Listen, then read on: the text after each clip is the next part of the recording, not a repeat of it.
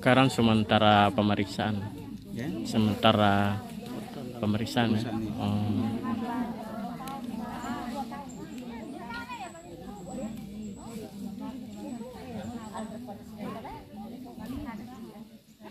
Siapa lagi namanya Pak Desa itu yang meninggal? Irma. Herma. Panggilannya Emma. Herma. Panggilannya Emma. Warga sini memang. Iya, cucuku. Oh cucu. Oh, cucu teh ini yang korban. Oh. Tapi saya enggak tahu ini saya masalah di Makassar kan. Iya. Jadi waktunya dikuburkan itu Hmm. sempat dia tidak tunggu saya tuh karena Hmm. waktu. Sudah yang dikuburkan saya baru datang. Dusun apa lagi namanya ini? Dusun Tasik Putih. Kasih putih. Putih. Dusun Kasih Putih. Arman siapa yang bicara? Kita kita keluarga tuh jadi wawancara saja harapan tato Prosesnya. dengan proses ini. Semangat.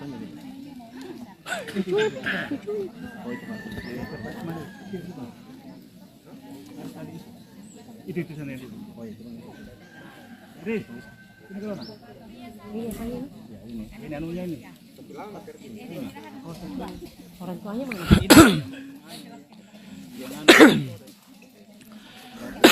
Mana mus? Mana mus tuh? Mana mus?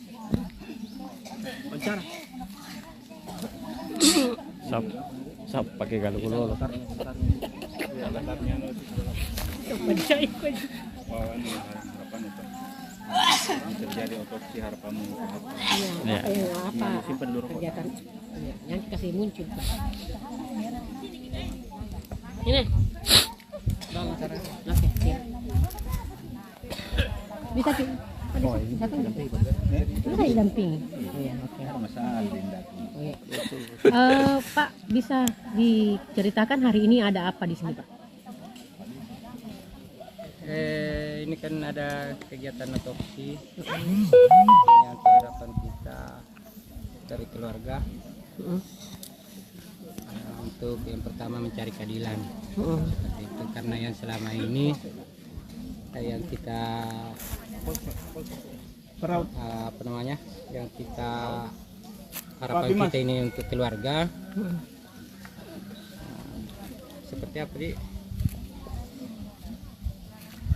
Mau mencari kebenaran, karena selama ini ada tanda tanya, tanda kutip di situ. Meninggalnya almarhum ini kayak Tidak wajar begitu. tidak wajar ya, seperti itu. Oh iya, jadi hari ini ada Jadi makanya saya minta dari pihak Polres Bulukumba untuk melakukan otopsi, karena siapa tahu di situ dengan adanya otopsi ini kita dapatkan petunjuk penyebab kematiannya ya. penyebab kematian ya. Ini kejadiannya kapan ini, Pak? Dan di mana? Sekitar tanggal 7 Juni. Meninggal di mana, Pak? Itu pun kita tidak tahu meninggal di rumah sakit apa meninggal di Wisma, karena ada, pihak Wisma mengatakan meninggalnya di rumah sakit, pihak rumah sakit meninggalnya di Wisma, makanya dari situ kita ada tanda tanya, ada apa ini, di mana yang tepatnya meninggalnya. Karena kita ini sebatas tahunya mayat yang datang ke rumah tiba-tiba. Jadi di harapan keluarga, ada apa ini dengan meninggalnya? Ada berita bilang meninggal ini yang sekarang kita otopsi, terus setelah itu siapa yang kita tanya-tanya bersama korban yang memberi informasi ke kita sampai sekarang juga tidak ada. Akhirnya kita cari kebenaran itu. Kalau di rumah sakit sendiri kemarin tidak ada juga petunjuk, Pak. Kalau korban meninggal karena apa? Belum ada petunjuk yang kita dapatkan. Jadi hari ini Jadi hari ini kita lakukan otopsi. kalau pihak keluarga sendiri sudah pernah melapor di pihak berwajib. Sudah dari hari kejadian itu. Langsung melapor ya. Iya. Kenapa melapor, Pak? Karena Ya adanya itu tuh. ganjal Yang ganjal di ini dari kematian. dari kematian. Siapa namanya ini korban? Hermawati. Umur Berapa? Umur kurang lebih 38 tahun di sekitar itu lah. Ya 32. Oh, dia bekerja di Bulukumba berarti. Iya, Sebagai apa dia? di salon. Ya. Kecantikan. Siapa nama Pak? Abdul Haris. Sepupunya di? Ya, sepupu. Ya, oke.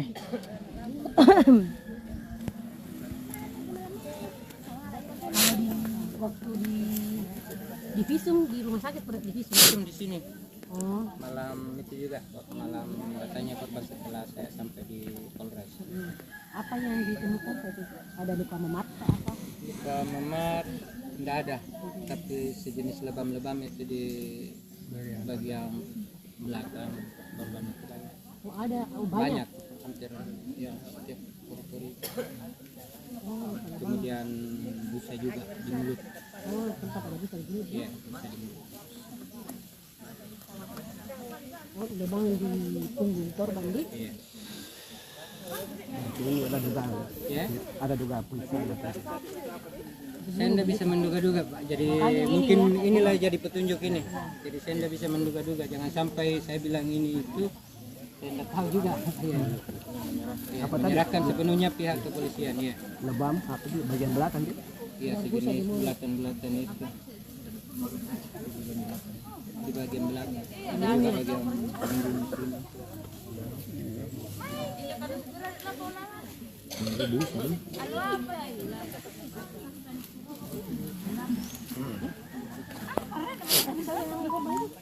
Hermawati. Hermawati binti Sarudin. Ya, 3 meter lebih.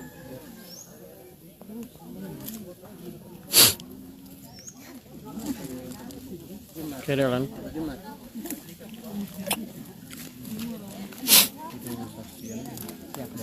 Kemana itu? Temannya ke Wisma. Oh, Oh, itu yang bawa ya? Enggak, sama.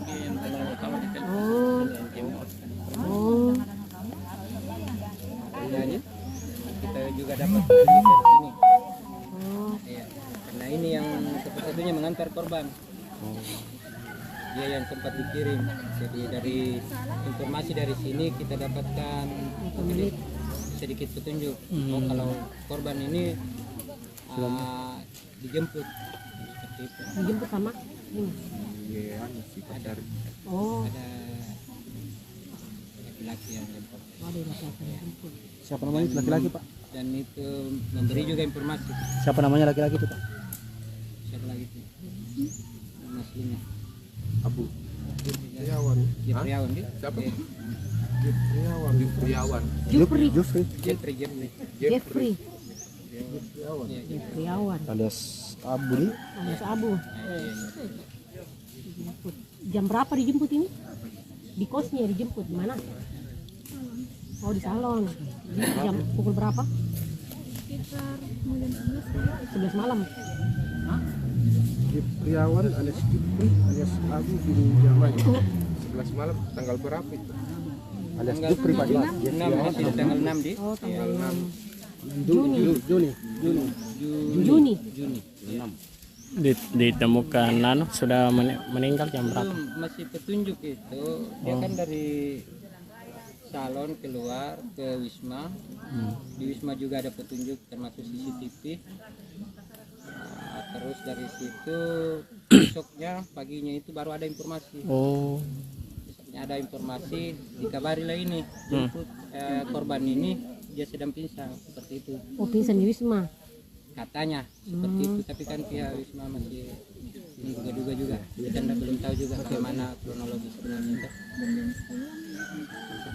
jam 10.55 meninggal. 10.55 ditelepon jadi Jam 10 lewat berapa Mas? pagi, 10 pagi toh. Jamnya rumah sakit. Oh ya, lebih itulah. Yang telepon ki orang apa? Ya, Wisma atau rumah sakit yang telepon ki? Oh, pacarnya yang telepon ki. 10 pagi di. Ya, kurang lebih. Ya. Pagi atau malam? Dan berita itu kan sampai di sini sekitaran itu juga. Kita tidak tepatnya tahu dan lihat waktu. Sudah sampai. Oh, Kalau kita itu hari langsung kemana? Ke rumah sakit kah? Atau Wisma dulu. Oh, ke Wisma dulu. Waktu kita lihat korban Posisinya? Tidak ketemu korban. Oh, nah kita lihat korban. Kan Natal kan Kak jam 10 itu. Bilang ke Wisma ke dulu, sakit teman mau jadi ke Wisma nak. Pas sampai di Wisma tidak ada nih yang bilang penjaganya, dia bilang dibawa ke rumah sakit, karena berbusa-busa mulutnya. Jadi langsung ke rumah sakit.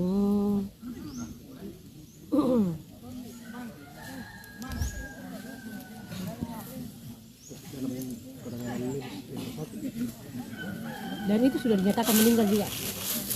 Itulah yang bingung kita karena pihak rumah sakit katanya sudah tidak bernyawa Oh, waktu dibawa di. dan pihak Wisma juga tidak mengatakan bilang dia sudah meninggal, dia masih bernapas.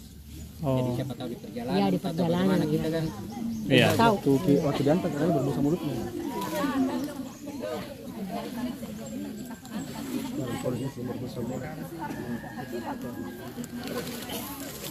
Coba. kalau dari petunjuk video kayaknya masih ada napas ya. Sampai di rumah sakit itu. Oh. Masih ada detakan jantung. Ada video CCTV tak? Video rekaman karena dia sempat merekam ini karena adanya kecurigaan karena CCTV itu? dia sudah disuruh bohong, dia disuruh menghapus chat segala macam. Oh, disuruh bohong. Sama? Masuk ke merekayasa kan kematian. Nah mereka Ya, maksudnya bagaimana? Ya, ya kan ini kan saya tidak tahu petunjuk apa pokoknya nah bilang misalnya minum teh langsung pingsan di salon, Di bukan salon. di Wisma. Siapa bilang begitu? Ya, Bu. yang Ya, pelaku Bu. ini yang apa namanya bukan yang terduga ya Ini ya orang mana ini? Orang sini, Bu. ada dari Orang sini. Ji. Cek dulu. Pak. karena itu kita lakukan otopsi karena saya kira apa namanya jadi saya kira ini bukti yang ada dengan saksi yang ada Iya. 13 menit. cukup menjadi petunjuk tapi karena kita bawa ke pihak Polres itu tidak bisa dijadikan petunjuk akhirnya kita inisiatif lagi dari keluarga ambil lagi jalan ini otopsi ya. PJ. Jadi tidak apa-apa jadi buat sehingga tidak salah jadi itu tadi. Insya Allah hal-hal yang seperti ini kita kembalikan semua kepada sebuah sistem. Kan memang ada aturannya dan itu saya yang buat. Zaman kami menjadi wali kota itu kami buat agar keterlibatan partisipasi masyarakat. Kenapa? Karena kita menganggap RT dan RW adalah ujung tombak yang di tengah-tengah kehidupan masyarakat yang ketika kita membutuhkan sumber informasi maka kita dapatkan dari situ. Tidak ada lagi ya. Ketika itu sudah mulai ada orang-orang yang kita sudah bilang sama RT kalau ada apa-apa di lingkunganmu, ada warga yang kau tidak bisa tiba-tiba ada masalah, berarti ketua RT dan RW tidak bekerja dengan baik. Dan itu yang kita harapkan. Dan itulah kita nanti mudah-mudahan Pak Api jadi wali kota. Dengan sebaik-baiknya. Oke, segini tambahan dari saya. Terima kasih Pak Api dan Pak Yas. Tempatin Pak Rom. Iya. Untuk selanjutnya coba kita minta dua wargata untuk bisa secara simbolis. Tiga. Silakan tiga. Mungkin satu laki-laki, dua perempuan. Ibu-ibunya untuk menerima secara simbolis. Satu dan dua.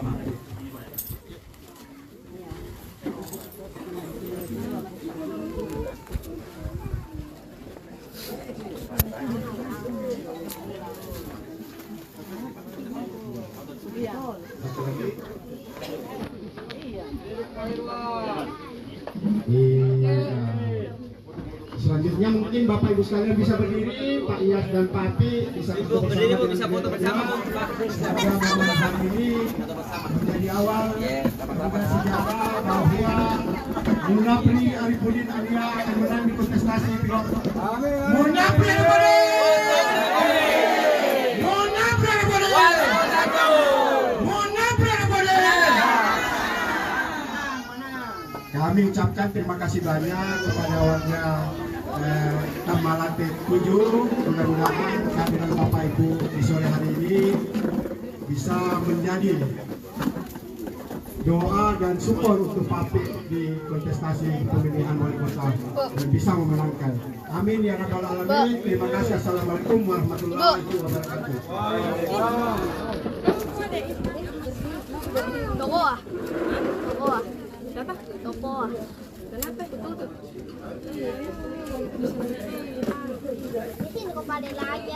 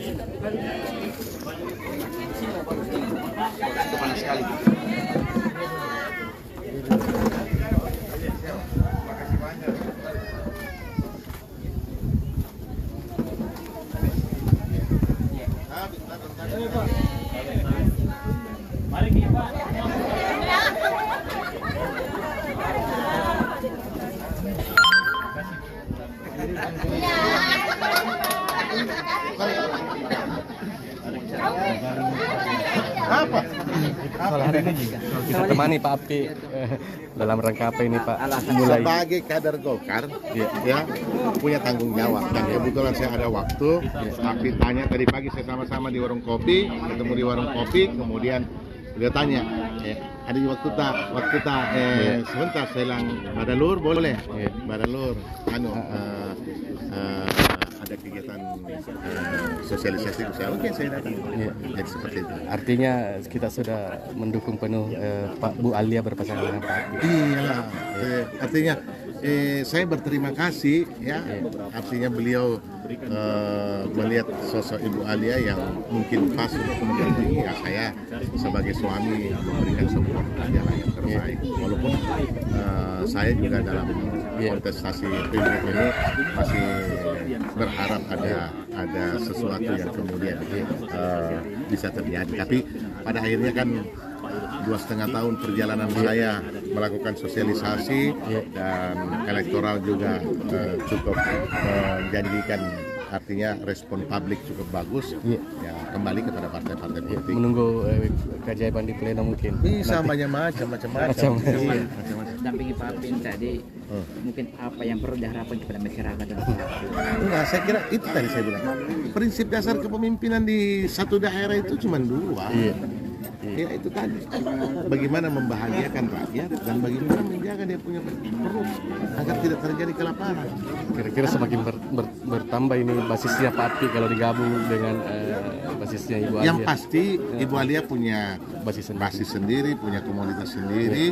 Itu terbukti karena 2 periode dia menjadi anggota DPR. Artinya kalau dalam teori politiknya kolaborasi 2 kekuatan ini yang sudah ada pasti akan memberikan sebuah hasil yang maksimal. Semalam juga foto beredar sama Kiki sama Seto. Apakah ini bagian dari mengklarifikasi? Apanya? Foto. Mana? Wih, saya ini kan tuh tahu nih.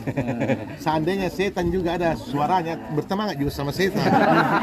Cuma sayangnya setan tidak ada suaranya, jadi saya tidak berteman sama setan. Jadi begini, prinsip dasar berdemokrasi adalah silaturahmi. Jangan karena beda pilihan kemudian kita memutuskan silaturahmi. Dan Topa Mijayakut tuh stilku seperti apa? Orang caci maki saja, nah saya masih berteman. Apalagi orang yang normatif. Jadi tidak ada. Tidak perlu. Jadi saya foto tadi malam, besok saya ketemu sama Pak Dani sama Indira, foto lagi tidak ada di masalah. Iya, Pak Yas. Soal menurutnya Pak Airlangga? Responnya. Baik, kalau itu no comment. Itu no comment. Kasih Pak Yas. Ya,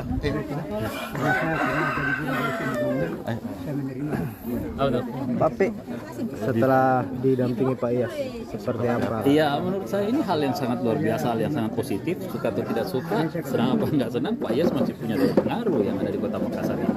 Selama 10 tahun memimpin Kota Makassar, tentu masih banyak kesan-kesan baik yang ditinggalkan oleh Pak Yas selama memimpin menjadi wali Kota Makassar.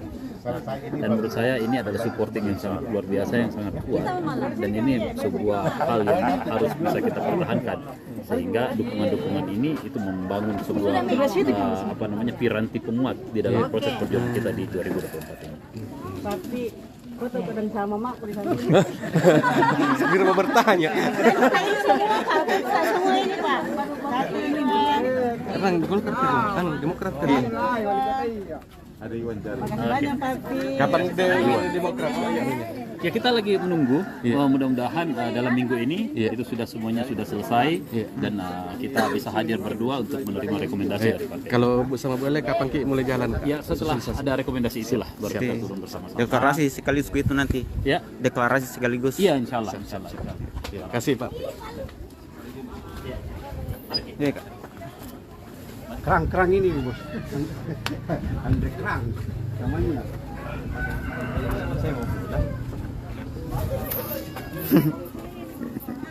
Gak mau Pak Iyas. No comment. Nasami yan ako. Masalahnya Habib yang jelek itu yang Itu orang kota bisa sih. Iya. Bisa juga. Kota dia kok dia.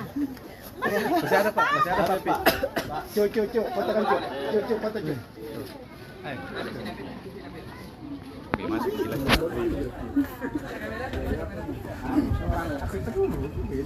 Oke, Tribuners, selamat siang. Jadi saat ini kita sedang berada di Kecamatan Tamalate, di mana mantan Wali Kota Makassar 2 periode Ilham Arif Sirajuddin sekaligus suami dari Alia Mustika Ilham dampingi bakal calon Wali Kota Makassar Munafri Arifudin untuk menyapa warga Tamalate yang terletak di wilayah Tidung, Kecamatan Tamalate. Pada kesempatan ini Pak Ilham mengenakan nuansa kuning Golkar, kemudian Pak Abdi juga saat ini menuju ke lokasi berikutnya untuk sosialisasi.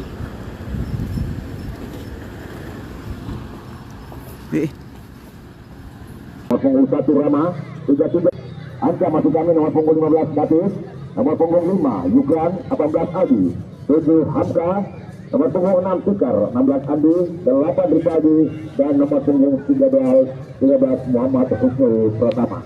Sementara yang berada di bench bagi dagang nomor punggung 24 Padil, 3 Imam, 11 Momok, Burja, dan Hadir.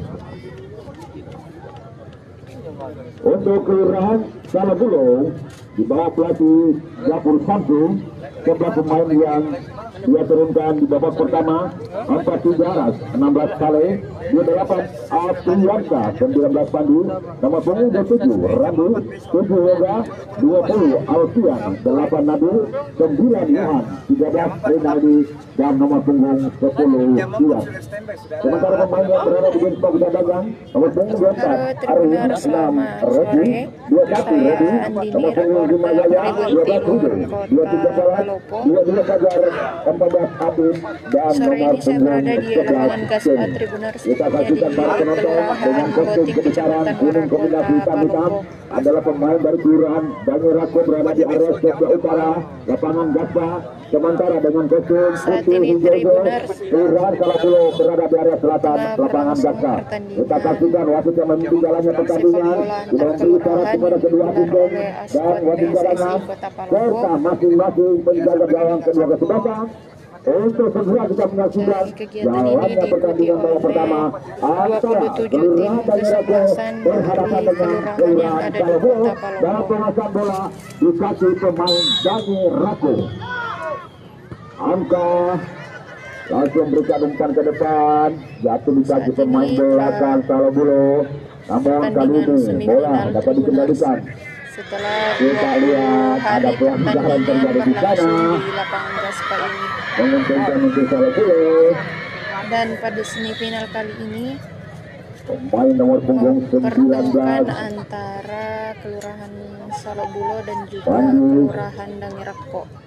pada Yoga tadi kembali ke Pandi, namun berhasil dikendalikan oleh pemain nomor punggung 38 Muhammad Husnul Pratama sendiri di sana. Dan seperti yang terlihat Lagi-lagi datang serangan dari pemain-pemain Dangerako tukar kepada Italdi, masih Italdi. Termasuk dari sejumlah penonton yang memenuhi pinggir lapangan untuk menyaksikan tim kelurahannya bertanding. Dalam pemesan pemain Salobolo kali ini di area tengah. Perlu diketahui juga Tribuners bahwa ASK Cup Masih ini dalam merupakan pemain rangkaian Salobolo peringatan juga Hari tadinya Kemerdekaan umpan Republik ke depan Indonesia di dihalau oleh Kota pemain Palu. belakang Dangerako, tapi kembali dikuasai oleh pemain Nabil dari Salobolo. Masih Nabil, bola meninggalkan lapangan permainan, lemparan ke dalam untuk Dangerako.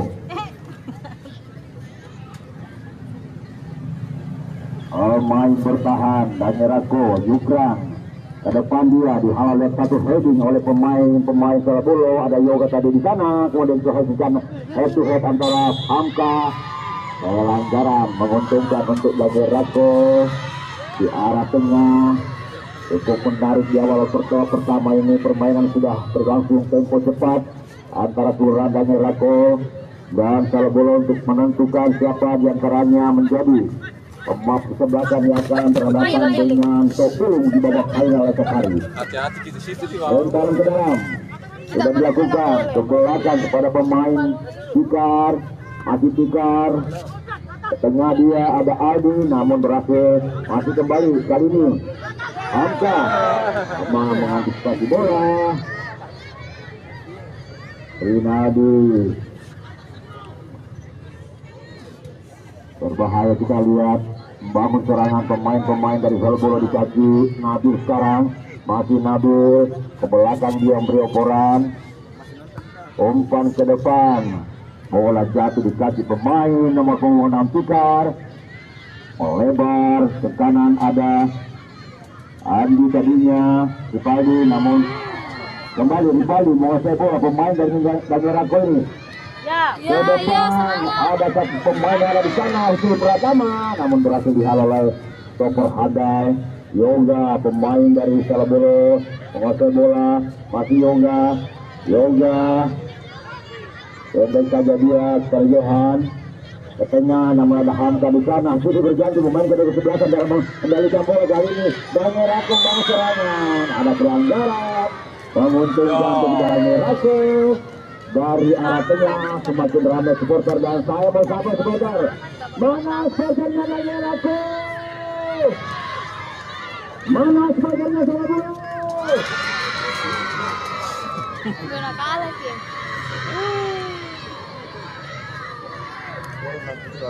Tendangan bebas. Dua pemain Dangerako ada di sana, ada Hamka dan Ripaldi. Siapakah yang akan melakukan eksekusi tendangan bebas? Sementara 3 pemain Salobolo mencoba untuk memagari. Ancang-ancang Ripaldi. Untung saja satu jengkal masih berada di atas misar gawang Aras. Skor 0-0 kedua kesebelasan. Tendangan gawang Aras kepada stopper handal Salobolo. Saleh, umpan ke depan, ada Hamka menghalau bola, meninggalkan lapangan permainan. Lemparan ke dalam, Pandu kepada siapa Pandu akan melakukan lemparan kepada Pandu, sudah melakukan lemparan kembali ke Pandu. Digelar oleh Askot PSSI Kota Tikar kali ini mengendalikan bola, di heading oleh stopper dari Salobolo ini pada Yoga melebar dia ke kanan. dari kelurahan yang ada di Kota Kali ini hasil kandas upaya pemain-pemain dari Salobolo ini. Tikar kembali dengan Dangerako berhasil sekali pemasat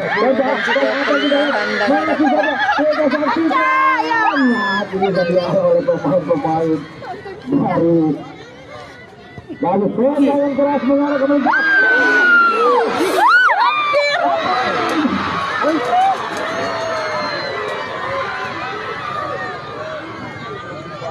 Luar biasa di menit-menit babak pertama ini sudah berganti. Kedua kesebelasan melakukan upaya lewat serangan, pelanggaran terjadi terhadap Andi. Tendangan bebas untuk Dangerako.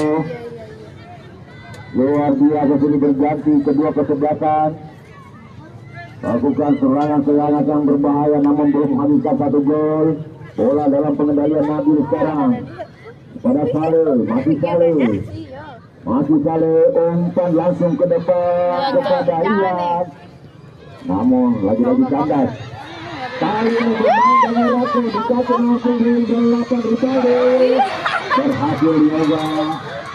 Ada pelanggaran menguntungkan di Salobolo. Apakah ada pemain yang perlu dibantu dan pelanggaran?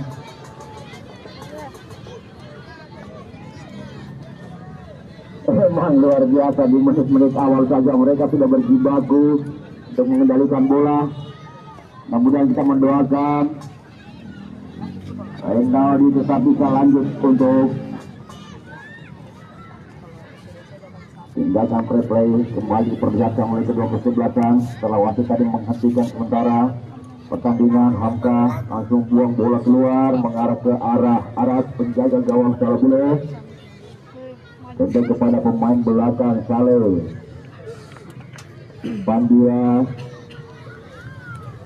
Pandi tadinya ke depan Pandi. Renaldi kandas di pemain belakang Daniel Rako. Kali ini Daniel Rako membangun serangan di kaki Andi. Umpan ke depan Andi, maksudnya namun bola cukup cepat lagi. Lemparan ke dalam sudah dilakukan oleh pemain dari Salobolo ini. Dihalau oleh tendangan keras di arah tengah, bola bergulir dalam penguasaan kali pemain Salobolo. Tikar Rivaldi, masih Rivaldi.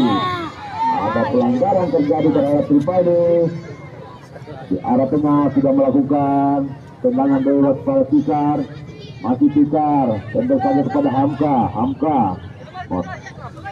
Melebar dia ke depan.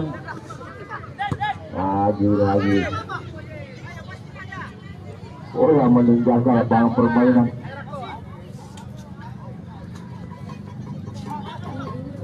Kita lihat kembali kita saksikan boleh yang pengalian pemain-pemain. Dari Rako. Ini terjadi dalam penguasaan bola pemain kesebelasan.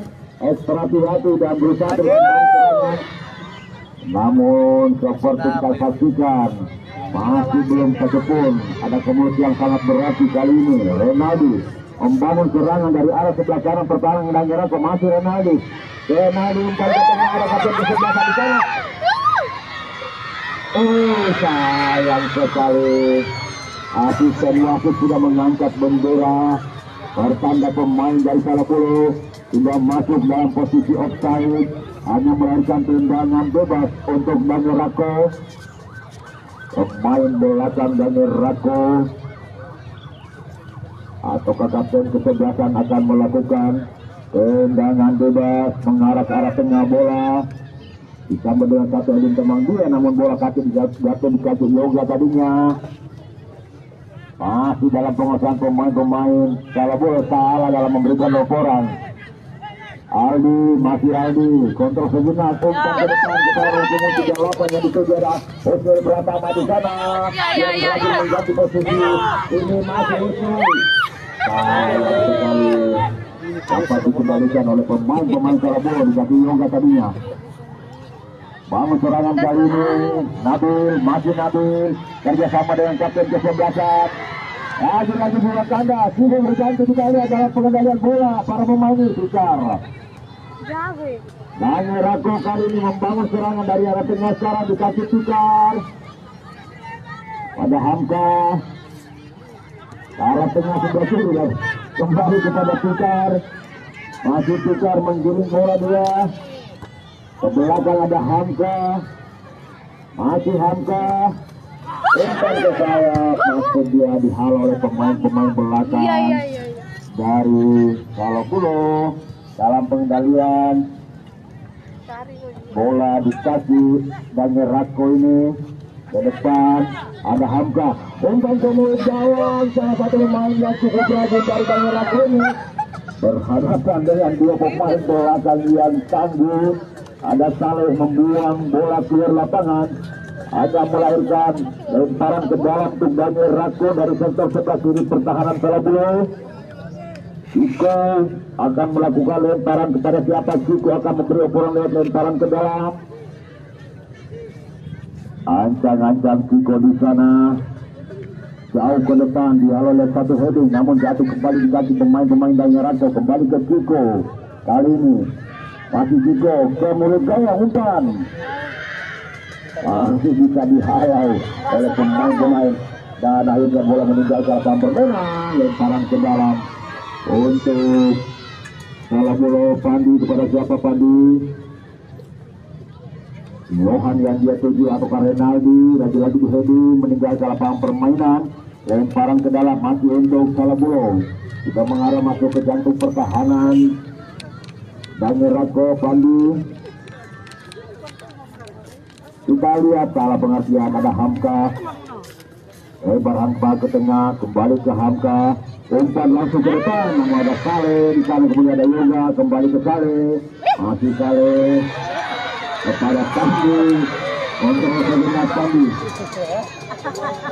masih bisa dihalau. Daniel Rako membangun serangan dari kaki Andi, masih Andi mencoba untuk melewati dua pemain Surabaya di sana, bola ke belakang, ada Pikar, masih Pikar umpan ke sayap kiri, mengatur serangan pemain Daniel Rako ini di kaki Andi secara pelan. Ada pelanggaran di sana, menentukan untuk Daniel Rako dari arah lapangan pertahanan Salabulu dalam kedudukan untuk kosong-kosong dari babak pertama pertandingan kedua babak kedua untuk baru kedua ini. Kita nantikan siapa yang akan bertemu di babak final menghadapi Kelurahan Tokung yang sudah lolos setelah mengalahkan Kelurahan Jaya 2-1 pada pertandingan pertama tadi. Tendangan bebas, ancang-ancang Pikar,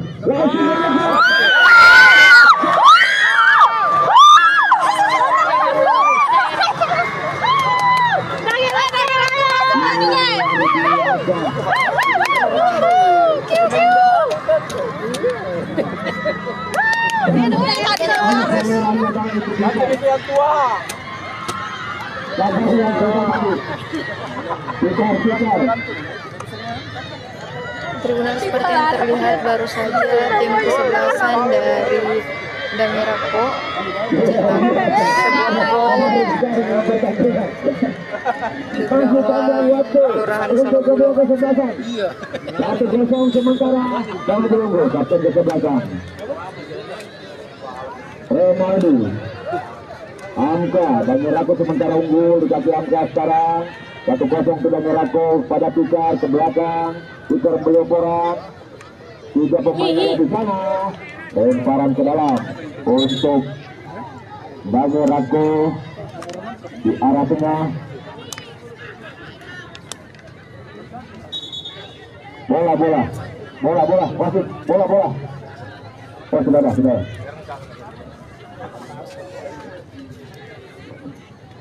Kita nantikan saja. Luar biasa tendangan bebas yang dilakukan oleh pemain Daniel Rako tadi menyebabkan kedudukan 1-0 untuk Daniel Rako. Masih panjang waktu untuk kedua kesebelasan di babak semifinal kedua ini.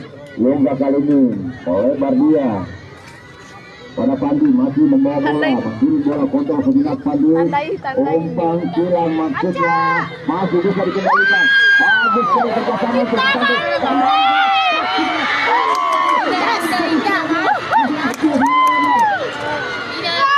Pancingnya sama bulu. Masuk. Pancing ke dong. Si mau. Luar biasa. Tendangan pojok. Wih, masuk nanti dari sini dia. Tolong penonton jangan ada dekat-dekat yang gawang. Penonton saya harap jangan ada penonton yang ada dekat-dekat yang gawang. Tendangan pojok. Kita nantikan saja. Sudah melakukan tendangan. Bisa dihalau. Bisa dihantar bola. Dua pemain tadi. Hasil. Masih bisa dikembalikan kembali oleh pemain-pemain dari Salabulu. Umpan Pandi ke depan. Luar biasa. Bola kemana? Pelanggaran terjadi. Mulai sendiri. Bola itu bola. melahirkan tendangan bebas untuk Salabulu. Siapakah pemain Salabulu akan bertindak sebagai eksekutor untuk mengeksekusi tendangan bebas. Sementara kita lihat nomor punggung 19 adalah pemain nomor punggung 9 antara Johan dan Pandi ini. 5 pemain dari Daniel Rako, bahkan 6 coba untuk memagari. Ancang-ancang Johan dan Pandi ada dekat-dekat bola.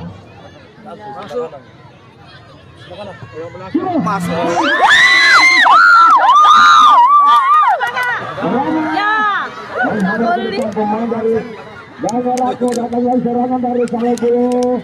Lagi-lagi kandas membangun serangan kembali Salabulu. Lestari Yoga dihalau oleh pemain belakang, masih Yoga namun bisa dikendalikan oleh kembali. Salah, tidak ada teman, masih tak bisa terjangkau oleh pemain Alfian ini. Lagi bola cukup kencang meninggalkan lapangan permainan, belum merupakan kedudukan. Memimpin unggul sementara Kelurahan Banyurako. Mana pendukungnya Salabulu? Mana pendukungnya Banyurako?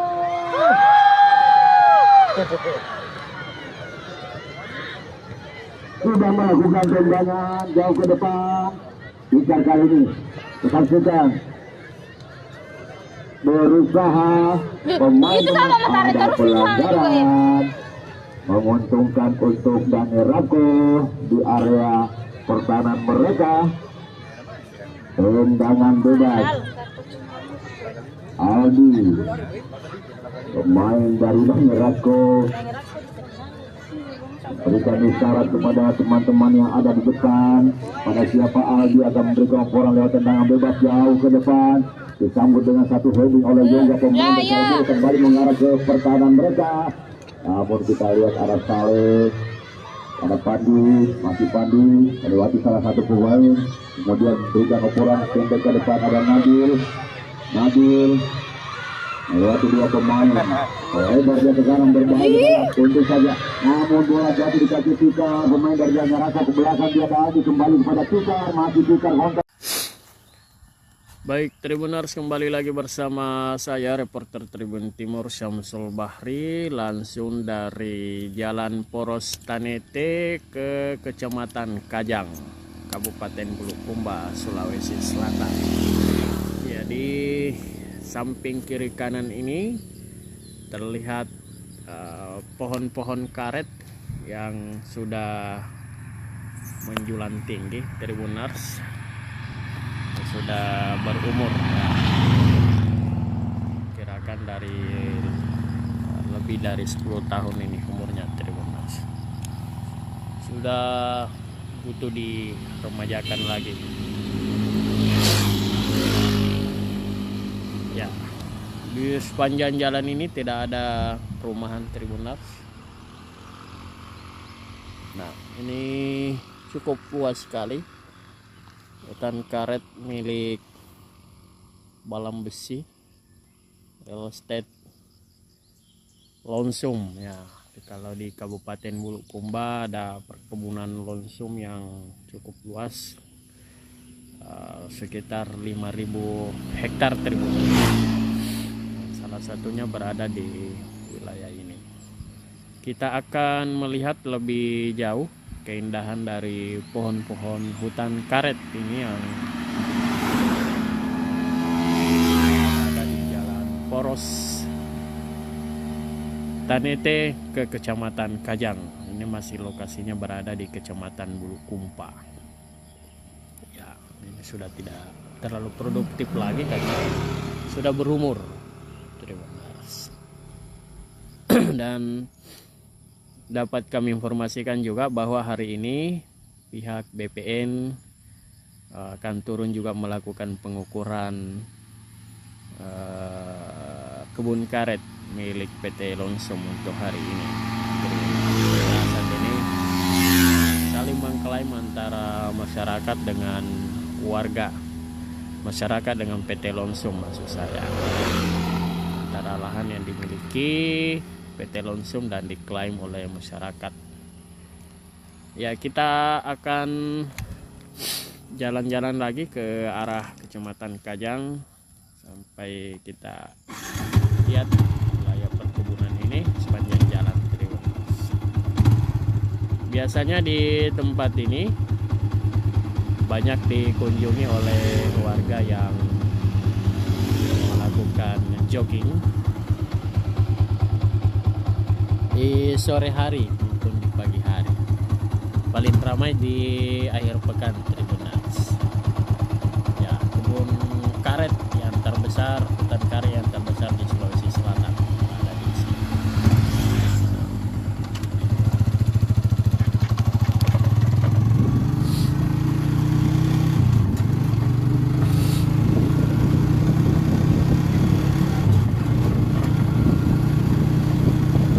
Cuaca di daerah ini sedikit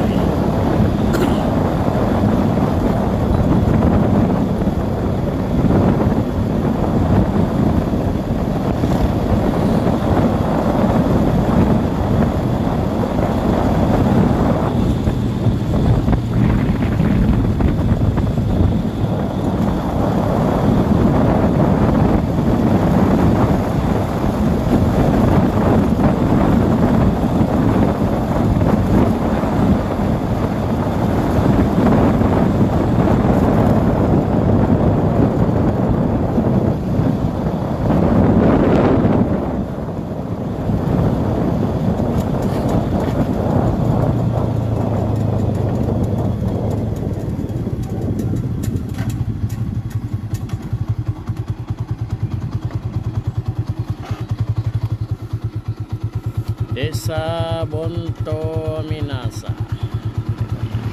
Batasannya tadi desa Jejolo di sebelah.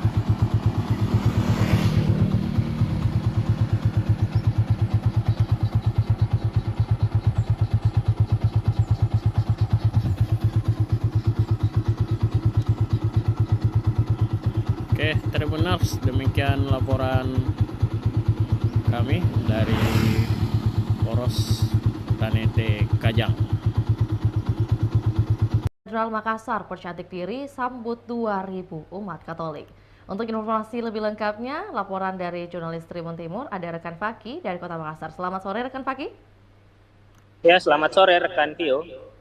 Ya, rekan Faki boleh disampaikan mungkin tujuan dari renovasi Katedral Makassar seperti yang terjadi saat ini dalam rangka apa? Katedral Makassar, salah satu rumah ibadah legendaris yang berada di Jalan Kajuala Lido, Kota Makassar, ini sedang dalam tahap renovasi. Katedral Makassar saat ini dalam tahap perluasan untuk bangunan agar bisa menampung lebih banyak jamaah untuk beribadah setiap pekannya. Sekretaris Pastor Pele Colin menyampaikan bahwa saat ini proses renovasi menyasar 30% dari bangunan Katedral Makassar saat ini. Kenapa hanya 30%? Pele Colin menjelaskan bahwa Katedral Makassar ini masuk dalam salah satu cagar budaya sehingga sesuai aturan 70% dari badan bangunan masih harus dijaga keasliannya. Maka dari itu untuk menambah kapasitas dari Katedral Makassar dilakukan perluasan terhadap 30% badan bangunan. Nah, ini menyasar bagian belakang sehingga tampak depan dari Katedral Makassar ini tidak berubah. Pintu utama dengan ornamen kaca yang berada di atasnya ini masih dipertahankan keasliannya. Begitu juga dengan menara yang berada tepat di depan Katedral Makassar masih tidak tersentuh proses renovasi. Namun bagian dalam dari Katedral Makassar ini sudah dilakukan renovasi. Begitu juga terhadap sisi sayap kanan dan kiri dari Katedral Makassar ini. Hingga saat ini di awal Agustus 2024, progres renovasi sudah mencapai 50% dan ditargetkan bisa selesai sebelum Natal pada Desember 2024 mendatang. Dan proses renovasi masih terus berjalan hingga saat ini. Riuh-riuh pengerjaan dari renovasi juga masih berlangsung pagi hingga sore hari. Kalau kita lihat puluhan dari tukang juga masih melakukan proses renovasi yang berfokus pada bagian dalam dari Katedral Makassar. Dan nantinya mungkin ada perubahan-perubahan mayor pada konstruksi bangunan dari Katedral Makassar. Salah satunya yang unik yakni dengan ditambahnya ada menara tepat di tengah dari bangunan Katedral Makassar ini. Pele Colin menjelaskan salah satu ciri khas dari gereja Katolik ialah adanya menara pada tengah dari katedral, dan dulunya memang sudah dirancang untuk adanya menara pada konstruksi tengah dari Katedral Makassar. Namun pada saat zaman lampau memang masih belum diketahui mungkin cara pengerjaan bagaimana ada menara di tengah-tengah bangunan. Maka dari itu menara dibangun tepat di depan seperti yang terlihat dari Jalan Era Kartini. Kalau warga Makassar melintas itu terlihat ada menara jelas pada Katedral Makassar. Nah, nantinya ada tambahan menara lagi di bagian konstruksi tengah dari Katedral Makassar. Dan untuk sementara waktu, karena proses renovasi sedang berjalan, seluruh aktivitas jemaah dari Katedral Makassar yang ingin melakukan ibadah, baik itu akhir pekan maupun ibadah harian, dilakukan di bagian basement. Di bagian basement sudah disulap oleh para pengurus untuk dijadikan tempat beribadah sementara waktu sembari proses renovasi sedang berjalan. Seperti itu, rekan Pio. Ya, baik, rekan Faki tadi disampaikan juga bahwa memang untuk proses atau tahapan dari pembenahan ini itu baru 30% karena mengingat lokasi atau Katedral Makassar sendiri merupakan cagar budaya. Lantas mungkin seperti yang bisa diperhatikan oleh masyarakat Makassar, ketika hendak mungkin berlalu lalang atau melintasi jalan RA Kartini tadi seperti disampaikan, itu memang sering atau menjadi pertanyaan kenapa prosesnya bisa begitu lama, dan hal ini sudah terjawab. Lantas mungkin untuk pendirian menara tambahan itu mungkin dengan tujuan atau maksud seperti apa? Rekan Fakih, adakah informasi mengenai hal tersebut? Ya, informasi yang dihimpun memang karakteristik yang membedakan antara gereja untuk umat Katolik dan Protestan itu ada pada letak menara gitu. Nah, dijelaskan oleh Pelekolin bahwa untuk letak menara bagi gereja umat Katolik itu sebenarnya berada di tengah dari konstruksi bangunan, dan itu menjadi patokan biasanya ciri-ciri dari gereja Katolik, dan itu berlaku bahkan hanya di Makassar, mungkin di Indonesia dan juga di luar negeri.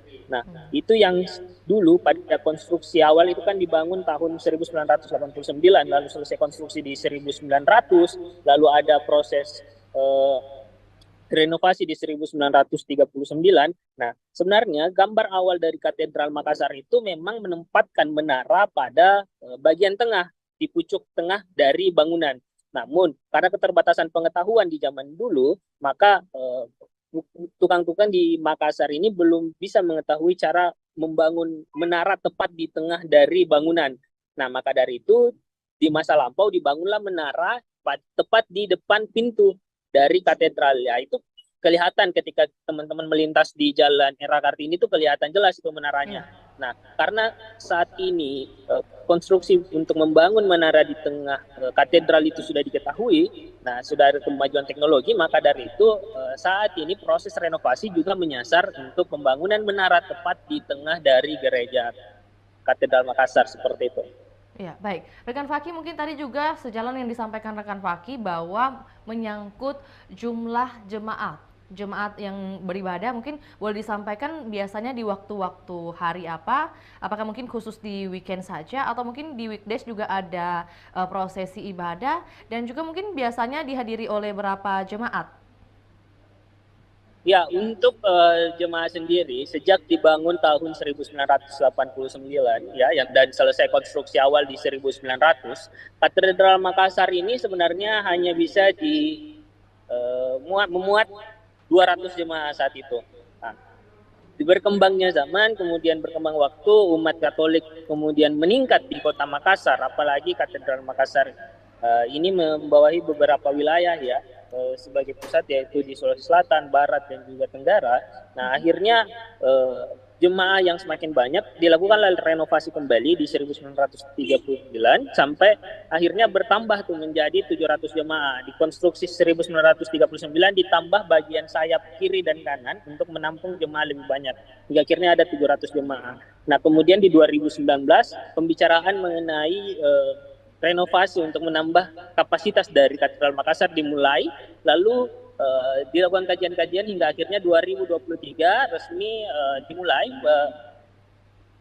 proses renovasi agar bisa mencakup 2000 jemaah di Katedral Makassar ini. Untuk ibadah sendiri memang ada beberapa waktu ya. Untuk setiap harinya memang disampaikan oleh Pelekoli Sekretaris Pastor itu banyak masyarakat yang datang untuk beribadah untuk memanjatkan doa. Nah, ibadah harian itu biasanya ada sekitar jam 6 pagi itu, lalu biasanya juga di waktu-waktu istirahat kerja sekitar jam 12 ataupun biasa juga di malam hari, banyak umat Katolik yang datang untuk sekedar berdoa, berserah diri di Katedral Makassar, dan itu berlangsung setiap hari. Untuk misa pekan itu biasanya memang berlangsung di hari Sabtu maupun di hari Minggu. Untuk misa di hari Sabtu itu, informasi yang dihimpun itu tersedia sekitar pukul 18.30 WITA. Nah, untuk hari Minggu ada dibagi beberapa sesi karena tadi adanya keterbatasan jumlah dari kapasitas Katedral Makassar, maka dibagi beberapa sesi. Ada sesi pagi itu pukul 6.30 sesi pertama, lalu 8.30 pagi sesi kedua, lalu ada 10.30 itu misa khusus untuk mengantar berbahasa Inggris biasanya. Lalu ada misa sekitar pukul 4.30 serta 6.30 malam lagi. Dan itu berlangsung setiap pekannya, dan itu yang menjadi jadwal rutin. Selain itu memang ada jadwal-jadwal tertentu yang sudah disusun oleh para pengurus dari Katedral Makassar untuk menghimpun mungkin jemaah-jemaah pada kajian-kajian tertentu seperti itu, rekan Tio. Baik, itu tadi untuk waktu atau mungkin juga dari segi intensitas jemaat, juga dari segi kuantitas juga jemaat yang hadir, dan juga bagaimana jadwal-jadwal yang hadir di Katedral Makassar. Lantas mungkin terkait ikon dari gereja Katolik, pastinya ada patung hadir juga patung Bunda Maria. Kalau di Katedral Makassar sendiri hadirnya di tepatnya di bagian mana, dan juga pemaknaannya seperti apa, boleh disampaikan mungkin bagi Tribuners? Ya, kalau kita melihat konstruksi dari Katedral Makassar ketika masuk ke ruang utama itu, kita melihat di bagian menara depan itu memang tampak adanya patung Yesus Kristus yang memang dipajang oleh sekretariat dari Katedral Makassar. Nah, sementara itu kalau kita melihat konstruksi di bagian dalam, sewaktu Tribun Timur berkunjung ke ruang beribadah, ada banyak ornamen-ornamen yang menceritakan sejarah tentang Yesus Kristus, dan itu juga yang dijelaskan oleh Sekretaris Pastor Pele Colin kepada Tribun Timur, adanya ornamen-ornamen yang patung-patung yang terpajang di dinding-dinding dari Katedral Makassar itu sendiri. Di ruang ibadah itu, di bagian tepian dinding sisi kiri, kanan, dan belakang, ada 14 ornamen patung yang dipajang secara khusus nih, benar.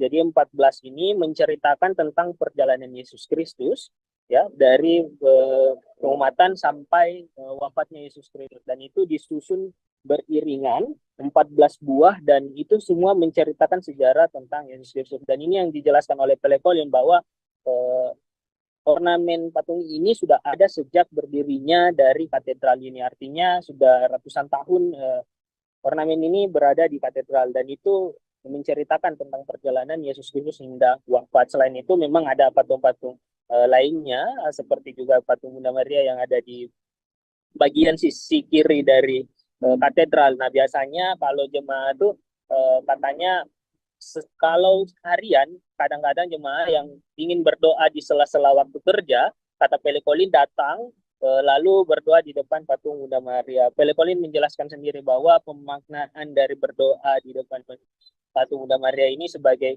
Bunda Maria dilihat sebagai perantara untuk pengantar doa-doa dari warga ataupun umat Katolik yang nantinya untuk disampaikan agar bisa dikabulkan oleh Yesus Kristus. Dan itu yang disampaikan oleh Sekretaris Pastor Pele Colin kepada Tribun Timur, yang coba melihat-lihat bagaimana kondisi dari Katedral Makassar dan mengulik sejarah dari Katedral Makassar, seperti itu. Ya, jadi mungkin secara tidak langsung Tribuners juga bisa belajar secara singkat bagaimana sejarah dari bangunan Katedral Makassar. Terkait bangunan baru nanti yang maksudnya prosesnya hingga saat ini masih 30%, tentunya ada harapan yang disampaikan dari Sekretaris Pastor Pele Colin, seperti apa yang disampaikan kepada pihak Tribun Timur terkait pembangunan dan juga renovasi Katedral Makassar, kan Fakih? Ya, Pele Colin berharap bahwa pembangunan katedral yang memang saat ini hanya menyasar 30% bangunan dan progresnya di angka 50%, ini diharapkan bisa selesai pada saat sebelum Natal, sehingga ketika Natal nanti umat Katolik bisa menjalani ibadah dengan kondisi katedral yang sudah bangunan baru, kemudian sudah nyaman digunakan untuk beribadah dan bisa menyambut ribuan jemaah Katolik lainnya. Dan tentu dirinya juga mengharapkan bahwa nantinya ketika gereja ini telah selesai pembangunan Katedral Makassar, proses renovasinya setelah selesai, maka masyarakat umat Katolik baik itu yang berada di Sulawesi Selatan maupun dari luar Sulawesi Selatan bisa datang ketika berada di Makassar, datang untuk beribadah dan ikut meramaikan setiap aktivitas-aktivitas dari Katedral Makassar, seperti itu. Terima kasih rekan Fakih atas informasinya. Kami menunggu update terbaru dari Kota Makassar dan juga selamat kembali beraktivitas rekan Fakih. Baik, Tribuners, kami akan tayangkan juga cuplikan kita di hari ini, juga pernyataan dari Pele Colin selaku Sekretaris Pastor, dan berikut laporannya. Selamat menyaksikan.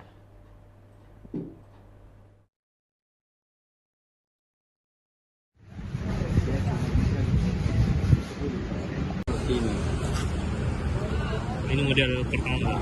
Ya.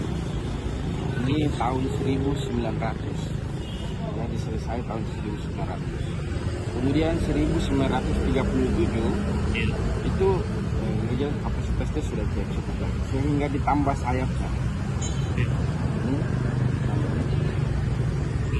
Dan ditaruh menara di depannya. Untuk aslinya ini yang di tengah. Oh, yang di tengah Pak ya. Kemudian buat renovasi kan dari awalnya. Nah, ini bagian dalamnya. Renovasi awal ini Pak. Ya, habis itu direnovasi jadi seperti ini. Yang Oh, ini yang sekarang ya Pak ya. Nah, ini bagian dalamnya. Ya, ya. Ini udah berapa kali renovasi Pak? Ini kedua. Kedua kalinya. Habis itu ini dipakai sampai tahun 2019 itu mulai ada wacana bahwa akan direnovasi karena sudah tidak cukup lagi kapasitasnya. Iya. Jadi ini dana awalnya, dana dalamnya gereja. Jadi sampai tahun 2023 itu. Jadi setelah itu dipotong 30%. Iya. Dikasih silang. Iya. Jadi ya seperti ini gereja ini. Ini yang baru. Terus dipotong ini 30%. Hingga nanti dia jadi Ini model yang baru ya Pak ya? Iya, iya. Ini gereja lamanya, ini yang baru. Itu wah dulu kapasitasnya berapa sih dan mau sekarang ini rencananya kapasitas berapa? Yang paling awal itu kapasitasnya 200. 200 jemaah. Habis itu setelah renovasi 1939 itu dia 700. Ya. Nah nanti ini itu sekitar 2000. Bisa sampai 2000 jemaah. Ya, ya. Berarti memang tiap tahunnya ada selalu pertemuan jemaah Pak ya? Nah, tidak setiap tahun tapi setiap minggu itu yang datang gereja di sini itu mungkin sekitar 2000 orang. Siap-siap. Sekarang progresnya Pak mungkin bisa dijelaskan? Progres apanya itu? Progres pembangunan. Ya mungkin 50%. Ya. Targetnya selesai di tahun ini Pak? Bisa rencananya tahun ini Pak. Tapi sementara pembangunan ini masih tetap dipakai ya Pak atau gimana? Untuk ibadah? Iya. Jadi sebelum kita bongkar gereja, di bawah pembangunan ini ada bikin basement. Iya. Nah, sehingga kita bikin ibadah di bawah basement. Oh, berarti sudah ada basement sebelum dibangun ya Pak ya? Jadi kita bangun dulu. Iya. Sebagai fondasinya, terus ada basementnya, terus setelah jadi terus naik dibongkar gereja pindah ke bawah. Siap.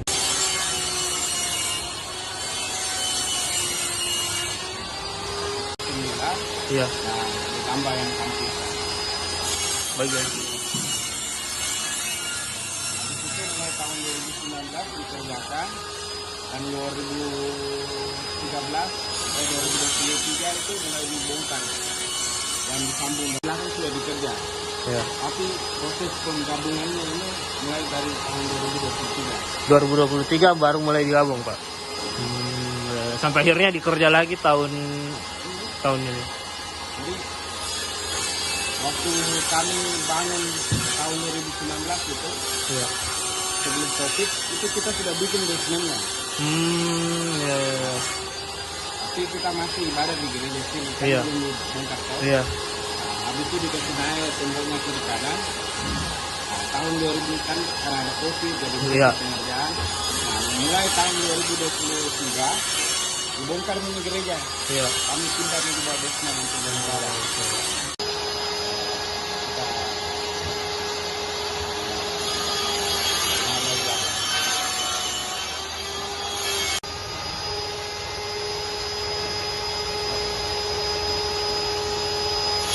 Tahun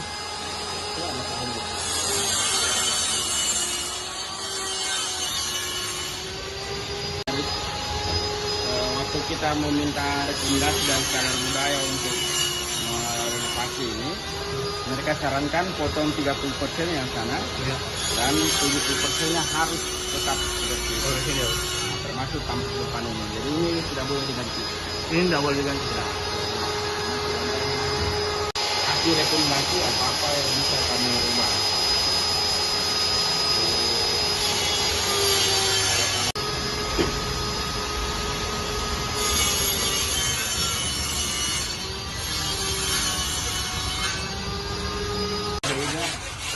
Depan Iya. yang ada menara depannya. Oh, gereja Kristen Emmanuel itu yang ditiru.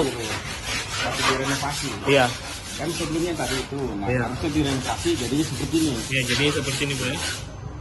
Tapi karena dia itu kesulitan menaruh menara setengah sini. Iya. Sehingga mereka pasang saya daripada saya masuk ke sini, saya pasang di depan.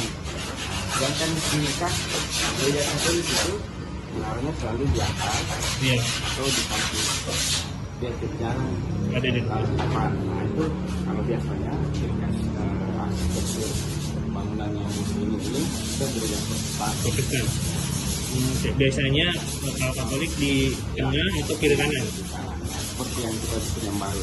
Oh, tapi karena keterbatasan mungkin pengetahuan dulu Pak ya untuk membangun di tengah ya. Nah, jadi harusnya seperti itu. Oh, harusnya seperti ini. Tengah atau di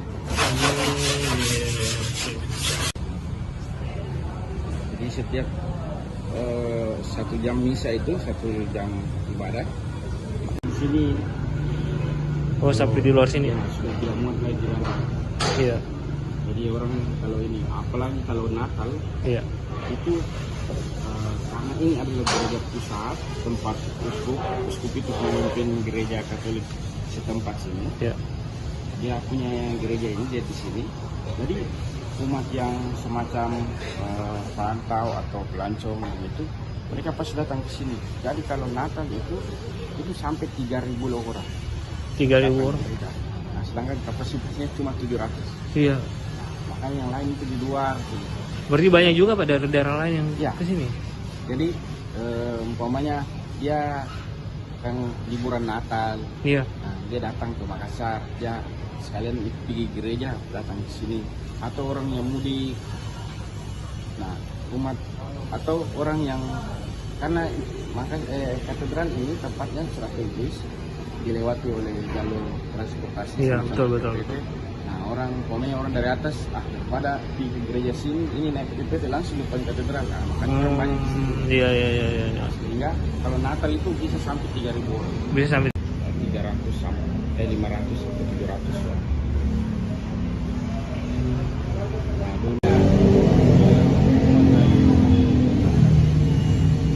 Kami sempat membangun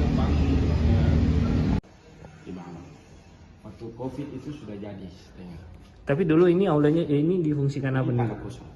Nah, maksudnya waktu dibuat 2019 memang untuk apa untuk dibuat? persiapan itu. Oh, persiapan renovasi di atas. Makanya dibuat. Ya, tapi fungsi berikutnya nanti akan jadi aula. Aula. Ya. Jadi waktu dibangun itu ini Ya. tanah kosong ini. Iya. Nah, kita bangun habis dengan fungsi bahwa kita bangun ini nanti kalau gereja kita direnovasi kita masih bisa ibadah di sini. Iya. Tapi fungsi berikutnya adalah ini adalah tempat untuk aula, pertemuan, pembelajaran gitu.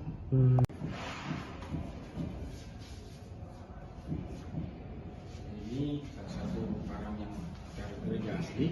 Ya. Ini dikirim dari Belanda, tapi pembuatan ini dari Prancis. Berarti dikirim Belanda, pembuatan di Prancis. Ya, dibikin di Prancis, dikirim di Belanda. Jadi ini ada 2 bersaudara orang Prancis yang bikin. Habis itu pastor Belanda bawa ke Indonesia. Ya. Nanti bisa foto, tapi tidak boleh ngaji atas. Siap.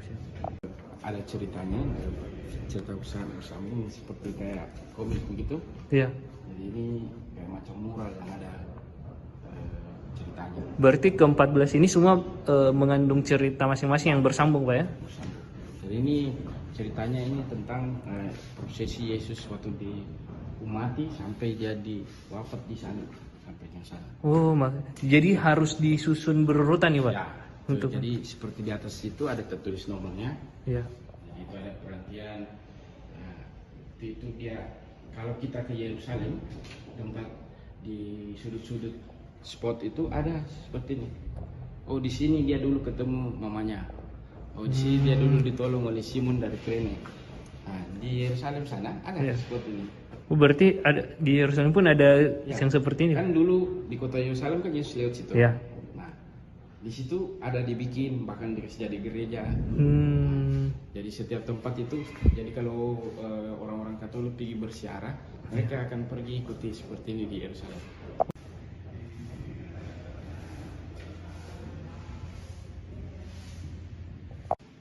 Nama gereja di sini itu ini. Oh, nama gereja. Ya, gerejanya. Jadi kalau dalam bahasa Indonesia itu hati Yesus yang Maha Kudus. Gereja. Jadi semacam dia punya pelindungnya ini. Maksudnya semangat gereja kami ini mengikuti ini. Umpamanya ada di gereja di sana Santo Yosef. Nah, berarti gereja itu mengikuti semangat Santo Yosef. Di setiap gereja Katolik itu ada pelindungnya masing-masing. Sama berarti yang di sini juga ya. Nah, kalau itu gereja Immanuel, itu gereja Protestan. Oh, Protestan. Beda. Beda ya. Ya. Kalau gereja Katolik itu kita punya beginian. Nah, sedangkan di gereja Protestan mereka tidak punya patung kayak gini gambar kagak. Gitu. Berarti nama aslinya gereja ini yang ini ya? Ya, masih sampai dipakai sekarang. Ini dari awal berdiri. Waktu diresmikan gereja ini sudah. Jadi setiap gereja Katolik kalau dibangun pasti dikasih nama. Iya.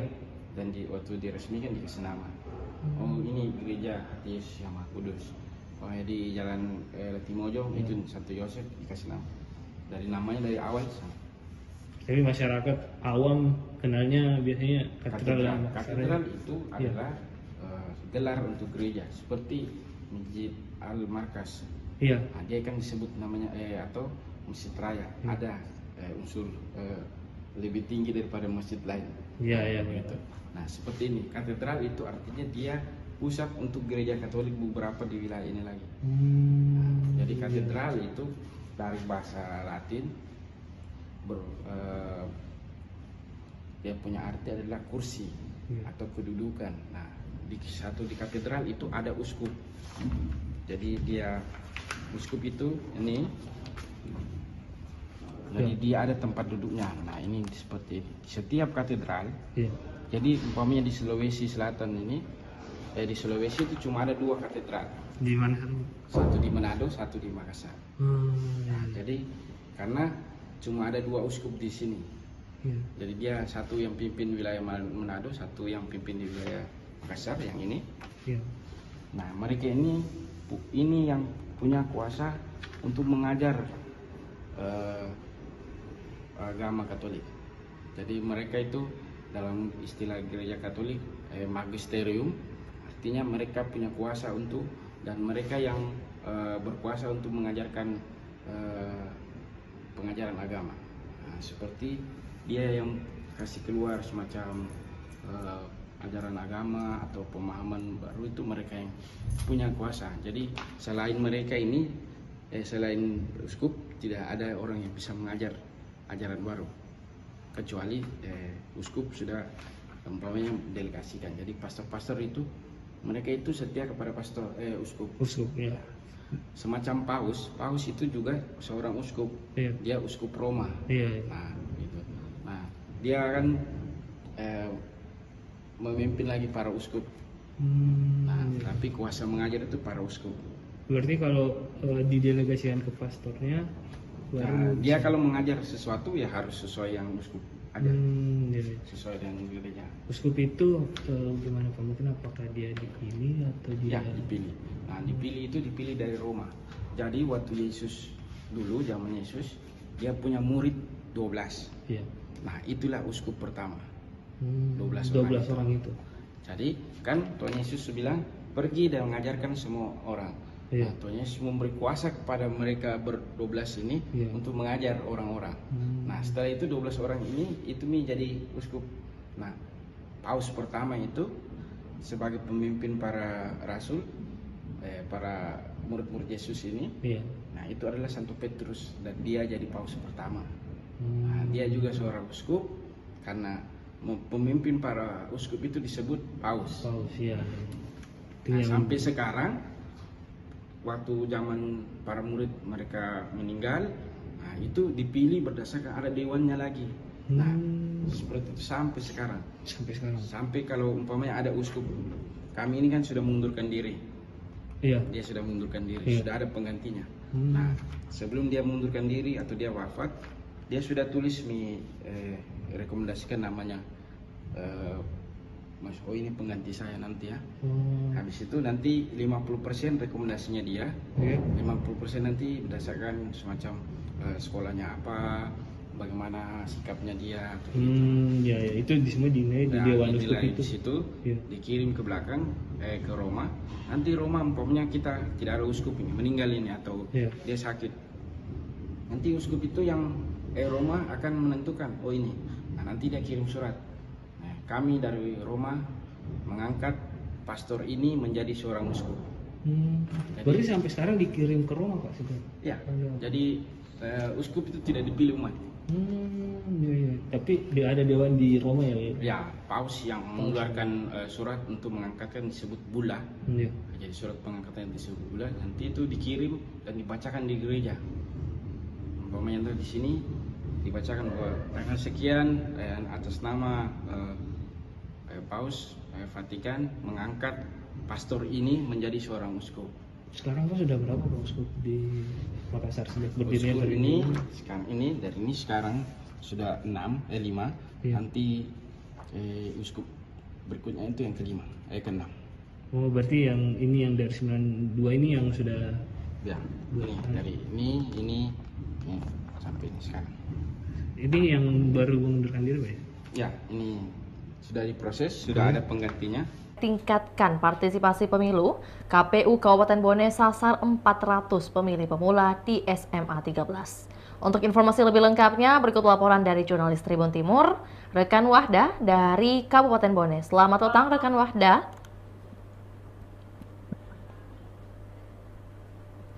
Selamat petang, rekan Wahda, bisa mendengar suara saya? Halo. Ya, rekan Wahda bisa mendengar suara saya? Baik, suara saya dapat didengar dengan jelas? Iya, rekan.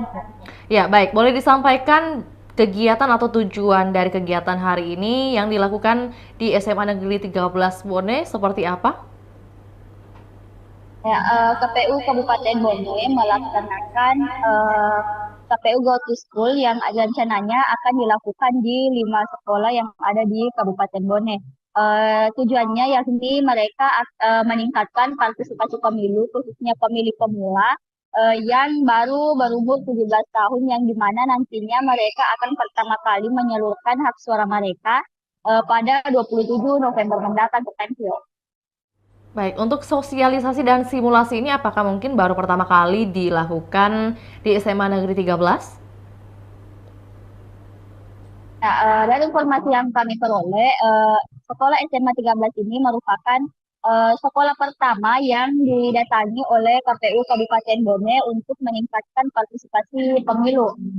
Sebanyak 400 pemilih pemula yang terdaftar di SMA 13 Bone yang akan dijadwalkan melakukan penyaluran hak suara mereka pada 27 November mendatang di Tokyo. Baik, selain dari KPU Kabupaten Bone sendiri, mungkin ada siapa saja yang terlibat dalam sosialisasi hari ini? Dari informasi yang kami peroleh, selain pihak KPU sendiri, juga terlibat mahasiswa KKN tematik dari Universitas Negeri Hasanuddin Makassar yang juga diikutsertakan untuk mensosialisasikan partisipasi pemilu di Kabupaten Bone, rekan Vio. Baik, adakah mungkin penyampaian dari pihak KPU Kabupaten Bone sendiri mengenai pentingnya edukasi pemilih pemula maksud saya?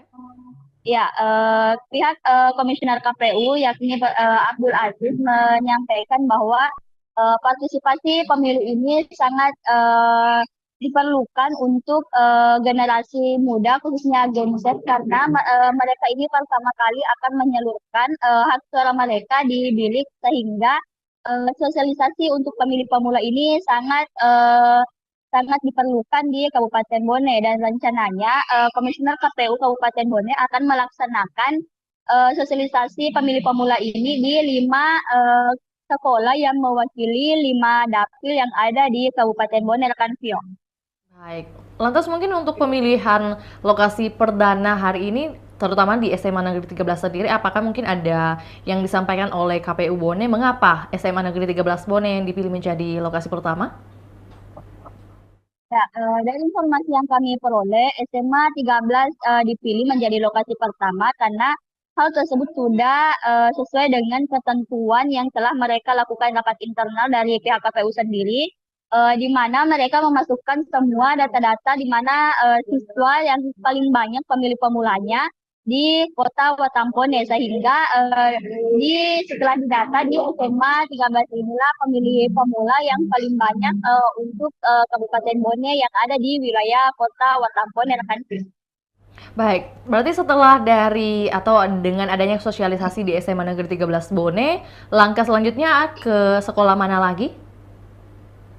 Ya, dari informasi yang kami peroleh rekan Vio, mereka akan melakukan sosialisasi lagi di 4 sekolah yang ada di 27 kecamatan yang ada di Kabupaten Bone. Akan tetapi belum disebutkan di mana saja sekolah-sekolah yang akan dilakukan sosialisasi tersebut karena pihak KPU sementara masih mendata ataupun melakukan rapat internal di pihak KPU sendiri untuk menentukan 4 sekolah yang mewakili semua cabang sekolah yang ada di Kabupaten Bone, rekan Vio.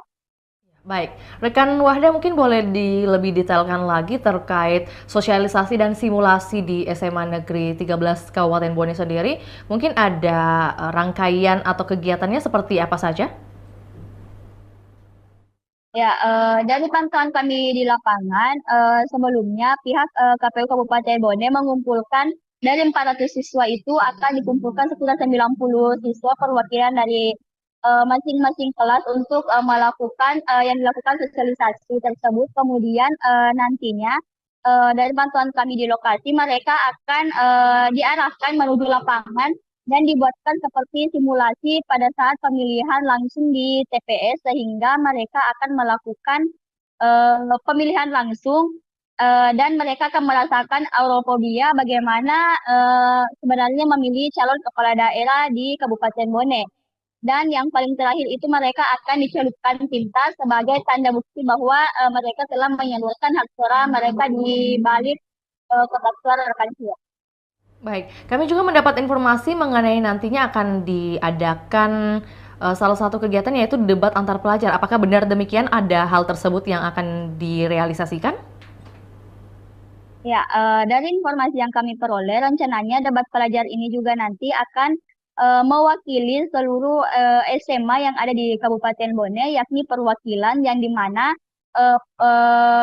perwakilannya nanti yang 5 sekolah ini nantinya yang akan mengikuti yang didatangi oleh pihak KPU Kabupaten Bone, yakni KPU Gutuskul yang akan mewakili sekolah-sekolah tersebut untuk bertanding di Kabupaten Bone. Dan yang dimana pada pemenangnya nanti yang di Kabupaten Bone akan diikutsertakan pada lomba debat pelajar yang akan dilaksanakan oleh KPU Provinsi Rekan Vio. Ya, baik, terima kasih rekan Wahda atas informasinya dari Kabupaten Bone. Kami senantiasa menunggu update terbaru yang terjadi di Kabupaten Bone. Selamat kembali beraktivitas rekan Wahda. Baik, Tribuners, kami akan tayangkan cuplikan dan juga pernyataan dari Komisioner KPU Kabupaten Bone, Abdul Aziz. Berikut laporannya, selamat menyaksikan. Ahmad Nur Arsyam. Karena hari ini kami dari SMA 13 Bone ditunjuk oleh Komisioner KPU Kabupaten Bone untuk melaksanakan simulasi dan pembelajaran terkait pelaksanaan pemilihan kepala daerah di Sulawesi Selatan, khususnya di Kabupaten Bone. Tadi di pagi hari oleh Komisioner KPU telah dilaksanakan sosialisasi tentang cara-cara pelaksanaan daripada pemungutan itu sendiri. Kelas 12 IPA 1. Sebuah kebanggaan dari saya selaku kepala sekolah mewakili teman-teman menyampaikan terima kasih dan penghargaan kepada Ahmad Nur Arsyam, Dan insya Allah kegiatan yang sama ini akan dilaksanakan oleh KPU di beberapa sekolah. Kalau tidak salah tadi ada 5 sekolah yang direncanakan untuk kegiatan sosialisasi ini. Kegiatan ini menjadi penting sebagai pembelajaran kepada pemilih-pemilih mula. Bagaimana dia menggunakan hak pilihnya nanti pada hari H. Dan mereka diharapkan juga mensosialisasikan kepada keluarganya, kepada temannya, kepada tetangganya, bagaimana cara menggunakan hak suaranya dengan benar pada saatnya nanti. Itu. Alhamdulillah hari ini di SMA 13 ada banyak kegiatan yang terlaksana. Insya Allah dalam waktu yang tidak terlalu lama SMA 13 juga ditunjuk untuk menjadi tuan rumah dalam rangka kunjungan Bapak Gubernur di Kabupaten Bone. Beliau akan melihat secara langsung terhadap penyelenggaraan atas program-program prioritas Bapak PJ Gubernur di sekolah, termasuk S3, sedekah 1000 sehari, sulsel berdoa, dan seterusnya. Ada banyak kegiatan. Berapa jumlah siswa yang jadi jumlah potensi pemilih ini? Yang pasti kalau untuk siswa yang potensi melakukan pemilih ini pada umumnya di kelas 12. Kelas 12 itu sudah berumur 17, kurang lebih 400-an. Tambah dengan kelas 11 kurang lebih 20 orang sudah kami data. Alhamdulillah kami juga baru-baru memang memanggil instansi Capil untuk melakukan pendataan perekaman EKTP elektronik. 3 minggu yang lalu kalau tidak salah mereka datang. Berapa disasar? Sudah selesai ya. Berapa kemarin disasar? Yang disasar kurang lebih 100 yang disasar di sini. Berarti sudah banyak yang memiliki KTP ini? Ya sudah banyak. Pak yang ikut simulasi hari ini ada berapa orang? Dari 400 simulasi yang ikut hari ini sesuai dengan permintaan dari Komisioner KPU, dia minta 90 orang. 90 orang. Dan kami hadirkan 3 kelas di sini untuk kegiatan ini. Jadi saya kira cukup karena saya masih harus teruskan kegiatan saya di Sabdi Pasar ada ruangan dengan Pak Sabdi. Bisa kita ke sana. Oh iya. Terima kasih ada penyerahan. Wah. Ya, bisa dijelaskan ini yang sosialisasi di KPU untuk SMA tingkat SMA? Ya, program ini kita lakukan itu di sekolah-sekolah dengan nama KPU Goto School. Untuk kemudian ini menjadi sebagai sebuah ajang sosialisasi KPU Kabupaten Bone untuk yang menyasar anak-anak pemilih pemula sekolah. Dan ini kita rencanakan ini di 5 sekolah nanti di Kabupaten Bone. Tujuannya satu itu untuk mengedukasi pemilih pemula agar kemudian bisa menjadi lebih bijak, agar menjadi pemilih yang cerdas, agar kemudian ke depan mereka bisa hasil pilihan mereka lebih memilih pemimpin yang berkualitas untuk pemimpin Bone dan Sulawesi Selatan pada umumnya. Tadi kan disebutkan 5 sekolah, Kak, bisa dijelaskan itu Kak sekolah-sekolah mana saja nih? Ya kami rencana ini kan adalah sekolah pertama, kami merencana itu melakukan di semua wilayah. Ada di utara, tentu kemudian nanti kita akan melakukan rakor terlebih dahulu untuk penentuan sekolahnya. Yang jelas dari 5 sekolah itu baru ini yang kita tentukan, nanti kemudian kita akan pelajari lagi sekolah mana yang kemudian akan kita sasar. Karena sebelum-sebelumnya kan pernah kita masuk KPU Goto School pada zaman pemilu juga pernah. Tentu kita mencari sekolah yang memang belum pernah tersentuh sama sekali di program KPU Goto School ini. Maksudnya tiap dapil ini ada perwakilan satu sekolah? Ya, setiap nanti dapil ada perwakilan, misalnya di utara di dapil 5, walaupun yang di pilkada sudah tidak ada dapil, tapi dalam merencanakan kegiatan sosialisasi kita tetap berbasis di situ. Jadi setiap wilayah ada perwakilan nanti sekolah. Untuk perwakilan ini apakah memang ada juga perwakilan sekolah lain yang mungkin digabung atau bagaimana? Atau memang cuma satu sekolah stop saja? Nanti kita satu sekolah. Untuk satu sekolah, nanti kemudian akan kita buat program yang lain. Sebenarnya nanti ini juga sekaligus juga untuk menyukseskan kegiatan debat antar pelajar. Jadi nanti kemungkinan bahwa sekolah-sekolah nanti akan menjadi sasaran adalah sekolah-sekolah yang kemudian nanti akan masuk di perempat final. Terus mungkin dijelaskan juga sedikit untuk simulasinya hari ini seperti apa mungkin ya, adik-adik hari ini akan merasakan bagaimana suasana ketika di TPS nanti. Sehingga kemudian mulai dari mereka ada para visi-visi kandidat, lalu kemudian sampai di tahapan pencoblosan, mereka akan diperkenalkan dengan KPPS 1 misalnya sampai ada di ujungnya adalah mencelupkan tinta di jari kelingking. Artinya simulasi full tadi sampai simulasi full sampai. Cuma tidak ada perhitungan. Iya. Kita hanya pada persoalan pemungutan suara saja. Iya. Tidak sampai pada perhitungan. Iya. Terus terakhir, ini kan mereka ini masih kalangan pemilih ini masih mereka ini istilahnya belum melek di urusan politik. Artinya belum tahu juga yang mana mereka harus. Iya. Nah, seperti apa mungkin untuk mengenalkan juga lebih dalam? Itulah kemudian salah satu tujuan kita adalah untuk mengedukasi mereka. Bagaimana kemudian mereka sadar bahwa suara mereka itu berarti. Bagaimana mereka tersadarkan bahwa pilihan-pilihan mereka yang akan menentukan seperti apa 5 tahun ke depan, termasuk nasib mereka sendiri 5 tahun ke depan. Sehingga kemudian mereka akan lebih banyak kemudian mencari lebih lagi kepada persoalan, bukan digiring lagi. Mereka tidak mudah dimobilisasi, mereka tidak mudah termakan oleh isu hoax. Mereka akan lebih cerdas dalam menentukan pilihan dengan cara mengaktifkan Google, media sosial, untuk mencari tahu rekam jejak kandidat yang akan mereka pilih. Itulah yang harapan kita. Terus kemudian kita titipkan kepada mereka bahwa kita berharap informasi ini tidak hanya sampai kepada mereka. Informasi ini mereka sebarkan ke rumah-rumahnya, ke tetangga-tetangganya, bahkan ke teman-teman yang tidak sempat hadir pada hari ini. Jadi memang kita juga menyampaikan supaya mereka kan tidak ada anak-anak sekarang yang tidak punya akun media sosial. Semua sekarang serba sedikit di media sosial kan. Media sosial mereka akan menjadi sarana kita juga untuk mensosialisasikan ke teman-teman mereka. Sama Oke, Tribuners, selamat siang dimanapun Anda berada. Kembali lagi bersama saya Muhammad Antonio, supporter Tribun melaporkan langsung di lomba pelajar Kabupaten Singgahi. Rangka memenangkan Indonesia yang kata Tribuners. Dan tampak kita lihat antusias masyarakat Kabupaten Singgahi dalam menyaksikan lomba ini sangat besar. Terbukti banyaknya warga masyarakat Kabupaten Singgahi yang hadir di lokasi lomba yang dilaksanakan hari ini, Tribuners.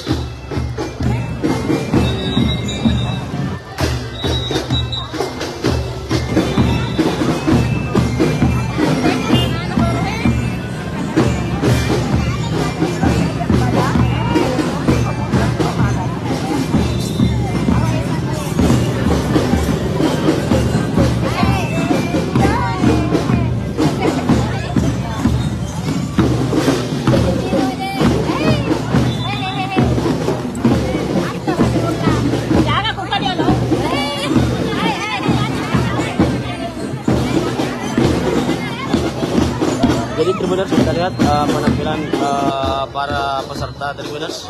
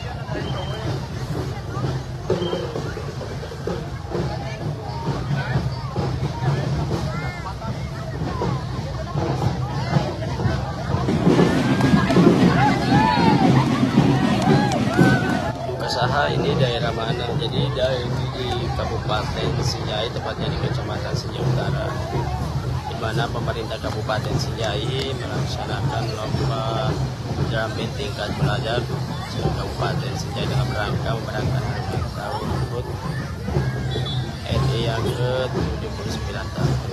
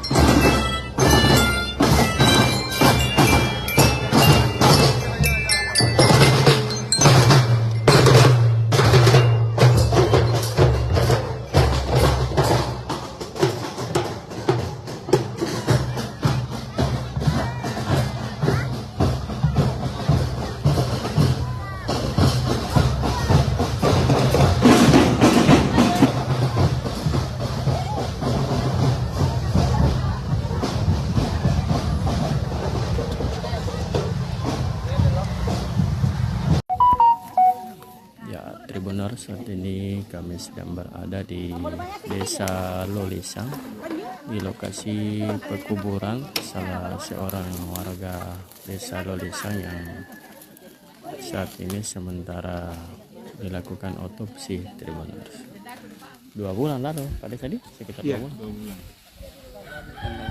Bulan lebih kan? Iya.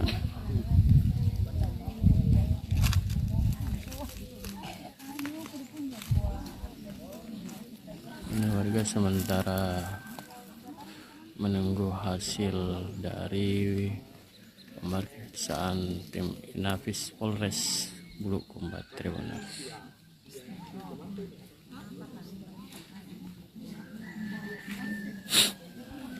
Jam berapa tadi mulai, Pak? Tadi saya mulai suruh karena ada pesannya dari ini dari Polda, dia bilang kita gali nih pada situ, tapi jangan kebuka papannya. Jadi pas dapat papannya. Oh, dari tim Inafis Polres. Jam berapa tadi, Pak? Jam 9 lewat ya. Kalau saya jam 8 saya ada sini. Ya. Sekarang sementara pemeriksaan. Ya? Sementara pemeriksaan. Ya?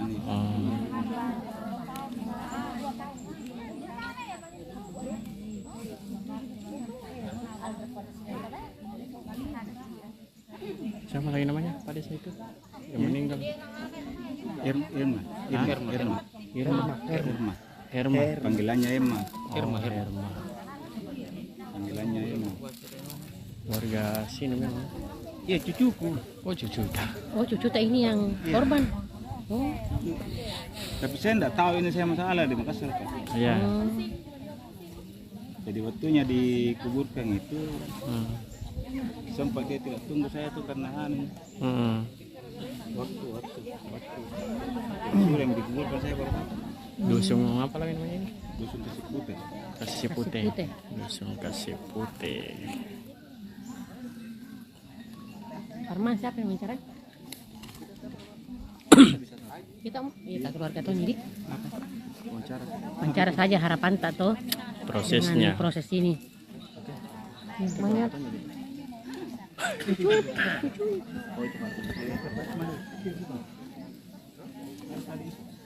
Itu sana itu. Oh iya. Ini kalau ini anunya ini. Orang tuanya mana?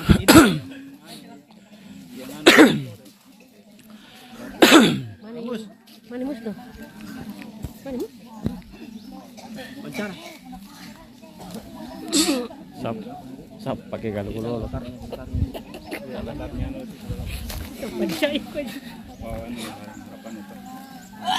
Terjadi otopsi harapanmu apa kegiatan yang kasih muncul ini oke siap bisa sih bisa didampingi Pak bisa diceritakan hari ini ada apa di sini Pak?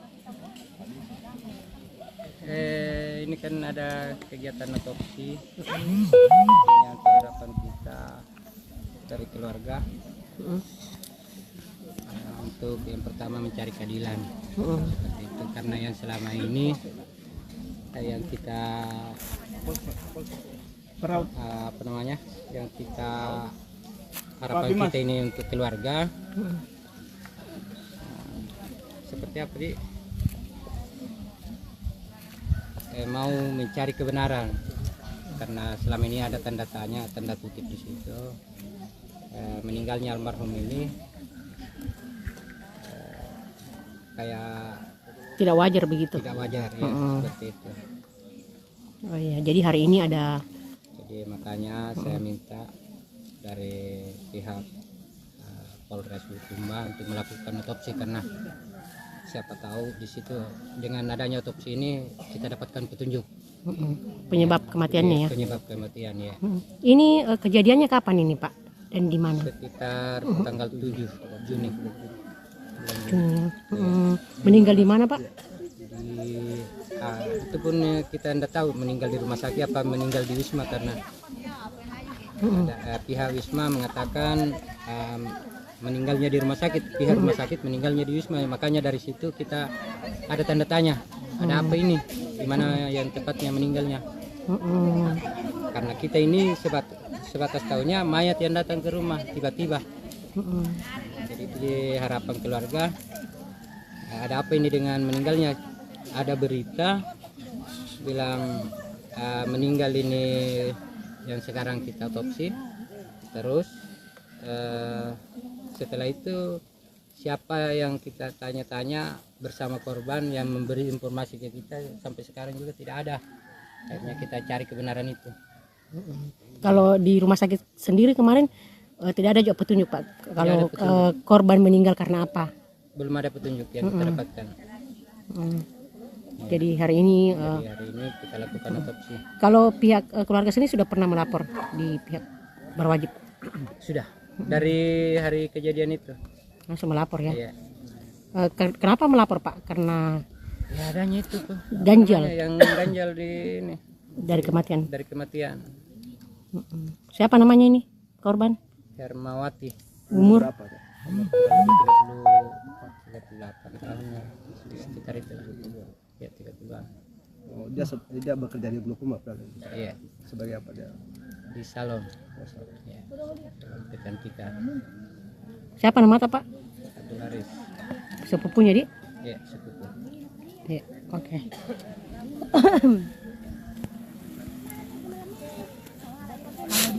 Waktu di visum di rumah sakit di visum di sini. Oh. Malam itu juga, malam katanya korban setelah saya sampai di Polres. Apa yang ditemukan tadi? Ada luka memar atau apa? Luka memar tidak ada, tapi sejenis lebam-lebam itu di bagian belakang korban. Oh, ada banyak, hampir ya setiap pori-pori. Oh, kemudian busa juga di mulut. Oh, tempat ada busa di mulut. Iya, busa di mulut. Oh, lubang di punggung korban, Dik? Iya. Ini ada dugaan. Ya? Ada dugaan polisi. Saya tidak bisa menduga-duga, Pak. Jadi mungkin inilah jadi petunjuk ini. Jadi saya tidak bisa menduga-duga. Jangan sampai saya bilang ini itu, saya tidak tahu juga. Ya, menyerahkan sepenuhnya pihak kepolisian. Ya. Lebam apa di bagian belakang? Iya, sejenis bulatan-bulatan itu. Di bagian belakang. Ada juga bagian punggung sini.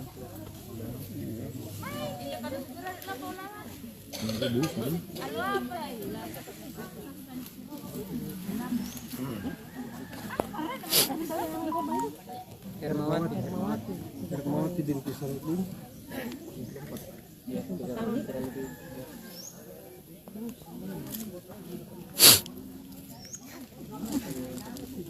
Kerelan.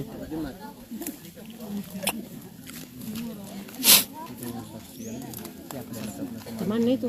Temannya ke Wisma. Oh. Oh, itu yang bawa ya? Enggak, sama. Oh. Oh. Ketiganya kita juga dapat dari sini. Oh. Iya. Karena ini yang satu-satunya mengantar korban. Dia yang sempat dikirim. Jadi dari informasi dari sini kita dapatkan sedikit petunjuk. Oh, kalau korban ini dijemput seperti itu. Dijemput sama ini. Iya, si pacar. Oh. Ada laki-laki yang jemput. Ada laki-laki yang jemput. Siapa namanya itu laki-laki, Pak? Dan itu memberi juga informasi. Siapa namanya laki-laki itu, Pak? Siapa lagi itu? Nama aslinya Abu Jufriawan. Jufriawan dia? Siapa?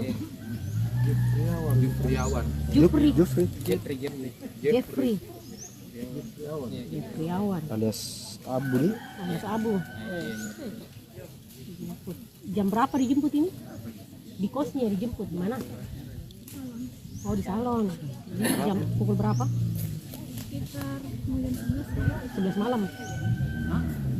Jufriawan alias Jufri alias Abu bin Jamal. 11 malam tanggal berapa itu?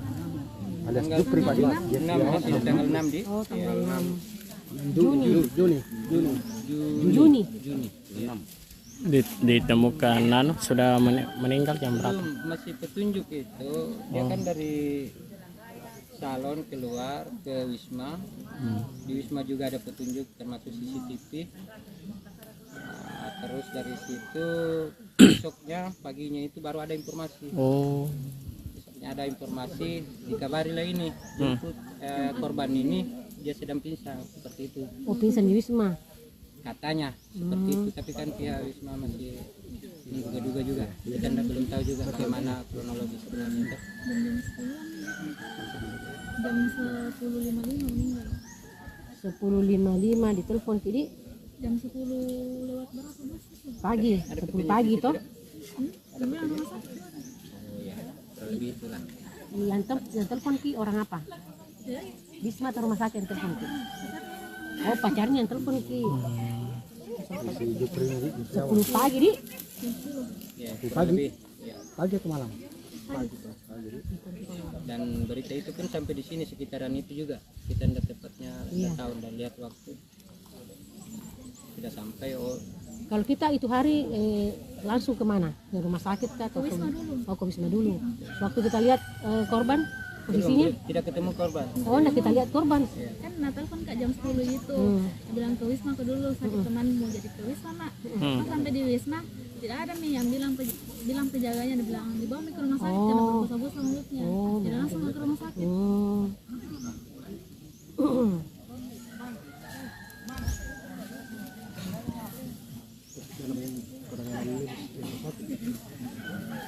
itu sudah dinyatakan meninggal juga. Nah, itulah yang Pukul itu. bingung kita karena pihak rumah sakit katanya sudah tidak bernyawa. Oh, waktu dibawa di. Dan pihak Wisma juga tidak mengatakan bilang dia sudah meninggal, dia masih bernapas. Oh. Jadi siapa tahu di perjalanan. Ya, di atau perjalanan, bagaimana ya. kita kan. Iya. Tahu. Waktu diantar katanya berbusa mulutnya. Polisi berbusa mulut. Coba. Kalau dari petunjuk video kayaknya masih ada napas. Ada napas ya. Sampai di rumah sakit itu. Oh. Masih ada detakan jantung. Ada video CCTV tak, Pak? Video rekaman karena dia sempat merekam ini karena adanya kecurigaan. Karena CCTV itu? dia sudah disuruh bohong, dia disuruh menghapus chat segala macam. Oh, disuruh bohong. Sama? Disuruh ke merekayasa kematian. Nah, Merekayasa maksudnya bagaimana? Ya kan ini kan Saya tidak tahu apa ini. Nah, bilang misalnya minum teh langsung pingsan di salon. Di bukan salon. Wisma. Siapa bilang begitu? Ya Bu. Yang Ya, pelaku Bu. ini, yang apa namanya bukan? Ini yang terduga ya. Ini ya, orang mana ini? Orang sini Bu. Ada dari Orang sini, Bu. Cek dulu, Pak. Makanya itu kita lakukan otopsi karena saya kira apa namanya jadi saya kira ini bukti yang ada dengan saksi yang ada. Iya. 15 menit. Cukup menjadi petunjuk tapi karena kita bawa ke pihak Polres itu tidak bisa dijadikan petunjuk. Akhirnya kita inisiatif lagi dari keluarga ambil lagi jalan ini otopsi. Ya. PJ. Jadi tidak apa-apa jadi buat sehingga tidak salah jadi itu tadi. Insya Allah hal-hal yang seperti ini kita kembalikan semua kepada sebuah sistem. Kan memang ada aturannya dan itu saya yang buat. Zaman kami menjadi wali kota itu kami buat agar keterlibatan partisipasi masyarakat. Kenapa? Karena kita menganggap RT dan RW adalah ujung tombak yang di tengah-tengah kehidupan masyarakat yang ketika kita membutuhkan sumber informasi maka kita dapatkan dari situ. Tidak ada lagi ya. Ketika itu sudah mulai ada orang-orang yang kita sudah bilang sama RT kalau ada apa-apa di lingkunganmu, ada warga yang kau tidak bisa, tiba-tiba ada masalah, berarti ketua RT dan RW tidak bekerja dengan baik. Dan itu yang kita harapkan. Dan itulah kita nanti mudah-mudahan Pak Api jadi wali kota. Dengan sebaik-baiknya. Segini tambahan dari saya. Terima kasih Pak Api dan Pak Yas. Pak Timparong. Iya. Untuk selanjutnya coba kita minta dua wargata untuk bisa secara simbolis.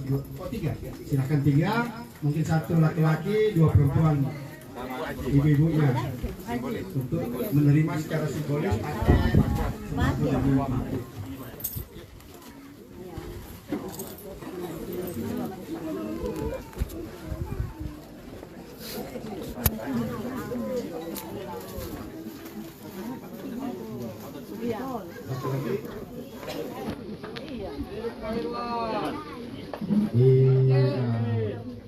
Selanjutnya mungkin Bapak Ibu sekalian bisa berdiri, Pak Iyas dan Pak Api bisa foto bersama. Bisa foto bersama. Semoga momen hari ini menjadi awal sejarah bahwa Munapri Arifudin Arya akan menang di kontestasi pilot. Munapri Arifudin. Munapri Arifudin. Munapri Arifudin. Kami ucapkan terima kasih banyak kepada warga Tamalate 7. Mudah-mudahan kehadiran Bapak Ibu di sore hari ini bisa menjadi doa dan support untuk Pak Api di kontestasi pemilihan wali kota dan bisa memenangkan. Amin ya rabbal alamin. Terima kasih. Assalamualaikum warahmatullahi wabarakatuh.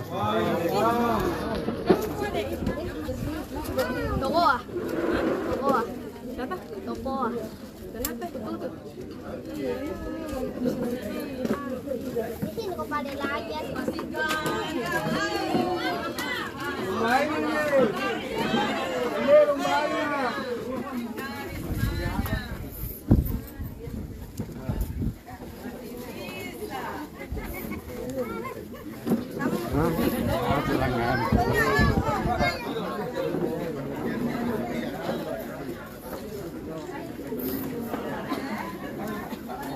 Mari kita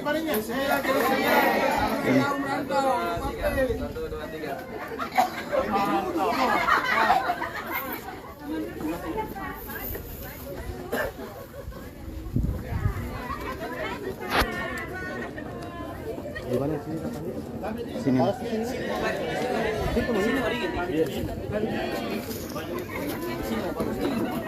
Panas sekali.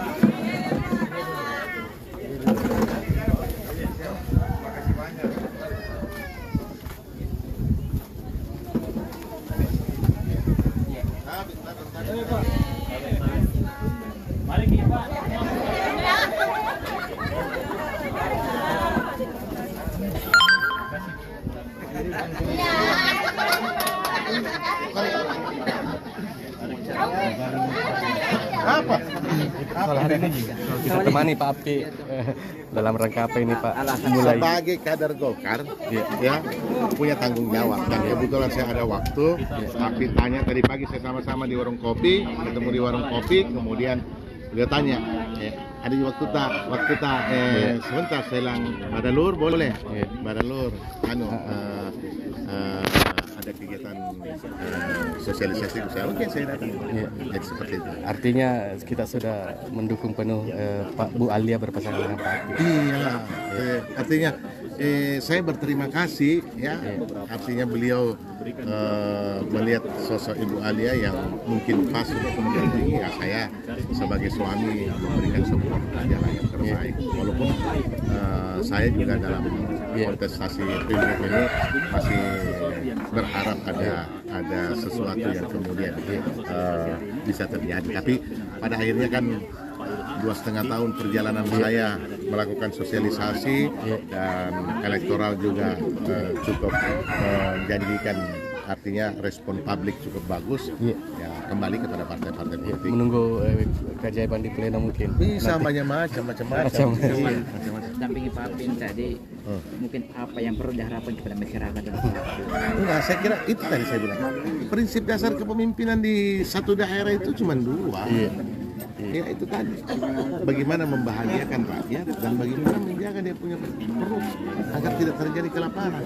Kira-kira semakin bertambah ini basisnya Pak Api kalau digabung dengan basisnya Ibu Alia. Yang pasti Ibu Alia punya basis sendiri, punya komunitas sendiri. Itu terbukti karena 2 periode dia menjadi anggota PKS. Artinya kalau dalam teori politiknya kolaborasi 2 kekuatan ini yang sudah ada pasti akan memberikan sebuah hasil yang maksimal. Semalam juga foto beredar sama Kiki sama Seto. Apakah ini bagian dari klarifikasi? Apanya? Foto. Mana? Wih, saya ini kan tuh tahu nih. Seandainya setan juga ada suaranya, berteman juga sama setan. Cuma sayangnya setan tidak ada suaranya, jadi saya tidak berteman sama setan. Jadi begini, prinsip dasar berdemokrasi adalah silaturahmi. Jangan karena beda pilihan kemudian kita memutuskan silaturahmi. Dan kok Pak Mijayakut tuh stilku seperti apa? Orang caci maki saja, nah saya masih berteman. Apalagi orang yang normatif. Jadi tidak ada. Tidak perlu. Jadi saya foto tadi malam, besok saya ketemu sama Pak Dani sama Indira, foto lagi tidak ada di masalah. Iya, Pak Yas. Soal menurutnya Pak Airlangga responnya. Baik, kalau itu no comment. Itu no comment. Kasih Pak Yas. Ya,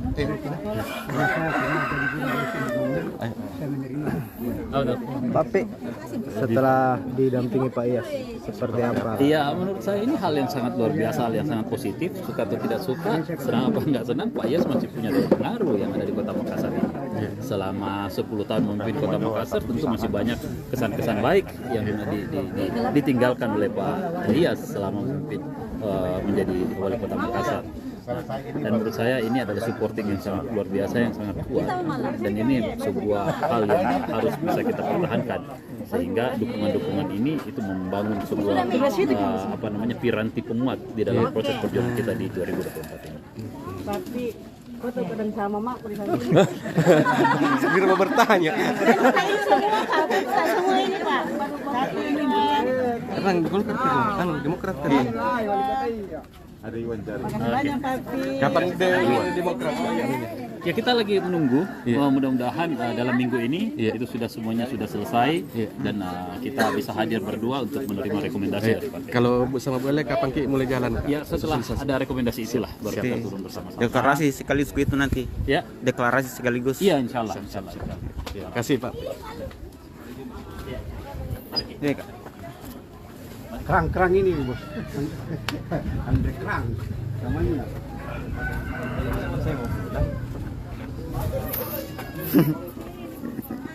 Tak mau Pak Iyas. No comment. Nasami ano ko. Itu orang kota bisa. Iya. Bisa juga. Masih ada Pak, masih ada Pak. Cuk, fotokan Cuk. Cuk, foto Cuk.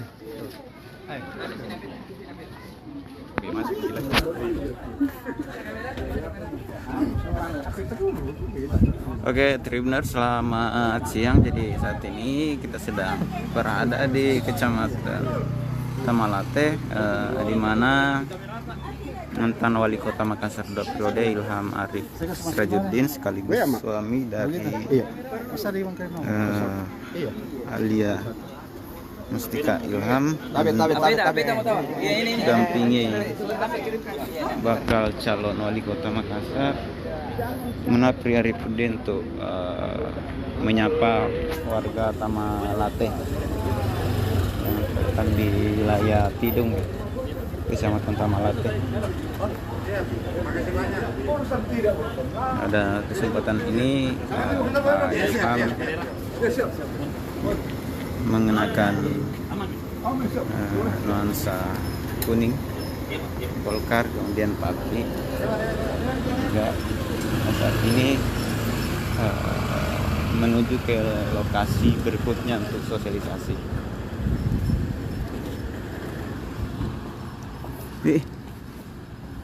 Punggung 1 Rama 33 angka masuk kami nomor punggung 15 Datis, nomor punggung 5 Yukran 18 Adi, 7 Hamka, nomor punggung 6 Tikar 16 Andi, 8 Ripadi, dan nomor punggung 13 Muhammad Husnul Pratama. Sementara yang berada di barisan dagang nomor punggung 24 Fadil, 3 Imam, 11 Momok, Durga, dan Hadir. Untuk kelurahan Salabulo di bawah pelatih Zafur Samsung, 11 pemain yang dia turunkan di babak pertama, 43 Aras, 16 Saleh, 28 Apriyansa, 19 Pandi, nomor punggung 27 Rambu, 7 Yoga, 20 Alfian, 8 Nabil, 9 Yohan, 13 Renaldi, dan nomor punggung 10 Iwan. Sementara pemain yang berada di bench kita dagang, nomor punggung 24 Arun, 6 Redi, 21 Redi, nomor punggung 5 Yaya, 12 Rude, 23 Salat, 22 Fajar, 14 Abid, dan nomor punggung 11 Ken. Kita saksikan para penonton dengan kostum kebesaran kuning kombinasi hitam-hitam adalah pemain dari kelurahan Banyurako berada di area sebelah utara lapangan Gaspa, sementara dengan kostum putih hijau kelurahan Salabulo berada di area selatan lapangan Gaspa. Kita saksikan wasit yang memimpin jalannya pertandingan dengan memberi syarat kepada kedua tim dan wasit jalannya serta masing-masing penjaga gawang kedua kesebelasan untuk segera kita menyaksikan jalannya pertandingan babak pertama antara kelurahan Banyurako berhadapan dengan kelurahan Salabulo dan pengasan bola di kaki pemain Banyurako.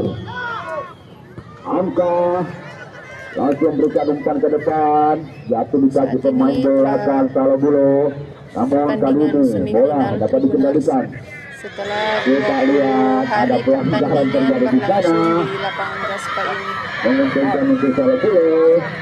Dan pada semifinal kali ini pemain nomor punggung 19 antara kelurahan Salabulo dan juga kelurahan Dangirako. Pada yoga tadi kembali ke Pandi, namun berhasil dikendalikan oleh pemain nomor punggung 38 Muhammad Husnul Pratama sendiri di sana. Dan seperti yang terlihat lagi datang serangan dari pemain-pemain Dangirako Tikar kepada Ripadi, masih Ripadi. Masih saja penonton yang memenuhi pinggir lapangan untuk menyaksikan Boleh tim kita lihat kelurahannya bertanding. dalam pengesan pemain Salabolo kali ini di area tengah. Perlu diketahui juga Tribuners bahwa ASK Cup Masih ini dalam merupakan pemain rangkaian Salabolo peringatan yoga Hari tadinya Kemerdekaan umpan Republik ke depan Indonesia di dihalau oleh Kota pemain Palu. belakang Daniel Rako, tapi kembali dikuasai oleh pemain Nabil dari Salabolo. Masih Nabil, bola meninggalkan lapangan permainan, lemparan ke dalam untuk Daniel Rako.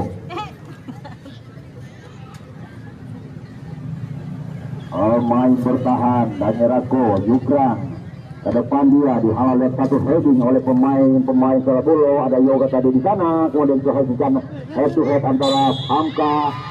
Pelanggaran menguntungkan untuk Daniel Rako di arah tengah. Cukup menarik di awal pertama ini, permainan sudah berlangsung tempo cepat antara kelurahan Daniel Rako dan Salabolo untuk menentukan siapa diantaranya menjadi pemain kesebelasan yang akan berhadapan dengan Sokulu di babak final esok hari. Lemparan ke dalam sudah dilakukan, kegolakan kepada pemain Tikar, masih Tikar. Ke tengah dia ada Aldi, namun berhasil masih kembali kali ini Hamka mengantisipasi bola. Rinaldi berbahaya, kita lihat membangun serangan pemain-pemain dari Salabolo di kaki Nabil sekarang.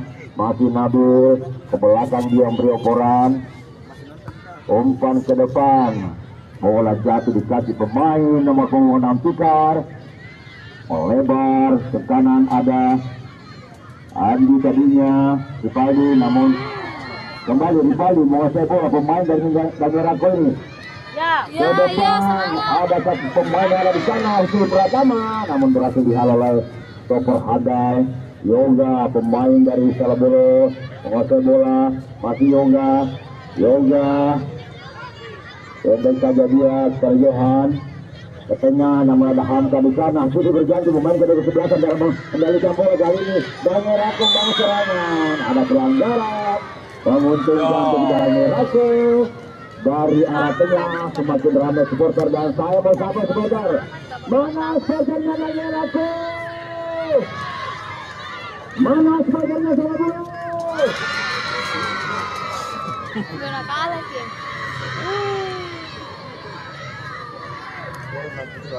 Tendangan bebas. Dua pemain Daniel Rako ada di sana, ada Hamka dan Ripaldi. Siapakah yang akan melakukan eksekusi tendangan bebas? Sementara 3 pemain Salabolo mencoba untuk memagari. Ancang-ancang Ripaldi. Untung saja satu jengkal masih berada di atas mistar gawang Aras. Belum merubah kedudukan di babak pertama. Masih berbagi skor 0-0 kedua kesebelasan. Tendangan gawang Aras kepada stopper handal Salabolo. Saleh umpan ke depan, ada Hamka menghalau bola, meninggalkan lapangan permainan. Lemparan ke dalam Pandu, pada siapa Pandu akan melakukan lemparan kepada kapten di belakang maksudnya Alfian, namun dihalau oleh pemain dari Tikar. Bola kembali, Pandi sudah melakukan lemparan, kembali ke Pandi. Digelar oleh Askot PSSI Kota Tikar kali ini mengendalikan bola, di heading oleh stopper dari Salabolo ini pada Yoga melebar dia ke kanan. dari kelurahan yang ada di Kota Kali ini hasil kandas, upaya pemain-pemain dari Salabolo ini Tikar kembali dengan arah kodatuk berhasil dikasih pemasat ini dihalau oleh pemain-pemain dari lalu yang keras mengarah ke menjak.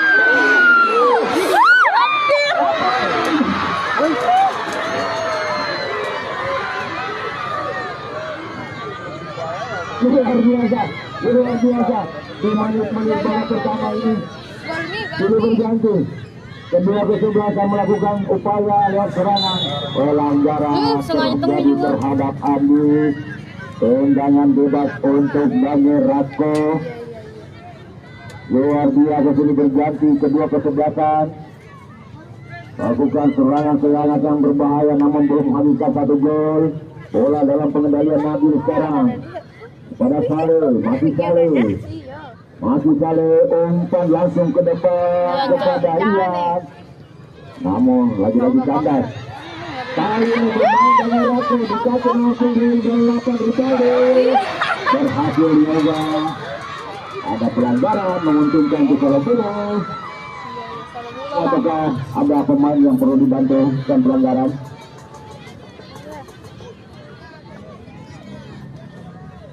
Memang luar biasa di menit-menit awal saja mereka sudah berjibaku untuk mengendalikan bola. Kemudian kita mendoakan Renaldi tetap bisa lanjut untuk tindakan replay kembali diperlihatkan oleh kedua kesebelasan setelah wasit tadi menghentikan sementara pertandingan. Hamka langsung buang bola keluar mengarah ke arah penjaga gawang Salabulu. Tentu kepada pemain belakang Saleh Pandia. Pandi tadinya ke depan Pandi. Renaldi kandas dikerat pemain belakang Daniel Rako. Kali ini Daniel Rako membangun serangan di kaki Andi. Umpan ke depan Andi, maksudnya namun bola cukup cepat lagi. Lemparan ke dalam sudah dilakukan oleh pemain dari Salabulu ini. Dihalau oleh tendangan keras, di arah tengah bola bergulir dalam penguasaan kali pemain-pemain Salabulu. Tikar Rivaldi, masih Rivaldi. Ada pelanggaran terjadi terhadap Rivaldi. Di arah tengah sudah melakukan tendangan bebas pada Tikar. Masih Tikar, tentu saja kepada Hamka. Melebar dia ke depan. Lagi. Oh, yang meninggalkan lapangan permainan.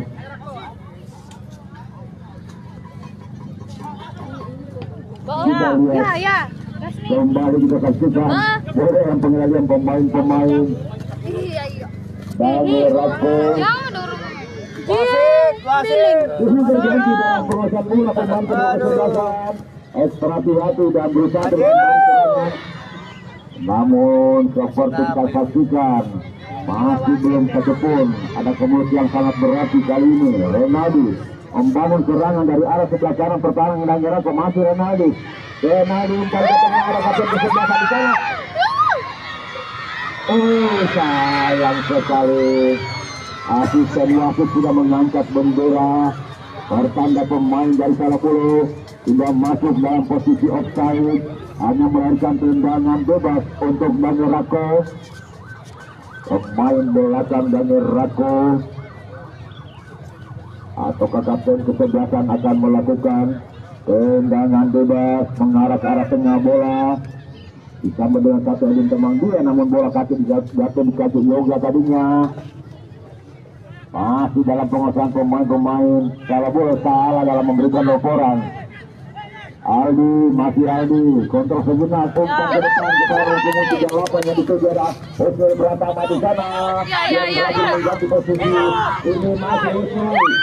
Sayang sekali dapat dikembalikan oleh pemain Salabulu di kaki Yoga tadinya. Bangun serangan kali ini Nabil kerjasama dengan kapten kesebelasan. Lagi bola kandas, sudah berganti sekali adalah pengendalian bola para pemain Tikar. Daniel Rako kali ini membangun serangan dari arah tengah sekarang di kaki Tikar. Pada Hamka, arah tengah sebelah kiri kembali kepada Tikar. Masih Tikar menggiring bola dia. Ke belakang ada Hamka. Masih Hamka. Umpan ke sayap, maksud dia dihalau oleh pemain-pemain belakang dari Salabulu dalam pengendalian bola di kaki Daniel Rako ini. Ke depan ada Hamka. Umpan ke mulut gawang, salah satu pemain yang cukup rajin dari Daniel Rako ini berhadapan dengan dua pemain belakang yang tangguh. Ada Saleh membuang bola keluar lapangan, akan melahirkan lemparan ke dalam untuk Daniel Rako dari sektor sebelah kiri pertahanan Salabulu. Ciko akan melakukan lemparan kepada siapa? Ciko akan memberi ukuran lemparan ke dalam. Ancang-ancang Kiko di sana jauh ke depan, dihalau oleh satu heading, namun jatuh kembali diganti pemain-pemain Daniel Ranto. Kembali ke Kiko, kali ini masih Kiko ke mulut gaya umpan, masih bisa dihalau oleh pemain-pemain dan akhirnya bola meninggalkan lapangan permainan. Lemparan ke dalam untuk salah bola Pandi. Kepada siapa Pandi?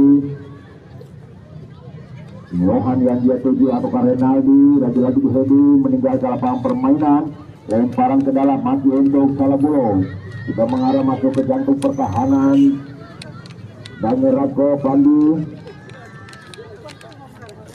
Kita lihat salah pengertian, ada Hamka. Lebar Hamka ke tengah, kembali ke Hamka. Umpan langsung ke depan, namun ada Saleh di sana, kemudian ada Yoga, kembali ke Saleh, masih Saleh kepada Pandi untuk mengenai Pandi, masih bisa dihalau. Daniel Ranto membangun serangan dari kaki Andi, masih Andi mencoba untuk melewati dua pemain Surabaya. Bola berlebihan ke belakang, ada Pikar, masih Pikar umpan ke sayap kiri, mengatur serangan pemain Daniel Ranto ini di kaki Andi. Saudara bola ada pelanggaran di sana. Menguntungkan untuk Daniel Ranto dari arah lapangan pertahanan Surabaya dalam kedudukan untuk kosong-kosong kembali dalam gol pertama pertandingan kedua babak kedua untuk baru kedua ini. Kita nantikan siapa yang akan bertemu di babak final menghadapi Ranto yang sudah lolos setelah mengalahkan Surajaya 2-1 pada pertandingan pertama tadi. Tendangan bebas, ancang-ancang Kukar langsung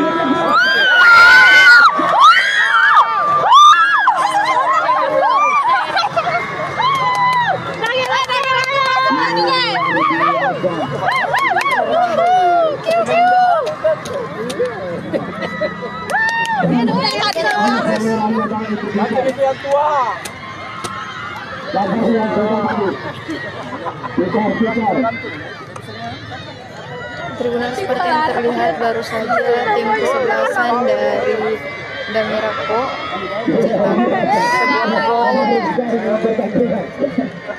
di gawang Kelurahan Salabulo. 1-0 sementara Bang Belunggu, kapten kesebelasan. Renaldi, Angka, Damirako sementara unggul di kaki Angka sekarang. 1-0 ke Damirako pada Pikar ke belakang. Pikar Belioporan, 3 pemain di sana. Lemparan ke dalam untuk Damirako di arah tengah. Bola, wasit, bola. Oh, sudah.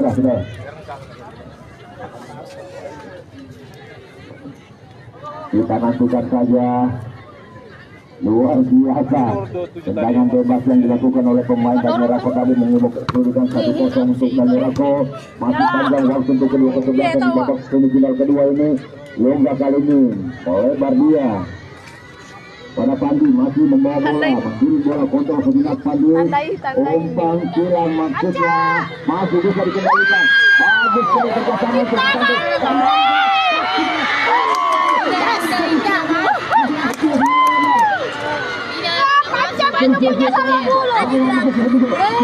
Masuk Pacik Godong. Si mau. Wih, masuk nanti dari sini dia. Tolong penonton jangan ada dekat-dekat yang gawang. Penonton saya harap jangan ada penonton yang ada dekat-dekat yang gawang. Tendangan pojok.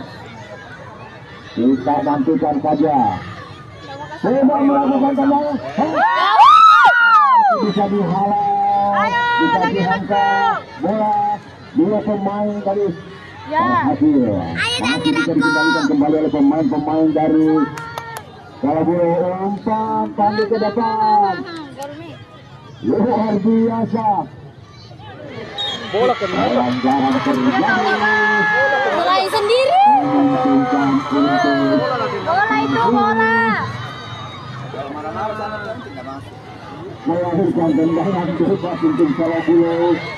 Siapakah pemain Salabulu akan bertindak sebagai eksekutor untuk mengeksekusi tendangan bebas. Sementara kita lihat nomor punggung 19 adalah pemain nomor punggung 9 antara Johan dan Pandi ini. 5 pemain dari Daniel Rako, bahkan 6 coba untuk memagari. Ancang-ancang Johan dan Pandi ada dekat-dekat bola.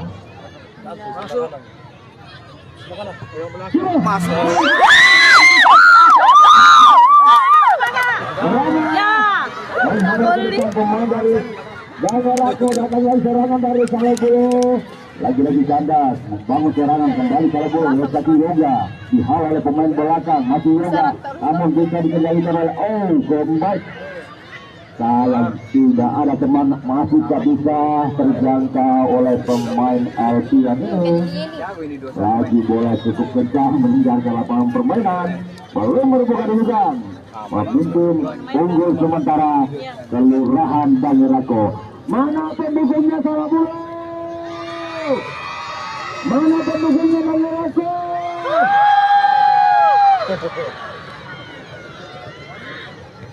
Sudah melakukan tendangan jauh ke depan. Pikar kali ini tetap sedang berusaha pemain ada pelanggaran, menguntungkan untuk Bangirako di area pertahanan mereka. Tendangan bebas Aldi, pemain dari Bangirako, berikan isyarat kepada teman-teman yang ada di depan pada siapa Aldi akan memberikan laporan lewat tendangan bebas jauh ke depan. Disambut dengan satu heading oleh Yoga, pemain dari kembali mengarah ke pertahanan mereka. Namun kita lihat ada Saleh, ada Pandi, masih Pandi melewati salah satu pemain, kemudian berikan laporan pendek ke depan. Ada Nabil melewati 2 pemain, lebarnya ke kanan berbahaya tentu saja, namun bola jatuh di kaki Tikar. Pemain dari Bangirako ke belakang, dia lagi kembali kepada Tikar, masih Tikar kontak. Baik, Tribuners, kembali lagi bersama saya reporter Tribun Timur Syamsul Bahri, langsung dari Jalan Poros Tanete ke Kecamatan Kajang, Kabupaten Bulukumba, Sulawesi Selatan. Ya, di samping kiri kanan ini terlihat pohon-pohon karet yang sudah menjulang tinggi, Tribuners, sudah berumur, kirakan dari lebih dari 10 tahun ini umurnya, Tribuners. Sudah butuh diremajakan lagi. Ya, di sepanjang jalan ini tidak ada perumahan, Tribuners. Nah, ini cukup luas sekali. Hutan karet milik Balam Besi Real Estate Lonsum. Ya, kalau di Kabupaten Bulukumba ada perkebunan lonsum yang cukup luas, sekitar 5.000 hektar, Tribun. Salah satunya berada di wilayah ini. Kita akan melihat lebih jauh keindahan dari pohon-pohon hutan karet ini yang ada di Jalan Poros Tanete ke Kecamatan Kajang. Ini masih lokasinya berada di Kecamatan Bulukumba. Ya, ini sudah tidak terlalu produktif lagi karena sudah berumur. Terima kasih. Dan dapat kami informasikan juga bahwa hari ini pihak BPN akan turun juga melakukan pengukuran kebun karet milik PT Lonsum untuk hari ini. Nah, saat ini saling mengklaim antara masyarakat dengan warga masyarakat dengan PT Lonsum maksud saya. Antara lahan yang dimiliki PT Lonsum dan diklaim oleh masyarakat. Ya, kita akan jalan-jalan lagi ke arah Kecamatan Kajang sampai kita lihat wilayah perkebunan ini sepanjang jalan. Biasanya di tempat ini banyak dikunjungi oleh warga yang melakukan jogging di sore hari maupun di pagi hari. Paling ramai di akhir pekan Tribuners. Ya, kebun karet yang terbesar, hutan karet yang terbesar di Sulawesi Selatan ada di sini.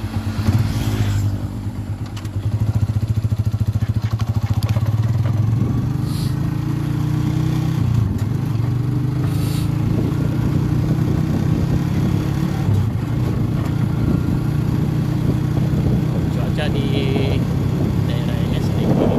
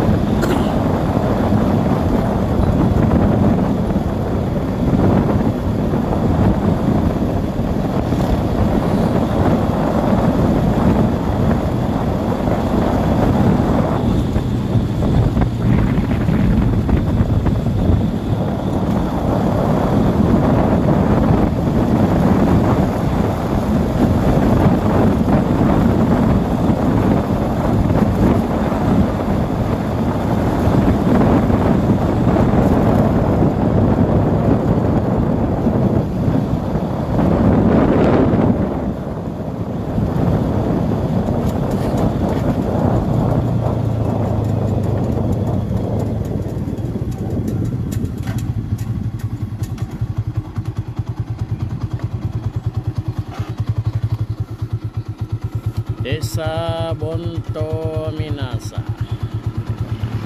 Batasannya tadi desa Jejolo di sebelah.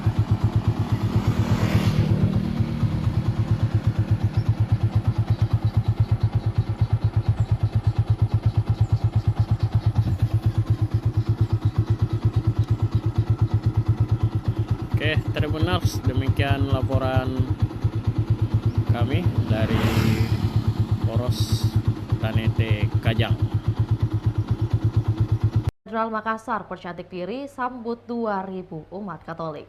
Untuk informasi lebih lengkapnya, laporan dari jurnalis Tribun Timur, ada rekan Faki dari Kota Makassar. Selamat sore rekan Faki. Ya, selamat sore rekan Tio.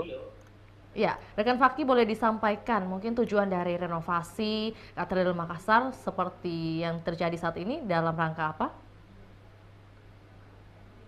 Katedral Makassar, salah satu rumah ibadah legendaris yang berada di Jalan Kajuala Lido, Kota Makassar, ini sedang dalam tahap renovasi. Katedral Makassar saat ini dalam tahap perluasan untuk bangunan agar bisa menampung lebih banyak jemaah untuk beribadah setiap pekannya.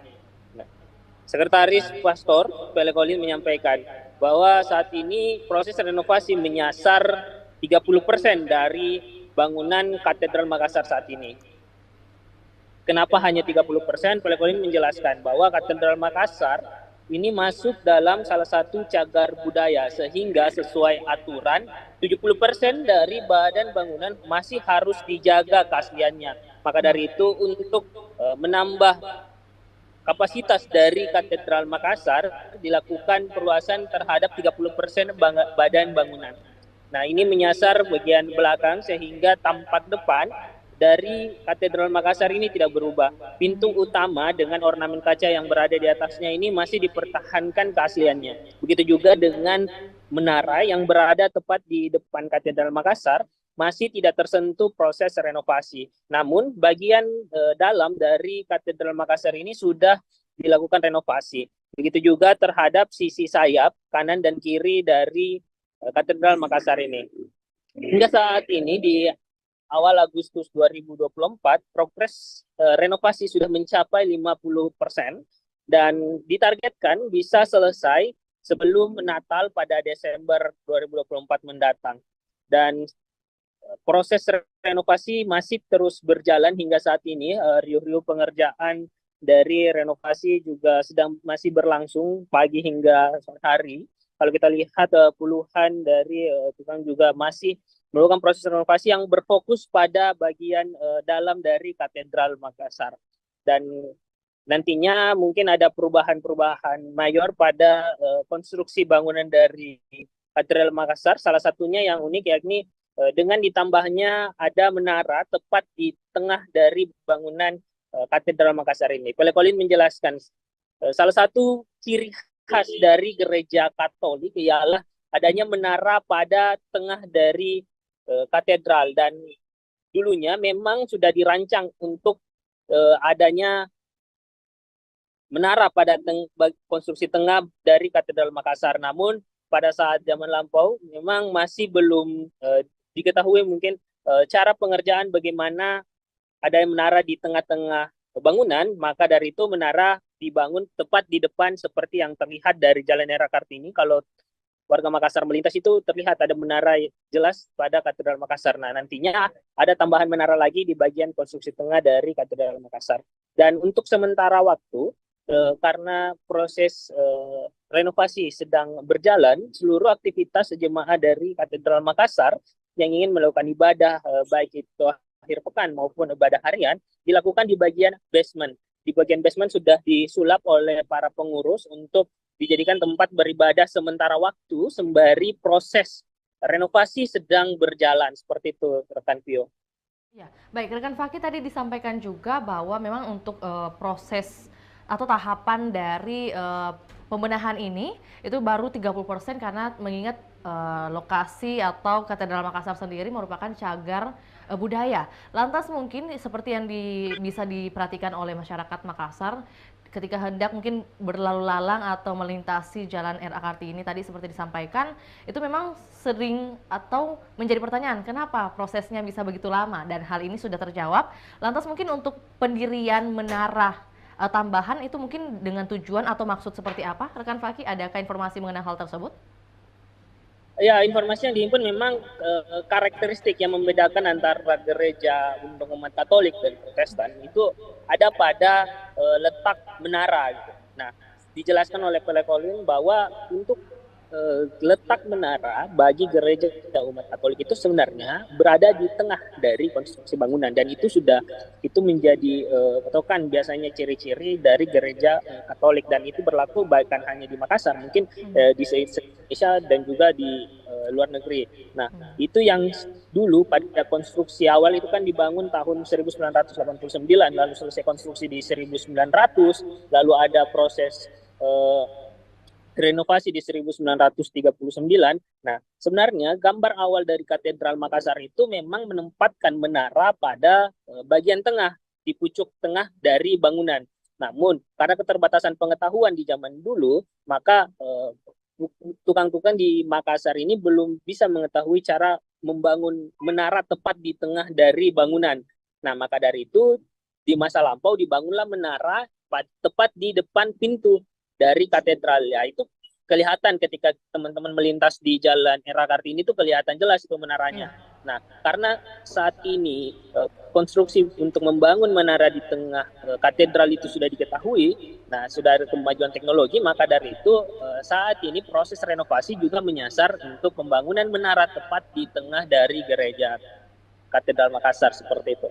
Ya, baik. Rekan Fakih, mungkin tadi juga sejalan yang disampaikan rekan Fakih bahwa menyangkut jumlah jemaat yang beribadah, mungkin boleh disampaikan biasanya di waktu-waktu hari apa? Apakah mungkin khusus di weekend saja atau mungkin di weekdays juga ada prosesi ibadah, dan juga mungkin biasanya dihadiri oleh berapa jemaat? Ya, untuk jemaah sendiri sejak dibangun tahun 1989 ya, dan selesai konstruksi awal di 1900, Katedral Makassar ini sebenarnya hanya bisa memuat 200 jemaah saat itu. Nah, berkembangnya zaman, kemudian berkembang waktu, umat Katolik kemudian meningkat di Kota Makassar, apalagi Katedral Makassar ini membawahi beberapa wilayah ya, sebagai pusat, yaitu di Sulawesi Selatan, Barat, dan juga Tenggara. Nah, akhirnya jemaah yang semakin banyak dilakukan renovasi kembali di 1939 sampai akhirnya bertambah tuh menjadi 700 jemaah. Di konstruksi 1939 ditambah bagian sayap kiri dan kanan untuk menampung jemaah lebih banyak. Hingga akhirnya ada 700 jemaah. Nah, kemudian di 2019 pembicaraan mengenai renovasi untuk menambah kapasitas dari Katedral Makassar dimulai, lalu dilakukan kajian-kajian hingga akhirnya 2023 resmi dimulai proses renovasi agar bisa mencakup 2000 jemaah di Katedral Makassar ini. Untuk ibadah sendiri memang ada beberapa waktu ya. Untuk setiap harinya memang disampaikan oleh Pelekoli Sekretaris Pastor, itu banyak masyarakat yang datang untuk beribadah, untuk memanjatkan doa. Nah, ibadah harian itu biasanya ada sekitar jam 6 pagi itu, lalu biasanya juga di waktu-waktu istirahat kerja sekitar jam 12 ataupun biasa juga di malam hari, banyak umat Katolik yang datang untuk sekedar berdoa, berserah diri di Katedral Makassar, dan itu berlangsung setiap hari. Untuk misa pekan itu biasanya memang berlangsung di hari Sabtu maupun di hari Minggu. Untuk misa di hari Sabtu itu, informasi yang dihimpun itu tersedia sekitar pukul 18.30 WITA. Nah, untuk hari Minggu ada dibagi beberapa sesi karena tadi adanya keterbatasan jumlah dari kapasitas Katedral Makassar, maka dibagi beberapa sesi. Ada sesi pagi itu pukul 6.30 sesi pertama, lalu 8.30 pagi sesi kedua, lalu ada 10.30 itu misa khusus untuk mengantar berbahasa Inggris biasanya. Lalu ada misa sekitar pukul 4.30 serta 6.30 malam lagi. Dan itu berlangsung setiap pekannya, dan itu yang menjadi jadwal rutin. Selain itu memang ada jadwal-jadwal tertentu yang sudah disusun oleh para pengurus dari Katedral Makassar untuk menghimpun mungkin jemaah-jemaah pada kajian-kajian tertentu seperti itu, rekan Tio. Baik, itu tadi untuk waktu atau mungkin juga dari segi intensitas jemaat, juga dari segi kuantitas juga jemaat yang hadir, dan juga bagaimana jadwal-jadwal yang hadir di Katedral Makassar. Lantas mungkin terkait ikon dari gereja Katolik, pastinya ada patung hadir juga patung Bunda Maria. Kalau di Katedral Makassar sendiri hadirnya tepatnya di bagian mana, dan juga pemaknaannya seperti apa, boleh disampaikan mungkin bagi Tribuners? Ya, kalau kita melihat konstruksi dari Katedral Makassar, ketika masuk ke ruang utama, itu kita melihat di bagian menara depan itu memang tampak adanya patung Yesus Kristus yang memang dipajang oleh sekretariat dari Katedral Makassar. Nah, sementara itu kalau kita melihat konstruksi di bagian dalam, sewaktu Tribun Timur berkunjung ke ruang beribadah, ada banyak ornamen-ornamen yang menceritakan sejarah tentang Yesus Kristus, dan itu juga yang dijelaskan oleh Sekretaris Pastor Pele Pauline kepada Tribun Timur, adanya ornamen-ornamen yang patung-patung yang terpajang di dinding-dinding dari Katedral Makassar itu sendiri. Di ruang ibadah itu, di bagian tepian dinding sisi kiri, kanan, dan belakang, ada 14 ornamen patung yang dipajang secara khusus nih, benar.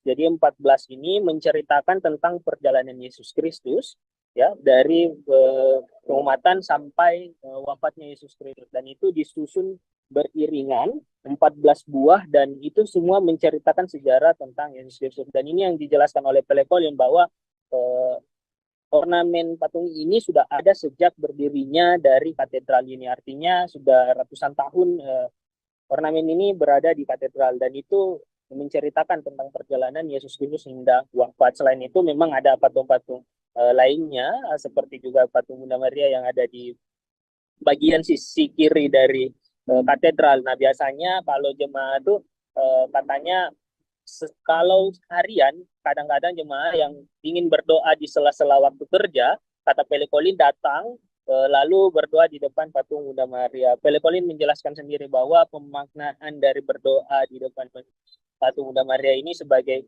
Bunda Maria dilihat sebagai perantara untuk pengantar doa-doa dari warga ataupun umat Katolik yang nantinya untuk disampaikan agar bisa dikabulkan oleh Yesus Kristus. Dan itu yang disampaikan oleh Sekretaris Pastor Pele Pauline kepada Tribun Timur, yang coba melihat-lihat bagaimana kondisi dari Katedral Makassar dan mengulik sejarah dari Katedral Makassar, seperti itu.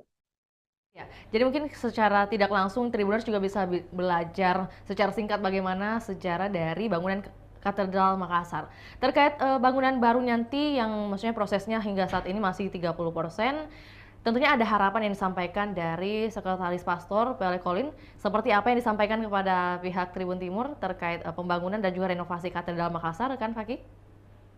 Ya, Pele Pauline berharap bahwa pembangunan katedral yang memang saat ini hanya menyasar 30% bangunan dan progresnya di angka 50%, ini diharapkan bisa selesai pada saat sebelum Natal, sehingga ketika Natal nanti umat Katolik bisa menjalani ibadah dengan kondisi katedral yang sudah bangunan baru, kemudian sudah nyaman digunakan untuk beribadah dan bisa menyambut ribuan jemaah Katolik lainnya. Dan tentu dirinya juga mengharapkan bahwa nantinya ketika gereja ini telah selesai pembangunan Katedral Makassar, proses renovasinya setelah selesai, maka masyarakat umat Katolik baik itu yang berada di Sulawesi Selatan maupun dari luar Sulawesi Selatan bisa datang ketika berada di Makassar, datang untuk beribadah dan ikut meramaikan setiap aktivitas-aktivitas dari Katedral Makassar, seperti itu. Terima kasih rekan Faki atas informasinya. Kami menunggu update terbaru dari Kota Makassar dan juga selamat kembali beraktivitas rekan Faki. Baik, Tribuners, kami akan tayangkan juga cuplikan kita di hari ini, juga pernyataan dari Pele Pauline selaku Sekretaris Pastor, dan berikut laporannya. Selamat menyaksikan.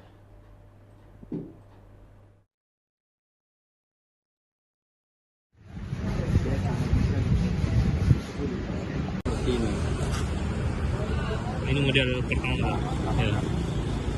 Ini tahun 1900, jadi selesai tahun 1900. Kemudian 1937 itu gereja kapasitasnya sudah cukup baik, sehingga ditambah sayapnya. Dan ditaruh menara di depannya. pintu aslinya ini yang di tengah. Oh, yang di tengah Pak ya? Kemudian buat renovasi kan dari awalnya. Nah ini bagian dalamnya. Renovasi awal ini. Nah, habis itu direnovasi jadi seperti ini. Yang Oh, ini yang sekarang ya Pak ya? Nah, ini bagian dalamnya. Ya, ya. Ini udah berapa kali renovasi Pak? Kedua kalinya. Habis itu ini dipakai sampai tahun 2019 itu mulai ada wacana bahwa akan direnovasi karena sudah tidak cukup lagi kapasitasnya. Iya. Jadi ini dana awalnya, dana dalamnya gereja. Jadi sampai tahun 2023 itu. Jadi setelah itu dipotong 30%. Iya. Dikasih silang. Iya. Jadi, ya seperti ini gereja ini. Ini yang baru. Terus dipotong ini 30%. Sehingga nanti dia jadi Ini model yang baru ya Pak ya? Iya, iya. Ini gereja lamanya, ini yang baru. Itu wah dulu kapasitasnya berapa sih dan mau sekarang ini rencananya kapasitas berapa? Yang paling awal itu kapasitasnya 200 jemaah. Habis itu dan setelah renovasi 1939 itu dia 700. Ya. Nah nanti ini itu sekitar 2000. Bisa sampai 2000 jemaah. Iya, ya. Berarti memang tiap tahunnya ada selalu pertemuan jemaah Pak ya? Nah, tidak setiap tahun tapi setiap minggu itu yang datang gereja di sini itu mungkin sekitar 2000 orang.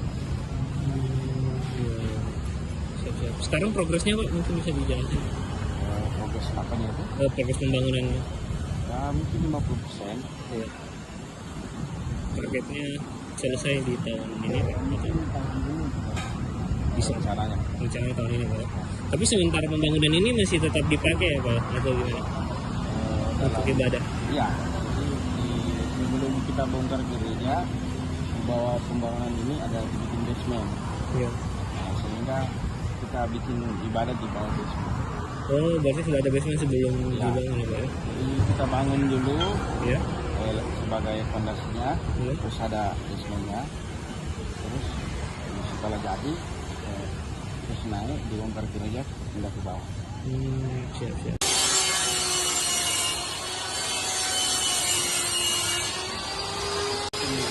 Iya. Nah, ditambah yang samping. Bagian. Habis itu mulai tahun 2019 dikerjakan dan 2023 itu mulai dibongkar dan disambung belakang sudah dikerja. Ya. Tapi proses penggabungannya ini mulai dari tahun 2023 baru mulai digabung Pak. Sampai akhirnya dikerja lagi tahun ini. Jadi waktu kami bangun tahun 2019 itu, ya. Sebelum COVID itu kita sudah bikin basementnya. Ya. Tapi kita masih ibadah di gereja sini, kan Iya. belum bongkar kok. Iya. Nah, habis itu dikasih naik temboknya kiri kanan. Nah, tahun 2000 kan karena ada COVID jadi Iya. pengerjaan. Nah, mulai tahun 2023 dibongkar mini gereja. Iya. Kami pindah di bawah basement untuk beribadah.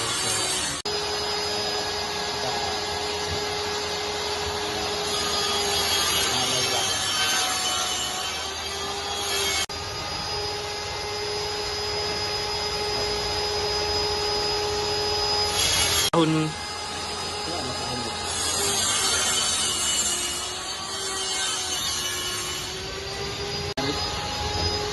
waktu kita meminta rekomendasi dan sekalian budaya untuk renovasi ini, mereka sarankan potong 30% yang sana dan 70%-nya harus tetap seperti itu. Nah, termasuk tampuk depan ini. Jadi ini tidak boleh diganti.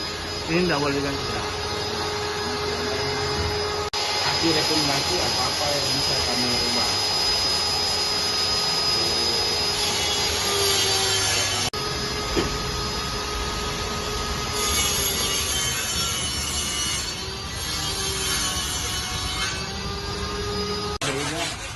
Protestan Emmanuel yang ada menara depannya. Oh, gereja Kristen Emmanuel itu yang ditiru. Tapi direnovasi. Iya. Kan sebelumnya tadi itu, nah Iya. harusnya direnovasi jadinya seperti ini. Ya, jadi seperti ini, Pak. Tapi karena dia itu kesulitan menaruh menara setengah sini. iya. Sehingga mereka pasang saya daripada saya masuk ke sini, kita pasang di depan. Sedangkan di sini kan gereja Katolik itu menaranya selalu di atas atau di samping. Dia jarang ada di depan. Nah itu kalau biasanya arsitektur bangunan yang ini kita gereja Protestan. Biasanya kalau Katolik di tengah atau kiri kanan. Seperti yang kita bikin yang baru. Oh, tapi karena keterbatasan mungkin pengetahuan dulu Pak ya untuk membangun di tengah ya. Nah, jadi harusnya seperti itu. Oh, harusnya seperti ini. Idenya atau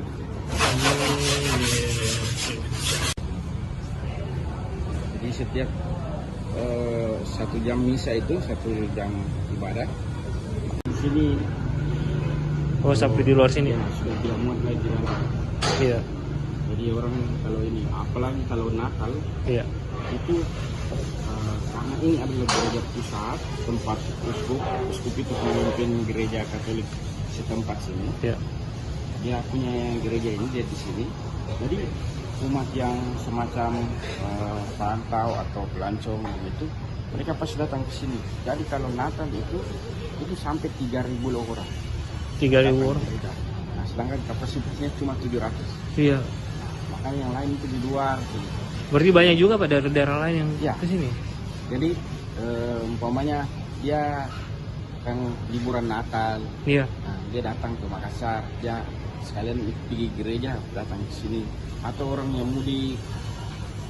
Nah, umat atau orang yang karena katedral ini tempatnya strategis, dilewati oleh jalur transportasi. Iya, betul. Nah, orang dari atas daripada di gereja sini ini naik ke DPT langsung depan katedral. Nah, makanya orang banyak di sini. Iya. Nah, sehingga kalau Natal itu bisa sampai 3.000 orang. Bisa sampai 300 sampai 500 sampai 700 orang.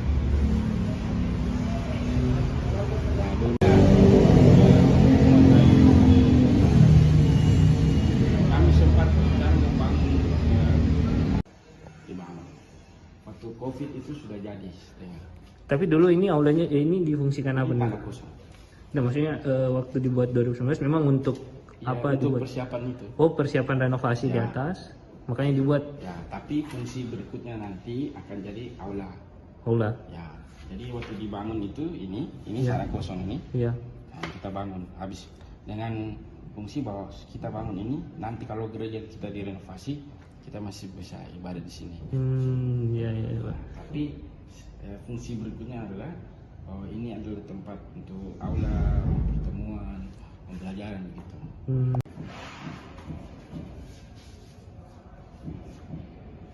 Ini salah satu barang yang dari gereja asli. Ya. Ini dikirim dari Belanda, tapi pembuatan ini dari Prancis. Berarti dikirim Belanda, pembuatan di Prancis, Pak? Ya, dibikin di Prancis, dikirim di Belanda. Jadi ini ada 2 bersaudara orang Prancis yang bikin. Habis itu pastor Belanda bawa ke Indonesia. Ya. Nanti bisa foto, tapi tidak boleh ngaji atas. Siap. Ada ceritanya, cerita bersama ini seperti kayak komik begitu. Iya. Jadi ini kayak macam mural yang ada ceritanya. Berarti ke-14 ini semua mengandung cerita masing-masing yang bersambung, Pak ya? Jadi ini ceritanya ini tentang prosesi Yesus waktu diumati sampai dia wafat di sana sampai di sana. Oh, jadi harus disusun berurutan nih, Pak? Ya. Jadi seperti di atas itu ada tertulis nomornya. Iya. Jadi itu ada perhatian. Nah, itu dia kalau kita ke Yerusalem tempat di sudut-sudut spot itu ada seperti ini. Oh, di sini dia dulu ketemu mamanya. Oh, di sini dia dulu ditolong oleh Simon dari Krene. Nah, di Yerusalem sana ada spot ini. Oh, berarti ada di Yerusalem pun ada yang seperti ini. Kan dulu di kota Yerusalem kan Yesus lewat situ. Iya. Nah, di situ ada dibikin bahkan jadi gereja. Jadi setiap tempat itu, jadi kalau orang-orang Katolik pergi bersiarah, mereka akan pergi ikuti seperti ini di Yerusalem.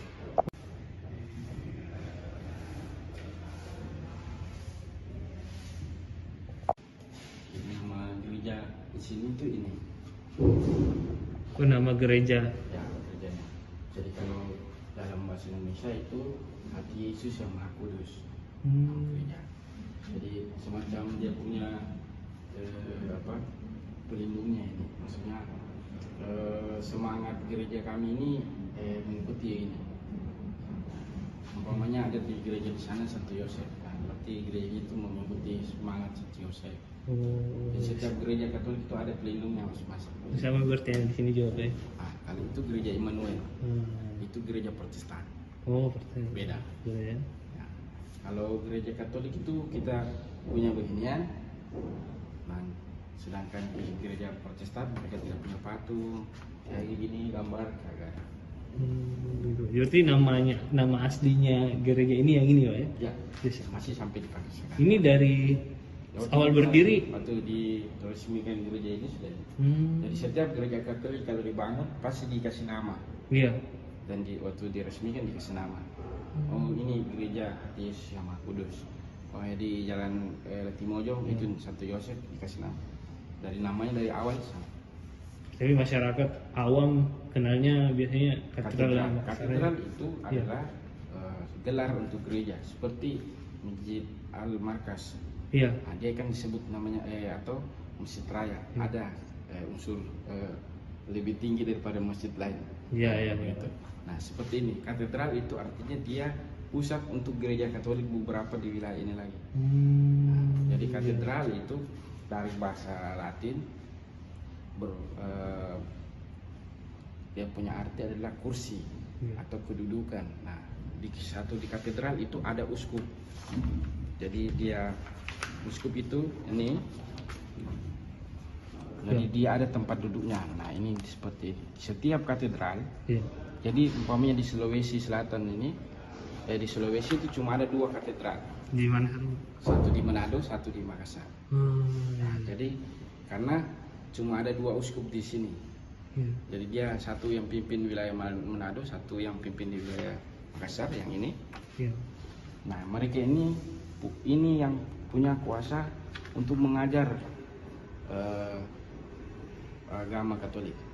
Jadi mereka itu dalam istilah gereja Katolik magisterium, artinya mereka punya kuasa untuk, dan mereka yang berkuasa untuk mengajarkan pengajaran agama. Nah, seperti dia yang kasih keluar semacam ajaran agama atau pemahaman baru, itu mereka yang punya kuasa. Jadi selain mereka ini, selain uskup, tidak ada orang yang bisa mengajar ajaran baru, kecuali uskup sudah umpamanya delegasikan. Jadi pastor-pastor itu mereka itu setia kepada pastor uskup. Ya. Semacam paus itu juga seorang uskup. Dia uskup Roma. Nah, gitu. Nah, dia akan memimpin lagi para uskup. Nah, tapi kuasa mengajar itu para uskup. Berarti kalau didelegasikan ke pastornya baru dia kalau mengajar sesuatu ya harus sesuai yang uskup ajar. Sesuai dengan gereja. Uskup itu gimana Pak? Mungkin apakah dia dipilih atau dia? Ya, dipilih. Nah, dipilih dari Roma. Jadi waktu Yesus dulu, zaman Yesus, dia punya murid 12. Nah, itulah uskup pertama. 12 orang itu. Jadi kan Tuhan Yesus bilang pergi dan mengajarkan semua orang. Nah, Tuhan Yesus memberi kuasa kepada mereka ber-12 ini untuk mengajar orang-orang. Nah, setelah itu 12 orang ini itu menjadi uskup. Nah, paus pertama itu sebagai pemimpin para rasul, para murid-murid Yesus ini. Nah, itu adalah Santo Petrus dan dia jadi paus pertama. Nah, dia juga seorang uskup karena pemimpin para uskup itu disebut paus. Nah, sampai sekarang waktu zaman para murid mereka meninggal, nah itu dipilih berdasarkan ada dewannya lagi. Nah, seperti itu sampai sekarang. Sampai kalau umpamanya ada uskup, kami ini kan sudah mengundurkan diri. Iya. Dia sudah mengundurkan diri, Iya. sudah ada penggantinya. Nah, sebelum dia mengundurkan diri atau dia wafat, dia sudah tulis rekomendasikan namanya. Mas, oh ini pengganti saya nanti ya. Habis itu nanti 50% rekomendasinya dia, 50% nanti berdasarkan semacam sekolahnya apa, bagaimana sikapnya dia. Ya, itu semua dinilai di Dewan Uskup dinilai itu. di situ, dikirim ke belakang ke Roma. Nanti Roma umpamanya kita tidak ada uskup ini, meninggal ini atau dia sakit. Nanti uskup itu yang Roma akan menentukan, oh ini. Nah, nanti dia kirim surat. Nah, kami dari Roma mengangkat pastor ini menjadi seorang uskup. Berarti sampai sekarang dikirim ke Roma Pak? Ya, jadi uskup itu tidak dipilih umat. Ya. Tapi ada dewan di Roma ya? Ya, paus yang mengeluarkan surat untuk mengangkatkan disebut bulla. Jadi surat pengangkatan yang disebut bulla nanti itu dikirim dan dibacakan di gereja. Umpamanya di sini dibacakan bahwa tanggal sekian atas nama paus Vatikan mengangkat pastor ini menjadi seorang uskup. Sekarang kan sudah berapa Pak uskup di Makassar sejak berdirinya? Uskup ini dari ini sekarang sudah 5. Nanti uskup berikutnya itu yang kelima, ke-6. Oh, berarti yang ini yang dari 92 ini yang sudah dari ini sampai ini sekarang. Ini yang baru mengundurkan diri Pak ya?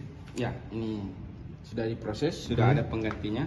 Tingkatkan partisipasi pemilu, KPU Kabupaten Bone sasar 400 pemilih pemula di SMA 13. Untuk informasi lebih lengkapnya, berikut laporan dari jurnalis Tribun Timur, rekan Wahda dari Kabupaten Bone. Selamat datang rekan Wahda.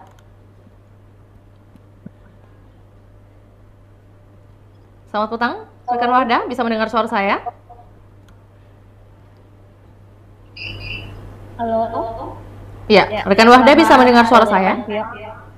Baik, suara saya dapat didengar dengan jelas? Iya, rekan. Ya, baik. Boleh disampaikan kegiatan atau tujuan dari kegiatan hari ini yang dilakukan di SMA Negeri 13 Bone seperti apa? Ya, KPU Kabupaten Bone melaksanakan KPU Go to School yang rencananya akan dilakukan di 5 sekolah yang ada di Kabupaten Bone. Tujuannya yakni mereka meningkatkan partisipasi pemilu, khususnya pemilih pemula yang baru berumur 17 tahun, yang dimana nantinya mereka akan pertama kali menyalurkan hak suara mereka pada 27 November mendatang. Baik, untuk sosialisasi dan simulasi ini apakah mungkin baru pertama kali dilakukan di SMA Negeri 13? Nah, dari informasi yang kami peroleh, sekolah SMA 13 ini merupakan sekolah pertama yang didatangi oleh KPU Kabupaten Bone untuk meningkatkan partisipasi pemilu. Sebanyak 400 pemilih pemula yang terdaftar di SMA 13 Bone yang akan dijadwalkan melakukan penyaluran hak suara mereka pada 27 November mendatang. Baik, selain dari KPU Kabupaten Bone sendiri, mungkin ada siapa saja yang terlibat dalam sosialisasi hari ini? Dari informasi yang kami peroleh, selain pihak KPU sendiri, juga terlibat mahasiswa KKN tematik dari Universitas di Hasanuddin Makassar yang juga diikutsertakan untuk mensosialisasikan partisipasi pemilu di Kabupaten Bone, rekan Vio. Baik, adakah mungkin penyampaian dari pihak KPU Kabupaten Bone sendiri mengenai pentingnya edukasi pemilih pemula maksud saya? Ya, pihak Komisioner KPU yakni Abdul Aziz menyampaikan bahwa partisipasi pemilu ini sangat diperlukan untuk generasi muda khususnya Gen Z karena mereka ini pertama kali akan menyalurkan hak suara mereka di bilik, sehingga sosialisasi untuk pemilih pemula ini sangat diperlukan di Kabupaten Bone, dan rencananya Komisioner KPU Kabupaten Bone akan melaksanakan sosialisasi pemilih pemula ini di 5 sekolah yang mewakili 5 dapil yang ada di Kabupaten Bone, rekan Vio. Baik, lantas mungkin untuk pemilihan lokasi perdana hari ini, terutama di SMA Negeri 13 sendiri, apakah mungkin ada yang disampaikan oleh KPU Bone, mengapa SMA Negeri 13 Bone yang dipilih menjadi lokasi pertama? Ya, dari informasi yang kami peroleh, SMA 13 dipilih menjadi lokasi pertama karena hal tersebut sudah sesuai dengan ketentuan yang telah mereka lakukan rapat internal dari pihak KPU sendiri, di mana mereka memasukkan semua data-data di mana siswa yang paling banyak pemilih pemulanya di kota Watampone, sehingga setelah didata di SMA 13 inilah pemilih pemula yang paling banyak untuk Kabupaten Bone yang ada di wilayah kota Watampone, rekan. Baik, berarti setelah dari atau dengan adanya sosialisasi di SMA Negeri 13 Bone, langkah selanjutnya ke sekolah mana lagi? Ya, dari informasi yang kami peroleh rekan Tio, mereka akan melakukan sosialisasi lagi di 4 sekolah yang ada di 27 kecamatan yang ada di Kabupaten Bone. Akan tetapi belum disebutkan di mana saja sekolah-sekolah yang akan dilakukan sosialisasi tersebut, karena pihak KPU sementara masih mendata ataupun melakukan rapat internal di pihak KPU sendiri untuk menentukan 4 sekolah yang mewakili semua cabang sekolah yang ada di Kabupaten Bone, rekan Vio. Baik, rekan Wahda mungkin boleh lebih detailkan lagi terkait sosialisasi dan simulasi di SMA Negeri 13 Kabupaten Bone sendiri. Mungkin ada rangkaian atau kegiatannya seperti apa saja? Ya, dari pantauan kami di lapangan, sebelumnya pihak KPU Kabupaten Bone mengumpulkan dari 400 siswa itu akan dikumpulkan sekitar 90 siswa perwakilan dari masing-masing kelas untuk melakukan yang dilakukan sosialisasi tersebut. Kemudian nantinya dari pantauan kami di lokasi, mereka akan diarahkan menuju lapangan dan dibuatkan seperti simulasi pada saat pemilihan langsung di TPS, sehingga mereka akan melakukan pemilihan langsung dan mereka akan merasakan aurofobia bagaimana sebenarnya memilih calon kepala daerah di Kabupaten Bone. Dan yang paling terakhir itu mereka akan dicelupkan tinta sebagai tanda bukti bahwa mereka telah menyalurkan hak suara mereka di balik kotak suara, rekan Vio. Baik, kami juga mendapat informasi mengenai nantinya akan diadakan salah satu kegiatan yaitu debat antar pelajar. Apakah benar demikian, ada hal tersebut yang akan direalisasikan? Ya, dari informasi yang kami peroleh, rencananya debat pelajar ini juga nanti akan mewakili seluruh SMA yang ada di Kabupaten Bone, yakni perwakilan yang dimana perwakilannya nanti yang 5 sekolah ini nantinya yang akan mengikuti yang didatangi oleh pihak KPU Kabupaten Bone, yakni KPU Gutu School yang akan mewakili sekolah-sekolah tersebut untuk bertanding di Kabupaten Bone. Dan yang dimana pada pemenangnya nanti yang di Kabupaten Bone akan diikutsertakan pada lomba debat pelajar yang akan dilaksanakan oleh KPU Provinsi Rekan Vio. Ya, baik, terima kasih rekan Wahda atas informasinya dari Kabupaten Bone. Kami senantiasa menunggu update terbaru yang terjadi di Kabupaten Bone. Selamat kembali beraktivitas rekan Wahda. Baik, Tribuners, kami akan tayangkan cuplikan dan juga pernyataan dari Komisioner KPU Kabupaten Bone, Abdul Aziz. Berikut laporannya, selamat menyaksikan. Ahmad Nur Arsyam. Karena saya hari ini kami dari SMA 13 Bone ditunjuk oleh Komisioner KPU Kabupaten Bone untuk melaksanakan simulasi dan pembelajaran terkait pelaksanaan pemilihan kepala daerah di Sulawesi Selatan, khususnya di Kabupaten Bone. Tadi di pagi hari oleh Komisioner KPU telah dilaksanakan sosialisasi tentang cara-cara pelaksanaan daripada pemungutan itu sendiri. Kelas 12 IPA 1. Sebuah kebanggaan dari saya selaku kepala sekolah mewakili teman-teman menyampaikan terima kasih dan penghargaan kepada Ahmad Nur Arsyam, Dan insya Allah kegiatan yang sama ini akan dilaksanakan oleh KPU di beberapa sekolah. Kalau tidak salah tadi ada 5 sekolah yang direncanakan untuk kegiatan sosialisasi ini. Kegiatan ini menjadi penting sebagai pembelajaran kepada pemilih-pemilih mula bagaimana dia menggunakan hak pilihnya nanti pada hari H.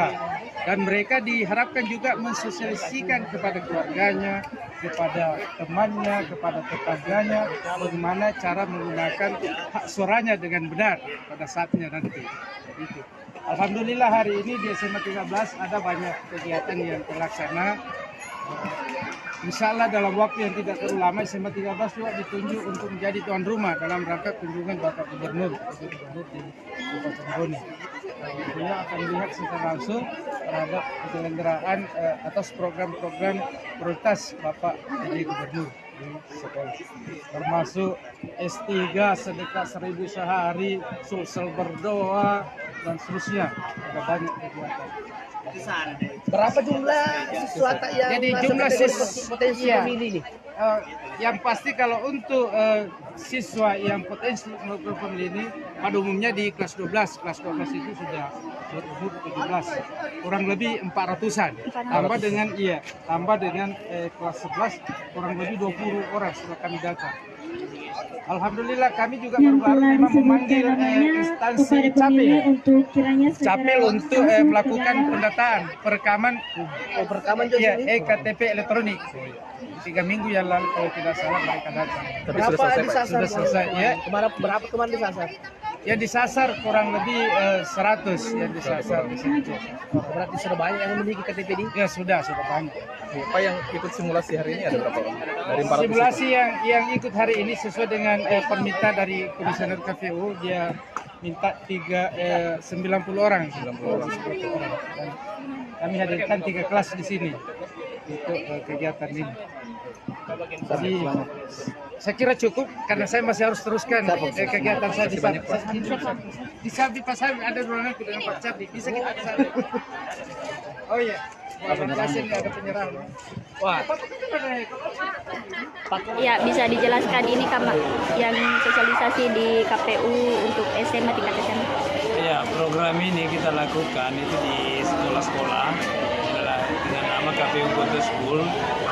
Untuk kemudian ini menjadi sebagai sebuah ajang sosialisasi KPU Kabupaten Bone untuk yang menyasar anak-anak pemilih pemula sekolah. Dan ini kita rencanakan ini di 5 sekolah nanti di Kabupaten Bone. Tujuannya satu itu untuk mengedukasi pemilih pemula agar kemudian bisa menjadi lebih bijak, agar menjadi pemilih yang cerdas. Kemudian ke depan mereka bisa hasil pilihan mereka lebih memilih pemimpin yang berkualitas untuk pemimpin Bone dan Sulawesi Selatan pada umumnya. Tadi kan disebutkan 5 sekolah, Kak. Bisa dijelaskan itu Kak sekolah-sekolah mana saja nih? Ya kami rencana ini kan adalah sekolah pertama. Kami merencana itu melakukan di semua wilayah. Ada di utara, tentu kemudian nanti kita akan melakukan rakor terlebih dahulu untuk penentuan sekolahnya. Yang jelas dari 5 sekolah itu baru ini yang kita tentukan. Nanti kita akan pelajari lagi sekolah mana yang kemudian akan kita sasar. Karena sebelumnya kan pernah kita masuk KPU Go to School pada zaman pemilih juga pernah.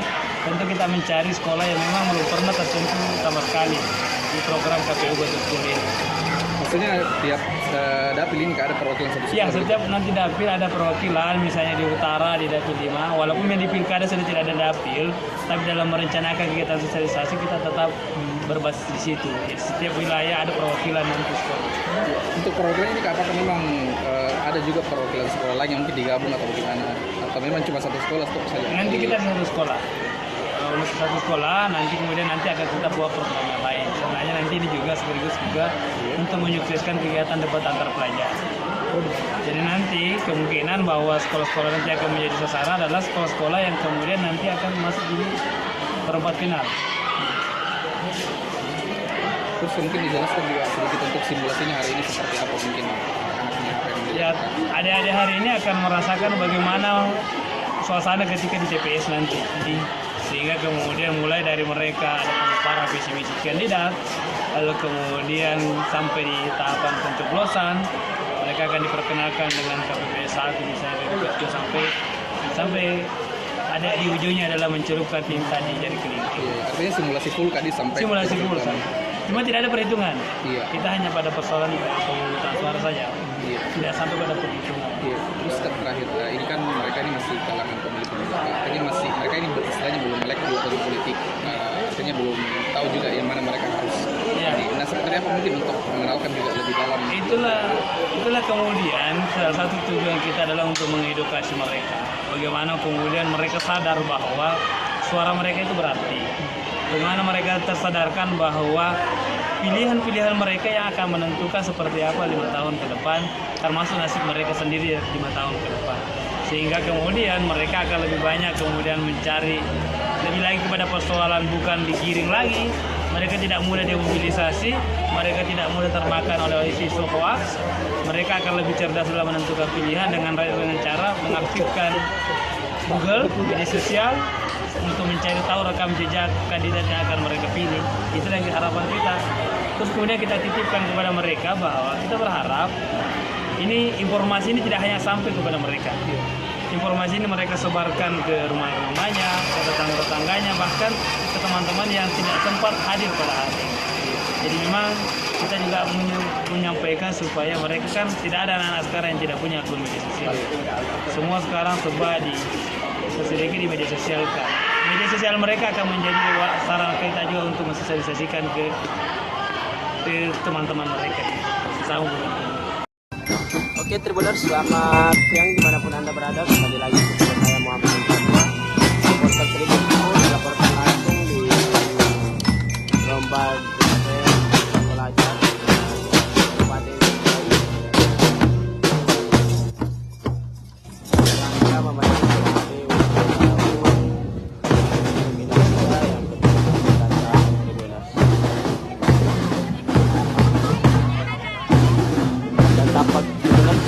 kita lihat antusias masyarakat Kabupaten Sinjai dalam menyaksikan lomba ini sangat besar.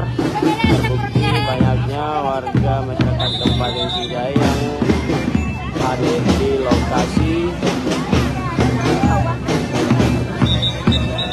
lomba yang dilaksanakan hari ini. Tribuners.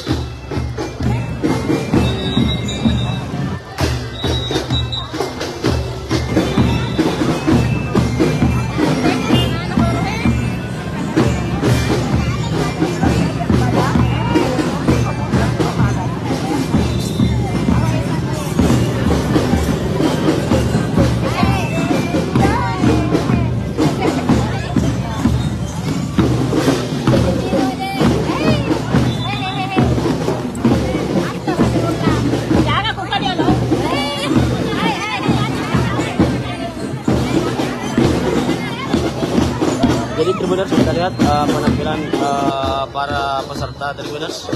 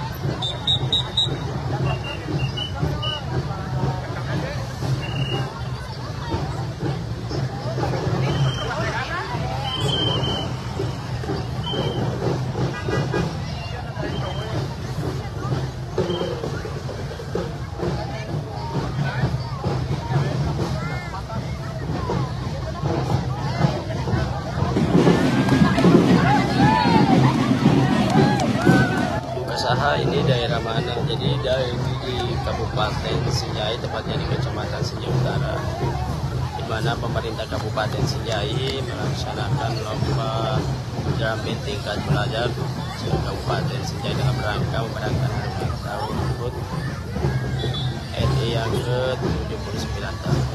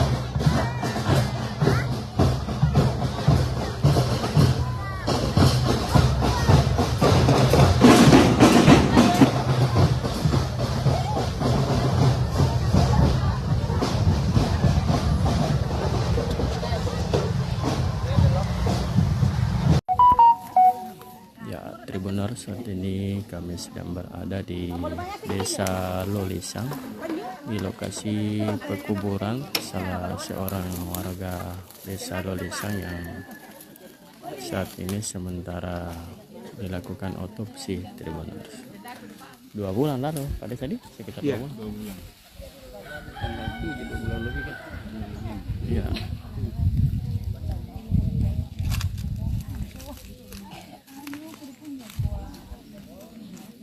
Ini warga sementara menunggu hasil dari pemeriksaan tim Inafis Polres Bulukumba. Tribuners.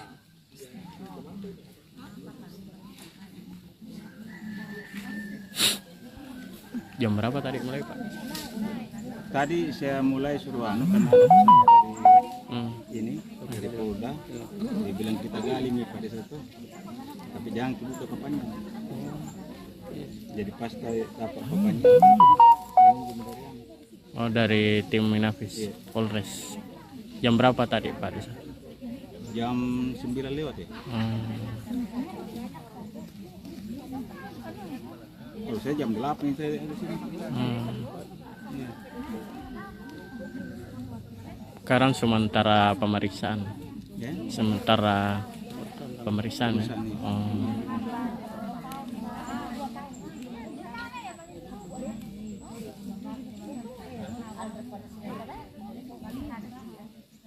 Siapa lagi namanya pada saat itu yang meninggal? Irma. Herma. Panggilannya Irma. Herma. Panggilannya Irma. Warga sini memang. Iya, cucuku. Oh, cucu. Oh, cucu tak ini yang korban. Oh. Tapi saya enggak tahu ini saya masalah di Makassar, Pak. Iya. Jadi waktunya dikuburkan itu sempat dia tidak tunggu saya tuh karena waktu sudah yang dikuburkan saya baru datang. Dusun apa lagi namanya ini? Dusun Kasih Putih. Kasih Putih.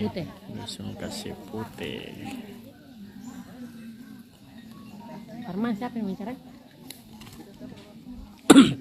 Kita keluarga tuh jadi wawancara saja harapan tak tuh prosesnya proses ini. Semangat.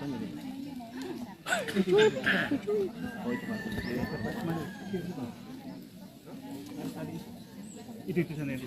Oh iya. Ini anunya ini. Orang tuanya mana?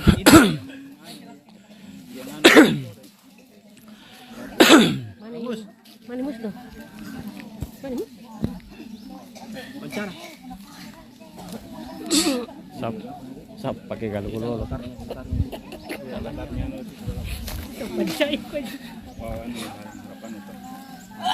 Terjadi otopsi harapanmu. Ya. Apa? Simpan dulu. Kegiatan yang kasih muncul. Ini. Oke, siap. Bisa sih. Bisa didampingi. Iya, oke. Pak, bisa diceritakan hari ini ada apa di sini, Pak? Ini kan ada kegiatan otopsi yang harapan kita dari keluarga untuk yang pertama mencari keadilan. Seperti itu, karena yang selama ini yang kita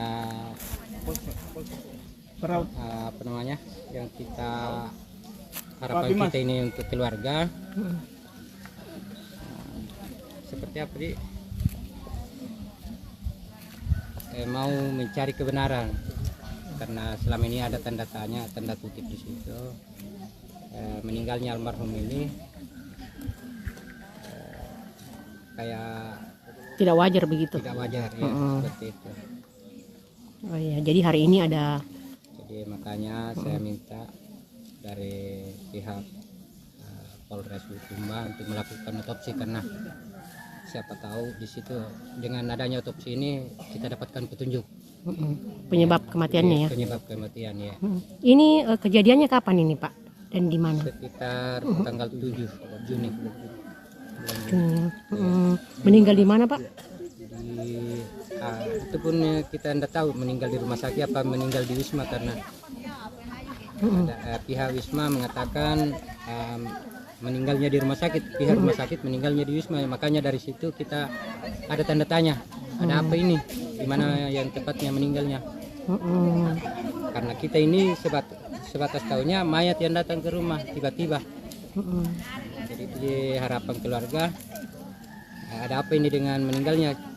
Ada berita bilang meninggal ini yang sekarang kita otopsi, terus setelah itu siapa yang kita tanya-tanya bersama korban yang memberi informasi ke kita sampai sekarang juga tidak ada. Akhirnya kita cari kebenaran itu. Kalau di rumah sakit sendiri kemarin tidak ada juga petunjuk, Pak. Kalau korban meninggal karena apa? Belum ada petunjuk yang kita dapatkan. Jadi hari ini kita lakukan otopsi. Kalau pihak keluarga sini sudah pernah melapor di pihak berwajib? Sudah. Dari hari kejadian itu langsung melapor ya. Iya. Kenapa melapor, Pak? Karena ya adanya itu tuh ganjal. Yang ganjal di ini. Dari kematian. Dari kematian. Siapa namanya ini korban? Hermawati. Umur? Umur 38 tahun. Sekitar itu. Ya 30-an. Oh, dia bekerja di Bulukumba berarti? Iya. Sebagai apa dia? Di salon. Ya. Kecantikan. Siapa nama Pak? Abdul Haris. Sepupunya, Dik? Iya, sepupu. Iya, oke.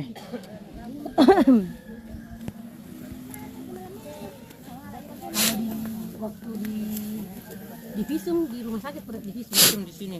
Oh. Malam itu juga, malam datanya korban setelah saya sampai di Polres. Apa yang ditemukan tadi? Ada luka memar apa? Luka memar tidak ada, tapi sejenis lebam-lebam itu di bagian belakang korban itu banyak. Oh, ada, banyak. Hampir ya setiap pori-pori. Oh, kemudian busa juga di mulut. Oh, tempat ada busa di mulut. Iya, busa di mulut. Oh, lubang di punggung korban, Dik? Iya. Ini ada dugaan. Ya? Ada dugaan polisi. Saya tidak bisa menduga-duga, Pak. Jadi mungkin inilah jadi petunjuk ini. Jadi saya tidak bisa menduga-duga. Jangan sampai saya bilang ini itu, saya tidak tahu juga. Ya, menyerahkan sepenuhnya pihak kepolisian. Ya. Lebam apa di bagian belakang? Iya, sejenis bulatan-bulatan itu. Di bagian belakang. Juga bagian punggung sini.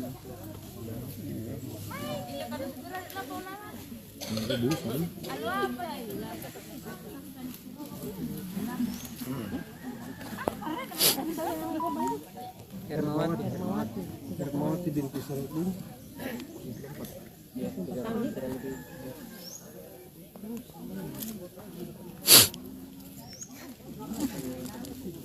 Kerelan.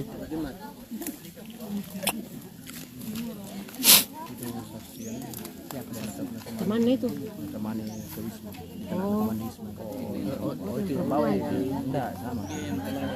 Oh. Oh. Kemudiannya kita juga dapat dari sini. Oh. Iya, karena ini yang satu-satunya mengantar korban. Dia yang sempat dikirim. Jadi dari informasi dari sini kita dapatkan sedikit petunjuk. Oh, kalau korban ini dijemput seperti itu. Dijemput sama? Iya, si pacar. Oh. Ada laki-laki yang jemput. Ada laki-laki yang jemput. Siapa namanya itu laki-laki, Pak? Dan itu memberi juga informasi. Siapa namanya laki-laki itu, Pak? Siapa lagi itu? Nama aslinya Abu Jufriawan. Jufriawan, Siapa? Jufriawan. Jufri. Jufri. Jeffrey.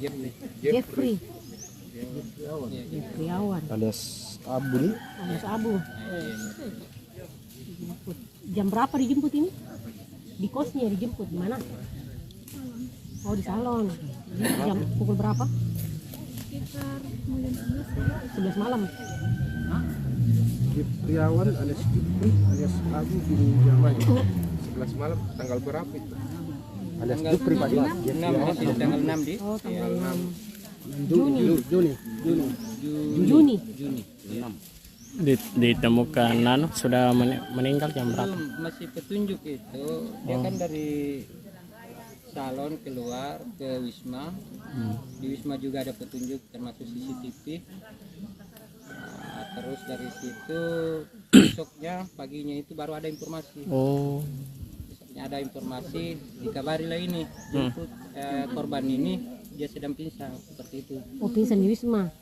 Katanya seperti itu, tapi kan pihak Wisma masih menduga-duga juga. Kita belum tahu juga bagaimana kronologi sebenarnya.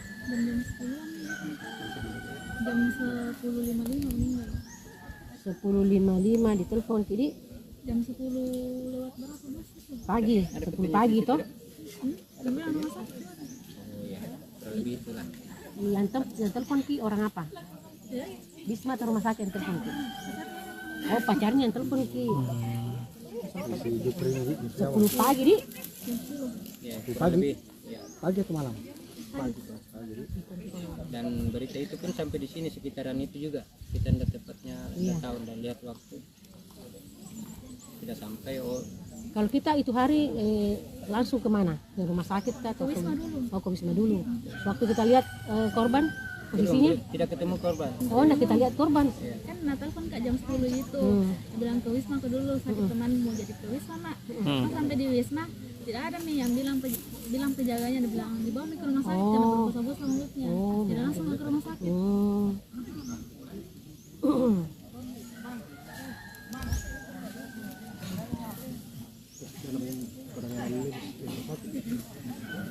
Dan itu sudah dinyatakan meninggal juga. Nah, itulah yang Pukul bingung itu. kita karena pihak rumah sakit katanya sudah tidak bernyawa. Oh, waktu dibawa di. Dan pihak Wisma juga tidak mengatakan bilang dia sudah meninggal, dia masih bernapas.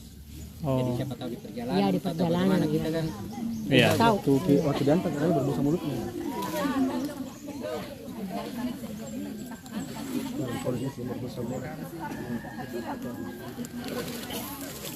Coba. Kalau dari petunjuk video kayaknya masih ada napas. Ada napas ya. Sampai di rumah sakit itu. Oh. Masih ada detakan jantung.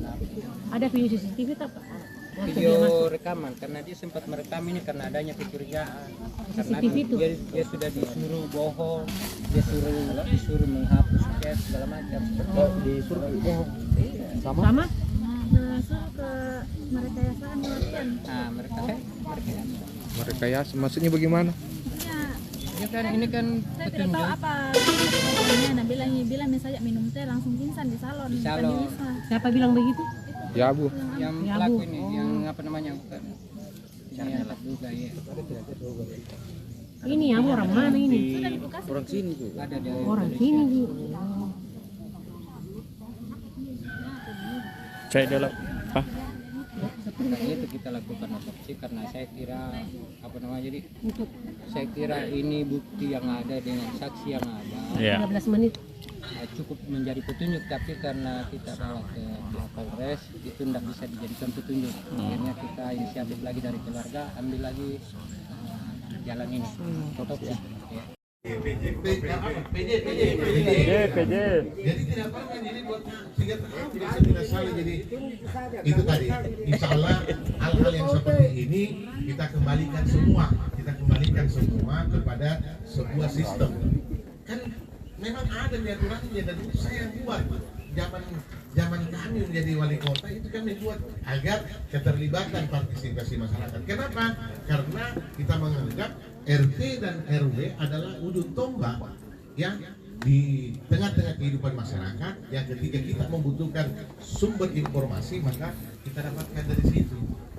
Tidak ada lagi ya. Ketika itu sudah mulai ada orang-orang yang kita sudah bilang sama RT kalau ada apa-apa di lingkunganmu, ada warga yang kau tidak bisa, tiba-tiba ada masalah, berarti ketua RT dan RW tidak bekerja dengan baik. Dan itu yang kita harapkan. Dan itulah kita nanti mudah-mudahan Pak Api jadi wali kota.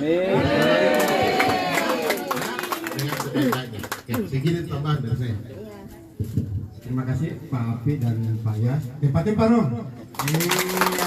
Untuk selanjutnya coba kita minta 2 wargata untuk bisa secara simbolis 3. Silakan 3. Mungkin 1 laki-laki, 2 perempuan. Ibu-ibunya untuk menerima secara simbolis atau sembako dari Pak Api.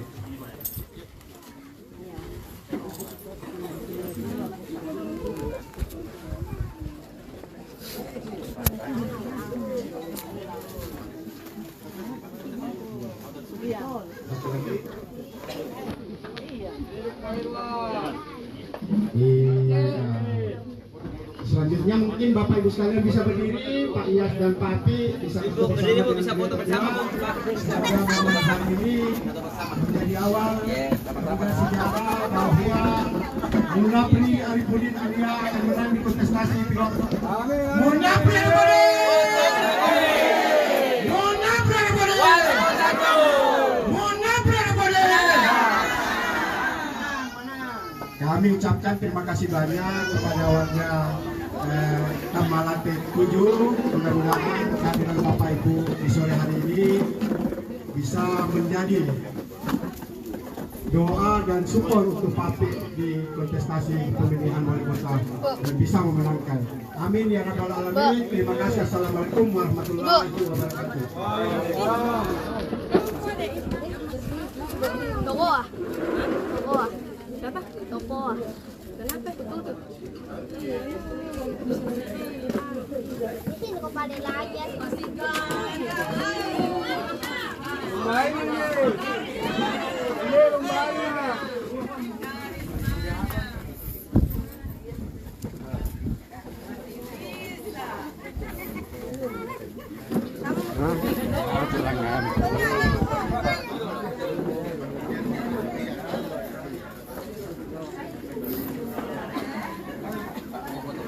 Mari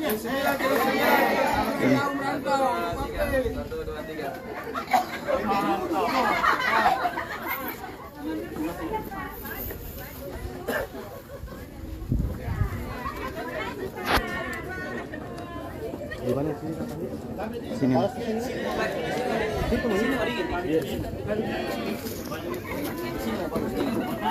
Panas sekali.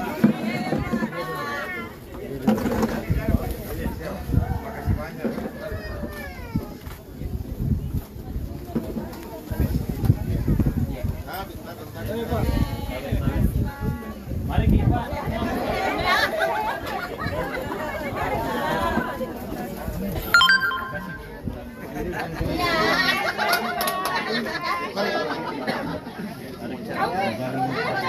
Apa? Kita temani Pak Api dalam rangka apa ini Pak? Mulai Sebagai kader Golkar, ya punya tanggung jawab. Dan kebetulan saya ada waktu. Api tanya tadi pagi saya sama-sama di warung kopi, ketemu di warung kopi, kemudian beliau tanya, ada waktu tak? Sebentar saya bilang, Badalur boleh, Badalur, ada kegiatan sosialisasi usaha, oke saya datang. Jadi seperti itu. artinya kita sudah mendukung penuh Pak Bu Alia berpasangan dengan Pak Api. Iya, artinya saya berterima kasih ya.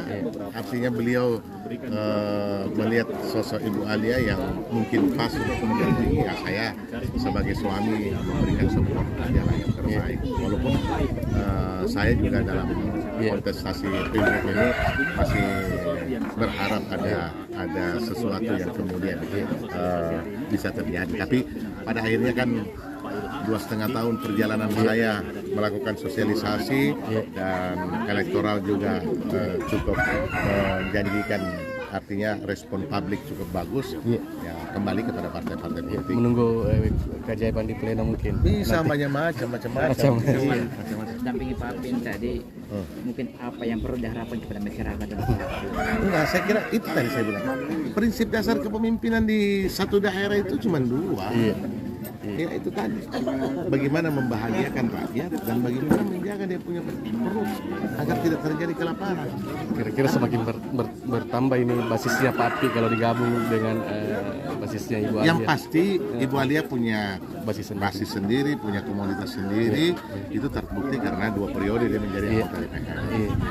Artinya kalau dalam teori politiknya kolaborasi 2 kekuatan ini yang sudah ada pasti akan memberikan sebuah hasil yang maksimal. Semalam juga foto beredar sama Kiki sama Seto. Apakah ini bagian dari klarifikasi? Apanya? Foto. Mana? Wih, saya ini kan tuh tahu nih. Seandainya setan juga ada suaranya, berteman juga sama setan. Cuma saya ini setan tidak ada suaranya, jadi saya tidak berteman sama setan. Jadi begini, prinsip dasar berdemokrasi adalah silaturahmi. Jangan karena beda pilihan kemudian kita memutuskan silaturahmi. Dan Bapak Mijayakut tuh stilku seperti apa? Orang caci maki saja, saya masih berteman. Apalagi orang yang normatif. Jadi tidak ada. Tidak perlu. Jadi saya foto tadi malam, besok saya ketemu sama Pak Dani sama Indira, foto lagi tidak ada di masalah. Iya, Pak Yas. Soal menurutnya Pak Airlangga. Responnya. Baik, kalau itu no comment. Itu no comment. Kasih Pak Yas. Ya,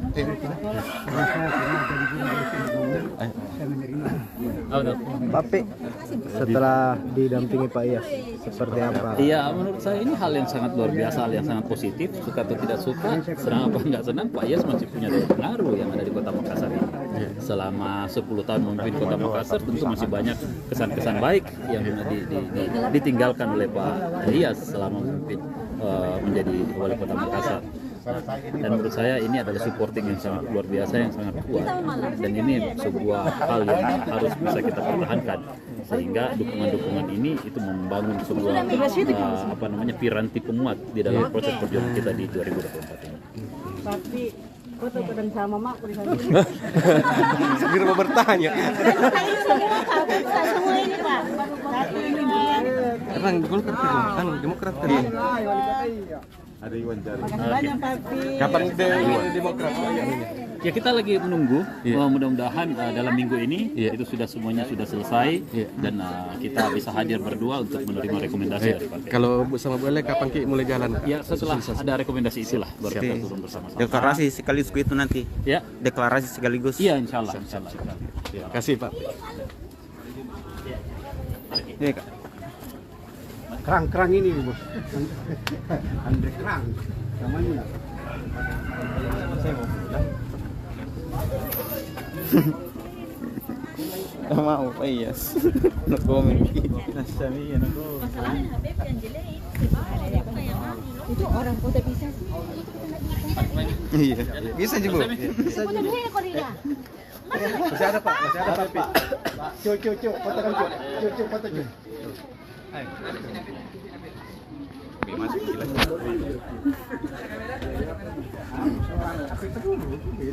Oke, Tribuners, selamat siang. Jadi saat ini kita sedang berada di Kecamatan Tamalate, di mana mantan Wali Kota Makassar 2 periode Ilham Arif Sirajuddin sekaligus suami dari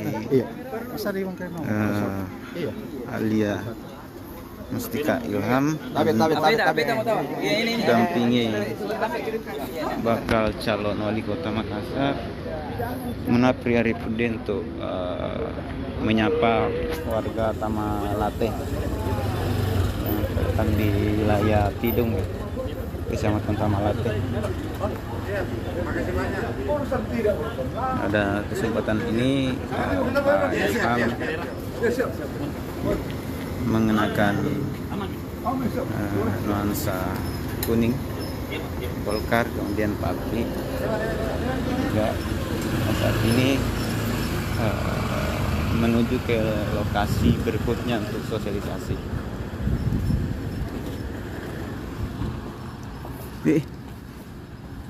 Punggung 1 Rama 33, angka masuk kami nomor punggung 15 Batis, nomor punggung 5 Yugran 18 Adi, 7 Hamka, nomor punggung 6 Tikar 16 Andi, 8 Ripadi, dan nomor punggung 13 Muhammad Husnul Pratama. Sementara yang berada di disposisi dagang nomor punggung 24 Padil, 3 Imam, 11 Momok, Durga, dan Hadir. Untuk kelurahan Salabulo di bawah pelatih Japur Samsung, 11 pemain yang dia turunkan di babak pertama, 43 Aras, 16 Saleh, 28 Apriyansa, 19 Pandi, nomor punggung 27 Rambu, 7 Yoga, 20 Alfian, 8 Nabil, 9 Yohan, 13 Rinaldi, dan nomor punggung 10 Iwan. Sementara pemain yang berada di bench kita dagang, nomor punggung 24 Arun, 6 Redi, 21 Redi, nomor punggung 5 Yaya, 12 Rude, 23 Salah, 22 Fajar, 14 Abid, dan nomor punggung 11 Ken. Kita saksikan para penonton dengan kostum kebesaran kuning kombinasi hitam-hitam adalah pemain dari kelurahan Banyurako berada di area sebelah utara lapangan Gaspa, sementara dengan kostum putih hijau kelurahan Salabulo berada di area selatan lapangan Gaspa. Kita saksikan wasit yang memimpin jalannya pertandingan dengan isyarat kepada kedua tim dan wasit cadangan serta masing-masing penjaga gawang kedua kesebelasan untuk segera kita menyaksikan jalannya pertandingan babak pertama antara kelurahan Banyurako berhadapan dengan kelurahan Salabulo dalam pengasapan bola di kaki pemain Banyurako. Angka langsung berikan umpan ke depan, jatuh di kaki pemain belakang Salabulo, namun kali ini bola dapat dikendalikan. Setelah kita lihat ada pelanggaran terjadi di sana di lapangan Gaspa ini, menguntungkan untuk Salabulo. dan pada semifinal kali ini pemain nomor punggung 19 antara Kelurahan Salabulo dan juga Kelurahan Dangirako. Pada yoga tadi kembali ke Pandi, namun berhasil dikendalikan oleh pemain nomor punggung 38 Muhammad Husnul Pratama sendiri di sana. Dan seperti yang terlihat Lagi-lagi datang serangan dari pemain-pemain Dangirako Tikar kepada Rinaldi, masih Rinaldi. Masih saja penonton yang memenuhi pinggir lapangan untuk menyaksikan tim kelurahannya bertanding. Dalam pemesan pemain Salabolo kali ini di area tengah. Perlu diketahui juga Tribuners bahwa ASK Cup ini merupakan rangkaian peringatan Hari Kemerdekaan umpan ke depan dihalau oleh pemain belakang Daniel Rako, tapi kembali dikuasai oleh pemain Nabil dari Salabolo. Masih Nabil, bola meninggalkan lapangan permainan, lemparan ke dalam untuk Daniel Rako.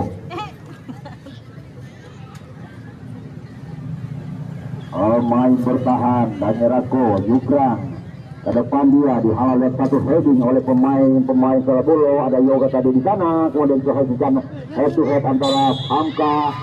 Pelanggaran menguntungkan untuk Daniel Rako di arah tengah. Cukup menarik di awal pertama ini, permainan sudah berlangsung tempo cepat antara kelurahan Daniel Rako dan Salabolo untuk menentukan siapa diantaranya menjadi pemain kesebelasan yang akan berhadapan dengan Topung di babak final esok hari. Lemparan ke dalam sudah dilakukan ke belakang kepada pemain Tikar, masih Tikar. Ke tengah dia ada Aldi, namun berhasil masih kembali kali ini Hamka mengantisipasi bola. Rinaldi, berbahaya, kita lihat membangun serangan pemain-pemain dari Salabolo di kaki Nabil sekarang. Masih Nabil ke belakang, dia memberi operan, umpan ke depan, bola jatuh di kaki pemain nomor 6 Tikar, melebar ke kanan. Ada Andi tadinya Ripaldi, namun kembali Ripaldi menguasai bola pemain dari Daniel Rako ini. Ke depan ada satu pemain yang ada di sana, Usul Pratama, namun berhasil dihalau oleh Topor Hadai. Yoga, pemain dari Salabolo, menguasai bola, masih Yoga, pendek saja dia, sekali Johan ke tengah, namun ada Hamka di sana. Sudah berganti pemain kedua kesebelasan dalam mengendalikan bola kali ini. Daniel Rako bangun serangan, ada pelanggaran, menguntungkan untuk Daniel Rako. Dari arah tengah semakin ramai supporter dan saya mau sapa supporter. Mana supporternya Daniel Rako? Mana supporternya Salabolo? Udah kalah sih.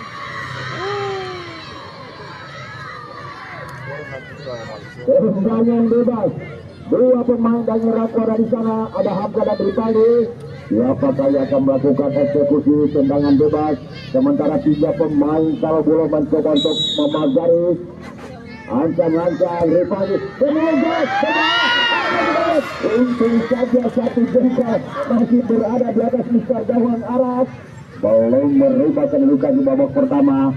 Masih berbagi skor 0-0 kedua kesebelasan. Tendangan gawang arah kepada stopper handal Salabolo. Saleh, umpan ke depan, ada Hamka menghalau bola, meninggalkan lapangan permainan. Lemparan ke dalam, Pandu. Pada siapa Pandu akan melakukan lemparan pada kapten di belakang maksudnya Alfian, namun dihalau oleh pemain dari Zulfikar. Bola kembali, Pandi sudah melakukan lemparan, kembali ke Pandi. Digelar oleh Askot PSSI Kota. Ikar kali ini mengendalikan bola, di heading oleh stopper dari Salabolo ini pada Yoga melebar dia ke kanan. Dari kelurahan yang ada di Kota Kali ini hasil kandas, upaya pemain-pemain dari Salabolo ini Tikar kembali dengan arah kodatuk berhasil sekali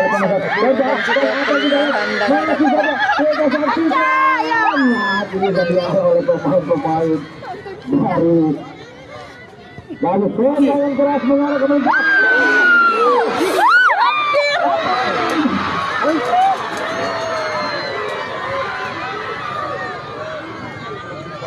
Luar biasa di menit-menit babak pertama ini sudah berganti.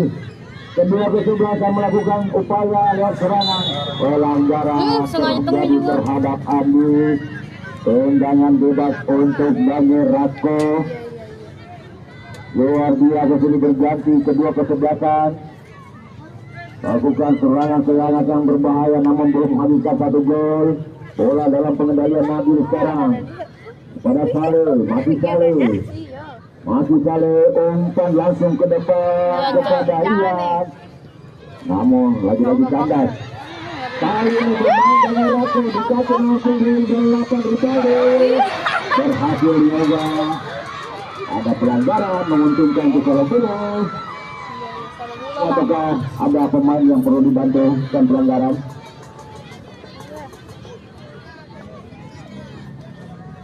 Memang luar biasa di menit-menit awal saja mereka sudah berjibaku untuk mengendalikan bola. Mudah-mudahan kita mendoakan Rinaldi tetap bisa lanjut untuk tindakan replay kembali diperlihatkan oleh kedua kesebelasan setelah wasit tadi menghentikan sementara pertandingan. Hamka langsung buang bola keluar mengarah ke arah penjaga gawang Salobulo. Tentu kepada pemain belakang Saleh Pandia. Pandi tadinya ke depan Pandi. Rinaldi kandas dikerat pemain belakang Daniel Rako. Kali ini Daniel Rako membangun serangan di kaki Andi. Umpan ke depan Andi, maksudnya namun bola cukup cepat lagi. Lemparan ke dalam sudah dilakukan oleh pemain dari Salobulo ini. Dihalau oleh tendangan keras, di arahnya bola bergulir dalam penguasaan kali pemain Salobulo. Tikar Rivaldi, masih Rivaldi. Ada pelanggaran terjadi terhadap Rivaldi. Di arah tengah sudah melakukan tendangan bebas pada Tikar. Masih Tikar, tendang saja kepada Hamka. Melebar dia ke depan. Lagi. Oh, yang meninggalkan lapangan permainan.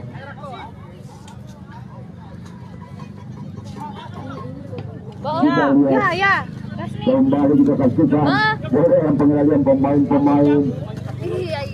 Daniel Rako. Ini berganti dalam penguasaan bola pemain kedua kesebelasan.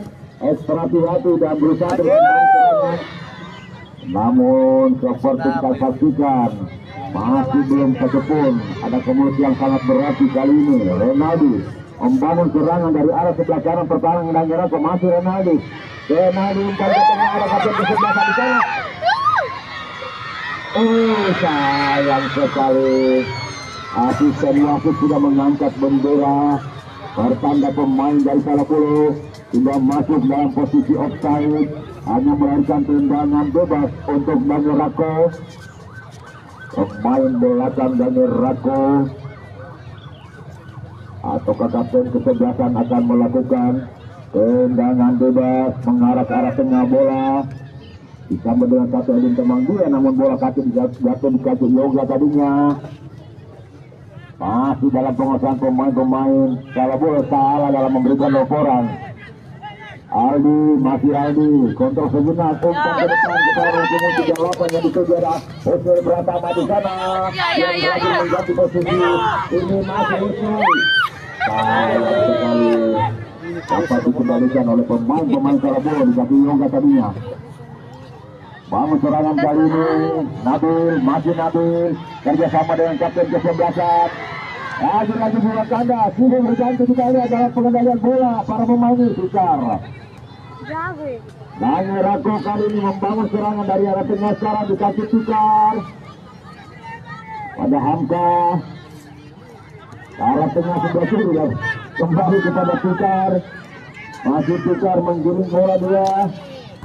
Ke belakang ada Hamka. Masih Hamka.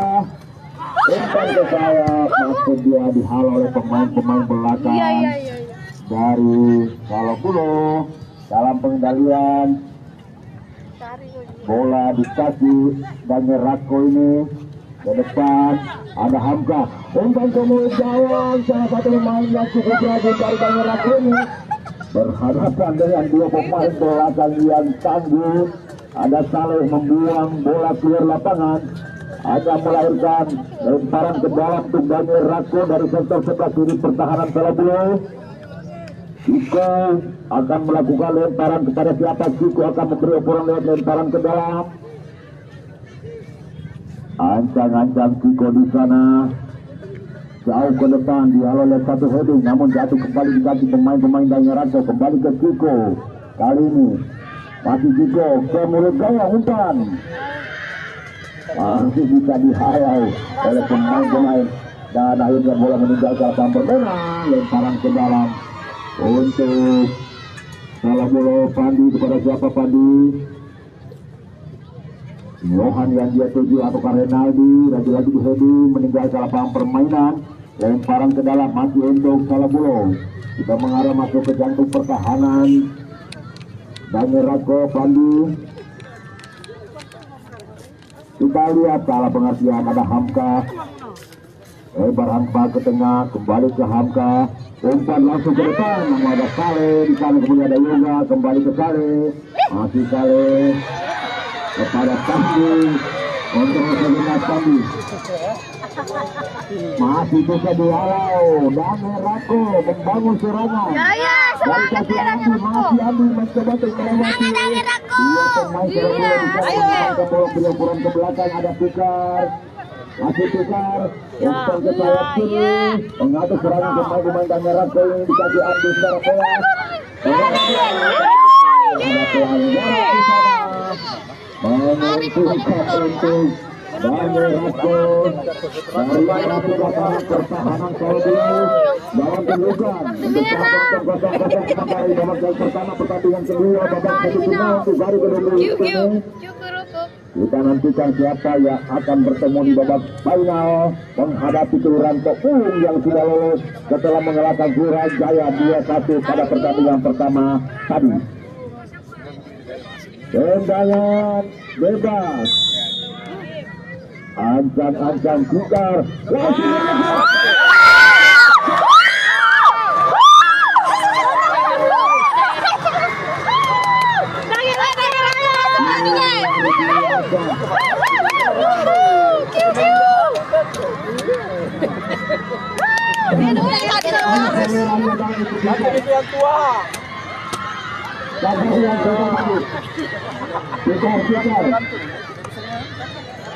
Tribunal seperti yang terlihat baru saja tim kesebelasan dari Daniel Rako mencetak sebuah gol di gawang Kelurahan Salabulo. 1-0 sementara dalam belunggu kapten kesebelasan Renaldi. Angka Daniel Rako sementara unggul di kaki Angka sekarang 1-0 ke Daniel Rako pada Pikar ke belakang. Pikar berlebaran, 3 pemain di sana, lemparan ke dalam untuk Daniel Rako di arah tengah. Bola, wasit, bola. Oh, sudah.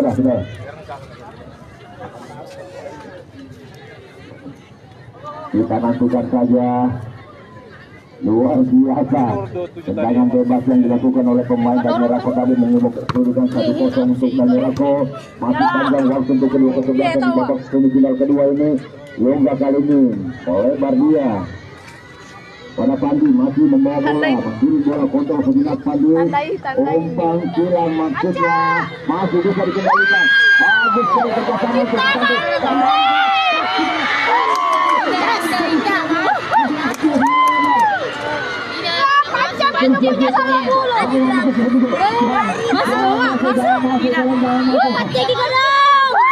Paceki kodong.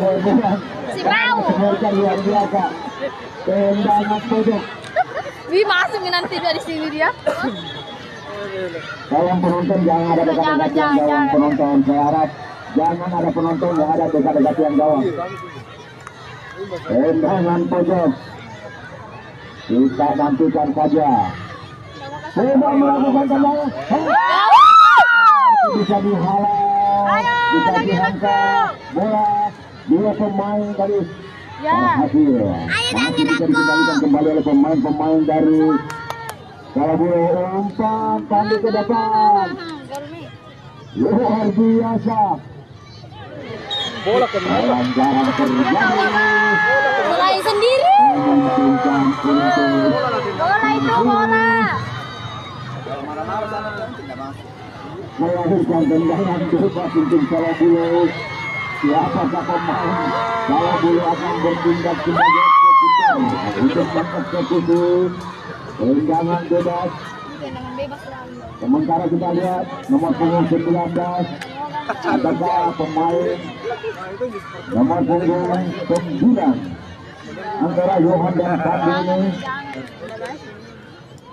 5 pemain dari Daniel Rako, bahkan 6 coba untuk memagari. Ancang-ancang Johan dan Fandi ada dekat-dekat bola. Masuk.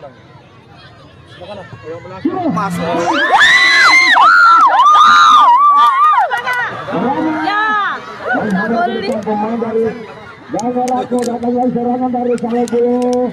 Lagi-lagi kandas, membangun serangan kembali Salabulu. Lagi Yoga dihalau oleh pemain belakang, masih Yoga, namun bisa dikendalikan oleh kembali. Sayang tidak ada teman, masih tak bisa terjangkau oleh pemain Alfian ini. Lagi bola cukup kencang meninggalkan lapangan permainan, belum merupakan kedudukan. Memimpin unggul sementara Kelurahan Danyerako. Mana pendukungnya Salabulu? Mana pendukungnya Danyerako?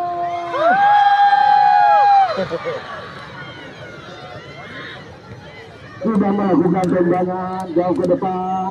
Pikar kali ini Kesaksikan berusaha pemain ada pelanggaran menguntungkan untuk Danyerako di area pertahanan mereka. Tendangan bebas Aldi, pemain dari Danyerako, berikan isyarat kepada teman-teman yang ada di depan pada siapa Aldi akan memberikan laporan lewat tendangan bebas jauh ke depan, disambut dengan satu heading oleh Yoga. Pemain tersebut kembali mengarah ke pertahanan mereka. Namun kita lihat ada Saleh, ada Pandi, masih Pandi melewati salah satu pemain, kemudian berikan laporan pendek ke depan. Ada Nabil melewati dua pemain, lebarnya ke kanan berbahaya tentu saja, namun bola jatuh dikasih Tikar. Pemain dari Danyerako ke belakang, dia lagi kembali kepada Tikar, masih Tikar kontak. Baik, Tribuners, kembali lagi bersama saya reporter Tribun Timur Syamsul Bahri, langsung dari Jalan Poros Tanete ke Kecamatan Kajang, Kabupaten Bulukumba, Sulawesi Selatan. Jadi samping kiri kanan ini terlihat pohon-pohon karet yang sudah menjulang tinggi, Tribuners, sudah berumur, kirakan dari lebih dari 10 tahun ini umurnya, Tribuners. Sudah butuh diremajakan lagi. Ya, di sepanjang jalan ini tidak ada perumahan, Tribuners. Nah, ini cukup luas sekali. Hutan karet milik Balam Besi Real Estate Lonsum ya. Kalau di Kabupaten Bulukumba ada perkebunan lonsum yang cukup luas, sekitar 5.000 hektar, Tribun. Salah satunya berada di wilayah ini. Kita akan melihat lebih jauh keindahan dari pohon-pohon hutan karet ini yang ada di Jalan Poros Tanete ke Kecamatan Kajang. Ini masih lokasinya berada di Kecamatan Bulukumba. Ya, ini sudah tidak terlalu produktif lagi karena sudah berumur. Terima kasih. Dan dapat kami informasikan juga bahwa hari ini pihak BPN akan turun juga melakukan pengukuran kebun karet milik PT Lonsum untuk hari ini. Nah, saat ini saling mengklaim antara masyarakat dengan warga masyarakat dengan PT Lonsum maksud saya. Antara lahan yang dimiliki PT Lonsum dan diklaim oleh masyarakat. Ya, kita akan jalan-jalan lagi ke arah Kecamatan Kajang sampai kita lihat wilayah perkebunan ini sepanjang jalan. Biasanya di tempat ini banyak dikunjungi oleh warga yang melakukan jogging di sore hari maupun di pagi hari. Paling ramai di akhir pekan Tribuners. Ya, kebun karet yang terbesar, hutan karet yang terbesar di Sulawesi Selatan ada di sini.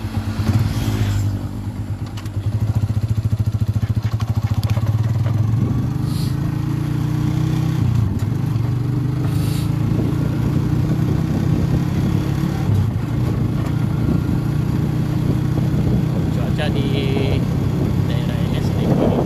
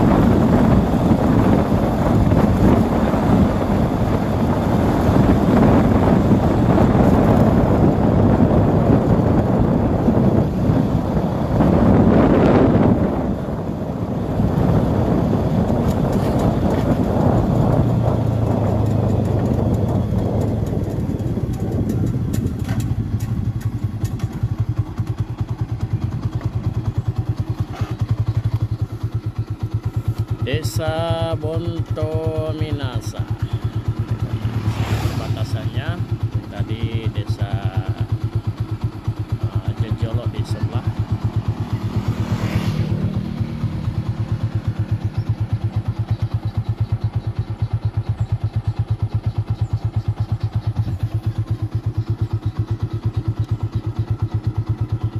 Oke, Tribuners, demikian laporan kami dari Poros Tanete Kajang. Katedral Makassar percantik diri sambut 2000 umat Katolik. Untuk informasi lebih lengkapnya, laporan dari jurnalis Tribun Timur, ada rekan Faki dari Kota Makassar. Selamat sore rekan Faki. Ya, selamat sore rekan Tio. Ya, rekan Faki boleh disampaikan mungkin tujuan dari renovasi Katedral Makassar seperti yang terjadi saat ini dalam rangka apa? Katedral Makassar, salah satu rumah ibadah legendaris yang berada di Jalan Kajuala Lido, Kota Makassar, ini sedang dalam tahap renovasi. Katedral Makassar saat ini dalam tahap perluasan untuk bangunan agar bisa menampung lebih banyak jemaah untuk beribadah setiap pekannya. Nah, Sekretaris Pastor Pele Colin menyampaikan bahwa saat ini proses renovasi menyasar 30% dari bangunan Katedral Makassar saat ini. Kenapa hanya 30%? Pele Colin menjelaskan bahwa Katedral Makassar ini masuk dalam salah satu cagar budaya sehingga sesuai aturan 70% dari badan bangunan masih harus dijaga keasliannya. Maka dari itu untuk menambah kapasitas dari Katedral Makassar dilakukan perluasan terhadap 30% badan bangunan. Nah, ini menyasar bagian belakang sehingga tampak depan dari Katedral Makassar ini tidak berubah. Pintu utama dengan ornamen kaca yang berada di atasnya ini masih dipertahankan keasliannya. Begitu juga dengan menara yang berada tepat di depan Katedral Makassar masih tidak tersentuh proses renovasi. Namun bagian dalam dari Katedral Makassar ini sudah dilakukan renovasi. Begitu juga terhadap sisi sayap kanan dan kiri dari Katedral Makassar ini.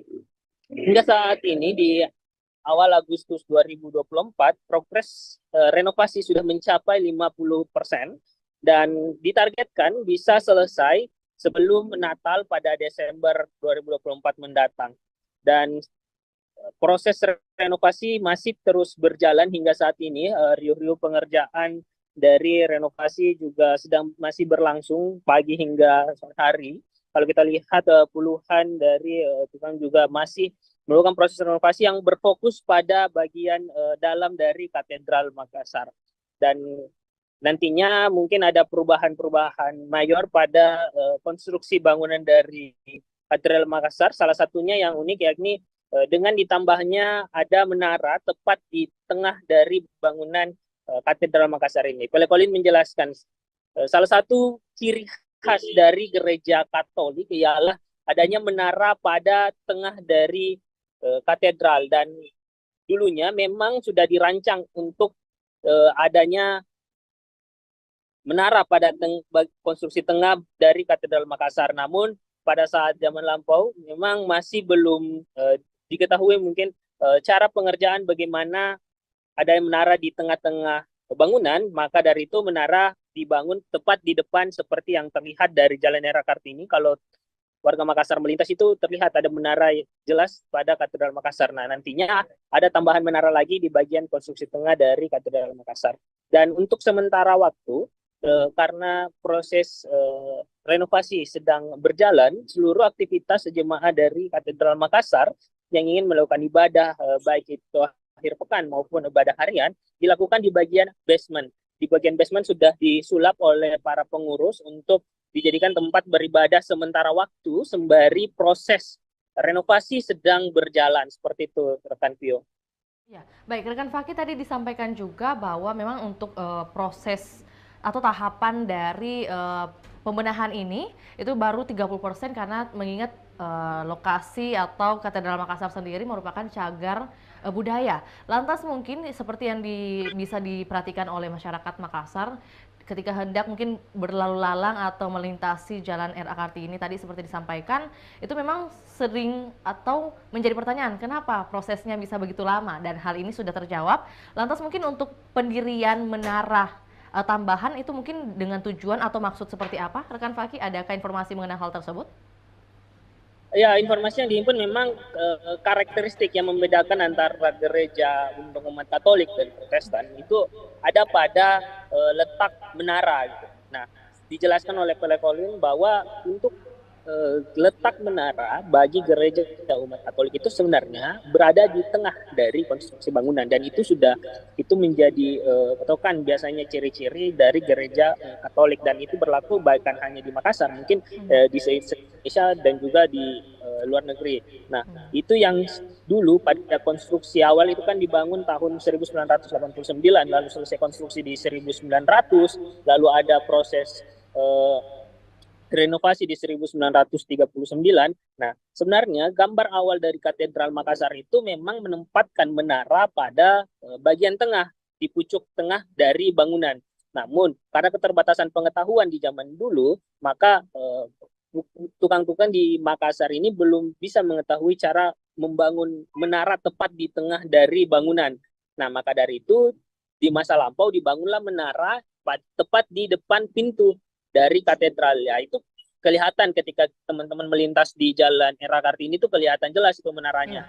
Nah, karena saat ini konstruksi untuk membangun menara di tengah katedral itu sudah diketahui, nah sudah ada kemajuan teknologi, maka dari itu saat ini proses renovasi juga menyasar untuk pembangunan menara tepat di tengah dari gereja Katedral Makassar seperti itu. Ya, baik. Rekan Fakih, mungkin tadi juga sejalan yang disampaikan rekan Fakih bahwa menyangkut jumlah jemaat yang beribadah, mungkin boleh disampaikan biasanya di waktu-waktu hari apa? Apakah mungkin khusus di weekend saja atau mungkin di weekdays juga ada prosesi ibadah, dan juga mungkin biasanya dihadiri oleh berapa jemaat? Ya, untuk jemaah sendiri sejak dibangun tahun 1989 ya, dan selesai konstruksi awal di 1900, Katedral Makassar ini sebenarnya hanya bisa memuat 200 jemaah saat itu.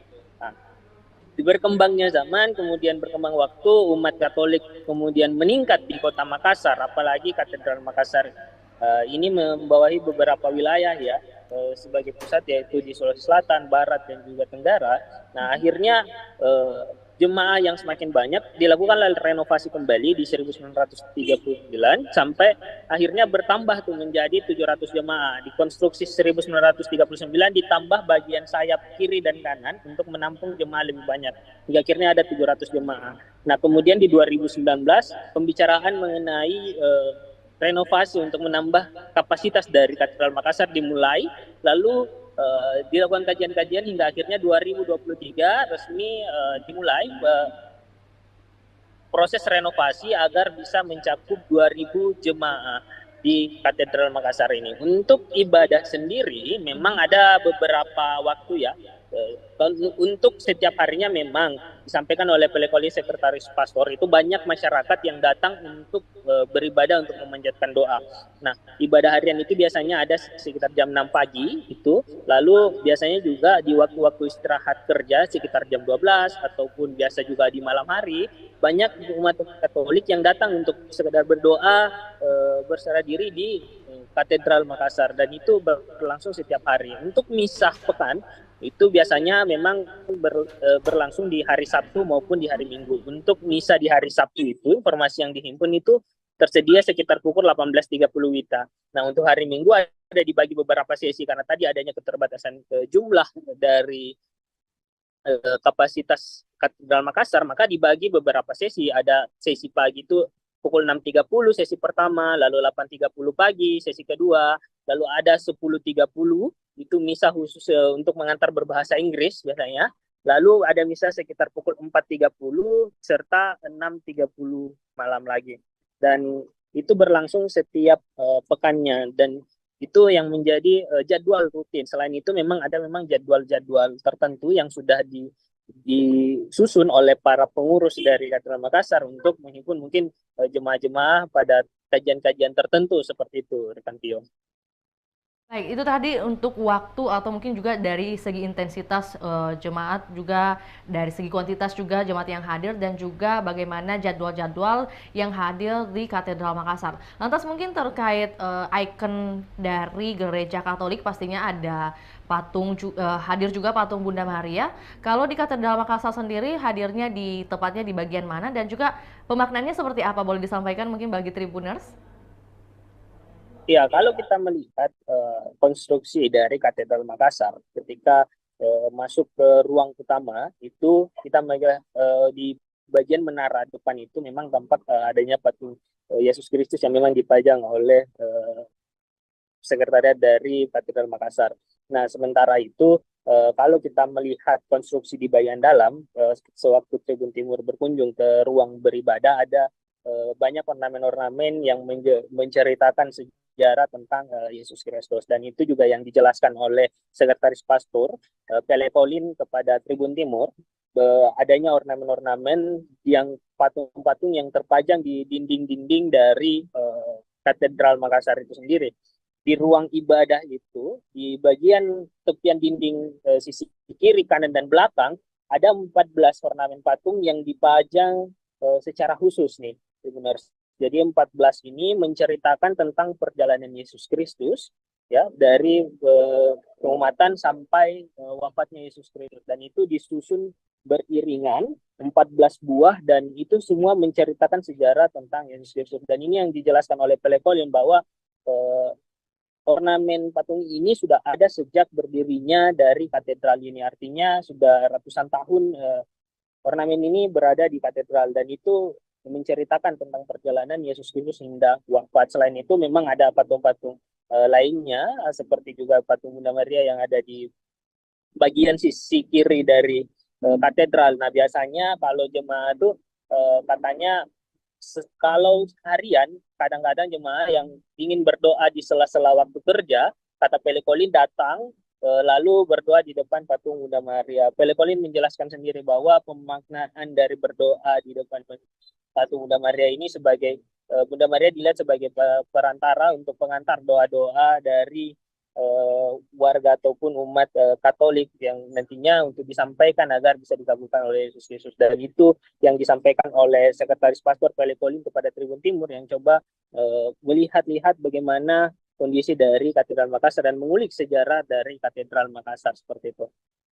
Ya, jadi mungkin secara tidak langsung Tribuners juga bisa belajar secara singkat bagaimana sejarah dari bangunan Katedral Makassar. Terkait bangunan baru nanti yang maksudnya prosesnya hingga saat ini masih 30%, tentunya ada harapan yang disampaikan dari Sekretaris Pastor Pele Colin, seperti apa yang disampaikan kepada pihak Tribun Timur terkait pembangunan dan juga renovasi Katedral Makassar, kan Fakih? Ya, Pele Colin berharap bahwa pembangunan katedral yang memang saat ini hanya menyasar 30% bangunan dan progresnya di angka 50%, ini diharapkan bisa selesai pada saat sebelum Natal, sehingga ketika Natal nanti umat Katolik bisa menjalani ibadah dengan kondisi katedral yang sudah bangunan baru, kemudian sudah nyaman digunakan untuk beribadah dan bisa menyambut ribuan jemaah Katolik lainnya. Dan tentu dirinya juga mengharapkan bahwa nantinya ketika gereja ini telah selesai pembangunan Katedral Makassar, proses renovasinya setelah selesai, maka masyarakat umat Katolik baik itu yang berada di Sulawesi Selatan maupun dari luar Sulawesi Selatan bisa datang ketika berada di Makassar, datang untuk beribadah dan ikut meramaikan setiap aktivitas-aktivitas dari Katedral Makassar, seperti itu. Terima kasih rekan Fakih atas informasinya. Kami menunggu update terbaru dari Kota Makassar dan juga selamat kembali beraktivitas rekan Fakih. Baik, Tribuners, kami akan tayangkan juga cuplikan kita di hari ini, juga pernyataan dari Pele Colin selaku Sekretaris Pastor, dan berikut laporannya. Selamat menyaksikan.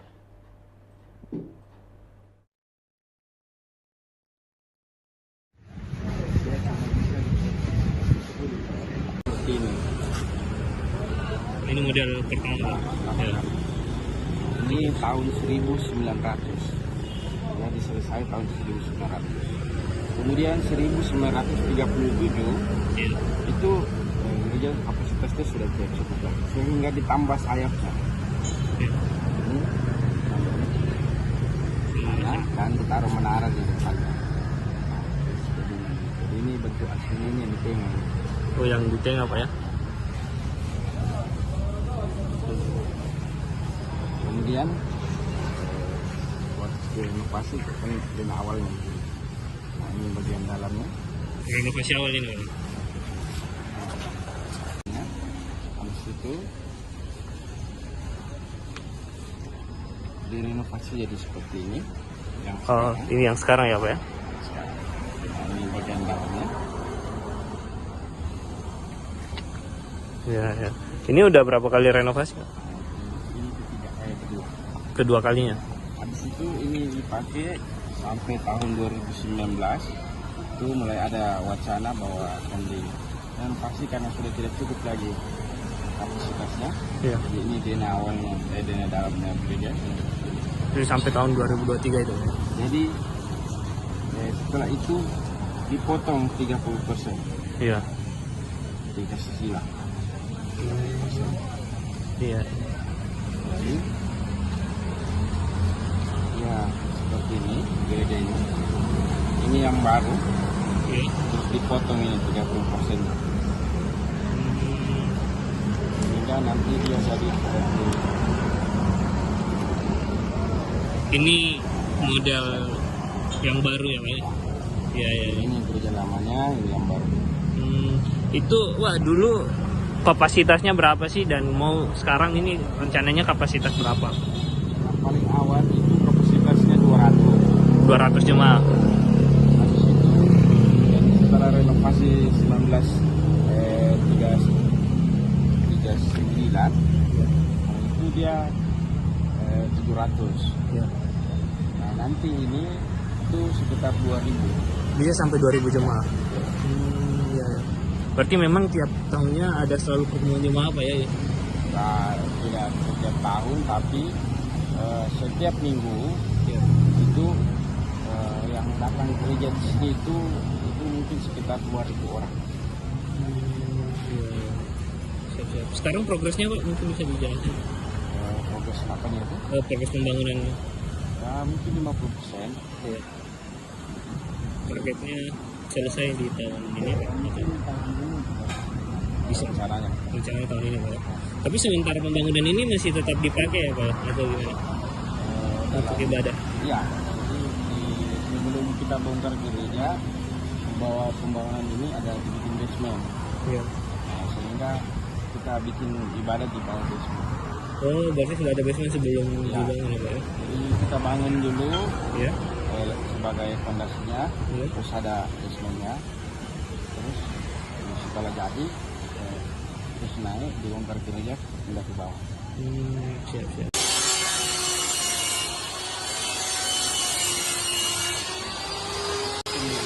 Iya. Nah, ditambah yang samping. Bagian. Mulai tahun 2019 dikerjakan, dan 2023 itu mulai dibongkar dan disambung. Belakang sudah dikerja. Ya. Tapi proses penggabungannya ini mulai dari tahun 2023 baru mulai digabung Pak. Sampai akhirnya dikerja lagi tahun ini. Jadi waktu kami bangun tahun 2019 itu, ya, sebelum COVID itu kita sudah bikin basementnya. Ya. Tapi kita masih ibadah di gereja sini, kan Iya. belum bongkar kok. Iya. Habis itu dikasih naik temboknya kiri kanan. Nah, tahun 2000 kan karena ada COVID jadi Iya. pengerjaan. Nah, mulai tahun 2023 dibongkar mini gereja. Iya. Kami pindah di bawah basement untuk beribadah.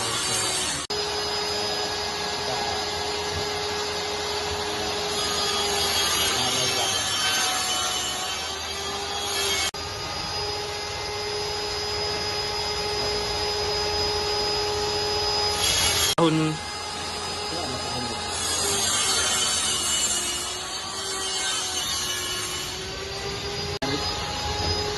waktu kita meminta rekomendasi dari Cagar Budaya untuk renovasi ini, mereka sarankan potong 30% yang sana dan 70%-nya harus tetap seperti itu. Nah, termasuk tampak depan ini. Jadi ini tidak boleh diganti. Ini tidak boleh diganti. Kasih rekomendasi apa-apa yang bisa kami ubah.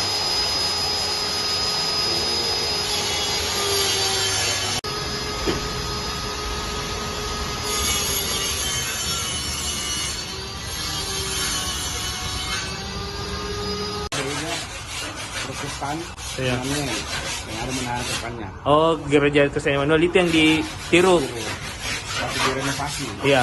Kan sebelumnya tadi itu, nah harusnya direnovasi jadinya seperti ini. Ya, jadi seperti ini, Pak ya. Tapi karena dia itu kesulitan menaruh menara setengah sini. Sehingga mereka pasang saya daripada saya masuk ke sini, kita pasang di depan. Sedangkan di sini kan gereja Katolik itu menaranya selalu di atas atau di samping. Dia jarang ada di depan. Nah itu kalau biasanya arsitektur bangunan yang ini kita gereja Protestan. Biasanya kalau Katolik di tengah atau kiri kanan. Seperti yang kita bikin yang baru. Oh, tapi karena keterbatasan mungkin pengetahuan dulu Pak ya untuk membangun di tengah ya. Nah, jadi harusnya seperti ini. Oh, harusnya seperti ini. Idenya atau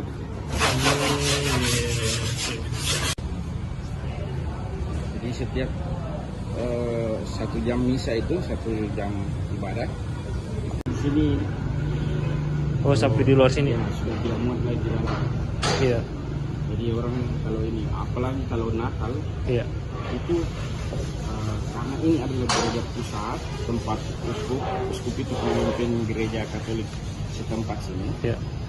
Dia punya gereja ini, dia di sini. Jadi umat yang semacam pantau atau pelancong itu, mereka pasti datang ke sini. Jadi kalau Natal itu sampai 3.000 orang. 3.000 orang.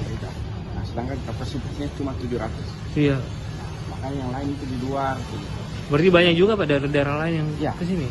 Jadi umpamanya dia kan liburan Natal. Iya. Nah, dia datang ke Makassar, dia sekalian pergi gereja datang ke sini. Atau orang yang mudik.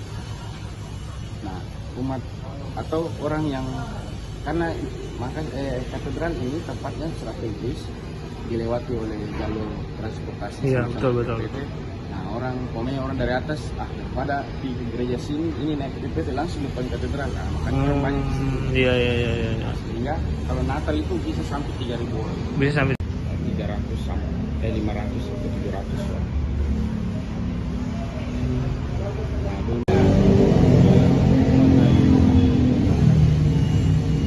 Kami sempat membangun waktu COVID itu sudah jadi. Tapi dulu ini aulanya ini difungsikan apa nih? Nah, maksudnya waktu dibuat 2019 memang untuk apa untuk dibuat? Persiapan itu. Oh, persiapan renovasi di atas. Makanya dibuat. Ya, tapi fungsi berikutnya nanti akan jadi aula. Aula. Ya. Jadi waktu dibangun itu ini sana kosong ini. Iya. Nah, kita bangun habis dengan fungsi bahwa kita bangun ini nanti kalau gereja kita direnovasi kita masih bisa ibadah di sini. Iya. Tapi fungsi berikutnya adalah ini adalah tempat untuk aula, pertemuan, pembelajaran gitu.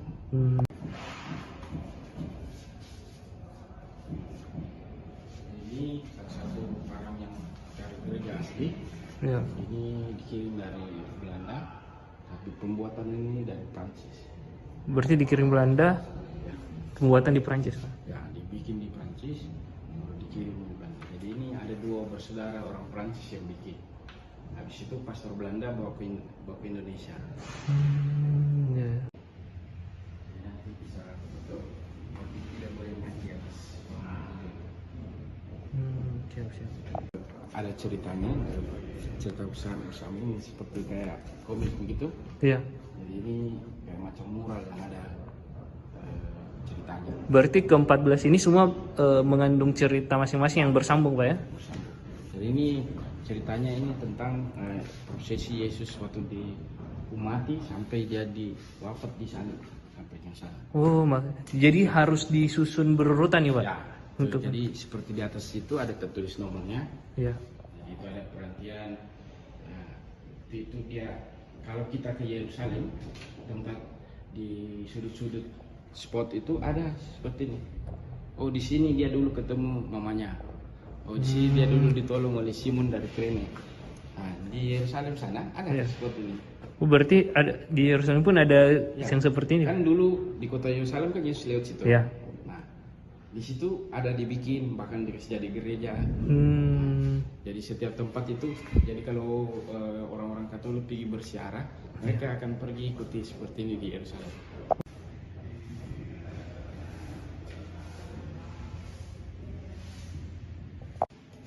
Nama gereja di sini tuh ini. Oh, nama gereja. Ya, gerejanya. Jadi kalau dalam bahasa Indonesia itu Hati Yesus yang Maha Kudus.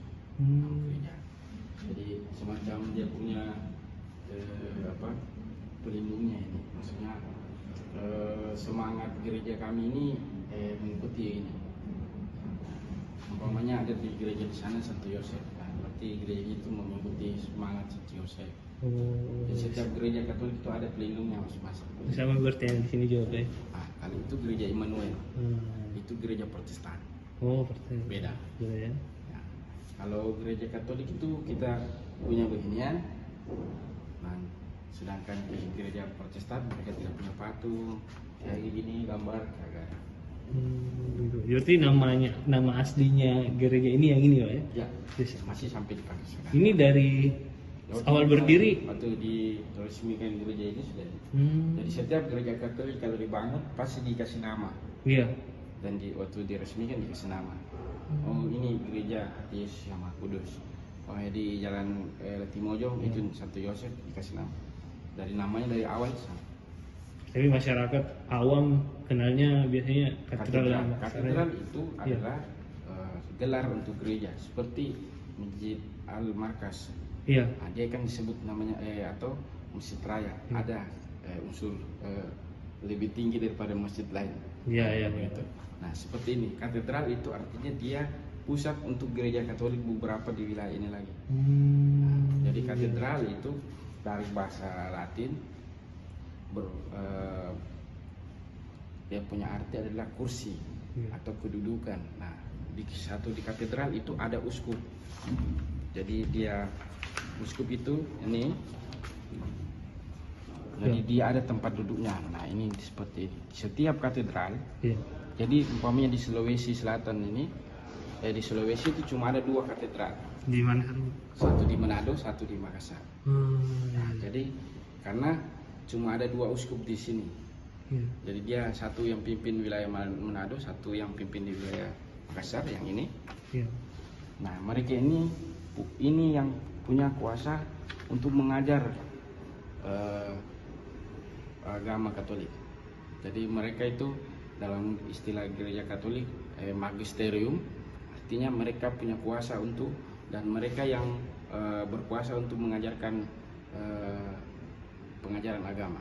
Nah, seperti dia yang kasih keluar semacam ajaran agama atau pemahaman baru, itu mereka yang punya kuasa. Jadi selain mereka ini, selain uskup, tidak ada orang yang bisa mengajar ajaran baru, kecuali uskup sudah umpamanya delegasikan. Jadi pastor-pastor itu mereka itu setia kepada pastor uskup.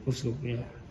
Semacam paus itu juga seorang uskup. Dia uskup Roma. Nah, gitu. Nah, dia akan memimpin lagi para uskup. Nah, tapi kuasa mengajar itu para uskup. Berarti kalau didelegasikan ke pastornya, nah, dia kalau mengajar sesuatu ya harus sesuai yang uskup ajar. Sesuai dengan gereja. Uskup itu gimana Pak? Mungkin apakah dia dipilih atau dia? Ya, dipilih. Nah, dipilih dari Roma. Jadi waktu Yesus dulu, zaman Yesus, dia punya murid 12. Nah, itulah uskup pertama. 12 orang itu. Jadi kan Tuhan Yesus bilang pergi dan mengajarkan semua orang. Nah, Tuhan Yesus memberi kuasa kepada mereka ber-12 ini untuk mengajar orang-orang. Nah, setelah itu 12 orang ini itu menjadi uskup. Nah, paus pertama itu sebagai pemimpin para rasul, para murid-murid Yesus ini. Nah, itu adalah Santo Petrus, dan dia jadi paus pertama. Nah, dia juga seorang uskup karena pemimpin para uskup itu disebut paus. Paus ya. Nah, sampai sekarang waktu zaman para murid mereka meninggal, nah itu dipilih berdasarkan ada dewannya lagi. Nah, seperti itu sampai sekarang. Sampai kalau umpamanya ada uskup, kami ini kan sudah mengundurkan diri. Iya. Dia sudah mengundurkan diri, Iya. sudah ada penggantinya. Nah, sebelum dia mengundurkan diri atau dia wafat, dia sudah tulis rekomendasikan namanya. Mas, oh ini pengganti saya nanti ya. Habis itu nanti 50% rekomendasinya dia, 50% nanti berdasarkan semacam sekolahnya apa, bagaimana sikapnya dia. Ya, itu semua dinilai di Dewan Uskup Dinilai itu. di situ, dikirim ke belakang ke Roma. Nanti Roma umpamanya kita tidak ada uskup ini meninggal ini atau dia sakit. Nanti uskup itu yang Roma akan menentukan, oh ini. Nah, nanti dia kirim surat. Nah, kami dari Roma mengangkat pastor ini menjadi seorang uskup. Berarti sampai sekarang dikirim ke Roma Pak situ. Ya. Jadi uskup itu tidak dipilih umat. Ya. Tapi dia ada dewan di Roma ya? Ya, paus yang mengeluarkan surat untuk mengangkatkan disebut bulla. Iya. Jadi surat pengangkatan yang disebut bulla nanti itu dikirim dan dibacakan di gereja. Umpamanya di sini dibacakan bahwa tanggal sekian atas nama paus Vatikan mengangkat pastor ini menjadi seorang uskup. Sekarang kan sudah berapa Pak uskup di Makassar sejak berdirinya? Uskup ini sekarang sudah 5. Nanti uskup berikutnya itu yang ke-5, ke-6. Oh, berarti yang ini yang dari 92 ini yang sudah ya. Dari ini sampai ini sekarang. Ini yang baru mengundurkan diri Pak ya? Ya, ini sudah diproses, sudah ada penggantinya.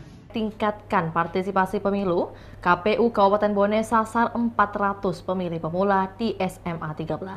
Untuk informasi lebih lengkapnya, berikut laporan dari jurnalis Tribun Timur, rekan Wahda dari Kabupaten Bone. Selamat datang rekan Wahda.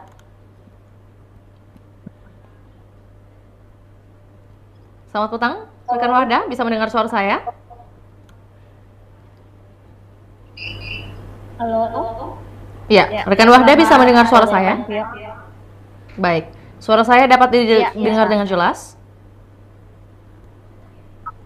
Iya, rekan.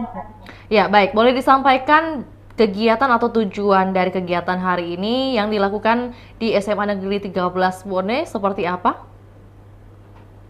Ya, KPU Kabupaten Bone melaksanakan KPU Go to School yang rencananya akan dilakukan di 5 sekolah yang ada di Kabupaten Bone. Tujuannya yakni mereka meningkatkan partisipasi pemilu, khususnya pemilih pemula yang baru berumur 17 tahun, yang dimana nantinya mereka akan pertama kali menyalurkan hak suara mereka pada 27 November mendatang ke Tokyo. Baik, untuk sosialisasi dan simulasi ini apakah mungkin baru pertama kali dilakukan di SMA Negeri 13? Nah, dari informasi yang kami peroleh, sekolah SMA 13 ini merupakan sekolah pertama yang didatangi oleh KPU Kabupaten Bone untuk meningkatkan partisipasi pemilu. Sebanyak 400 pemilih pemula yang terdaftar di SMA 13 Bone yang akan dijadwalkan melakukan penyaluran hak suara mereka pada 27 November mendatang. Baik, selain dari KPU Kabupaten Bone sendiri, mungkin ada siapa saja yang terlibat dalam sosialisasi hari ini? Dari informasi yang kami peroleh, selain pihak KPU sendiri, juga terlibat mahasiswa KKN tematik dari Universitas di Hasanuddin Makassar yang juga diikutsertakan untuk mensosialisasikan partisipasi pemilu di Kabupaten Bone, rekan Vio. Baik, adakah mungkin penyampaian dari pihak KPU Kabupaten Bone sendiri mengenai pentingnya edukasi pemilih pemula maksud saya? Ya, pihak Komisioner KPU yakni Abdul Aziz menyampaikan bahwa partisipasi pemilu ini sangat diperlukan untuk generasi muda khususnya Gen Z karena mereka ini pertama kali akan menyalurkan hak suara mereka di bilik sehingga sosialisasi untuk pemilih pemula ini sangat diperlukan di Kabupaten Bone dan rencananya Komisioner KPU Kabupaten Bone akan melaksanakan sosialisasi pemilih pemula ini di 5 sekolah yang mewakili 5 dapil yang ada di Kabupaten Bone, rekan Vio. Baik, lantas mungkin untuk pemilihan lokasi perdana hari ini, terutama di SMA Negeri 13 sendiri, apakah mungkin ada yang disampaikan oleh KPU Bone, mengapa SMA Negeri 13 Bone yang dipilih menjadi lokasi pertama? Ya, dari informasi yang kami peroleh, SMA 13 dipilih menjadi lokasi pertama karena hal tersebut sudah sesuai dengan ketentuan yang telah mereka lakukan rapat internal dari pihak KPU sendiri, di mana mereka memasukkan semua data-data di mana siswa yang paling banyak pemilih pemulanya di kota Watampone sehingga setelah didata di SMA 13 inilah pemilih pemula yang paling banyak untuk Kabupaten Bone yang ada di wilayah kota Watampone, rekan. Baik, berarti setelah dari atau dengan adanya sosialisasi di SMA Negeri 13 Bone, langkah selanjutnya ke sekolah mana lagi?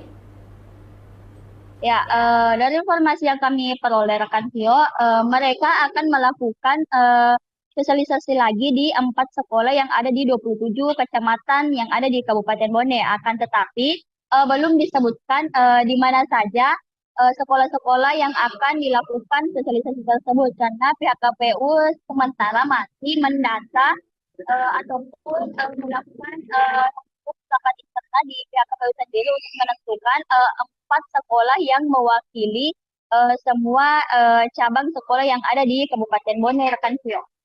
Baik, rekan Wahda mungkin boleh lebih detailkan lagi terkait sosialisasi dan simulasi di SMA Negeri 13 Kabupaten Bone sendiri. Mungkin ada rangkaian atau kegiatannya seperti apa saja?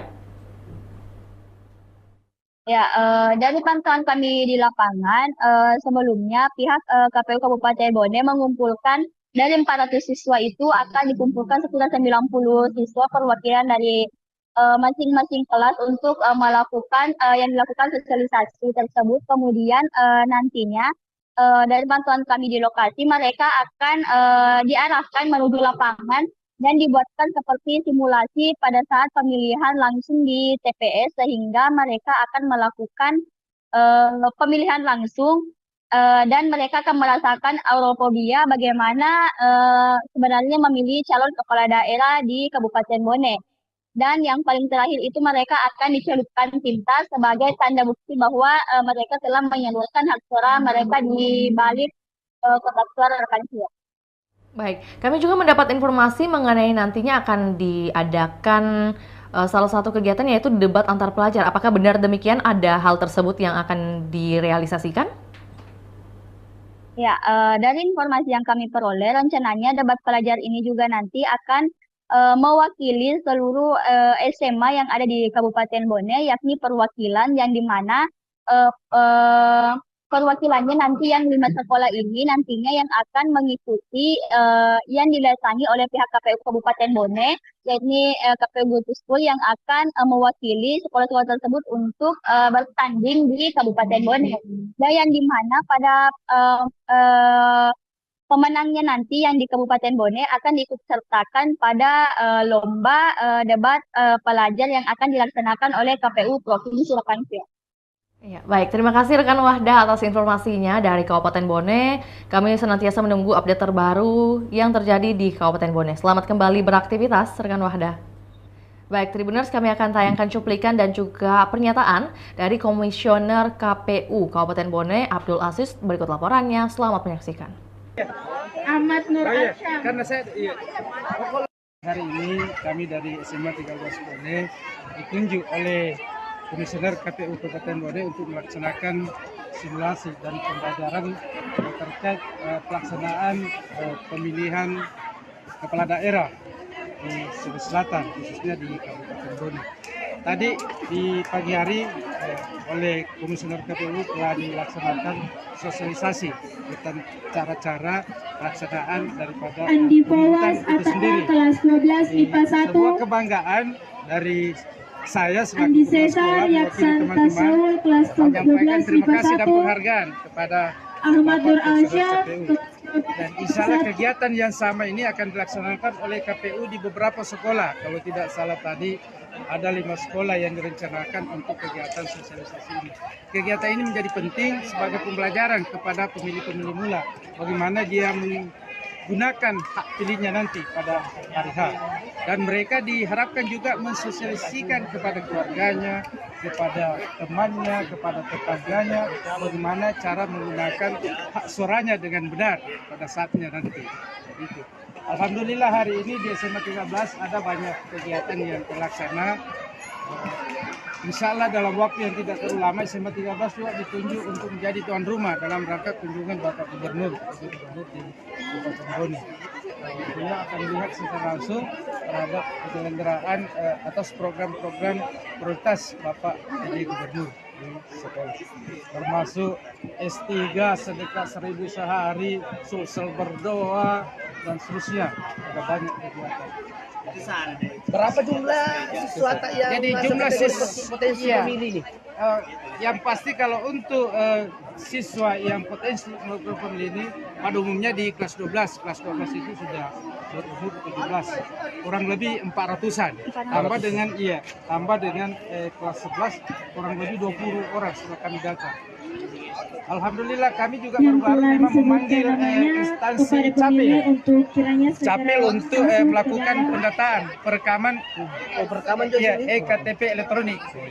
3 minggu yang lalu kalau tidak salah mereka datang. Tapi sudah selesai. Ya. Berapa kemarin disasar? Yang disasar kurang lebih 100 yang disasar di sini. Berarti sudah banyak yang memiliki KTP ini? Ya sudah banyak. Pak yang ikut simulasi hari ini ada berapa orang? Dari 400 simulasi yang ikut hari ini sesuai dengan permintaan dari Komisioner KPU, dia minta 90 orang. Dan kami hadirkan 3 kelas di sini untuk kegiatan ini. Jadi saya kira cukup karena saya masih harus teruskan kegiatan saya di Sabi Pasar ada ruangan dengan Pak Cabi. Bisa kita ke sana. Oh iya. Ada penyerang. Wah. Ya, bisa dijelaskan ini yang sosialisasi di KPU untuk SMA tingkat SMA. Ya, program ini kita lakukan itu di sekolah-sekolah dengan nama KPU Kota School. Untuk kemudian ini menjadi sebagai sebuah ajang sosialisasi KPU Kabupaten Bone untuk yang menyasar anak-anak pemilih pemula sekolah. Nah, ini kita rencanakan ini di 5 sekolah nanti di Kabupaten Bone. Tujuannya satu itu untuk mengedukasi pemilih pemula agar kemudian bisa menjadi lebih bijak, agar menjadi pemilih yang cerdas, agar kemudian ke depan mereka bisa hasil pilihan mereka lebih memilih pemimpin yang berkualitas untuk pemimpin Bone dan Sulawesi Selatan pada umumnya. Tadi kan disebutkan 5 sekolah, Kak, bisa dijelaskan itu Kak sekolah-sekolah mana saja nih? Ya kami rencana ini kan adalah sekolah pertama, kami merencana itu melakukan di semua wilayah. Ada di utara, tentu kemudian nanti kita akan melakukan rakor terlebih dahulu untuk penentuan sekolahnya. Yang jelas dari 5 sekolah itu baru ini yang kita tentukan, nanti kemudian kita akan pelajari lagi sekolah mana yang kemudian akan kita sasar. Karena sebelum-sebelumnya kan pernah kita masuk KPU Kota School pada zaman pemilih juga pernah. Tentu kita mencari sekolah yang memang belum pernah tersentuh sama sekali di program KPU Kota School ini. Maksudnya tiap dapil ini ada perwakilan satu sekolah? Iya, setiap nanti dapil ada perwakilan, misalnya di utara di dapil 5, walaupun yang di pilkada sudah tidak ada dapil, tapi dalam merencanakan kegiatan sosialisasi kita tetap berbasis di situ. Jadi, setiap wilayah ada perwakilan nanti sekolah. Untuk perwakilan ini apakah memang ada juga perwakilan sekolah lain yang mungkin digabung atau bagaimana? Atau memang cuma satu sekolah stop saja? Nanti kita satu sekolah. Untuk satu sekolah, nanti kemudian akan kita buat program yang lain. Sebenarnya nanti ini juga sekaligus juga untuk menyukseskan kegiatan debat antar pelajar. Jadi nanti kemungkinan bahwa sekolah-sekolah nanti akan menjadi sasaran adalah sekolah-sekolah yang kemudian nanti akan masuk di perempat final. Terus mungkin dijelaskan juga sedikit untuk simulasinya hari ini seperti apa mungkin anak-anaknya apa yang ya adik-adik hari ini akan merasakan bagaimana suasana ketika di TPS nanti. Jadi, sehingga kemudian mulai dari mereka ada para visi-visi kandidat, lalu kemudian sampai di tahapan pencoblosan, mereka akan diperkenalkan dengan KPPS 1 misalnya dari sampai ada di ujungnya adalah mencelupkan tinta di jari kelingking. Artinya simulasi full tadi sampai. Simulasi full sampai. Cuma tidak ada perhitungan. Kita hanya pada persoalan pemungutan suara saja. Tidak sampai pada perhitungan. Terus terakhir, ini kan mereka ini masih kalangan pemilih muda. Artinya mereka ini istilahnya belum melek di politik. Artinya belum tahu juga yang mana mereka harus. Nah, sebenarnya apa mungkin untuk mengenalkan juga lebih dalam. Itulah kemudian salah satu tujuan kita adalah untuk mengedukasi mereka. Bagaimana kemudian mereka sadar bahwa suara mereka itu berarti. Bagaimana mereka tersadarkan bahwa pilihan-pilihan mereka yang akan menentukan seperti apa 5 tahun ke depan, termasuk nasib mereka sendiri 5 tahun ke depan. Sehingga kemudian mereka akan lebih banyak kemudian mencari lebih lagi kepada persoalan, bukan digiring lagi. Mereka tidak mudah dimobilisasi, mereka tidak mudah termakan oleh isu hoax. Mereka akan lebih cerdas dalam menentukan pilihan dengan cara mengaktifkan Google, media sosial, untuk mencari tahu rekam jejak kandidat yang akan mereka pilih. Itulah yang harapan kita. Terus kemudian kita titipkan kepada mereka bahwa kita berharap informasi ini tidak hanya sampai kepada mereka. Informasi ini mereka sebarkan ke rumah-rumahnya, ke tetangga-tetangganya, bahkan ke teman-teman yang tidak sempat hadir pada hari ini. Jadi memang kita juga menyampaikan supaya mereka kan tidak ada anak-anak sekarang yang tidak punya akun media sosial. Semua sekarang serba sedikit di media sosial kan. Media sosial mereka akan menjadi sarana kita juga untuk mensosialisasikan ke teman-teman mereka. Sama. Oke Tribuners, selamat siang dimanapun Anda berada. Kembali lagi bersama saya Muhammad Fatwa, reporter Tribun News, melaporkan langsung di lomba pelajar Kabupaten rangka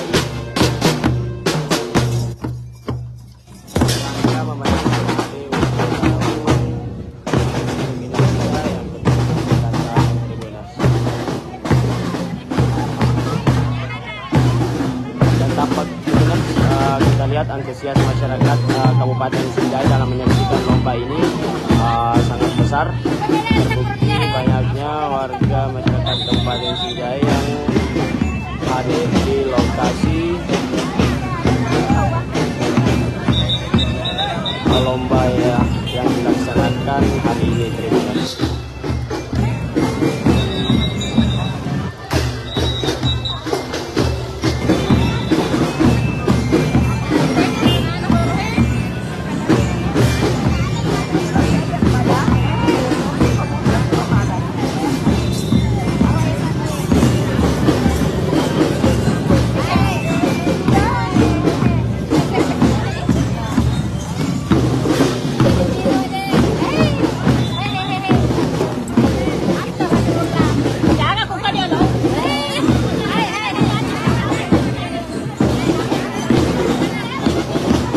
Jadi Tribuners, kita lihat penampilan para peserta Tribuners.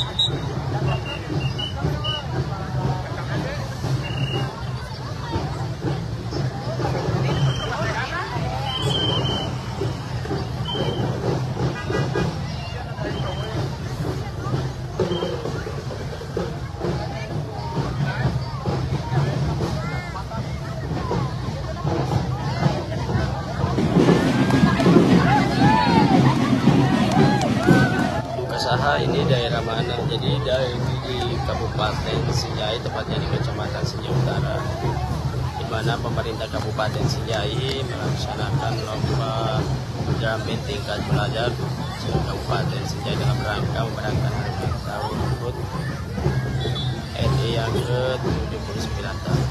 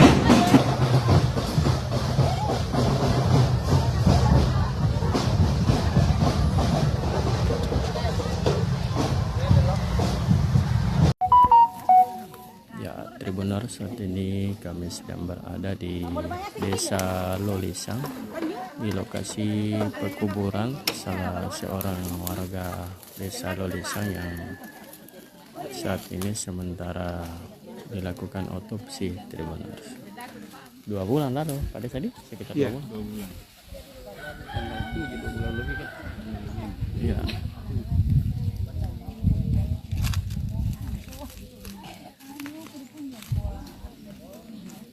Ini warga sementara menunggu hasil dari pemeriksaan tim Inafis Polres Bulukumba. Tribuners.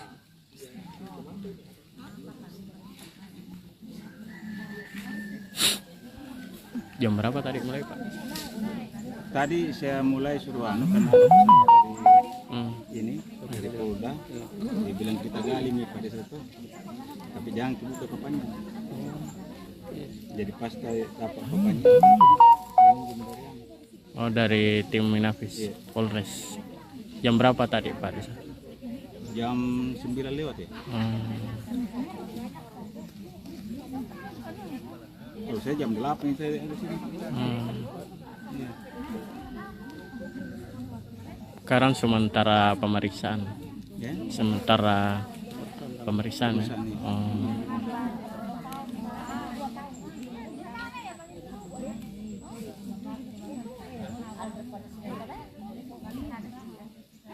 Siapa lagi namanya pada saat itu yang meninggal?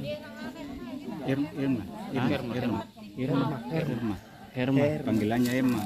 Herma. Panggilannya Emma. Warga sini memang. Iya, cucuku. Oh, cucu. Oh, cucu tak ini yang korban. Oh. Tapi saya enggak tahu ini saya masalah di Makassar, Pak. Iya. Jadi waktunya dikuburkan itu sempat dia tidak tunggu saya tuh karena waktu sudah yang dikuburkan saya baru. Dusun apa lagi namanya? Dusun Kasih Putih. Kasih Putih. Dusun Kasih Putih. Arman siapa yang bicara? Kita keluarga tuh jadi wawancara saja harapan tak tuh prosesnya proses ini. Semuanya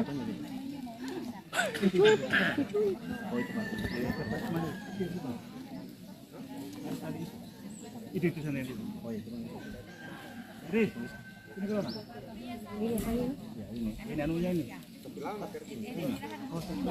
Orang tuanya mana?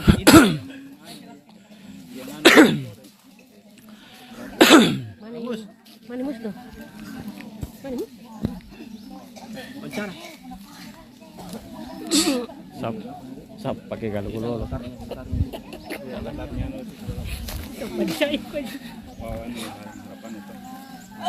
Terjadi otopsi harapanmu apa? Ya. Apa? Kegiatan nanti kasih muncul. Ini. Oke, siap. Bisa sih. Bisa didampingi. Iya, oke. Pak, bisa diceritakan hari ini ada apa di sini, Pak? Ini kan ada kegiatan otopsi yang harapan kita dari keluarga untuk yang pertama mencari keadilan seperti itu, karena yang selama ini yang kita apa namanya yang kita harapan kita ini untuk keluarga seperti apa sih? Mau mencari kebenaran, karena selama ini ada tanda tanya, tanda kutip di situ. Meninggalnya almarhum ini kayak tidak wajar begitu. Tidak wajar ya, seperti itu. Oh iya, jadi hari ini ada. Jadi makanya saya minta dari pihak Polres Bulukumba untuk melakukan otopsi, karena siapa tahu di situ dengan adanya otopsi ini kita dapatkan petunjuk penyebab kematiannya ya. Penyebab kematian ya. Ini kejadiannya kapan ini, Pak? Dan di mana? Sekitar tanggal 7 Juni. Meninggal di mana, Pak? Itu pun kita tidak tahu meninggal di rumah sakit apa meninggal di Wisma, karena pihak Wisma mengatakan meninggalnya di rumah sakit, pihak rumah sakit meninggalnya di Wisma, makanya dari situ kita ada tanda tanya, ada apa ini, di mana yang tepatnya meninggalnya. Karena kita ini sebatas tahunya mayat yang datang ke rumah tiba-tiba. Jadi itu harapan keluarga, ada apa ini dengan meninggalnya. Ada berita bilang meninggal ini yang sekarang kita otopsi, terus setelah itu siapa yang kita tanya-tanya bersama korban yang memberi informasi ke kita sampai sekarang juga tidak ada. Akhirnya kita cari kebenaran itu. Kalau di rumah sakit sendiri kemarin tidak ada juga petunjuk, Pak. Kalau korban meninggal karena apa? Belum ada petunjuk yang kita dapatkan. Jadi hari ini kita lakukan otopsi. Kalau pihak keluarga sini sudah pernah melapor di pihak berwajib? Sudah. Dari hari kejadian itu langsung melapor ya. Iya. Kenapa melapor, Pak? Karena ya adanya itu tuh ganjal. Yang ganjal di ini. Dari kematian. Dari kematian. Siapa namanya ini korban? Hermawati. Umur? 38 tahunnya. Sekitar itu lah. Ya 30-an. Oh, dia bekerja di Bulukumba berarti? Iya. Sebagai apa dia? Di salon. Ya. Kecantikan. Siapa nama Pak? Abdul Haris. Sepupunya di? Iya, sepupu. Iya, oke.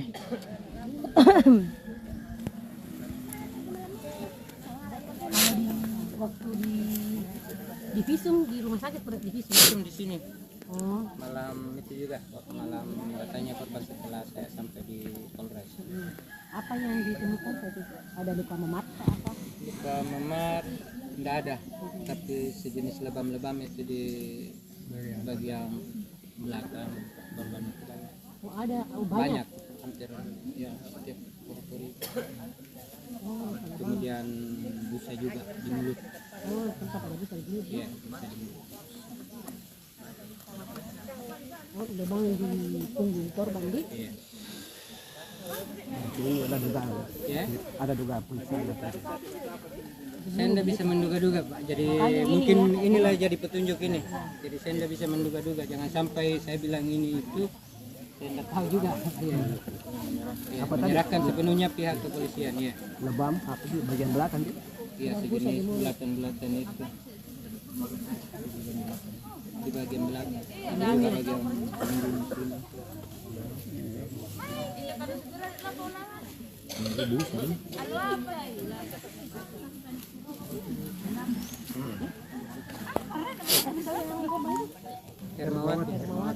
Hermawati binti Sarudin.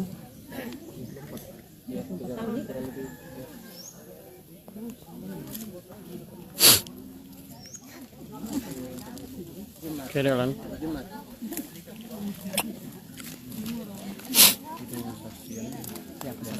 Temannya itu.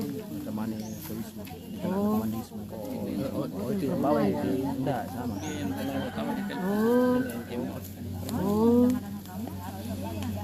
Jadi kita juga dapat petunjuk dari sini. Iya, karena ini yang satu-satunya mengantar korban. Dia yang sempat dikirim. Jadi dari informasi dari sini kita dapatkan sedikit petunjuk. Oh, kalau korban ini dijemput seperti itu. Dijemput sama? Iya, ada. Oh. Ada laki-laki yang jemput. Ada laki-laki yang jemput. Siapa namanya itu laki-laki Pak? Dan itu memberi juga informasi. Siapa namanya laki-laki itu Pak? Siapa lagi itu? Nama aslinya Abu Jufriawan. Jufriawan dia? Siapa? Jufriawan. Jufri. Jufriawan. Alias Abu nih. Alias Abu. Jam berapa dijemput ini? Di kosnya dijemput di mana? Oh di salon. Jam pukul berapa? Sekitar 11 malam. Jufriawan alias Jufri alias Abu bin Jamal. 11 malam tanggal berapa itu? Alias Jufri Pak. Tanggal 6 di. Oh tanggal 6 Juni. Ditemukan sudah meninggal jam berapa? Masih petunjuk itu dia kan dari salon keluar ke Wisma. Di Wisma juga ada petunjuk termasuk CCTV. Terus dari situ besoknya paginya itu baru ada informasi. Oh. Besoknya ada informasi dikabarilah ini korban ini dia sedang pingsan seperti itu. Oh pingsan di Wisma. Katanya seperti itu, tapi kan pihak Wisma masih menduga-duga juga. Kita belum tahu juga bagaimana kronologi sebenarnya. Jam 10.55 meninggal. 10.55 ditelepon jadi Jam 10 lewat berapa Mas? Pagi, 10 pagi toh? Jam rumah sakit. Oh ya, lebih itulah. Yang telepon ki orang apa? Ya. Wisma atau rumah sakit yang telepon ki? Oh pacarnya yang telepon ki.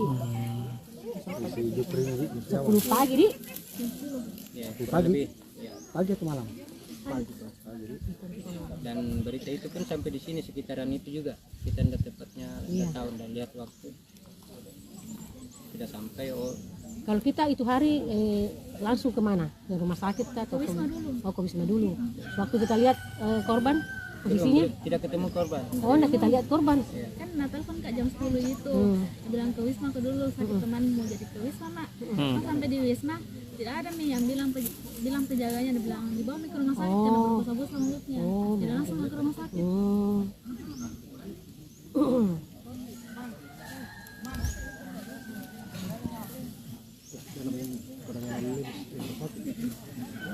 Dan itu sudah dinyatakan meninggal juga.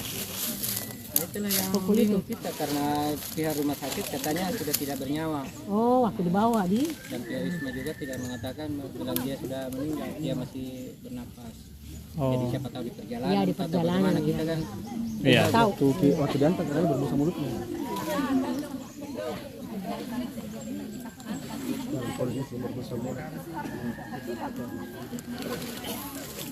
Coba. Kalau dari petunjuk video kayaknya masih ada napas. Ada napas ya. Sampai di rumah sakit itu. Oh. Masih ada detakan jantung. Ada video CCTV tak? video rekaman karena dia sempat merekam ini karena adanya kecurigaan. Karena dia sudah disuruh bohong, disuruh menghapus chat segala macam. Disuruh bohong. Sama? Suruh ke merekayasa kan latihan. Nah, Merekayasa maksudnya bagaimana? Ya kan ini kan Saya tidak tahu apa ini nah bilang misalnya minum teh langsung pingsan di salon. Di salon. Siapa bilang begitu? Ya Bu. Yang Ya, pelaku Bu. ini, yang apa namanya bukan? Yang terduga ya. Ini ya orang mana ini? Orang sini tuh. Ada dari Orang sini Bu. Cek dulu. Pak. Karena itu kita lakukan otopsi karena saya kira apa namanya jadi saya kira ini bukti yang ada dengan saksi yang ada. Iya. 15 menit. Cukup menjadi petunjuk tapi karena kita bawa ke Polres itu tidak bisa dijadikan petunjuk. Akhirnya kita inisiatif lagi dari keluarga ambil lagi jalan ini otopsi. Ya. PJ. Jadi tidak pernah jadi buat sehingga tidak salah jadi itu tadi. Insya Allah hal-hal yang seperti ini kita kembalikan semua kepada sebuah sistem. Kan memang ada aturannya dan itu saya yang buat. Zaman kami menjadi wali kota itu kami buat agar keterlibatan partisipasi masyarakat. Kenapa? Karena kita menganggap RT dan RW adalah ujung tombak yang di tengah-tengah kehidupan masyarakat yang ketika kita membutuhkan sumber informasi maka kita dapatkan dari situ. Tidak ada lagi ya. Ketika itu sudah mulai ada orang-orang yang kita sudah bilang sama RT kalau ada apa-apa di lingkunganmu, ada warga yang kau tidak bisa, tiba-tiba ada masalah, berarti ketua RT dan RW tidak bekerja dengan baik. Dan itu yang kita harapkan. Dan itulah kita nanti mudah-mudahan Pak Api jadi wali kota. Dengan sebaik-baiknya. Segini tambahan dari saya. Terima kasih Pak Api dan Pak Yas. Tempatin Pak Rom. Iya. Untuk selanjutnya coba kita minta 2 wargata untuk bisa secara simbolis. 3. Silakan 3. Mungkin 1 laki-laki, 2 perempuan. Ibu-ibunya untuk menerima secara simbolis atau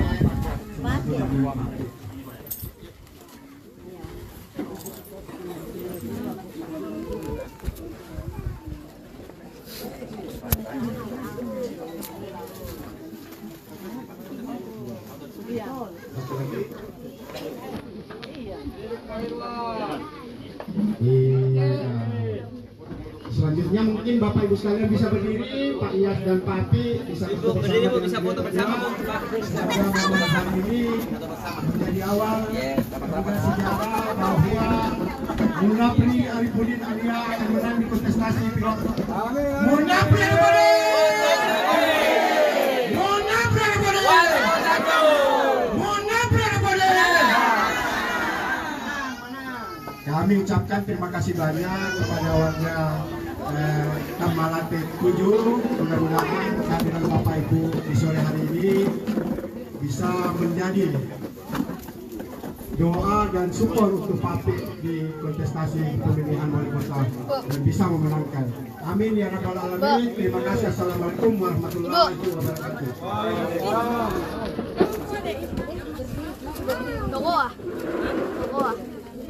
Toko.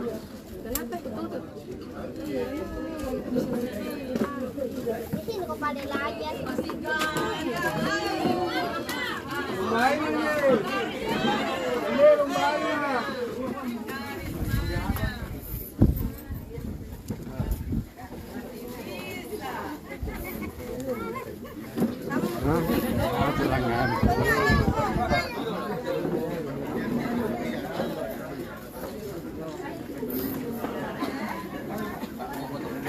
Mari saya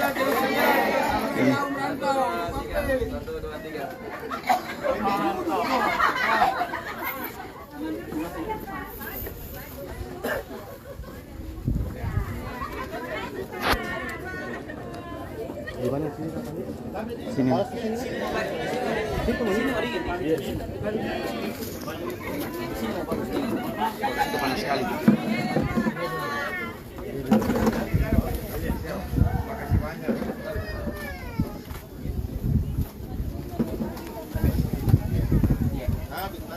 Mari kita.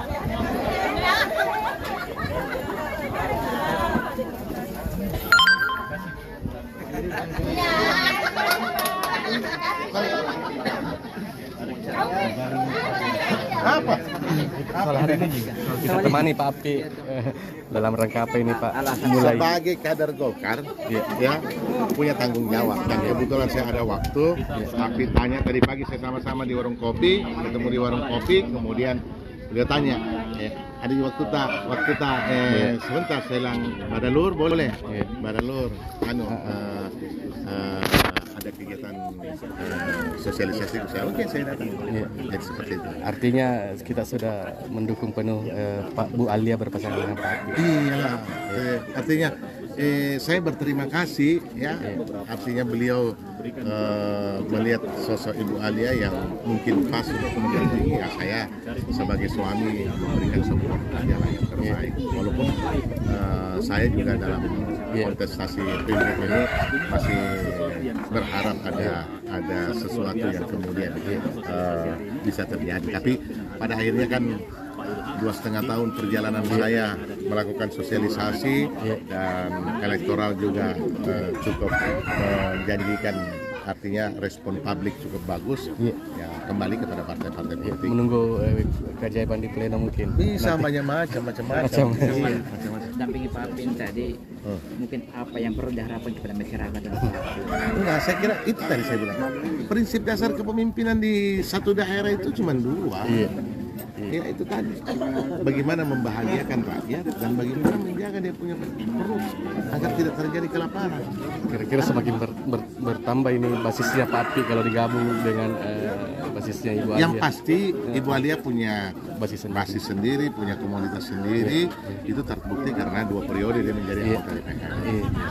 Artinya kalau dalam teori politiknya kolaborasi 2 kekuatan ini yang sudah ada pasti akan memberikan sebuah hasil yang maksimal. semalam juga foto beredar sama Kiki sama Seto. Apakah ini bagian dari mengklarifikasi? Apa ya? Foto. Mana? Wih, saya ini kan tuh tahu nih. Seandainya setan juga ada suaranya, berteman juga sama setan. Cuma saya ini setan tidak ada suaranya, jadi saya tidak berteman sama setan. Jadi begini, prinsip dasar berdemokrasi adalah silaturahmi. Jangan karena beda pilihan kemudian kita memutuskan silaturahmi. Dan Bapak Mijayaku tuh stilku seperti apa? Orang caci maki saja, nah saya masih berteman. Apalagi orang yang normatif. Jadi tidak ada. Tidak perlu. Jadi saya foto tadi malam, besok saya ketemu sama Pak Dani sama Indira, foto lagi tidak ada di masalah. Iya, Pak Yas. Soal menurutnya Pak Erlangga. Baik, kalau itu no comment. Itu no comment. Kasih Pak Yas. Ya,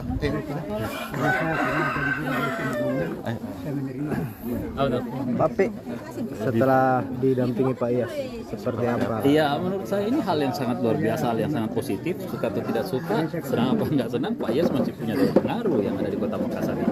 Selama 10 tahun memimpin Kota Makassar, tentu masih banyak kesan-kesan baik yang ditinggalkan oleh Pak Ilyas selama memimpin menjadi wali Kota Makassar. Dan menurut saya ini adalah supporting yang sangat luar biasa, yang sangat kuat, dan ini sebuah hal yang harus bisa kita pertahankan sehingga dukungan-dukungan ini itu membangun sebuah piranti penguat di dalam proses perjuangan kita di 2024 ini. Tapi foto kadang sama mak di sana. Segera mau bertanya. Semua ini Pak. Karena Golkar itu kan Demokrat kan. Ada Iwan Jari. Banyak Pak. Kapan Demokrat? Ya kita lagi menunggu, mudah-mudahan dalam minggu ini itu semuanya sudah selesai dan kita bisa hadir berdua untuk menerima rekomendasi dari partai. Kalau sama boleh kapan Ki mulai jalan? Ya setelah ada rekomendasi itulah baru kita turun bersama-sama. Deklarasi sekaligus itu nanti. Ya. Deklarasi sekaligus. Iya, insya Allah. Terima kasih Pak. Iya, Kak. Kerang ini bos. Andre kerang. Namanya.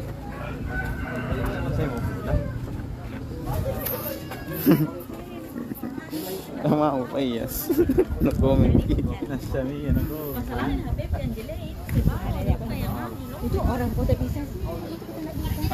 Iya. Bisa juga. Bisa juga. Masih ada Pak, masih ada Pak. Cuk, fotokan Cuk, foto Cuk.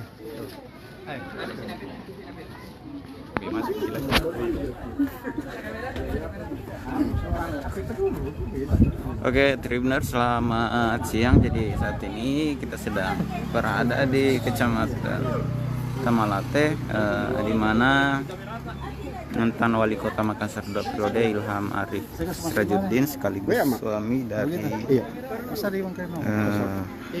Alia Mustika Ilham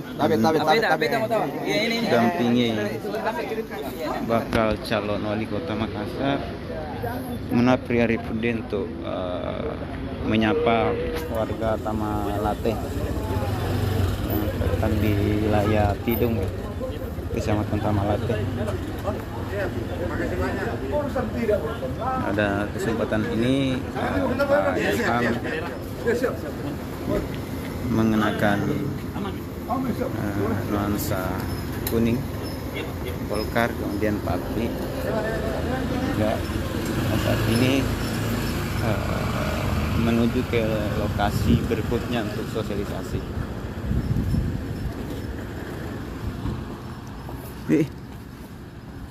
Punggung 1 Rama 33, angka masuk kami nomor punggung 15 Batis, nomor punggung 5 Yukran 18 Adi, 7 Hamka, nomor punggung 6 Tikar 16 Andi, 8 Ripadi, dan nomor punggung 13 Muhammad Husnul Pratama. Sementara yang berada di bench pasukan dagang nomor punggung 24 Padil, 3 Imam, 11 Momok, Durga, dan Hadir. Untuk kelurahan Salabulo di bawah pelatih Gafur Samsung, 11 pemain yang dia turunkan di babak pertama, 4 Aras, 16 Saleh, 28 Apriyansa, 19 Pandi, nomor punggung 27 Randu, 7 Yoga, 20 Alfian, 8 Nabil, 9 Yohan, 13 Renaldi, dan nomor punggung 10 Dian. Sementara pemain yang berada di bench pasukan dagang nomor punggung 24 Arun, 6 Redi, 21 Redi, nomor punggung 5 Yaya, 12 Hudu, 23 Salat, 22 Fajar, 14 Abid, dan nomor punggung 11 Kita saksikan para penonton dengan kostum kebesaran kuning kombinasi hitam-hitam adalah pemain dari kelurahan Banyurako berada di area sebelah utara lapangan Gaspa, sementara dengan kostum putih hijau kelurahan Salabulo berada di area selatan lapangan Gaspa. Kita saksikan wasit yang memimpin jalannya pertandingan sudah memberi syarat kepada kedua tim dan wasit cadangan serta masing-masing penjaga gawang kedua kesebelasan untuk segera kita menyaksikan jalannya pertandingan babak pertama antara kelurahan Banyurako berhadapan dengan kelurahan Salabulo dalam penguasaan bola di kaki pemain Banyurako. Angka langsung berikan umpan ke depan, jatuh di kaki pemain belakang Salabulo, namun kali ini bola dapat dikendalikan. Setelah Kita lihat ada pelanggaran terjadi di sana di lapangan Gaspa ini, menguntungkan untuk Salabulo. dan pada semifinal kali ini Pemain nomor punggung 19 antara Kelurahan Salabulo dan juga Kelurahan Dangirako. Pada yoga tadi kembali ke Pandi, namun berhasil dikendalikan oleh pemain nomor punggung 38 Muhammad Husnul Pratama sendiri di sana. Dan seperti yang terlihat Lagi datang serangan dari pemain-pemain Dangirako Pikar kepada Itali, masih Itali. Masih saja penonton yang memenuhi pinggir lapangan untuk menyaksikan tim kelurahannya bertanding. Dalam pemesan pemain Salabulo kali ini di area tengah. Perlu diketahui juga Tribuners bahwa AISK Cup Masih ini dalam merupakan pemain rangkaian Salabulo yoga tadinya umpan ke depan dihalau oleh pemain belakang Dangirako, tapi kembali dikuasai oleh pemain Nabil dari Salabulo. Masih Nabil, bola meninggalkan lapangan permainan, lemparan ke dalam untuk Dangirako.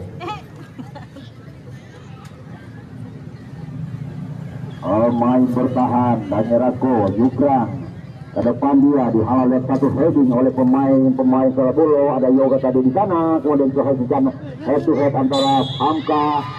Pelanggaran menguntungkan untuk Dangirako di arah tengah. cukup menarik di awal pertama ini. Permainan sudah berlangsung tempo cepat antara Kelurahan Dangerako dan Salabolo untuk menentukan siapa di antaranya menjadi pemain kesebelasan yang akan berhadapan dengan Topulung di babak final esok hari.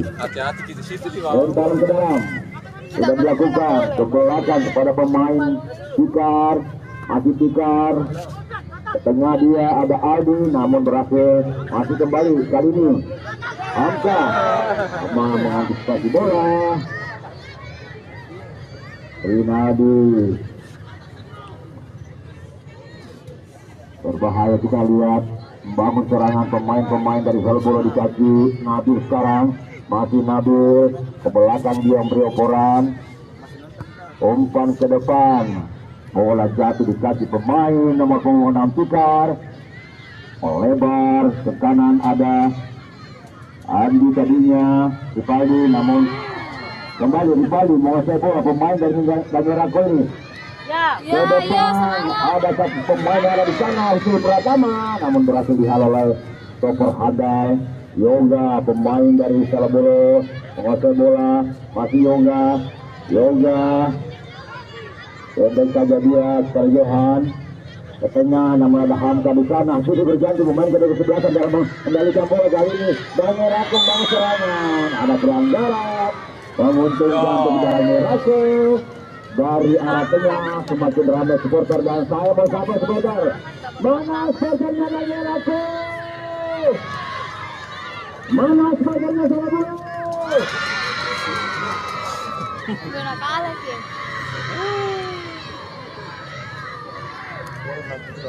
Tendangan bebas.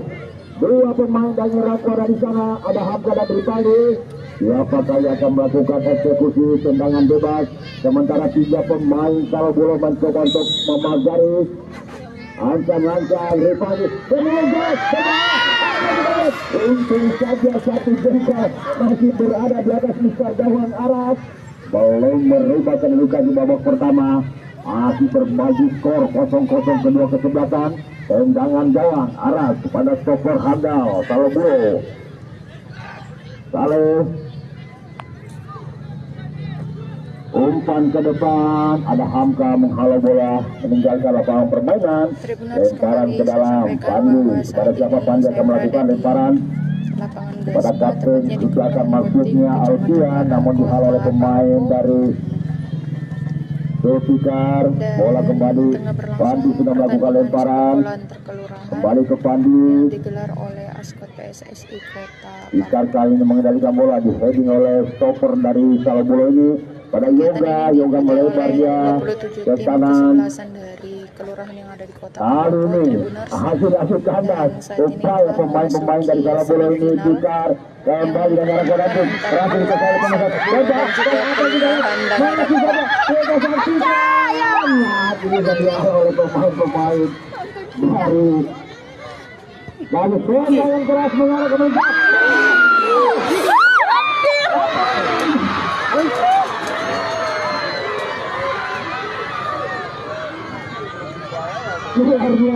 Luar biasa di menit-menit babak pertama ini sudah berganti. Kedua kesebelasan melakukan upaya lewat serangan, pelanggaran terjadi terhadap Andi. Tendangan bebas untuk Dangerako.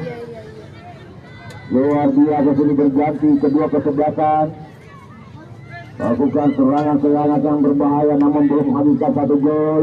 Bola dalam pengendalian Nabil sekarang pada Saleh, masih Saleh, umpan langsung ke depan kepada Ian, namun lagi-lagi kandas. Kali ini pemain Dangerako dikasih langsung di belakang Ripaldi, berhasil Yoga. Ada pelanggaran menguntungkan ke Salabolo. Apakah ada pemain yang perlu dibantu dan pelanggaran?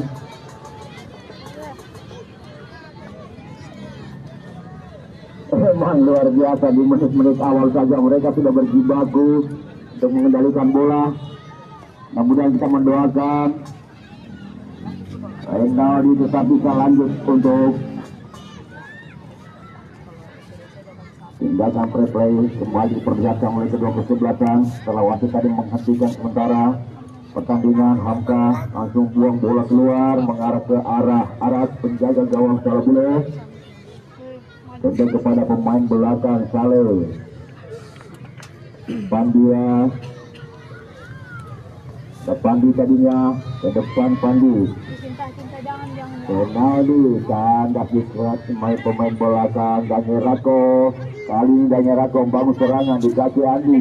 Umpan ke depan Andi, maksudnya namun bola cukup cepat lagi. Lemparan ke dalam sudah dilakukan oleh pemain dari Salabule ini. Dihalau lepas tendangan keras, di arahnya bola bergulir dalam penguasaan kali pemain Salabule. Tikar Ripaldi, masih Ripaldi. Ada pelanggaran terjadi terhadap Ripaldi. Di arah tengah sudah melakukan tendangan bebas pada Tikar. Masih Tikar, tendang saja kepada Hamka. Hamka melebar dia ke depan. Lagi. Oh, yang meninggalkan lapangan permainan.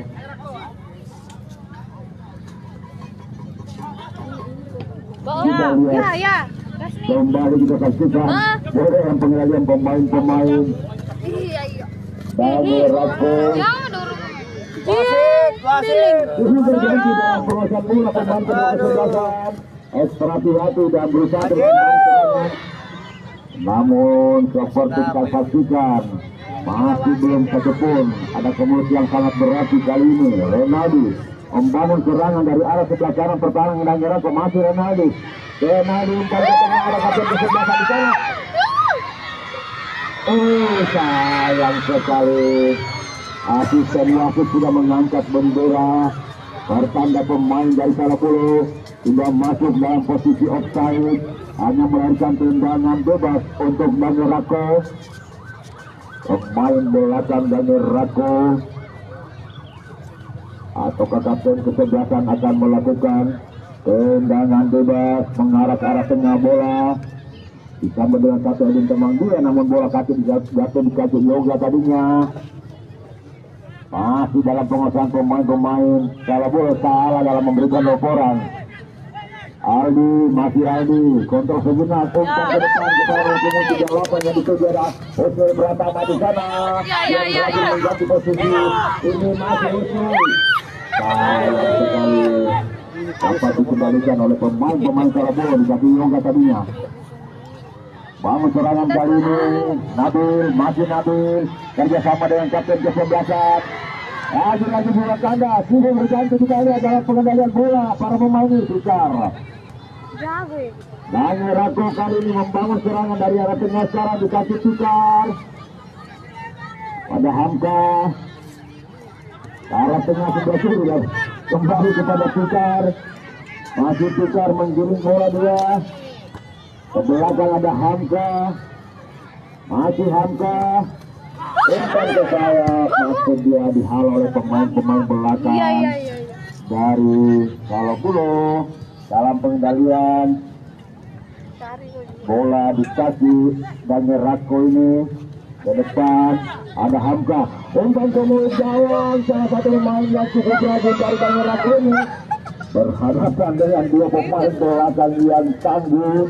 Ada Saleh membuang bola keluar lapangan, akan melahirkan lemparan ke dalam untuk Daniel Rako dari sektor sebelah kiri pertahanan Salabule. Ciko akan melakukan lemparan kepada siapa? Ciko akan memberi operan lewat lemparan ke dalam. Ancang-ancang Ciko di sana, jauh ke depan dihalau oleh satu heading, namun jatuh kembali di kaki pemain-pemain Daniel Rako. Kembali ke Ciko kali ini. Masih Ciko ke mulut gawang, umpan masih bisa dihalau oleh pemain-pemain dan akhirnya bola meninggalkan lapangan permainan. Lemparan ke dalam untuk Salabule. Pandi kepada siapa? Pandi Johan yang dia tuju atau Ronaldo lagi-lagi di heading meninggalkan lapangan permainan. Lemparan ke dalam masih untuk Salabule, kita mengarah masuk ke jantung pertahanan Daniel Rako. Pandi kita lihat salah pengertian, ada Hamka. Lebar Hamka ke tengah, kembali ke Hamka, umpan langsung ke depan, ada Saleh di sana, kemudian ada Yoga, kembali ke Saleh, masih Saleh kepada Sandi, untuk Segenap Sandi, masih bisa dihalau, Dame Rako membangun serangan, dari kaki Andi, masih Andi mencoba untuk melewati, dua pemain Surabaya di sana, bola berhamburan ke belakang, ada Fikar. Masih Fikar, umpan ke sayap kiri, mengatur serangan pemain Dame Rako ini di kaki Andi secara pelan. Ada pelanggaran di sana. Menguntungkan untuk Dame Rako dari lapangan pertahanan Surabaya dalam kedudukan untuk pertandingan kosong-kosong kembali babak pertama pertandingan kedua babak 1-0 untuk baru kedua ini. Kita nantikan siapa yang akan bertemu di babak final menghadapi Kelurahan Topung yang sudah lolos setelah mengalahkan Surajaya 2-1 pada pertandingan pertama tadi. Tendangan bebas, ancang-ancang Fikar,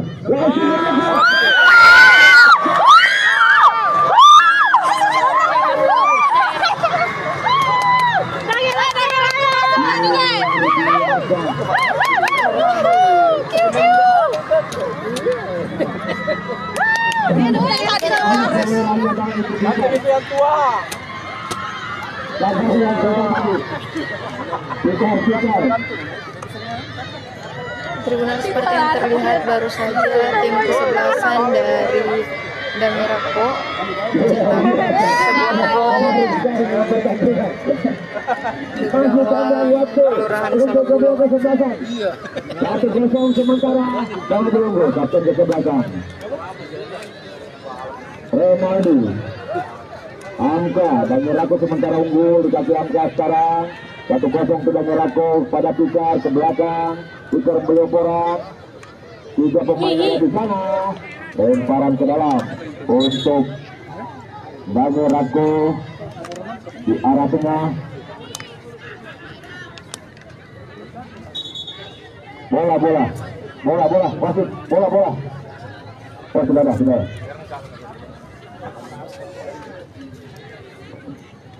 Kita nantikan saja.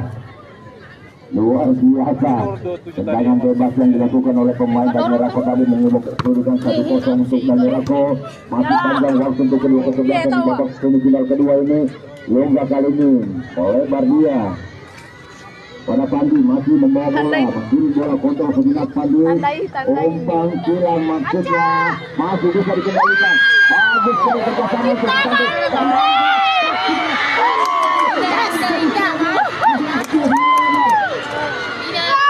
Banjirnya sama dulu. Masuk bawah, masuk.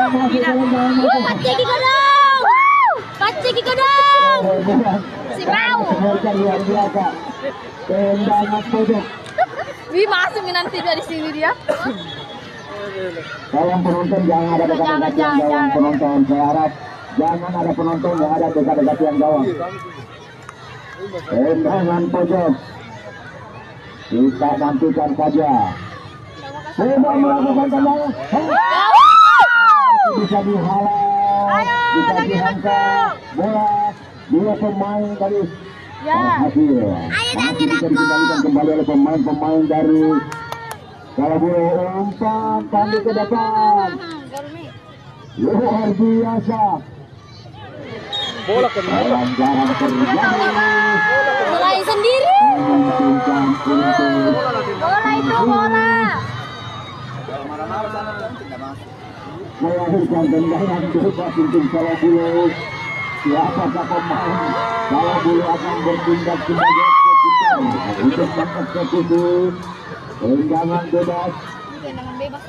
Sementara kita lihat nomor punggung 19 adalah pemain nomor punggung 9 antara Yohan dan Pandi ini. Kalau bola ganteng 5 pemain dari Dame Rako, bahkan 6 coba untuk memagari. Ancang-ancang Yohan dan Pandi ada dekat-dekat bola.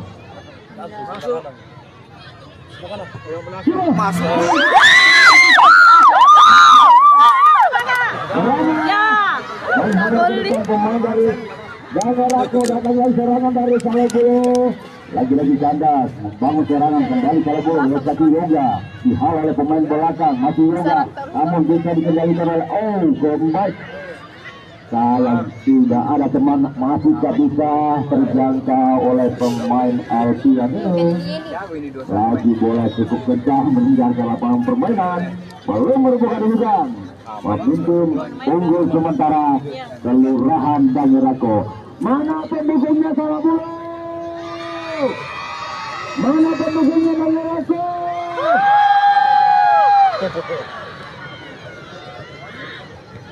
Sudah melakukan tendangan jauh ke depan. Tikar kali ini tetap sedang berusaha pemain ada pelanggaran. Menguntungkan untuk Banyurako di area pertahanan mereka. Tendangan bebas Aldi, pemain dari Banyurako, berikan isyarat kepada teman-teman yang ada di depan pada siapa Aldi akan memberikan laporan lewat tendangan bebas jauh ke depan. Disambut dengan satu heading oleh Yoga, pemain dari kembali mengarah ke pertahanan mereka. Namun kita lihat ada Saleh, ada Pandi, masih Pandi melewati salah satu pemain, kemudian berikan laporan pendek ke depan. Ada Nabil melewati dua pemain, lebar dia ke kanan berbahaya tentu saja, namun bola jatuh dikasih Tikar, pemain dari Banyurako ke belakang, dia lagi kembali kepada Tikar, masih Tikar kontak.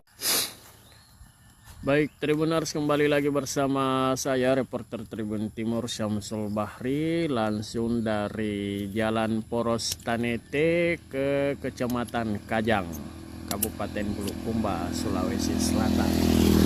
Ya, di samping kiri kanan ini terlihat pohon-pohon karet yang sudah menjulang tinggi, Tribuners. Sudah berumur, kirakan dari lebih dari 10 tahun ini umurnya Tribuners. Sudah butuh diremajakan lagi. Ya, di sepanjang jalan ini tidak ada perumahan Tribuners. Nah, ini cukup luas sekali. Hutan karet milik Balam Besi Real Estate Lonsum. Ya, kalau di Kabupaten Bulukumba ada perkebunan lonsum yang cukup luas, sekitar 5.000 hektar Tribun. Salah satunya berada di wilayah ini. Kita akan melihat lebih jauh keindahan dari pohon-pohon hutan karet ini yang ada di Jalan Poros Tanete ke Kecamatan Kajang.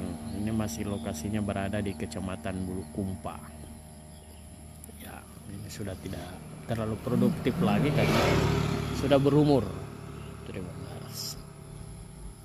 Dan dapat kami informasikan juga bahwa hari ini pihak BPN akan turun juga melakukan pengukuran kebun karet milik PT Lonsum untuk hari ini.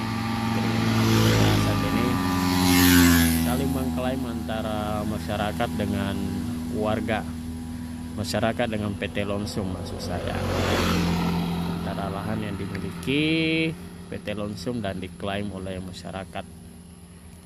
Ya, kita akan jalan-jalan lagi ke arah Kecamatan Kajang sampai kita lihat wilayah perkebunan ini sepanjang jalan.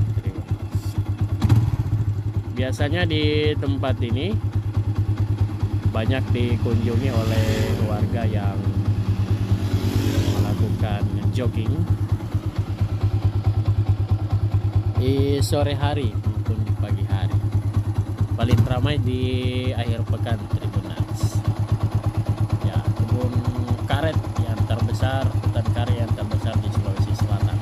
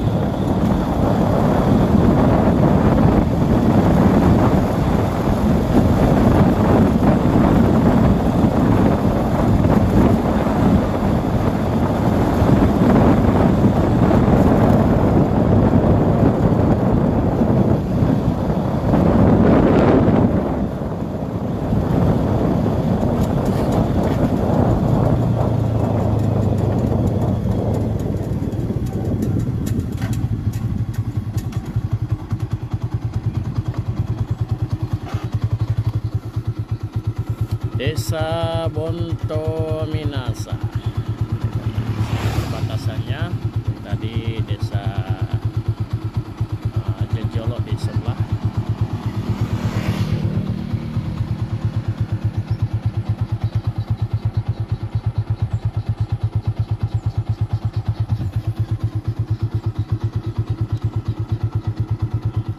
Oke, Tribuners, demikian laporan kami dari Poros Tanete Kajang. Katedral Makassar percantik diri sambut 2000 umat Katolik. Untuk informasi lebih lengkapnya, laporan dari jurnalis Tribun Timur ada rekan Faki dari Kota Makassar. Selamat sore rekan Faki. Ya, selamat sore rekan Tio.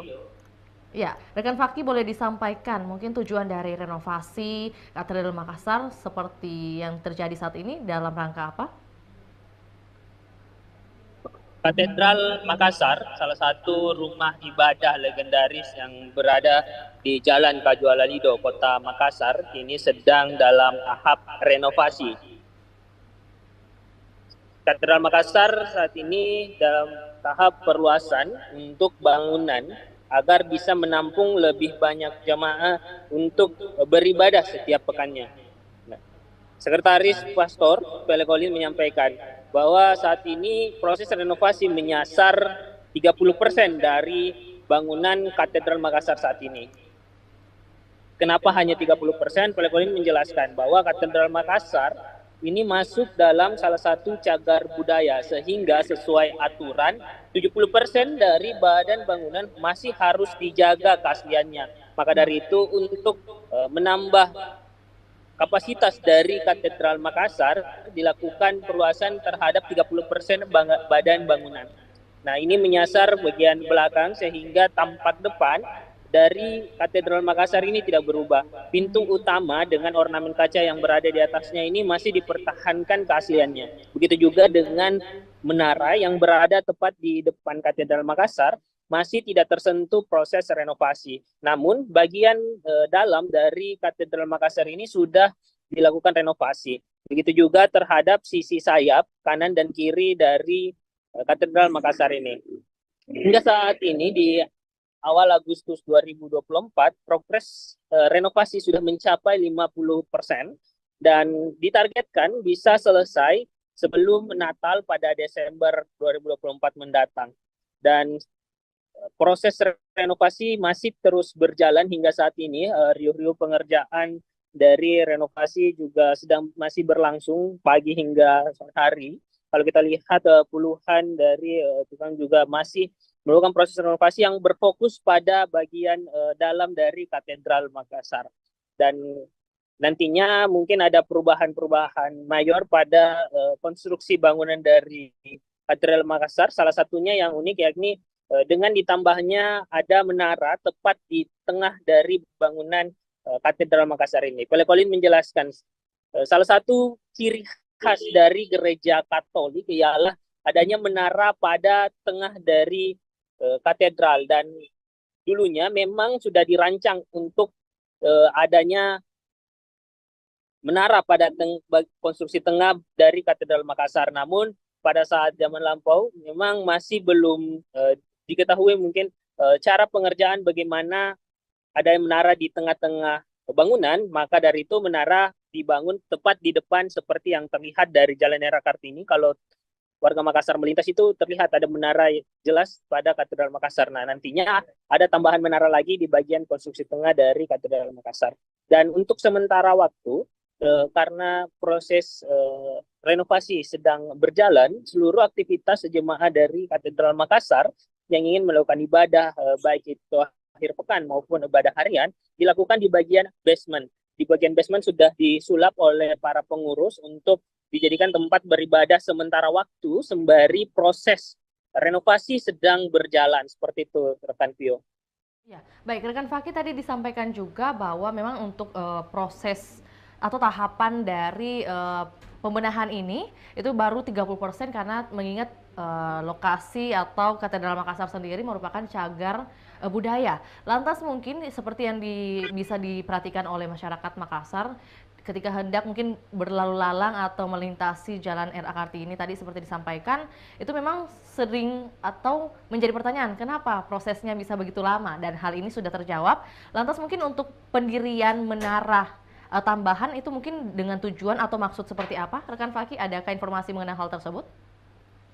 Ya, informasi yang dihimpun memang karakteristik yang membedakan antara gereja untuk umat Katolik dan Protestan itu ada pada letak menara. Gitu. Nah, dijelaskan oleh Pelekolin bahwa untuk letak menara bagi gereja umat Katolik itu sebenarnya berada di tengah dari konstruksi bangunan, dan itu menjadi patokan biasanya ciri-ciri dari gereja Katolik, dan itu berlaku bahkan hanya di Makassar, mungkin di Indonesia dan juga di luar negeri. Nah, itu yang dulu pada konstruksi awal itu kan dibangun tahun 1989, lalu selesai konstruksi di 1900, lalu ada proses renovasi di 1939. Nah, sebenarnya gambar awal dari Katedral Makassar itu memang menempatkan menara pada bagian tengah, di pucuk tengah dari bangunan. Namun, karena keterbatasan pengetahuan di zaman dulu, maka tukang-tukang di Makassar ini belum bisa mengetahui cara membangun menara tepat di tengah dari bangunan. Nah, maka dari itu, di masa lampau dibangunlah menara tepat di depan pintu dari katedral. Ya, itu kelihatan ketika teman-teman melintas di jalan RA Kartini itu kelihatan jelas itu menaranya. Nah, karena saat ini konstruksi untuk membangun menara di tengah katedral itu sudah diketahui, nah sudah ada kemajuan teknologi, maka dari itu saat ini proses renovasi juga menyasar untuk pembangunan menara tepat di tengah dari gereja Katedral Makassar seperti itu. Ya, baik. Rekan Fakih, mungkin tadi juga sejalan yang disampaikan rekan Fakih bahwa menyangkut jumlah jemaat yang beribadah, mungkin boleh disampaikan biasanya di waktu-waktu hari apa? Apakah mungkin khusus di weekend saja atau mungkin di weekdays juga ada prosesi ibadah, dan juga mungkin biasanya dihadiri oleh berapa jemaat?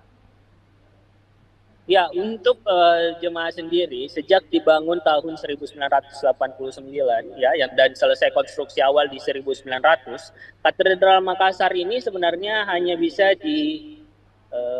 memuat 200 jemaah saat itu. Nah, berkembangnya zaman, kemudian berkembang waktu, umat Katolik kemudian meningkat di Kota Makassar, apalagi Katedral Makassar ini membawahi beberapa wilayah ya, sebagai pusat, yaitu di Sulawesi Selatan, Barat, dan juga Tenggara.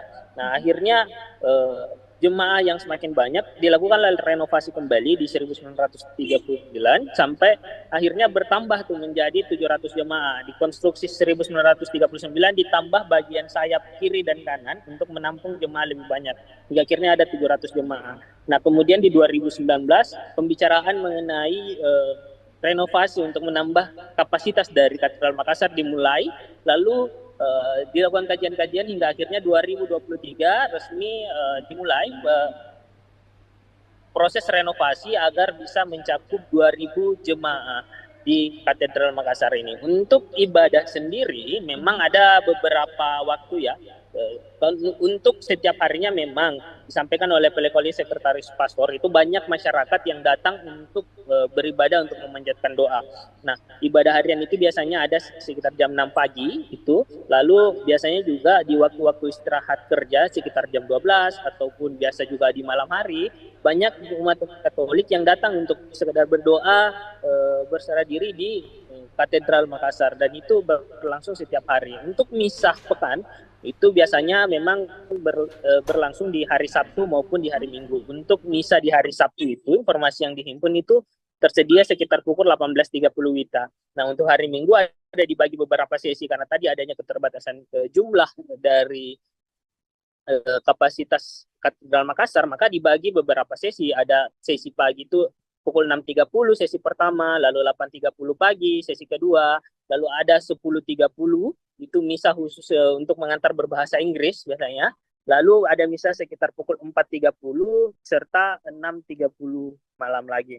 Dan itu berlangsung setiap pekannya, dan itu yang menjadi jadwal rutin. Selain itu memang ada jadwal-jadwal tertentu yang sudah disusun oleh para pengurus dari Katedral Makassar untuk menghimpun mungkin jemaah-jemaah pada kajian-kajian tertentu seperti itu, rekan Tio.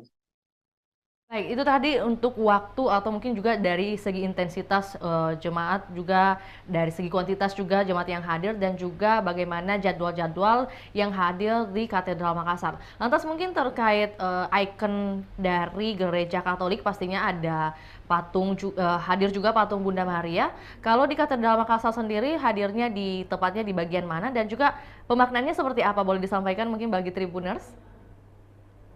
Ya, kalau kita melihat konstruksi dari Katedral Makassar ketika masuk ke ruang utama itu, kita melihat di bagian menara depan itu memang tampak adanya patung Yesus Kristus yang memang dipajang oleh sekretariat dari Katedral Makassar. Nah, sementara itu kalau kita melihat konstruksi di bagian dalam, sewaktu Tribun Timur berkunjung ke ruang beribadah, ada banyak ornamen-ornamen yang menceritakan sejarah tentang Yesus Kristus, dan itu juga yang dijelaskan oleh Sekretaris Pastor Pele Pauline kepada Tribun Timur, adanya ornamen-ornamen yang patung-patung yang terpajang di dinding-dinding dari Katedral Makassar itu sendiri. Di ruang ibadah itu, di bagian tepian dinding sisi kiri, kanan, dan belakang, ada 14 ornamen patung yang dipajang secara khusus nih. Jadi 14 ini menceritakan tentang perjalanan Yesus Kristus, ya, dari pengumatan sampai wafatnya Yesus Kristus, dan itu disusun beriringan 14 buah, dan itu semua menceritakan sejarah tentang Yesus Kristus. Dan ini yang dijelaskan oleh Pele Pauline bahwa ornamen patung ini sudah ada sejak berdirinya dari katedral ini, artinya sudah ratusan tahun ornamen ini berada di katedral, dan itu menceritakan tentang perjalanan Yesus Kristus hingga wafat. Selain itu memang ada patung-patung lainnya, seperti juga patung Bunda Maria yang ada di bagian sisi kiri dari katedral. Nah, biasanya kalau jemaah itu katanya kalau harian, kadang-kadang jemaah yang ingin berdoa di sela-sela waktu kerja, kata Pele Pauline datang lalu berdoa di depan patung Bunda Maria. Pele Pauline menjelaskan sendiri bahwa pemaknaan dari berdoa di depan patung Bunda Maria ini sebagai Bunda Maria dilihat sebagai perantara untuk pengantar doa-doa dari warga ataupun umat Katolik yang nantinya untuk disampaikan agar bisa dikabulkan oleh Yesus Kristus. Dan itu yang disampaikan oleh Sekretaris Pastor Pele Pauline kepada Tribun Timur, yang coba melihat-lihat bagaimana kondisi dari Katedral Makassar dan mengulik sejarah dari Katedral Makassar, seperti itu. Ya, jadi mungkin secara tidak langsung Tribuners juga bisa belajar secara singkat bagaimana sejarah dari bangunan Katedral Makassar. Terkait bangunan baru nanti yang maksudnya prosesnya hingga saat ini masih 30%, tentunya ada harapan yang disampaikan dari Sekretaris Pastor Pele Pauline. Seperti apa yang disampaikan kepada pihak Tribun Timur terkait pembangunan dan juga renovasi Katedral Makassar, kan Fakih? Ya, Pele Pauline berharap bahwa pembangunan katedral yang memang saat ini hanya menyasar 30% bangunan dan progresnya di angka 50%, ini diharapkan bisa selesai pada saat sebelum Natal, sehingga ketika Natal nanti umat Katolik bisa menjalani ibadah dengan kondisi katedral yang sudah bangunan baru, kemudian sudah nyaman digunakan untuk beribadah dan bisa menyambut ribuan jemaah Katolik lainnya. Dan tentu dirinya juga mengharapkan bahwa nantinya ketika gereja ini telah selesai pembangunan Katedral Makassar, proses renovasinya setelah selesai, maka masyarakat umat Katolik baik itu yang berada di Sulawesi Selatan maupun dari luar Sulawesi Selatan bisa datang ketika berada di Makassar, datang untuk beribadah dan ikut meramaikan setiap aktivitas-aktivitas dari Katedral Makassar, seperti itu. Terima kasih rekan Fakih atas informasinya. Kami menunggu update terbaru dari Kota Makassar dan juga selamat kembali beraktivitas rekan Fakih. Baik, Tribuners, kami akan tayangkan juga cuplikan kita di hari ini, juga pernyataan dari Pele Pauline selaku Sekretaris Pastor, dan berikut laporannya. Selamat menyaksikan.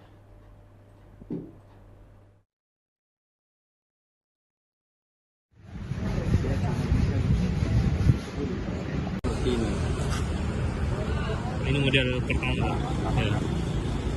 Ini tahun 1900, jadi selesai tahun 1900.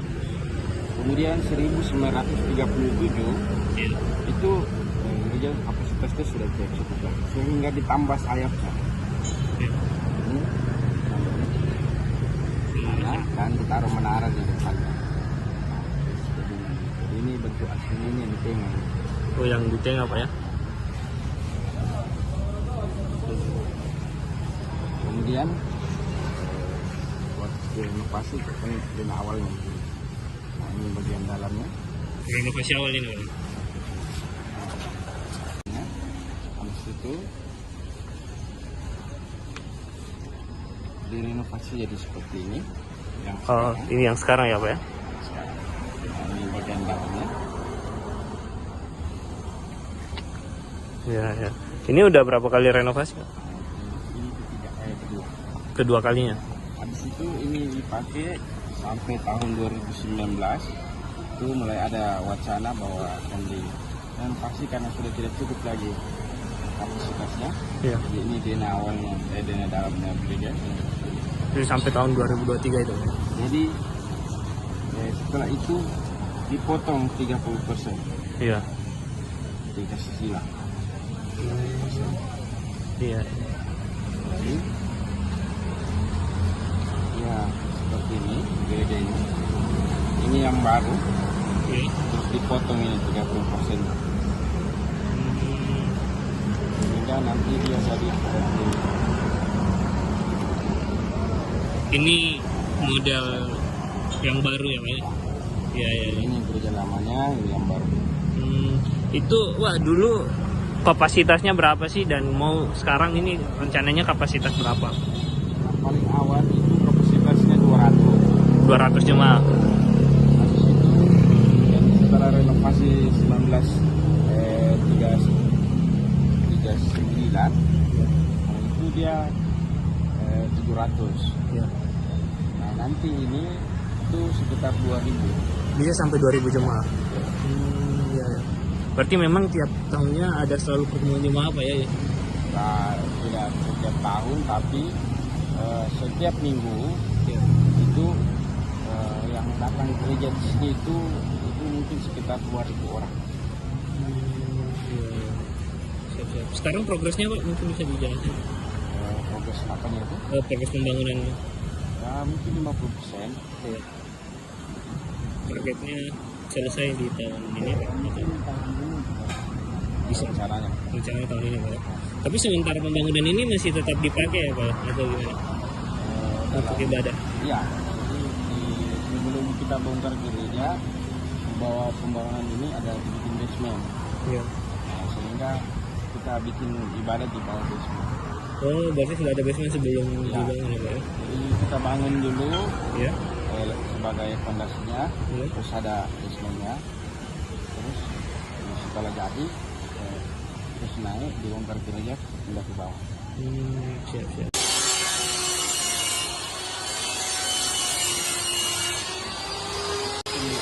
Iya. Nah, ditambah yang kampus. Bagian. Habis itu mulai tahun 2019 dikerjakan dan 2023 itu mulai dibongkar dan disambung belakang sudah dikerja. Ya. Tapi proses penggabungannya ini mulai dari tahun 2023 baru mulai digabung Pak. Sampai akhirnya dikerja lagi tahun ini. Jadi waktu kami bangun tahun 2019 itu, ya. Sebelum COVID itu kita sudah bikin basementnya. Ya. Tapi kita masih ibadah di gereja sini, kan Iya. belum bongkar kok. Iya. Nah, habis itu dikasih naik temboknya kiri kanan. Nah, tahun 2000 kan karena ada COVID jadi Iya. pengerjaan. Nah, mulai tahun 2023 dibongkar mini gereja. Iya. Kami pindah di bawah basement untuk beribadah.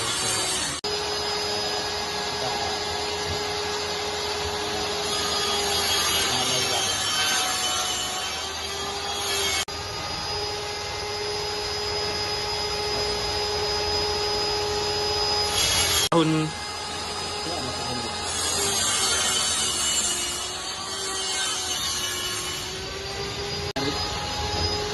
waktu kita meminta rekomendasi dan standar budaya untuk renovasi ini, mereka sarankan potong 30% yang sana dan 70%-nya harus tetap seperti itu. Nah, termasuk kampus depan umum. Jadi ini tidak boleh diganti. Ini tidak boleh diganti.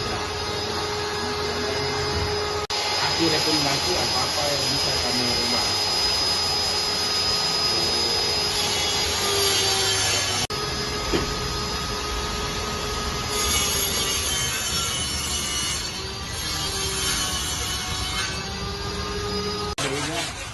Protestan Emmanuel yang ada menara depannya. Oh, gereja Kristen Emmanuel itu yang ditiru. Tapi direnovasi. Iya. Kan sebelumnya tadi itu, nah Iya. harusnya direnovasi jadinya seperti ini. Ya, jadi seperti ini, Pak. Tapi karena dia itu kesulitan menaruh menara setengah sini. Iya. Sehingga mereka pasang saya daripada saya masuk ke sini, kita pasang di depan. Sedangkan di sini kan gereja Katolik itu menaranya selalu di atas atau di samping. Dia jarang ada di depan. Nah itu kalau biasanya arsitektur bangunan yang ini kita gereja Protestan. Biasanya kalau Katolik di tengah atau kiri kanan. Seperti yang kita bikin yang baru. Oh, tapi karena keterbatasan mungkin pengetahuan dulu Pak ya untuk membangun di tengah ya. Nah, jadi harusnya seperti ini. Oh, harusnya seperti ini. Tengah atau di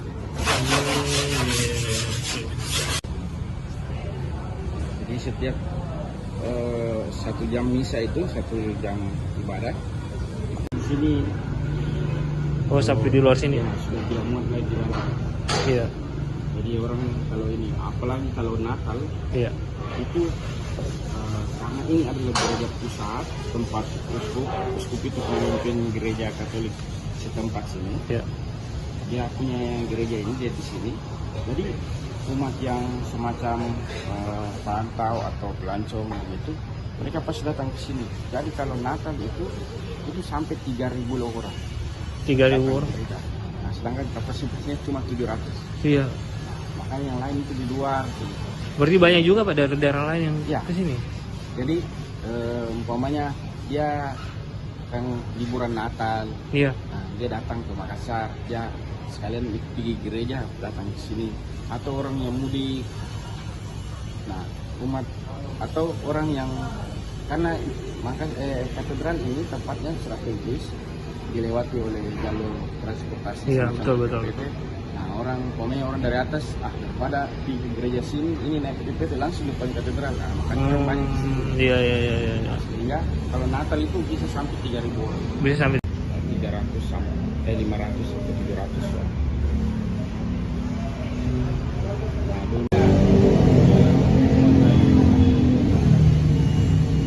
Kami sempat membangun waktu COVID itu sudah jadi. Tapi dulu ini aulanya ini difungsikan apa nih? Nah, maksudnya waktu dibuat 2019 memang untuk apa untuk dibuat? persiapan itu. Oh, persiapan renovasi di atas. Makanya dibuat. Ya, tapi fungsi berikutnya nanti akan jadi aula. Aula. Ya. Jadi waktu dibangun itu ini Ya. sana kosong ini. Iya. Nah, kita bangun habis dengan fungsi bahwa kita bangun ini nanti kalau gereja kita direnovasi kita masih bisa ibadah di sini. Iya. Tapi fungsi berikutnya adalah ini adalah tempat untuk aula, pertemuan, pembelajaran begitu.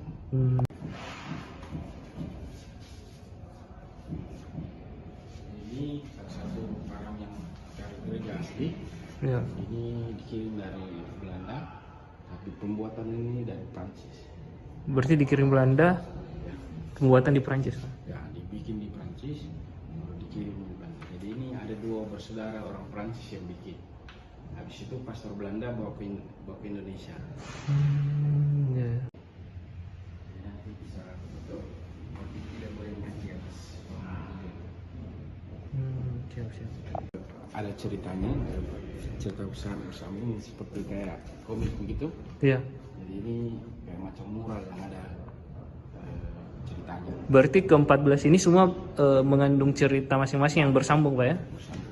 Jadi ini ceritanya ini tentang prosesi Yesus waktu diumati sampai dia wafat di sana sampai yang sana. Oh, jadi harus disusun berurutan nih, Pak? Ya. Jadi seperti di atas itu ada tertulis nomornya. Iya. Jadi itu ada perhatian. Itu dia kalau kita ke Yerusalem tempat di sudut-sudut spot itu ada seperti ini. Oh, di sini dia dulu ketemu mamanya. Oh, di sini dia dulu ditolong oleh Simon dari Krene. Nah, di Yerusalem sana ada seperti ini. Oh, berarti ada di Yerusalem pun ada yang seperti ini. Kan dulu di kota Yerusalem kan Yesus lewat situ. Iya. Nah, di situ ada dibikin, bahkan dikasih jadi gereja. Jadi setiap tempat itu, jadi kalau orang-orang Katolik pergi bersiarah, mereka akan pergi ikuti seperti ini di Yerusalem.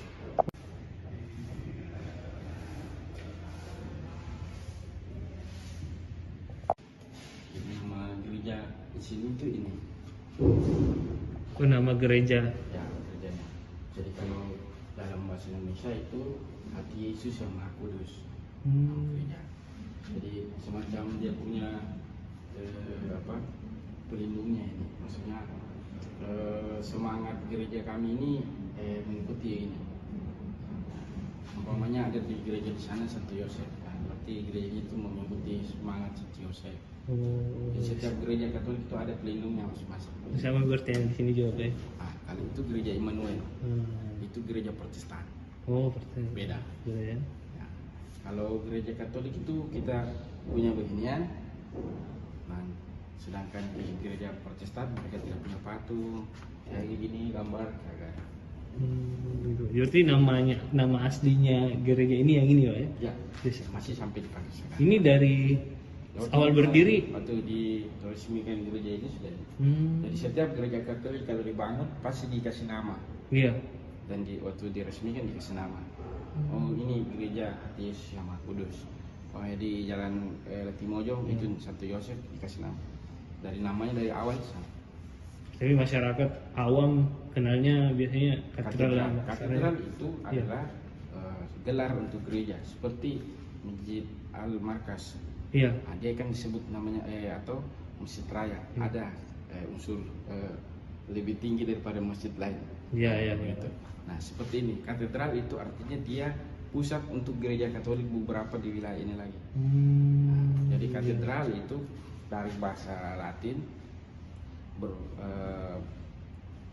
dia punya arti adalah kursi atau kedudukan. Nah, di katedral itu ada uskup. Jadi dia uskup itu ini. Jadi dia ada tempat duduknya. Nah, ini seperti setiap katedral. Jadi umpamanya di Sulawesi Selatan ini, di Sulawesi itu cuma ada 2 katedral. Di mana? Satu di Manado, satu di Makassar. Nah, jadi karena cuma ada 2 uskup di sini. Jadi dia satu yang pimpin wilayah Manado, satu yang pimpin di wilayah Makassar yang ini. Nah, mereka ini yang punya kuasa untuk mengajar agama Katolik. Jadi mereka itu dalam istilah gereja Katolik magisterium, artinya mereka punya kuasa untuk, dan mereka yang berkuasa untuk mengajarkan pengajaran agama. Nah, seperti dia yang kasih keluar semacam ajaran agama atau pemahaman baru, itu mereka yang punya kuasa. Jadi selain mereka ini, selain uskup, tidak ada orang yang bisa mengajar ajaran baru, kecuali uskup sudah umpamanya delegasikan. Jadi pastor-pastor itu mereka itu setia kepada pastor uskup. Uskup, ya. Semacam paus itu juga seorang uskup. Dia uskup Roma. Nah, gitu. Nah, dia akan memimpin lagi para uskup. Nah, tapi kuasa mengajar itu para uskup. Berarti kalau didelegasikan ke pastornya, nah, dia kalau mengajar sesuatu ya harus sesuai yang uskup ajar. Sesuai dengan gereja. Uskup itu gimana Pak? Mungkin apakah dia dipilih atau dia? Ya, dipilih. Nah, dipilih dari Roma. Jadi waktu Yesus dulu, zaman Yesus, dia punya murid 12. Nah, itulah uskup pertama. 12 orang itu. Jadi kan Tuhan Yesus bilang pergi dan mengajarkan semua orang. Nah, Tuhan Yesus memberi kuasa kepada mereka ber-12 ini untuk mengajar orang-orang. Nah, setelah itu 12 orang ini itu menjadi uskup. Nah, paus pertama itu sebagai pemimpin para rasul, para murid-murid Yesus ini. Nah, itu adalah Santo Petrus dan dia jadi paus pertama. Nah, dia juga seorang uskup karena pemimpin para uskup itu disebut paus. Nah, sampai sekarang waktu zaman para murid mereka meninggal, nah Nah, itu dipilih berdasarkan ada dewannya lagi. Nah, seperti itu sampai sekarang. Sampai kalau umpamanya ada uskup, kami ini kan sudah mengundurkan diri. Iya. Dia sudah mengundurkan diri, Iya. sudah ada penggantinya. Nah, sebelum dia mengundurkan diri atau dia wafat, dia sudah tulis rekomendasikan namanya. Mas, oh ini pengganti saya nanti ya. Habis itu nanti 50% rekomendasinya dia, 50% nanti berdasarkan semacam sekolahnya apa, bagaimana sikapnya dia. Ya, itu semua dinilai di Dewan Uskup itu. Di situ dikirim ke belakang ke Roma. Nanti Roma umpamanya kita tidak ada uskup ini, meninggal ini atau dia sakit. Nanti uskup itu yang Roma akan menentukan, oh ini. Nah, nanti dia kirim surat. Nah, kami dari Roma mengangkat pastor ini menjadi seorang uskup. Berarti sampai sekarang dikirim ke Roma, Pak? Ya, jadi uskup itu tidak dipilih umat. Ya. Tapi dia ada dewan di Roma ya? Ya, paus yang mengeluarkan surat untuk mengangkatkan disebut bulla. Jadi surat pengangkatan yang disebut bulla nanti itu dikirim dan dibacakan di gereja. Umpamanya di sini dibacakan bahwa tanggal sekian atas nama Paus Vatikan mengangkat pastor ini menjadi seorang uskup. Sekarang kan sudah berapa Pak uskup di Makassar sejak berdirinya? Uskup ini dari ini sekarang sudah 5. Nanti uskup berikutnya itu yang kelima, ke-6. Oh, berarti yang ini yang dari 92 ini yang sudah dari ini sampai ini sekarang. Ini yang baru mengundurkan diri, Pak? Ya, ini sudah diproses, sudah ada penggantinya. Tingkatkan partisipasi pemilu, KPU Kabupaten Bone sasar 400 pemilih pemula di SMA 13. Untuk informasi lebih lengkapnya, berikut laporan dari jurnalis Tribun Timur, rekan Wahda dari Kabupaten Bone. Selamat petang, rekan Wahda.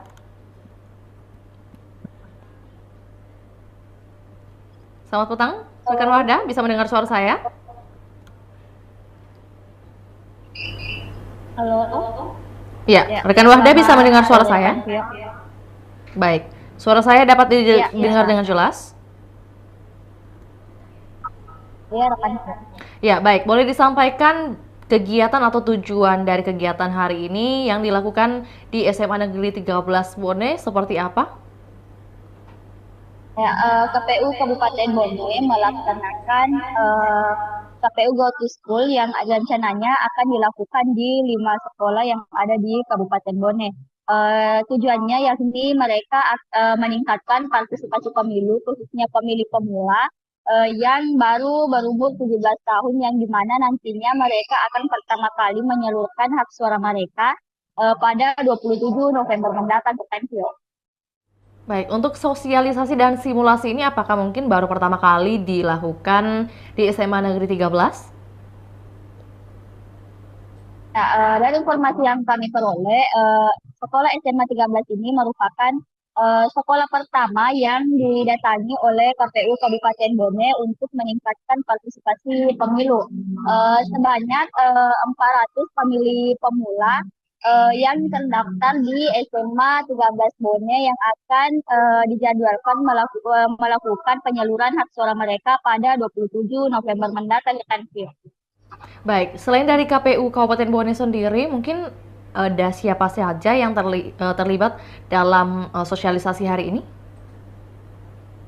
Dari informasi yang kami peroleh, selain pihak KPU sendiri, juga terlibat mahasiswa KKN tematik dari Universitas Negeri Hasanuddin Makassar yang juga diikutsertakan untuk mensosialisasikan partisipasi pemilu di Kabupaten Bone, rekan Vio. Baik, adakah mungkin penyampaian dari pihak KPU Kabupaten Bone sendiri mengenai pentingnya edukasi pemilih pemula maksud saya? Ya, pihak Komisioner KPU yakni Abdul Aziz menyampaikan bahwa partisipasi pemilu ini sangat diperlukan untuk generasi muda, khususnya Gen Z, karena mereka ini pertama kali akan menyalurkan hak suara mereka di bilik, sehingga sosialisasi untuk pemilih pemula ini sangat diperlukan di Kabupaten Bone, dan rencananya Komisioner KPU Kabupaten Bone akan melaksanakan sosialisasi pemilih pemula ini di 5 sekolah yang mewakili 5 dapil yang ada di Kabupaten Bone, rekan Vio. Baik, lantas mungkin untuk pemilihan lokasi perdana hari ini, terutama di SMA Negeri 13 sendiri, apakah mungkin ada yang disampaikan oleh KPU Bone, mengapa SMA Negeri 13 Bone yang dipilih menjadi lokasi pertama? Ya, dari informasi yang kami peroleh, SMA 13 dipilih menjadi lokasi pertama karena hal tersebut sudah sesuai dengan ketentuan yang telah mereka lakukan rapat internal dari pihak KPU sendiri, di mana mereka memasukkan semua data-data di mana siswa yang paling banyak pemilih pemulanya di kota Watampone, sehingga setelah didata di SMA 13 inilah pemilih pemula yang paling banyak untuk Kabupaten Bone yang ada di wilayah kota Watampone, rekan. Baik, berarti setelah dari atau dengan adanya sosialisasi di SMA Negeri 13 Bone, langkah selanjutnya ke sekolah mana lagi? Ya, dari informasi yang kami peroleh rekan Tio, mereka akan melakukan sosialisasi lagi di 4 sekolah yang ada di 27 kecamatan yang ada di Kabupaten Bone. Akan tetapi belum disebutkan di mana saja sekolah-sekolah yang akan dilakukan sosialisasi tersebut karena pihak KPU sementara masih mendata ataupun melakukan rapat internal di pihak KPU sendiri untuk menentukan 4 sekolah yang mewakili semua cabang sekolah yang ada di Kabupaten Bone, rekan Vio. Baik, rekan Wahda mungkin boleh lebih detailkan lagi terkait sosialisasi dan simulasi di SMA Negeri 13 Kabupaten Bone sendiri. Mungkin ada rangkaian atau kegiatannya seperti apa saja? Ya, dari pantauan kami di lapangan, sebelumnya pihak KPU Kabupaten Bone mengumpulkan dari 400 siswa itu akan dikumpulkan sekitar 90 siswa perwakilan dari masing-masing kelas untuk melakukan yang dilakukan sosialisasi tersebut. Kemudian nantinya dari pantauan kami di lokasi mereka akan diarahkan menuju lapangan dan dibuatkan seperti simulasi pada saat pemilihan langsung di TPS, sehingga mereka akan melakukan pemilihan langsung dan mereka akan merasakan aurofobia bagaimana sebenarnya memilih calon kepala daerah di Kabupaten Bone. Dan yang paling terakhir itu mereka akan dicelupkan tinta sebagai tanda bukti bahwa mereka telah menyalurkan hak suara mereka di balik kotak suara, rekan Vio. Baik, kami juga mendapat informasi mengenai nantinya akan diadakan salah satu kegiatan yaitu debat antar pelajar. Apakah benar demikian, ada hal tersebut yang akan direalisasikan?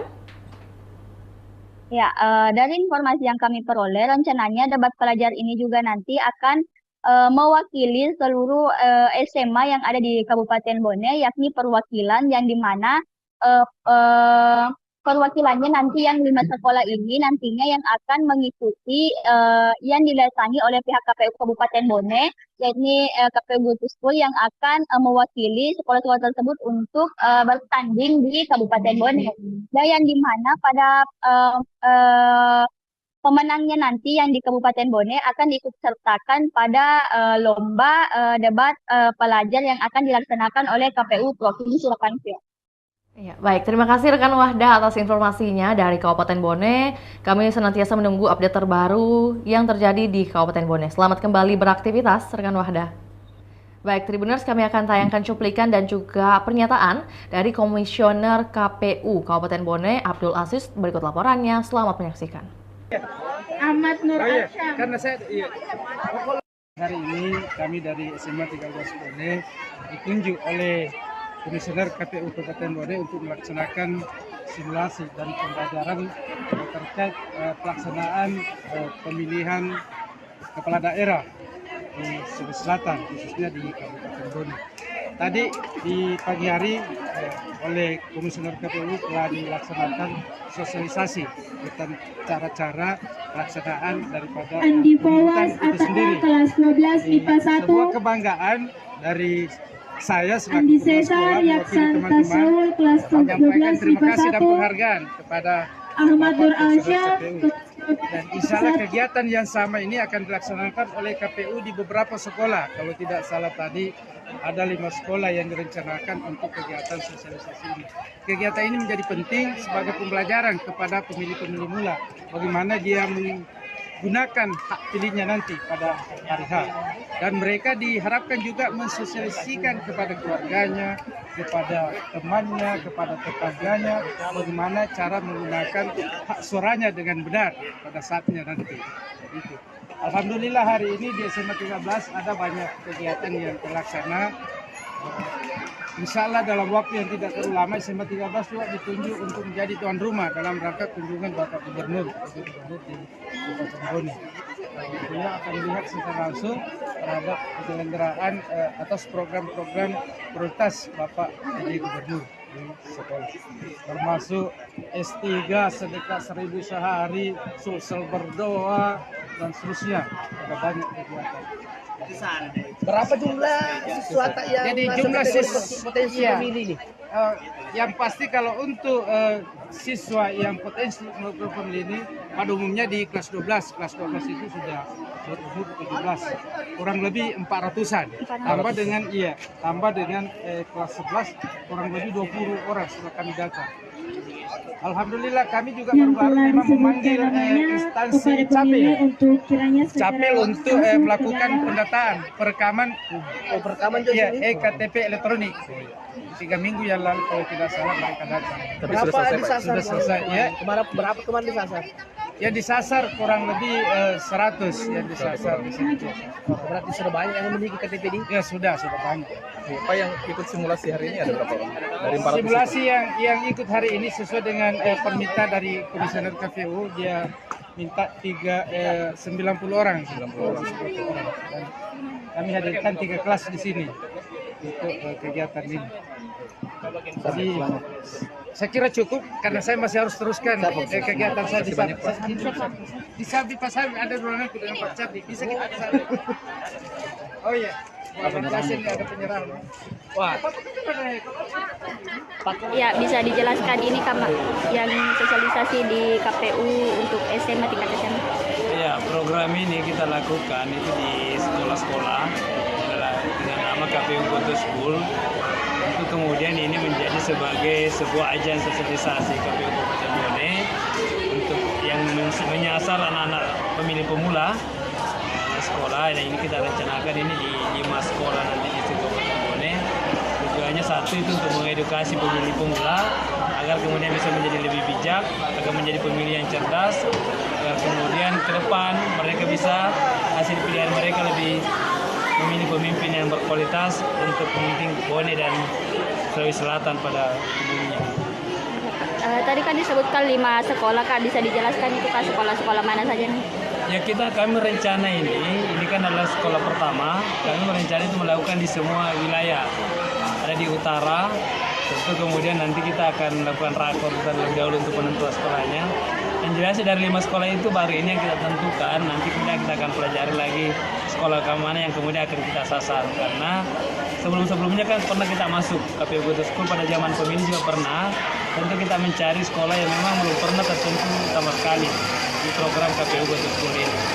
Maksudnya tiap dapil ini ada perwakilan satu sekolah? Ya, setiap nanti dapil ada perwakilan, misalnya di utara di dapil 5. Walaupun yang di pilkada sudah tidak ada dapil, tapi dalam merencanakan kegiatan sosialisasi kita tetap berbasis di situ. Jadi, setiap wilayah ada perwakilan nanti sekolah.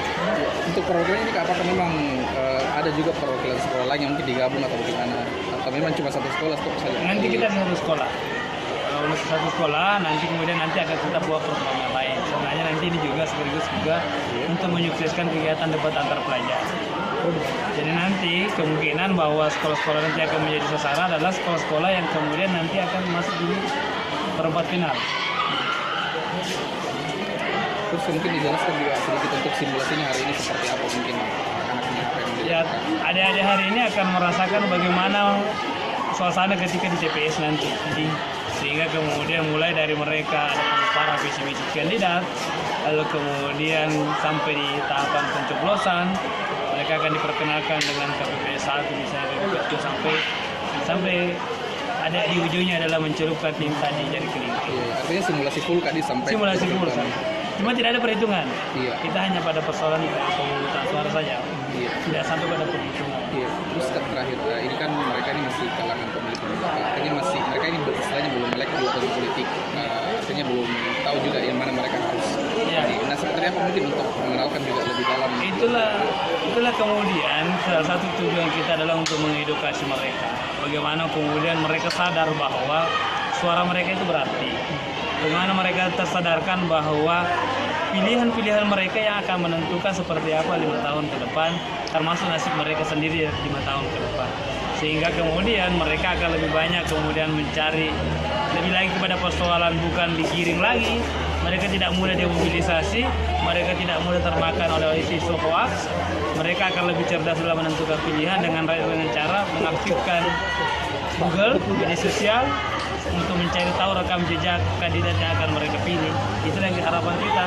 Terus kemudian kita titipkan kepada mereka bahwa kita berharap informasi ini tidak hanya sampai kepada mereka.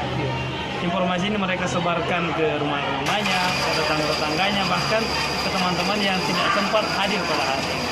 Jadi memang kita juga menyampaikan supaya mereka kan tidak ada anak-anak sekarang yang tidak punya akun media sosial. Semua sekarang serba sedikit di media sosial kan. Media sosial mereka akan menjadi sarana kita juga untuk mensosialisasikan ke teman-teman mereka. Sama begitu. Oke Tribuners, selamat siang dimanapun Anda berada. Kembali lagi bersama saya Muhammad Antonio, supporter Tribun melaporkan langsung di lomba Pelajar Kabupaten Singgahi yang memenangkan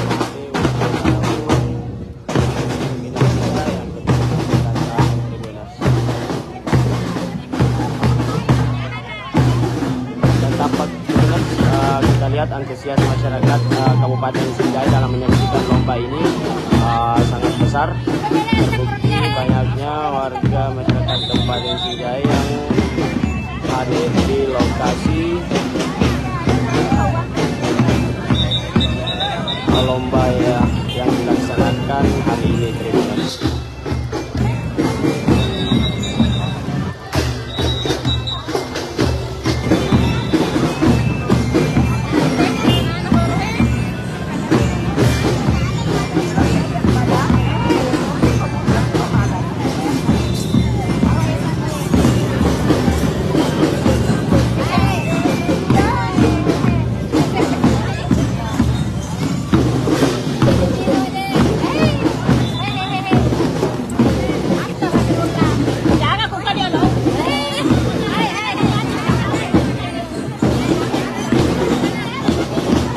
Jadi Tribuners, kita lihat penampilan para peserta Tribuners.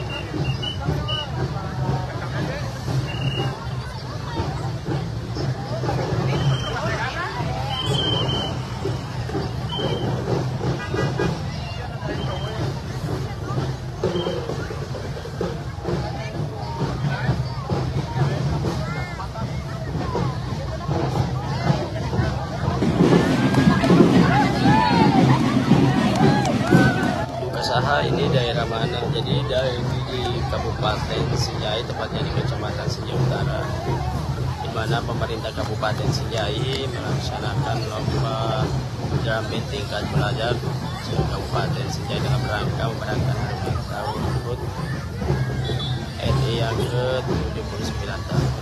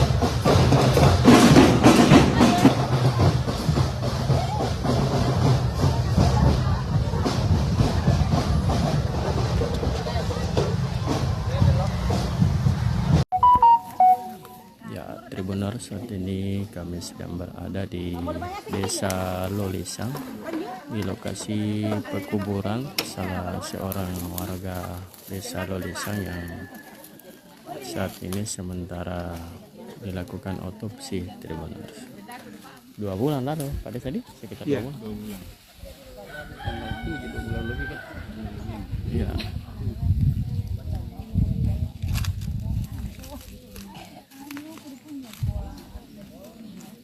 Ini warga sementara menunggu hasil dari pemeriksaan tim Inafis Polres Bulukumba. Tribuners.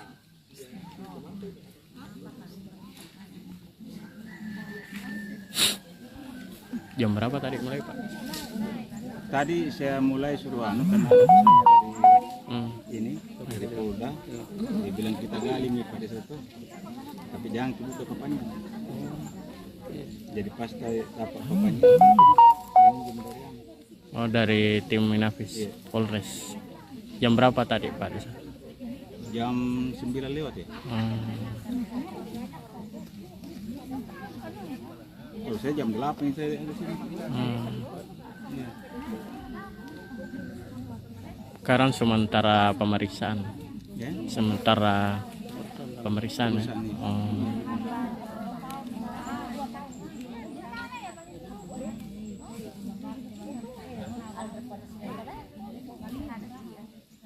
Siapa lagi namanya pada saat itu yang meninggal?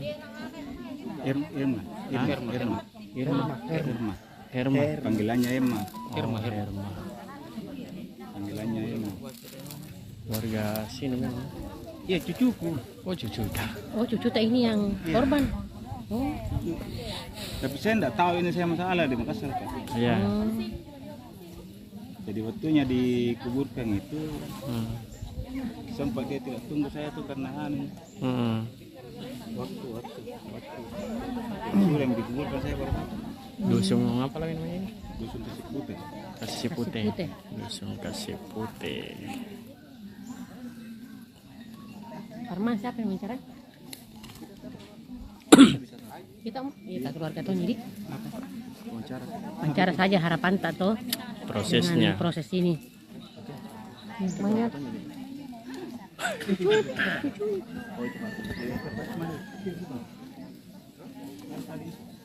Itu sana itu. Oh itu. Riz, ini ke mana? Ini saya. Ya ini anunya ini.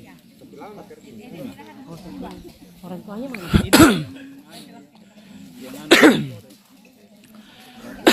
Mana mus? Mana mus tuh? Mana mus? Wawancara. Sap pakai galu-galu. Baca ikut. Oh, ini harapan untuk terjadi otopsi harapanmu apa? Iya. Apa? Kegiatan yang kasih muncul. Ini. Bang, cara laki. Bisa sih. Bisa kan? Bisa didampingi. Iya, oke. Masalah Linda. Pak, bisa diceritakan hari ini ada apa di sini, Pak? Ini kan ada kegiatan otopsi. Ini harapan kita dari keluarga. Untuk yang pertama mencari keadilan. Seperti itu karena yang selama ini yang kita apa namanya? Yang kita harapan kita ini untuk keluarga. Seperti apa, Dik? Mau mencari kebenaran karena selama ini ada tanda tanya, tanda kutip di situ. Meninggalnya almarhum ini kayak tidak wajar begitu. Tidak wajar ya, seperti itu. Oh iya, jadi hari ini ada. Jadi makanya saya minta dari pihak Polres Bulukumba untuk melakukan otopsi karena siapa tahu di situ dengan adanya otopsi ini kita dapatkan petunjuk penyebab kematiannya ya. Penyebab kematian ya. Ini kejadiannya kapan ini, Pak? Dan di mana? Sekitar tanggal 7 Juni. Meninggal di mana, Pak? Itu pun kita tidak tahu meninggal di rumah sakit apa meninggal di Wisma karena pihak Wisma mengatakan meninggalnya di rumah sakit, pihak rumah sakit meninggalnya di Wisma, makanya dari situ kita ada tanda tanya, ada apa ini, di mana yang tepatnya meninggalnya. Karena kita ini sebatas tahunya mayat yang datang ke rumah tiba-tiba. Jadi itu harapan keluarga, ada apa ini dengan meninggalnya? Ada berita bilang meninggal ini yang sekarang kita otopsi, terus setelah itu siapa yang kita tanya-tanya bersama korban yang memberi informasi ke kita sampai sekarang juga tidak ada. Akhirnya kita cari kebenaran itu. Kalau di rumah sakit sendiri kemarin tidak ada juga petunjuk, Pak. Kalau korban meninggal karena apa? Belum ada petunjuk yang kita dapatkan. Jadi hari ini kita lakukan otopsi. Kalau pihak keluarga sini sudah pernah melapor di pihak berwajib? Sudah. Dari hari kejadian itu langsung melapor ya? Iya. Kenapa melapor, Pak? Karena ya adanya itu tuh ganjal. Yang ganjal di ini. Dari kematian. Dari kematian. Siapa namanya ini korban? Hermawati. Umur? Umur 38 tahun sekitar itu. Ya 32. Oh, dia bekerja di Bulukumba berarti? Iya. Sebagai apa dia? Di salon. Ya. Kecantikan. Siapa nama Pak? Abdul Haris. Sepupunya dia? Iya, sepupu. Iya, oke.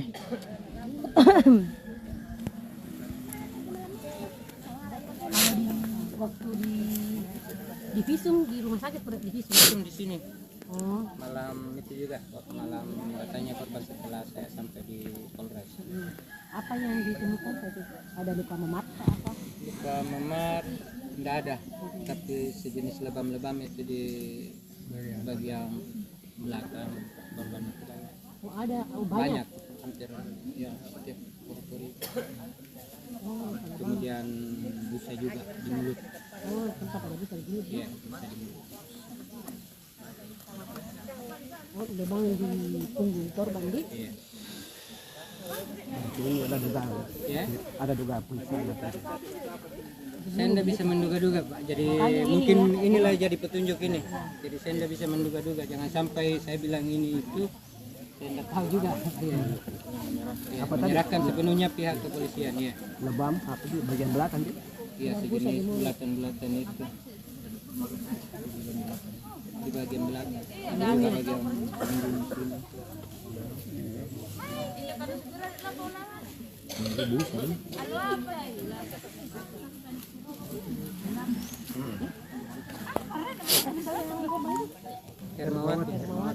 Hermawati binti Sarudin.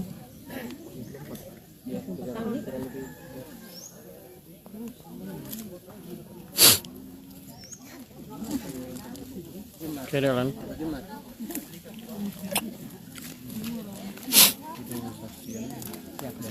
Kemana itu? Temani ke Wisma. Oh. Oh itu yang bawah itu. Enggak sama. Oh. Oh. Iya, kita juga dapat petunjuk dari sini. Oh. Iya, karena ini yang satu-satunya mengantar korban. Dia yang sempat dikirim. Jadi dari informasi dari sini kita dapatkan sedikit petunjuk. Oh, kalau korban ini dijemput seperti itu. Dijemput sama? Iya, si pacar. Oh. Ada laki-laki yang jemput. Oh, ada laki-laki yang jemput. Siapa namanya itu laki-laki Pak? Dan itu memberi juga informasi. Siapa namanya laki-laki itu Pak? Siapa lagi itu? Nama aslinya Abu. Jipriawan. Jipriawan dia? Siapa? Jipriawan. Jipriawan. Jupri. Jeffrey. Jipriawan. Alias Abu nih. Alias Abu. Jam berapa dijemput ini? Di kosnya dijemput di mana? Oh di salon. Jam pukul berapa? Sekitar jam 11 malam. Jipriawan alias Jupri alias Abu bin Jamal. 11 malam tanggal berapa itu? Alias Jupri Pak. Tanggal 6 di. Oh tanggal 6 Juni. 6. Ditemukan sudah meninggal jam berapa? Itu masih petunjuk itu. Dia kan dari salon keluar ke Wisma. Di Wisma juga ada petunjuk termasuk CCTV. Terus dari situ besoknya paginya itu baru ada informasi. Oh. Besoknya ada informasi dikabarilah ini jemput korban ini dia sedang pingsan seperti itu. Oh pingsan di Wisma. Katanya seperti itu, tapi kan pihak Wisma masih menduga-duga juga. Kita belum tahu juga bagaimana kronologi sebenarnya. jam 10.55 meninggal. 10.55 ditelepon jadi Jam 10 lewat berapa Mas? pagi, 10 pagi toh? Yang bilang rumah sakit. Oh ya, lebih itulah. Yang telepon ki orang apa? Ya. Wisma atau rumah sakit yang telepon ki? Oh pacarnya yang telepon ki. 10 pagi di? Ya, pagi. Pagi atau malam? Pagi. Dan berita itu kan sampai di sini sekitaran itu juga. Kita tidak tepatnya tahu dan lihat waktu. Tidak sampai. Kalau kita itu hari langsung kemana? Ke rumah sakit kah? Atau ke Wisma dulu. Waktu kita lihat korban posisinya? Tidak ketemu korban. Oh, nah kita lihat korban. Kan telepon Kak jam 10 itu. Bilang ke Wisma ke dulu, sakit teman mau jadi ke Wisma Mak. Sampai di Wisma tidak ada nih yang bilang penjaganya dibilang dibawa ke rumah sakit karena berbusa-busa mulutnya. Tidak langsung ke rumah sakit.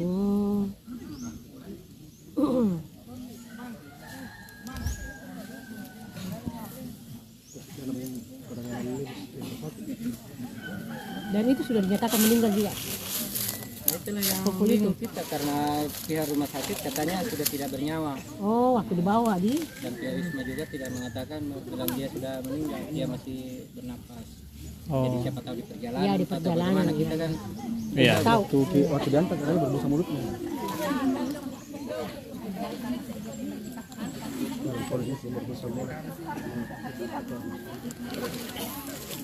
Kalau dari petunjuk video kayaknya masih ada napas. Ada napas ya. Sampai di rumah sakit itu. Oh. Masih ada detakan jantung. Ada video CCTV tak?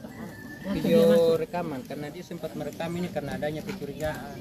Karena dia sudah disuruh bohong, disuruh menghapus chat segala macam. Disuruh bohong. Sama?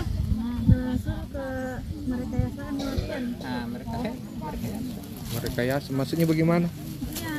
Ya kan ini kan saya tidak tahu apa pokoknya nah bilang misalnya minum teh langsung pingsan di salon. Siapa bilang begitu? Ya Bu. Yang pelaku ini yang apa namanya bukan yang juga ya. Ini ya orang mana ini? Orang sini tuh. Ada di orang sini Bu. Saya dulu Pak. Itu kita lakukan otopsi karena saya kira apa namanya jadi saya kira ini bukti yang ada dengan saksi yang ada 13 menit cukup menjadi petunjuk, tapi karena kita bawa ke Polres itu tidak bisa dijadikan petunjuk. Akhirnya kita inisiatif lagi dari keluarga ambil lagi jalan ini otopsi. PJ. Jadi tidak apa-apa ini buat senjata api tidak salah. Jadi itu tadi, insya Allah hal-hal yang seperti ini kita kembalikan semua kepada sebuah sistem. Kan memang ada aturannya dan itu saya yang buat. Zaman kami menjadi wali kota itu kami buat agar keterlibatan partisipasi masyarakat. Kenapa? Karena kita menganggap RT dan RW adalah ujung tombak yang di tengah-tengah kehidupan masyarakat yang ketika kita membutuhkan sumber informasi maka kita dapatkan dari situ. Tidak ada lagi ya. Ketika itu sudah mulai ada orang-orang yang kita sudah bilang sama RT kalau ada apa-apa di lingkunganmu, ada warga yang kau tidak bisa, tiba-tiba ada masalah, berarti ketua RT dan RW tidak bekerja dengan baik. Nah, itu yang kita harapkan. Dan itulah kita nanti mudah-mudahan Pak Api jadi wali kota. Dengan sebaik-baiknya. Oke, segini tambahan dari saya. Terima kasih Pak Api dan Pak Yas. Tempat Rom. Iya. Untuk selanjutnya persilakan kita minta dua wargata untuk bisa secara simbolis. Tiga. Silakan tiga. Mungkin satu laki-laki, dua perempuan. Ibu-ibunya untuk menerima secara simbolis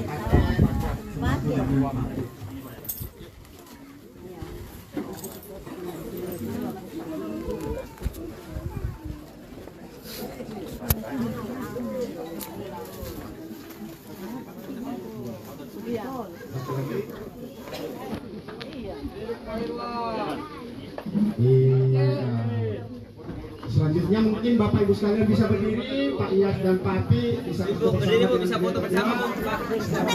Hari ini menjadi awal sejarah bahwa Munapri Arifudin Arya akan menang di kontestasi pilot. Munapri Arifudin. Munapri Arifudin. Munapri Arifudin. Kami ucapkan terima kasih banyak kepada warga Tamalate 7. Mudah-mudahan kehadiran Bapak Ibu di sore hari ini bisa menjadi doa dan support untuk Pak Api di kontestasi pemilihan wali kota dan bisa memenangkan. Amin ya rabbal alamin. Terima kasih. Assalamualaikum warahmatullahi wabarakatuh.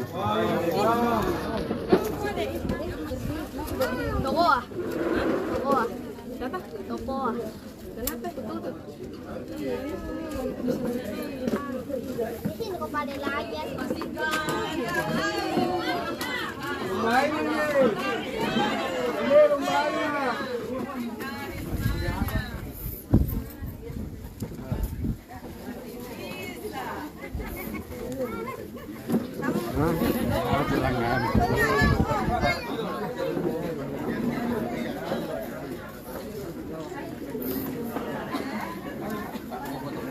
Mari saya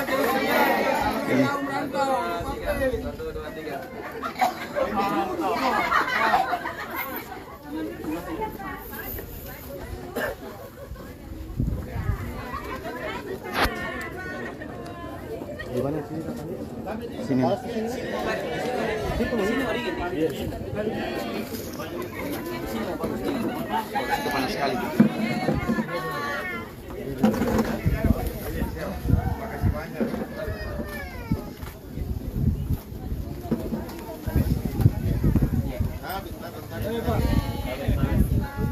Mari kita.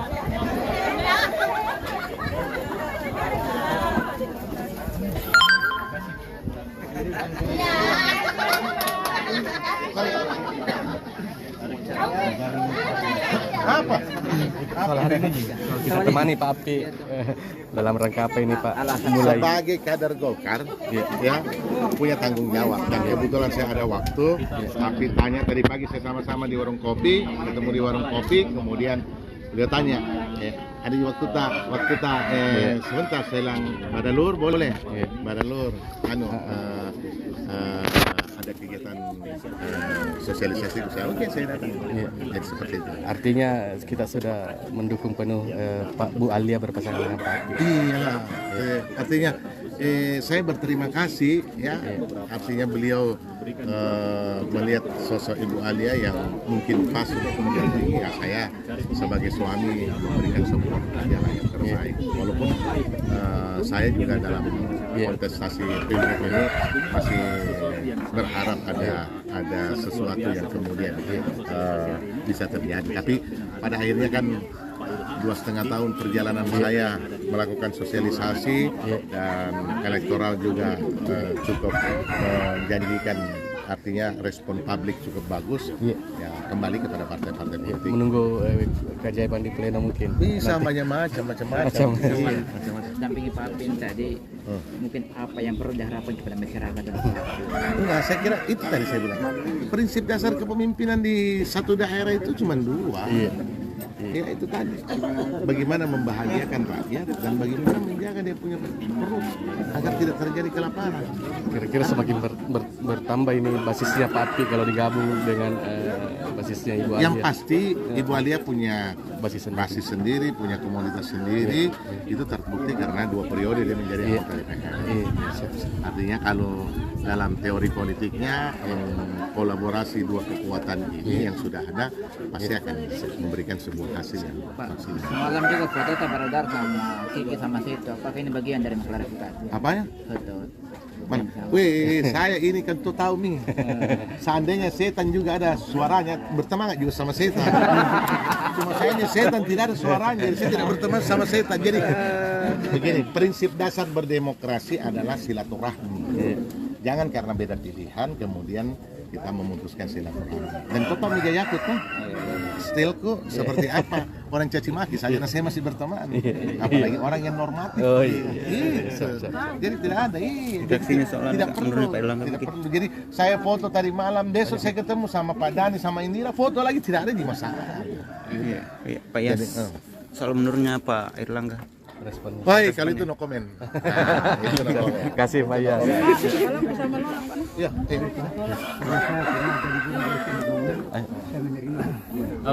Pak Pi, setelah didampingi Pak Iyas, seperti apa? Iya, menurut saya ini hal yang sangat luar biasa, hal yang sangat positif. Suka atau tidak suka, senang apa enggak senang, Pak Iyas masih punya daya pengaruh yang ada di Kota Makassar ini.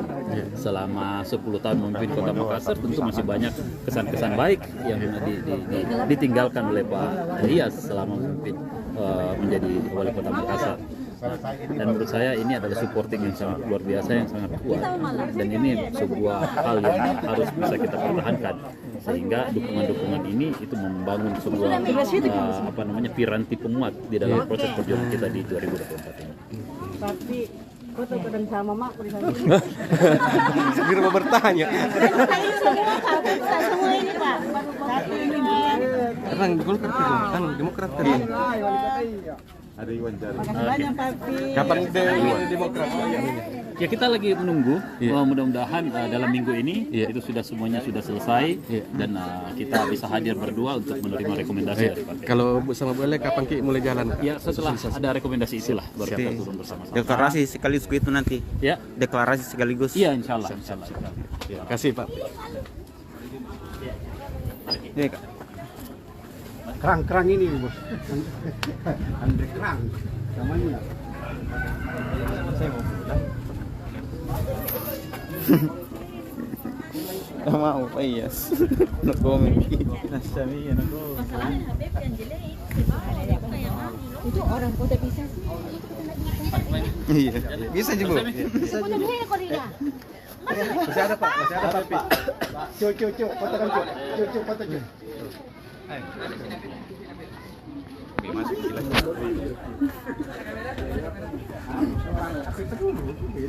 Oke, Tribuners, selamat siang. Jadi saat ini kita sedang berada di Kecamatan Tamalate, di mana mantan Wali Kota Makassar 2 periode Ilham Arif Sirajuddin sekaligus suami dari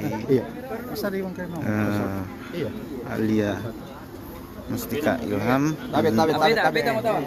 dampingi bakal calon Wali Kota Makassar Menapri Arifudin untuk menyapa warga Tamalate yang terletak di wilayah Tidung, Kecamatan Tamalate. Ada kesempatan ini Pak Ilham mengenakan nuansa kuning Golkar, kemudian Pak Apri juga saat ini menuju ke lokasi berikutnya untuk sosialisasi.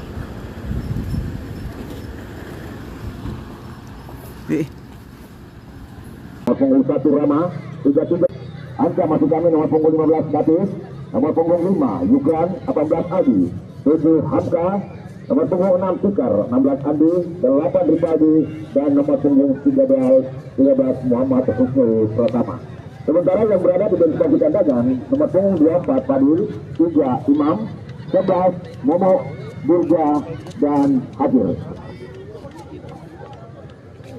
Untuk kelurahan Salabulo di bawah pelatih Japur Samsung, 11 pemain yang dia turunkan di babak pertama, 4 Aras, 16 Saleh, 28 Apriyansa, 19 Pandi, nomor punggung 27 Rambu, 7 Yoga, 20 Alfian, 8 Nabil, 9 Yohan, 13 Rinaldi, dan nomor punggung 10 Sian.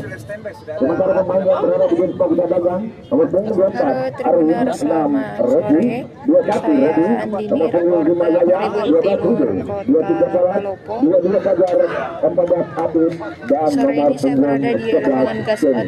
Kita saksikan para penonton dengan kostum kebesaran kuning kombinasi hitam-hitam adalah pemain dari kelurahan Banyurako berada di area sebelah utara lapangan Gaspa, sementara dengan kostum putih hijau kelurahan Salabulo berada di area selatan lapangan Gaspa. Kita saksikan wasit yang memimpin jalannya pertandingan, kita memberi syarat kepada kedua asisten dan wasit cadangan serta masing-masing penjaga gawang kedua kesebelasan untuk segera kita menyaksikan jalannya pertandingan babak pertama antara kelurahan Banyurako berhadapan dengan kelurahan Salabulo dalam penguasaan bola di kaki pemain Banyurako. Angka langsung berikan umpan ke depan, jatuh di kaki pemain belakang Salabulo, namun kali ini bola dapat dikendalikan. Setelah kita lihat ada pelanggaran terjadi di sana di lapangan Gaspa ini, menguntungkan untuk Salabulo. Dan pada semifinal kali ini pemain nomor punggung 19 antara kelurahan Salabulo dan juga kelurahan Dangirako. Pada Yoga tadi kembali ke Pandi, namun berhasil dikendalikan oleh pemain nomor punggung 38 Muhammad Husnul Pratama sendiri di sana. Dan seperti yang terlihat lagi datang serangan dari pemain-pemain Dangirako tukar kepada kita di masih tadi. Masih saja penonton yang memenuhi pinggir lapangan untuk menyaksikan tim kelurahannya bertanding. Dalam pemesan pemain Salabulo kali ini di area tengah. Perlu diketahui juga Tribuners bahwa ASK Cup masih dalam pemain Salabulo Yoga tadinya umpan ke depan dihalau oleh pemain belakang Dangirako, tapi kembali dikuasai oleh pemain Nabil dari Salabulo. Masih Nabil, bola meninggalkan lapangan permainan, lemparan ke dalam untuk Dangirako.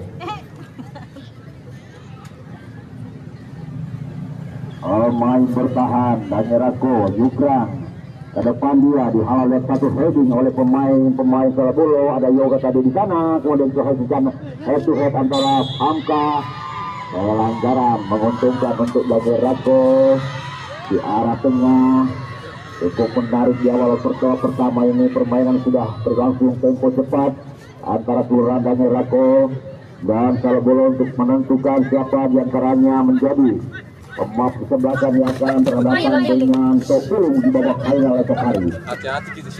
Dalam ke dalam sudah melakukan kebelakan kepada pemain Tikar, masih Tikar. Ke tengah dia ada Aldi, namun berhasil masih kembali kali ini Hamka mengantisipasi bola.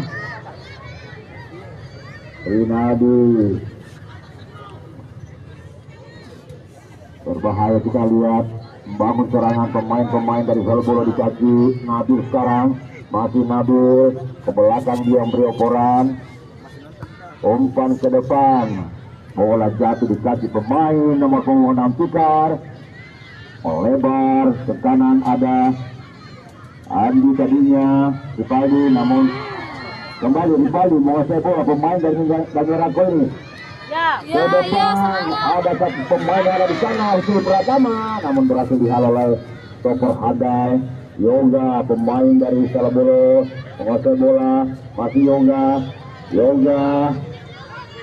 pendek saja dia sekali Johan ke tengah, namun ada Hamka di sana. Sudah berganti pemain kedua kesebelasan dalam mengendalikan bola kali ini. Dangerako bangun serangan, ada pelanggaran, menguntungkan untuk Dangerako dari arah tengah. Semakin ramai supporter dan saya bersama supporter.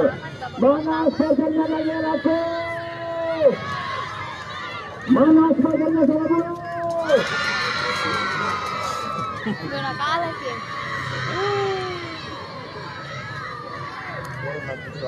Tendangan bebas.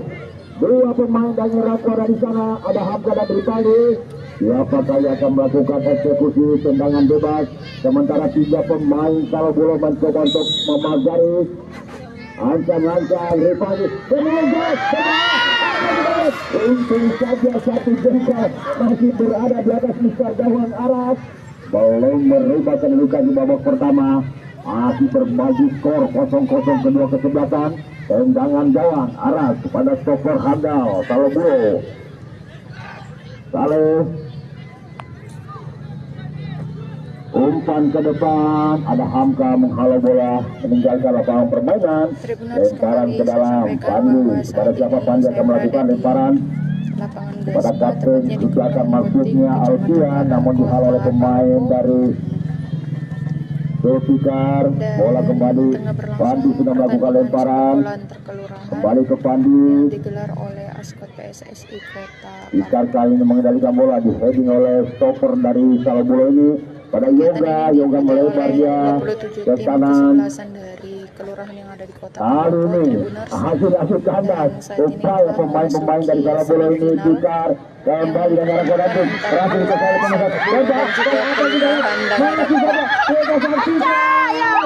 pemegang ini dihalau oleh pemain-pemain dari lalu yang keras mengarah ke meja.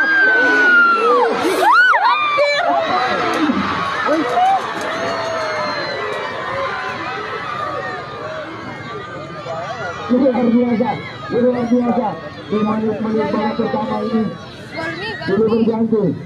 Kedua kesebelasan melakukan upaya lewat serangan, pelanggaran terjadi terhadap Andi.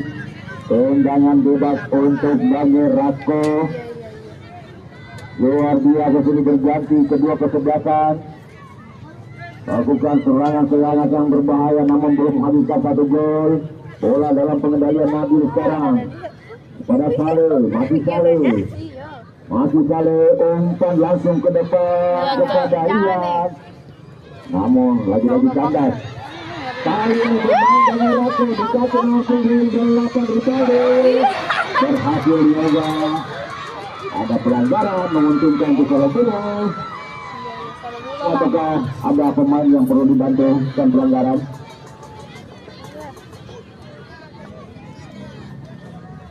Memang luar biasa di menit-menit awal saja mereka sudah berjibaku untuk mengendalikan bola. Mudah-mudahan kita mendoakan Rinaldi tetap bisa lanjut untuk tindakan replay. Kembali diperlihatkan oleh kedua kesebelasan setelah wasit tadi menghentikan sementara. pertandingan. Hamka langsung buang bola keluar mengarah ke arah penjaga gawang Salabule. Tentu kepada pemain belakang Saleh. Pandia. Pandi tadinya ke depan Pandi. Ronaldo kandas dikuat pemain belakang Daniel Rako.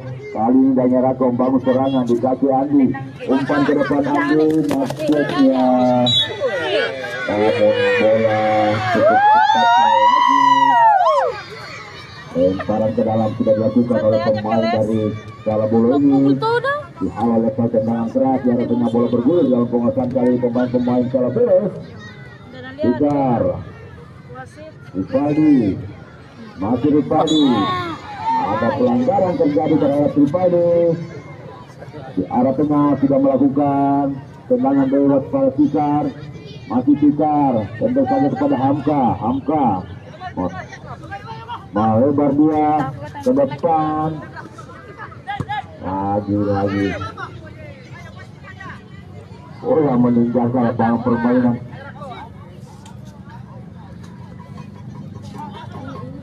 Kita lihat kembali kita saksikan boleh yang pengendalian pemain-pemain. Daniel Rako. Ini terjadi dalam penguasaan bola pemain kesebelasan. Ekstra hati dan berusaha dengan namun seperti kita saksikan masih belum satupun ada kemudian yang sangat berarti kali ini. Ronaldo membangun serangan dari arah sebelah kanan, pertahanan dan nyerang ke masih Ronaldo umpan ke tengah arah kapten kesebelasan di sana. Sayang sekali. Asisten wasit sudah mengangkat bendera pertanda pemain dari Salabule sudah masuk dalam posisi offside, hanya melahirkan tendangan bebas untuk Daniel Rako. Pemain belakang Daniel Rako atau kapten kesebelasan akan melakukan tendangan bebas mengarah ke arah tengah bola. Ditambah dengan satu Edin Temang dia, namun bola kaki jatuh di kaki Yoga tadinya. Masih dalam penguasaan pemain Salabule salah dalam memberikan laporan. Aldi, kontrol sejenak, umpan ke depan kepada umum 38 yang dituju ada Husnul Pratama di sana yang lagi mengganti posisi. Ini masih Husnul. Sayang sekali dapat dikembalikan oleh pemain Salabule di kaki Yoga tadinya. Bangun serangan kali ini Nabil kerjasama dengan kapten kesebelasan. Lagi bola kanda, sudah berganti kita lihat dalam pengendalian bola para pemain ini. Tikar Daniel Rako kali ini membangun serangan dari arah tengah, sekarang dikasih Tikar pada Hamka. Arah tengah sudah kembali kepada Tikar. Masih Tikar menggiring bola dia ke belakang, ada Hamka. Masih Hamka umpan ke sayap, maksud dia dihalau oleh pemain belakang dari Salabule. Dalam pengendalian bola dikasih Daniel Rako ini ke depan, ada Hamka. Umpan ke mulut gawang, salah satu pemain yang cukup rajin dari Daniel Rako ini berhadapan dengan dua pemain belakang yang tangguh. Ada Saleh membuang bola keluar lapangan, ada melahirkan lemparan ke dalam untuk Daniel Rako dari sektor sebelah kiri pertahanan Salabule. Kiko akan melakukan lemparan kepada siapa? Kiko akan memberi operan lewat lemparan ke dalam. Ancang-ancang Kiko di sana, jauh ke depan, dihalau oleh satu heading, namun jatuh kembali di kaki pemain Daniel Rako. Kembali ke Kiko, kali ini masih Kiko ke mulut gawang, umpan masih bisa dihalau oleh pemain dan akhirnya bola meninggalkan lapangan permainan. Lemparan ke dalam untuk Salabule. Pandi kepada siapa? Pandi Johan yang dia tuju atau Ronaldo, lagi-lagi di heading meninggalkan lapangan permainan. Lemparan ke dalam masih untuk Salabule, kita mengarah masuk ke jantung pertahanan. Daniel Rako, Pandi, kita lihat salah pengertian, ada Hamka. Lebar Hamka ke tengah, kembali ke Hamka, umpan langsung ke depan, namun ada Saleh di sana, kemudian ada Yoga, kembali ke Saleh, masih Saleh kepada Pandi, kontrol sejenak Pandi, masih bisa dihalau, Dame Rako membangun serangan, dari kaki Andi, masih Andi mencoba untuk melewati, dua pemain Surabaya di sana, bola penyampuran ke belakang, ada Fikar, masih Fikar, umpan ke sayap kiri, mengatur serangan pemain Dame Rako ini di kaki Andi secara bola, ada pelanggaran di sana. Menentukan untuk Dame Rako dari arah belakang pertahanan Kolbius lawan Telugan untuk kosong-kosong kembali babak pertama pertandingan kedua babak satu final untuk hari ke-20 ini. Kita nantikan siapa yang akan bertemu di babak final menghadapi Kelurahan Tokung yang sudah lolos setelah mengalahkan Surajaya 2-1 pada pertandingan pertama tadi. Tendangan bebas, ancang-ancang Fikar,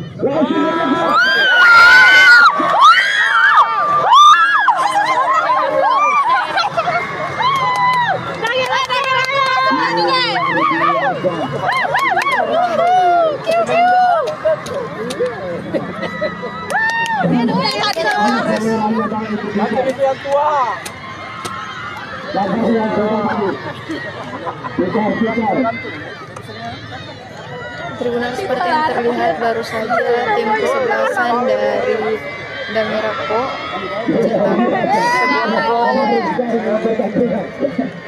di gawang Kelurahan Salobulo. 1-0 sementara Dame Rako kapten kesebelasan.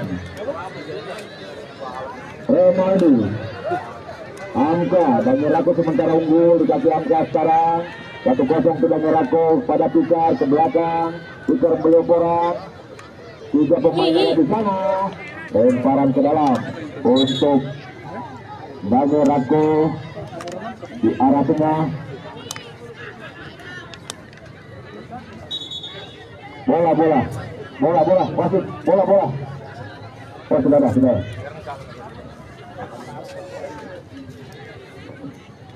Kita nantikan saja. Luar biasa tendangan bebas yang dilakukan oleh pemain Dame Rako tadi menyebut kedudukan 1-0 untuk Dame Rako. Masih panjang waktu untuk kedua kesebelasan di babak semifinal kedua ini. Yoga kali ini melebar dia pada Pandi, masih membawa bola, menggiring bola, kontrol sejenak Pandi, umpan silang maksudnya masih bisa dikendalikan. Bagus sekali kerjasama untuk Pandi.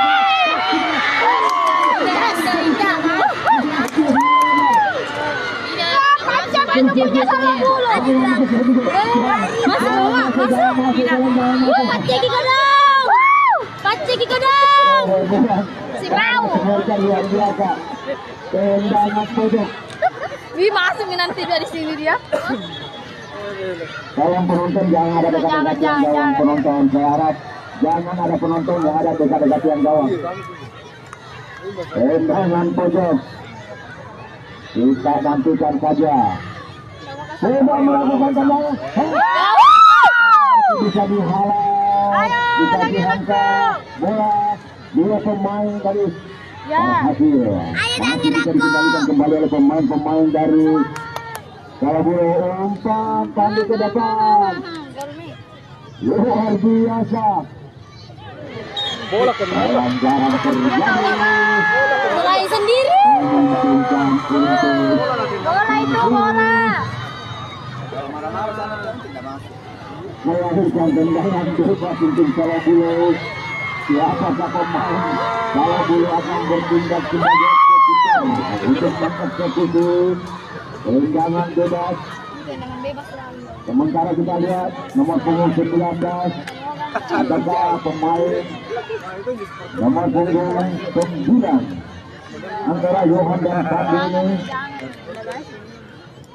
5 pemain dari Dame Rako, bahkan 6 coba untuk memagari. Ancang-ancang Johan dan Pandi ada dekat-dekat bola. Pemain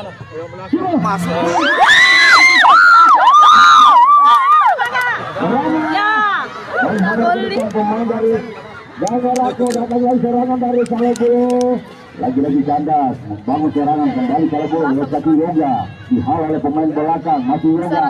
Namun bisa dikendalikan oleh kembali. Sayang tidak ada teman, masih tak bisa terjangkau oleh pemain Alfian ini. Lagi bola cukup kencang meninggalkan lapangan permainan, belum merupakan dugaan. Pemimpin unggul sementara Kelurahan Damerako. Mana pendukungnya Salabulu? Mana pendukungnya Damerako?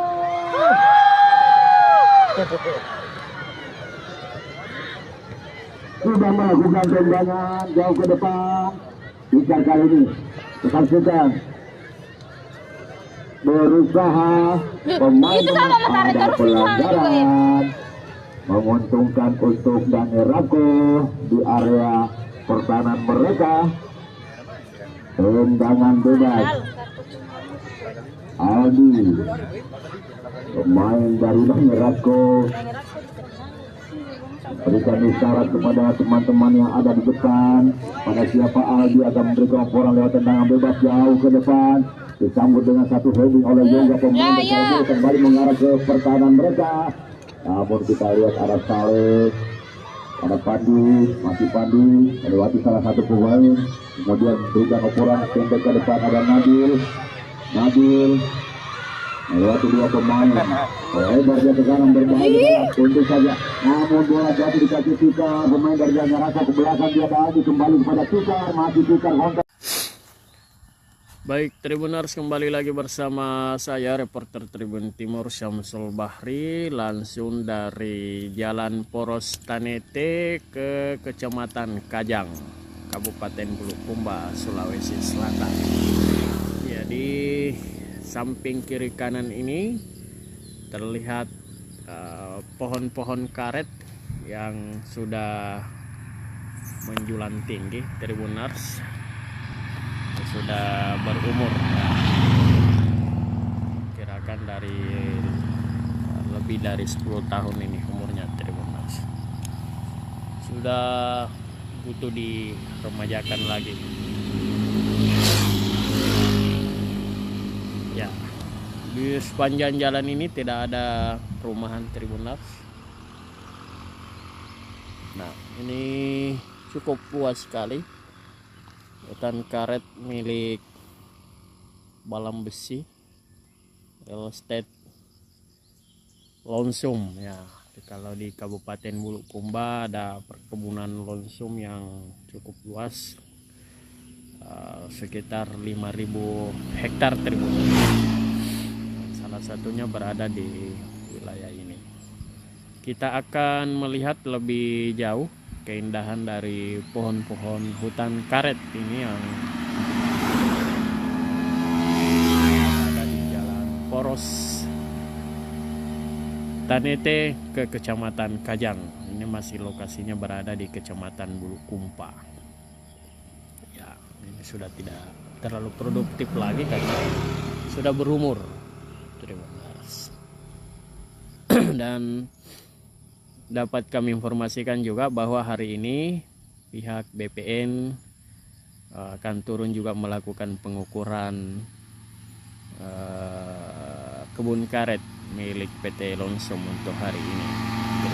Nah, saat ini saling mengklaim antara masyarakat dengan warga, masyarakat dengan PT Lonsum maksud saya, antara lahan yang dimiliki PT Lonsum dan diklaim oleh masyarakat. Ya, kita akan jalan-jalan lagi ke arah Kecamatan Kajang sampai kita lihat wilayah perkebunan ini sepanjang jalan. Biasanya di tempat ini banyak dikunjungi oleh warga yang melakukan jogging di sore hari maupun di pagi hari. Paling ramai di akhir pekan, Tribuners. Ya, kebun karet yang terbesar, hutan karet yang terbesar terbesar di Sulawesi Selatan ada di sini.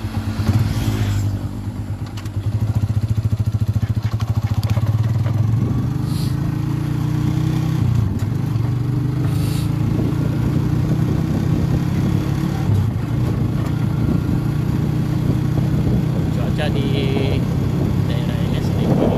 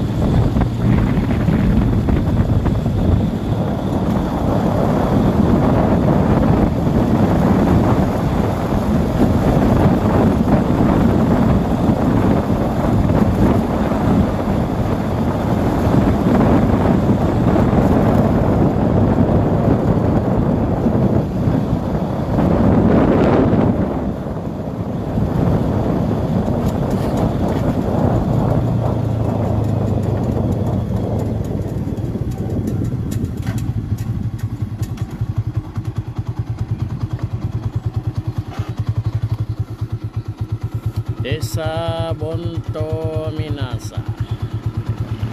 Batasannya tadi desa Jejolo di sebelah.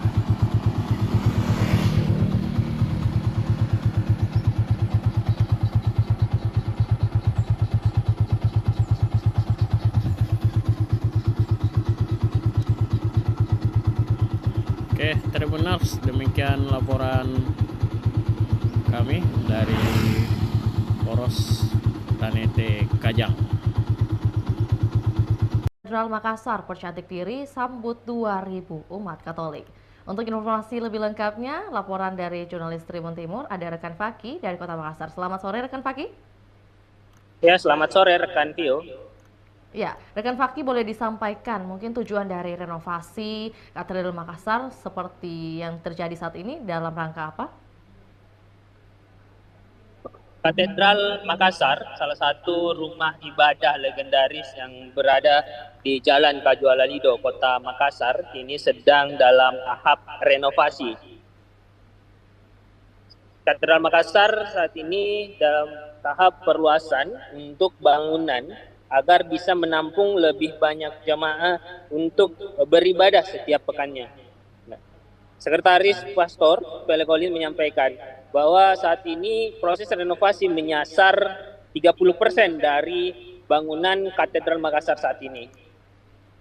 Kenapa hanya 30%? Pelekolin menjelaskan bahwa Katedral Makassar ini masuk dalam salah satu cagar budaya sehingga sesuai aturan 70% dari badan bangunan masih harus dijaga keasliannya. Maka dari itu untuk menambah kapasitas dari Katedral Makassar dilakukan perluasan terhadap 30% badan bangunan.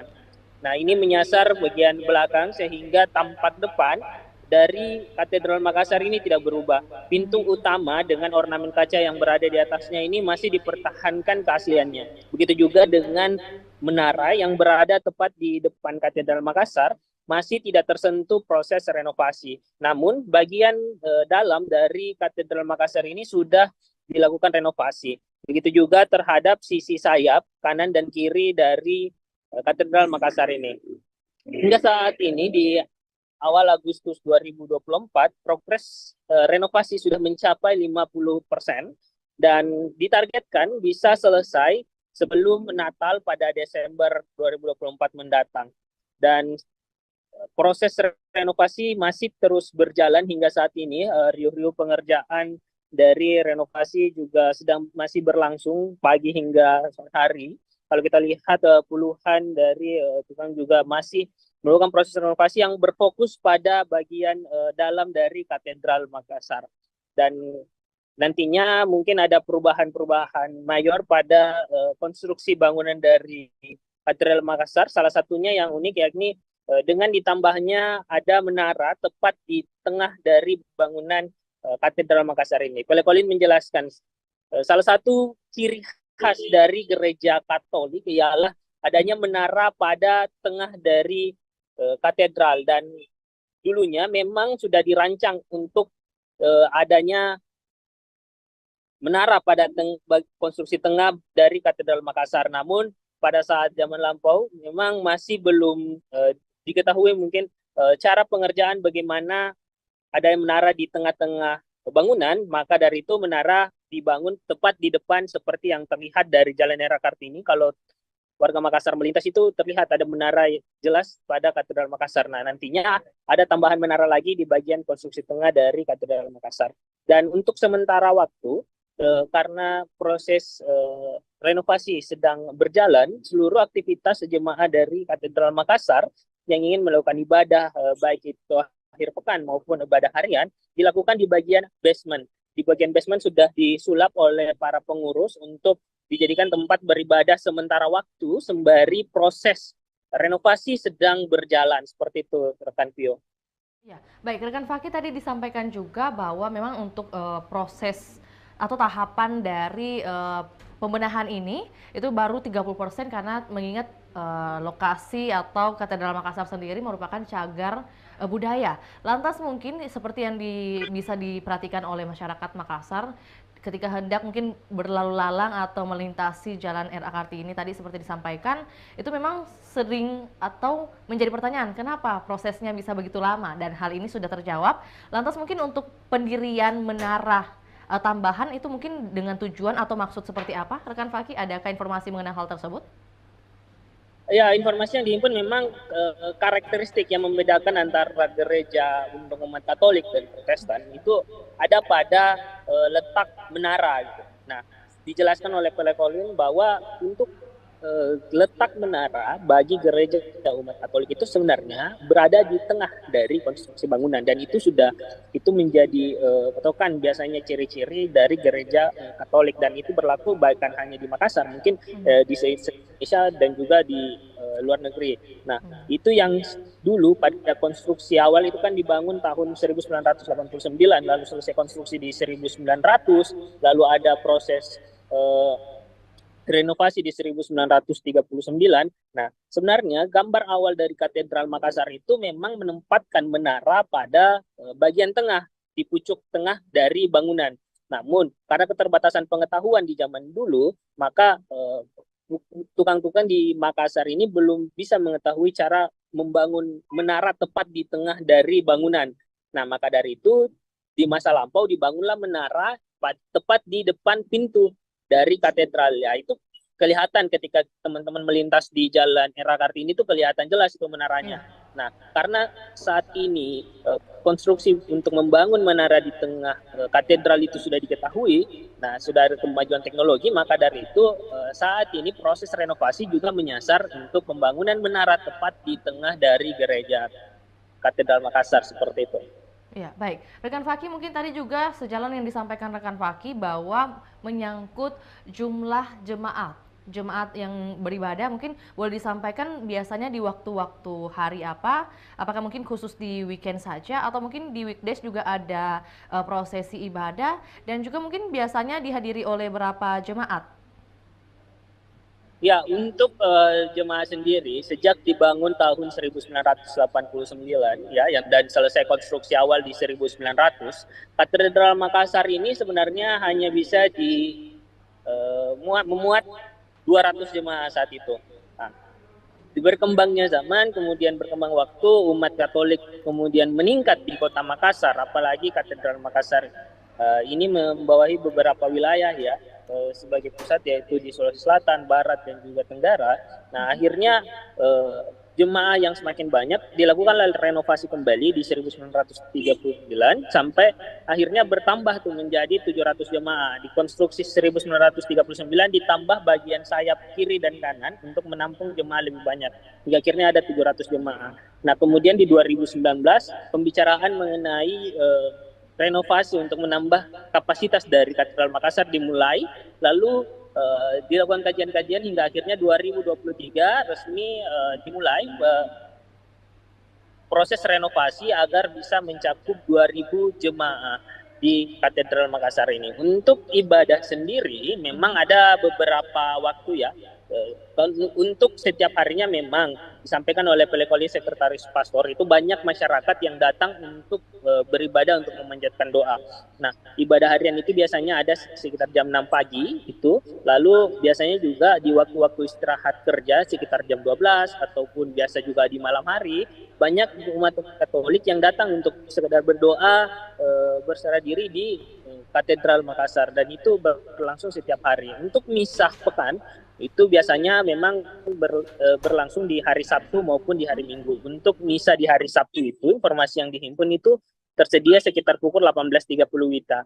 Nah, untuk hari Minggu ada dibagi beberapa sesi karena tadi adanya keterbatasan jumlah dari kapasitas Katedral Makassar, maka dibagi beberapa sesi. Ada sesi pagi itu pukul 6.30 sesi pertama, lalu 8.30 pagi sesi kedua, lalu ada 10.30 itu misa khusus untuk mengantar berbahasa Inggris biasanya. Lalu ada misa sekitar pukul 4.30 serta 6.30 malam lagi. Dan itu berlangsung setiap pekannya, dan itu yang menjadi jadwal rutin. Selain itu memang ada jadwal-jadwal tertentu yang sudah disusun oleh para pengurus dari Katedral Makassar untuk menghimpun mungkin jemaah-jemaah pada kajian-kajian tertentu seperti itu, rekan Tio. Baik, itu tadi untuk waktu atau mungkin juga dari segi intensitas jemaat, juga dari segi kuantitas juga jemaat yang hadir, dan juga bagaimana jadwal-jadwal yang hadir di Katedral Makassar. Lantas mungkin terkait ikon dari Gereja Katolik, pastinya ada patung hadir juga patung Bunda Maria. Kalau di Katedral Makassar sendiri hadirnya tepatnya di bagian mana, dan juga pemaknaannya seperti apa, boleh disampaikan mungkin bagi Tribuners? Ya, kalau kita melihat konstruksi dari Katedral Makassar, ketika masuk ke ruang utama, itu kita melihat di bagian menara depan itu memang tampak adanya patung Yesus Kristus yang memang dipajang oleh sekretariat dari Katedral Makassar. Nah, sementara itu kalau kita melihat konstruksi di bagian dalam, sewaktu Tribun Timur berkunjung ke ruang beribadah, ada banyak ornamen-ornamen yang menceritakan sejarah tentang Yesus Kristus, dan itu juga yang dijelaskan oleh Sekretaris Pastor Pele Pauline kepada Tribun Timur, adanya ornamen-ornamen yang patung-patung yang terpajang di dinding-dinding dari Katedral Makassar itu sendiri. Di ruang ibadah itu, di bagian tepian dinding sisi kiri, kanan, dan belakang, ada 14 ornamen patung yang dipajang secara khusus nih.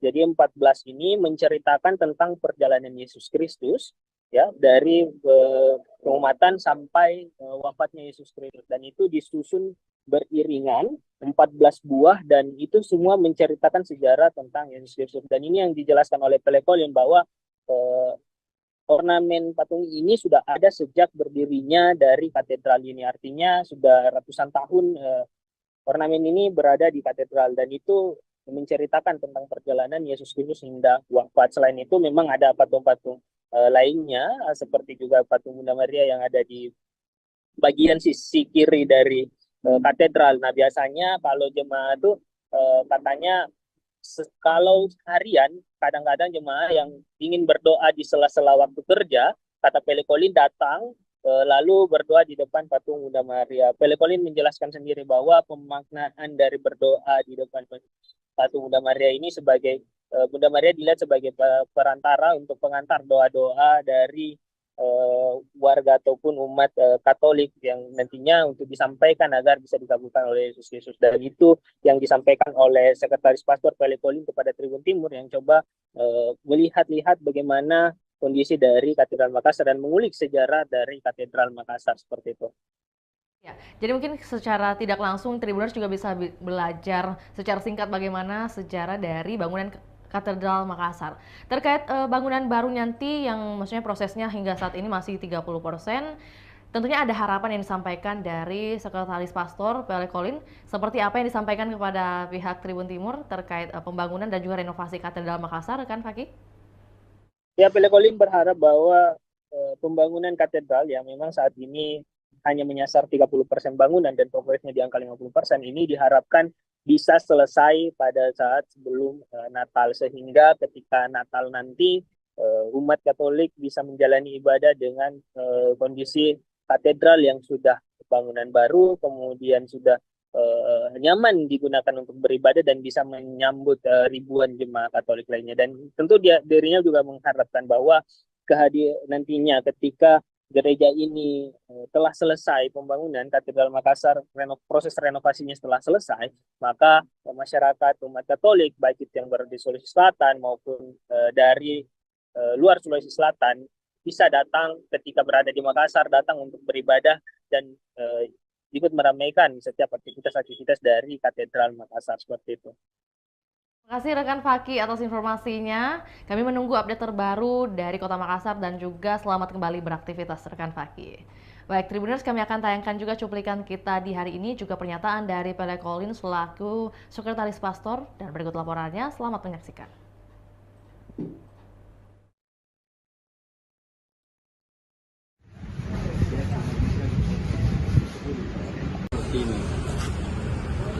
Ini model pertama. Ya. Ini tahun 1900, jadi selesai tahun 1900. Kemudian 1937 itu gereja kapasitasnya sudah tidak cukup lagi, sehingga ditambah sayapnya. Dan ditaruh menara di depannya. aslinya ini di tengah. Oh, yang di tengah Pak ya. Kemudian buat renovasi kan dari awalnya. Nah, ini bagian dalamnya. Renovasi awalnya nih. Habis itu direnovasi jadi seperti ini. Yang ini yang sekarang ya Pak ya. Nah, ini bagian dalamnya. Ya, ya. Ini udah berapa kali renovasi Pak? Ini Kedua kalinya. Habis itu ini dipakai sampai tahun 2019. Itu mulai ada wacana bahwa akan direnovasi karena sudah tidak cukup lagi kapasitasnya. Iya. Jadi ini dana awalnya, dana dalamnya gereja. Jadi sampai tahun 2023 itu. Jadi setelah itu dipotong 30%. Iya. Dikasih silang. Iya. Jadi, ya seperti ini gereja ini. Ini yang baru. Terus dipotong ini 30%. Sehingga nanti dia jadi ini model yang baru ya Pak ya? Iya, iya. Ini gereja lamanya, ini yang baru. Itu wah dulu kapasitasnya berapa sih dan mau sekarang ini rencananya kapasitas berapa? Yang paling awal itu kapasitasnya 200 jemaah. Setelah renovasi 1939 itu dia 700. Ya. Nah nanti ini itu sekitar 2000. Bisa sampai 2000 jemaah. Ya, ya. Berarti memang tiap tahunnya ada selalu pertemuan jemaah Pak ya? Nah, tidak setiap tahun tapi setiap minggu itu yang datang ke gereja di sini itu mungkin sekitar 2000 orang. Siap-siap. Sekarang progresnya Pak mungkin bisa dijelaskan? Progres apanya itu? Progres pembangunannya. Ya mungkin 50%. Ya. Targetnya selesai di tahun ini Pak? Bisa rencananya tahun ini Pak. Tapi sementara pembangunan ini masih tetap dipakai ya Pak atau gimana? Untuk ibadah? Iya. Sebelum kita bongkar gereja, bahwa pembangunan ini ada bikin basement. Iya. Nah, sehingga kita bikin ibadah di bawah basement. Oh, berarti sudah ada basement sebelum dibangun ya Pak ya? Jadi kita bangun dulu. Iya. Sebagai fondasinya, terus ada basementnya, terus setelah jadi terus naik dibongkar gereja pindah ke bawah. Siap.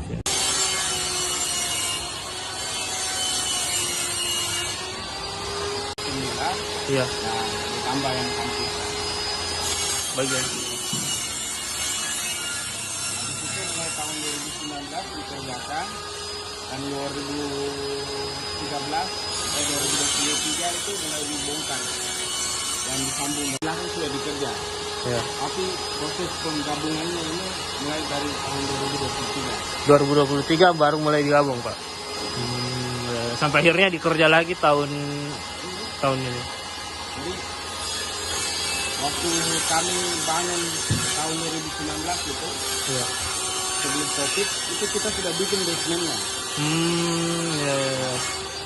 Tapi kita masih ibadah di gereja sini, kan Iya. belum bongkar kok. Iya. Nah, habis itu dikasih naik temboknya kiri kanan. Nah, tahun 2000 kan karena ada COVID jadi Iya. pengerjaan. Nah, mulai tahun 2023 dibongkar mini gereja. Iya. Kami pindah di bawah basement untuk beribadah.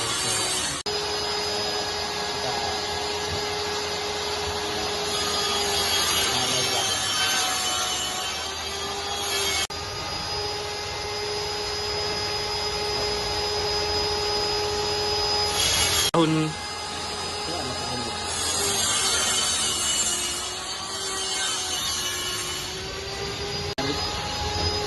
waktu kita meminta rekomendasi dan cagar budaya untuk renovasi ini, mereka sarankan potong 30% yang sana dan 70%-nya harus tetap seperti itu. Nah, termasuk tampak depan ini. Jadi ini tidak boleh diganti. Ini tidak boleh diganti. kasih rekomendasi apa-apa yang bisa kami ubah.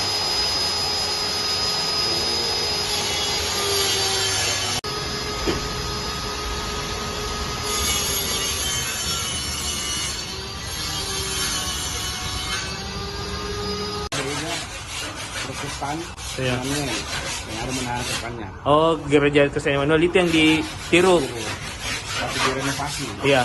Kan sebelumnya tadi itu, nah Iya. harusnya direnovasi jadinya seperti ini. Ya, jadi seperti ini, Pak. Tapi karena dia itu kesulitan menaruh menara setengah sini. Iya, iya. Sehingga mereka pasang saya daripada saya masuk ke sini, kita pasang di depan.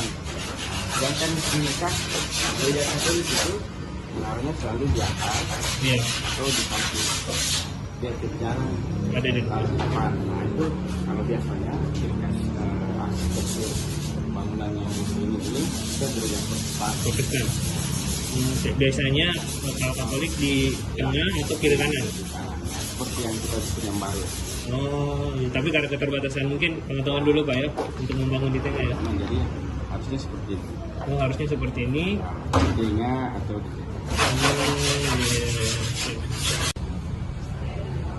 Jadi setiap 1 jam misa itu 1 jam ibadah. Di sini. Oh, sampai di luar sini. Ya, sudah tidak muat lagi di dalam. Iya. Jadi orang kalau ini, apalagi kalau Natal, Iya.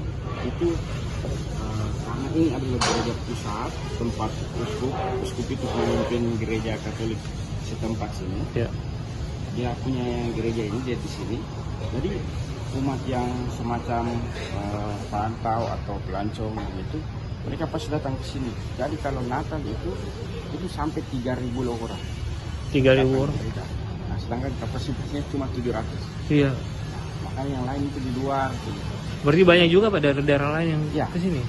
Jadi umpamanya dia kan liburan Natal. Iya. Nah, dia datang ke Makassar, dia sekalian pergi gereja datang ke sini. Atau orang yang mudik. Nah, umat atau orang yang karena katedral ini tempatnya strategis dilewati oleh jalur transportasi. Iya, betul. Nah, orang dari atas daripada di gereja sini ini naik PPT langsung depan katedral. Nah, makanya orang banyak di sini. Iya. Sehingga kalau Natal itu bisa sampai 3.000 orang. Bisa sampai 300 sampai 500 sampai 700 orang. Nah, dulu kami sempat membangun dibangun. Waktu COVID itu sudah jadi. Tapi dulu ini aulanya ini difungsikan apa nih? Kosong. Nah, maksudnya waktu dibuat 2019 memang untuk apa untuk dibuat? persiapan itu. Oh, persiapan renovasi di atas. Makanya dibuat. Ya, tapi fungsi berikutnya nanti akan jadi aula. Aula. Ya. Jadi waktu dibangun itu ini Ya. tanah kosong ini. Iya.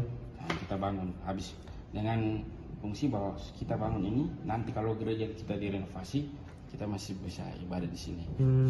Iya. Tapi fungsi berikutnya adalah ini adalah tempat untuk aula, pertemuan, pembelajaran begitu.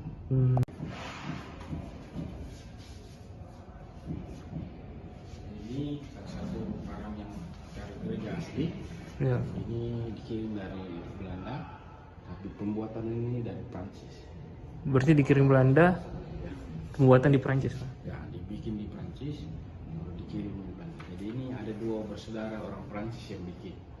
Habis itu pastor Belanda bawa ke Indonesia. Ya. Nanti bisa foto, tapi tidak boleh di atas. Siap. Ada ceritanya, cerita besar bersambung seperti kayak komik begitu. Iya. Jadi ini kayak macam mural yang ada ceritanya. Berarti ke-14 ini semua mengandung cerita masing-masing yang bersambung, Pak ya? Bersambung. Jadi ini ceritanya ini tentang prosesi Yesus waktu diumati sampai dia wafat di sana sampai yang sana. Oh, jadi harus disusun berurutan nih, Pak? Ya. Jadi seperti di atas itu ada tertulis nomornya. Iya. Jadi itu ada perhatian. Itu dia kalau kita ke Yerusalem tempat di sudut-sudut spot itu ada seperti ini. Oh, di sini dia dulu ketemu mamanya. Oh, di sini dia dulu ditolong oleh Simon dari Kirene. Nah, di Yerusalem sana ada Iya. seperti ini. Oh, berarti ada di Yerusalem pun ada Ya, yang seperti ini. kan dulu di kota Yerusalem kan Yesus lewat situ. Ya. Nah, di situ ada dibikin, bahkan dikasih jadi gereja. Jadi setiap tempat itu, jadi kalau orang-orang Katolik pergi bersiarah, mereka akan pergi ikuti seperti ini di Yerusalem.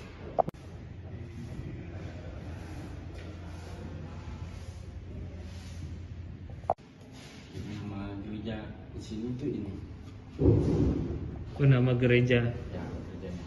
Jadi kalau dalam bahasa Indonesia itu hati Yesus yang Maha Kudus. Gereja. Jadi semacam dia punya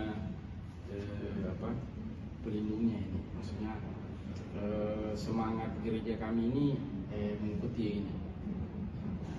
Umpamanya ada di gereja di sana Santo Yosef. Nah, berarti gereja itu mengikuti semangat Santo Yosef. Di setiap gereja Katolik itu ada pelindungnya masing-masing. Sama berarti yang di sini juga, Pak. Ah, kalau itu gereja Immanuel, itu gereja Protestan. Oh, Protestan. Beda. Beda ya. Ya. Kalau gereja Katolik itu kita punya beginian. Nah, sedangkan di gereja Protestan mereka tidak punya patung kayak gini gambar kagak. Gitu. Berarti nama aslinya gereja ini yang ini, Pak ya? Ya, masih sampai dipakai sekarang. Ini dari awal berdiri. Waktu diresmikan gereja ini sudah. Jadi setiap gereja Katolik kalau dibangun pasti dikasih nama. Iya. Dan waktu diresmikan dikasih nama. Oh, ini gereja hati Yesus yang Maha Kudus. Oh, di Jalan Letimojo itu Santo Yosef dikasih nama. Dari namanya dari awal sana. Tapi masyarakat awam kenalnya biasanya katedral. Katedral itu adalah gelar untuk gereja seperti Masjid Al-Markas. Iya. Nah, dia kan disebut namanya atau Masjid Raya. Ada unsur lebih tinggi daripada masjid lain. Iya. Gitu. Nah, seperti ini. Katedral itu artinya dia pusat untuk gereja Katolik beberapa di wilayah ini lagi. Nah, jadi katedral itu dari bahasa Latin dia punya arti adalah kursi atau kedudukan. Nah, di katedral itu ada uskup. Jadi dia uskup itu ini. Jadi dia ada tempat duduknya. Nah, ini seperti setiap katedral. Jadi umpamanya di Sulawesi Selatan ini, di Sulawesi itu cuma ada 2 katedral. Di mana? Satu di Manado, satu di Makassar. Nah, jadi karena cuma ada 2 uskup di sini. Jadi dia satu yang pimpin wilayah Manado, satu yang pimpin di wilayah Makassar yang ini. Nah, mereka ini yang punya kuasa untuk mengajar agama Katolik. Jadi mereka itu dalam istilah gereja Katolik magisterium, artinya mereka punya kuasa untuk, dan mereka yang berkuasa untuk mengajarkan pengajaran agama. Nah, seperti dia yang kasih keluar semacam ajaran agama atau pemahaman baru, itu mereka yang punya kuasa. Jadi selain mereka ini, selain uskup, tidak ada orang yang bisa mengajar ajaran baru, kecuali uskup sudah umpamanya delegasikan. Jadi pastor-pastor itu mereka itu setia kepada pastor uskup. Uskup, ya. Semacam paus itu juga seorang uskup. Dia uskup Roma. Nah, gitu. Nah, dia akan memimpin lagi para uskup. Nah, tapi kuasa mengajar itu para uskup. Berarti kalau didelegasikan ke pastornya, nah, dia kalau mengajar sesuatu ya harus sesuai yang uskup ajar. Sesuai dengan gereja. Uskup itu gimana Pak? Mungkin apakah dia dipilih atau dia? Ya, dipilih. Nah, dipilih dari Roma. Jadi waktu Yesus dulu, zaman Yesus, dia punya murid 12. Nah, itulah uskup pertama. 12 orang itu. Jadi kan Tuhan Yesus bilang pergi dan mengajarkan semua orang. Nah, Tuhan Yesus memberi kuasa kepada mereka ber-12 ini untuk mengajar orang-orang. Nah, setelah itu 12 orang ini itu menjadi uskup. Nah, paus pertama itu sebagai pemimpin para rasul, para murid-murid Yesus ini. Nah, itu adalah Santo Petrus dan dia jadi paus pertama. Nah, dia juga seorang uskup karena pemimpin para uskup itu disebut paus. Nah, sampai sekarang waktu zaman para murid mereka meninggal, nah itu dipilih berdasarkan ada dewannya lagi. Nah, seperti itu sampai sekarang. Sampai kalau umpamanya ada uskup, kami ini kan sudah mengundurkan diri. Iya. Dia sudah mengundurkan diri, Iya. sudah ada penggantinya. Nah, sebelum dia mengundurkan diri atau dia wafat, dia sudah tulis rekomendasikan namanya. Mas, oh ini pengganti saya nanti ya. Habis itu nanti 50% rekomendasinya dia, 50% nanti berdasarkan semacam sekolahnya apa, bagaimana sikapnya dia. Ya, itu semua dinilai di Dewan Uskup dinilai itu. di situ, dikirim ke belakang ke Roma. Nanti Roma umpamanya kita tidak ada uskup ini, meninggal ini atau dia sakit. Nanti uskup itu yang Roma akan menentukan, oh ini. Nah, nanti dia kirim surat. Kami dari Roma mengangkat pastor ini menjadi seorang uskup. Berarti sampai sekarang dikirim ke Roma Pak sebenarnya? Ya, jadi uskup itu tidak dipilih umat. Ya. Tapi ada dewan di Roma ya? Ya, paus yang mengeluarkan surat untuk mengangkatkan disebut bula. Ya. Jadi surat pengangkatan disebut bula, nanti itu dikirim dan dibacakan di gereja. Umpamanya di sini dibacakan bahwa tanggal sekian atas nama Paus Vatikan mengangkat pastor ini menjadi seorang uskup.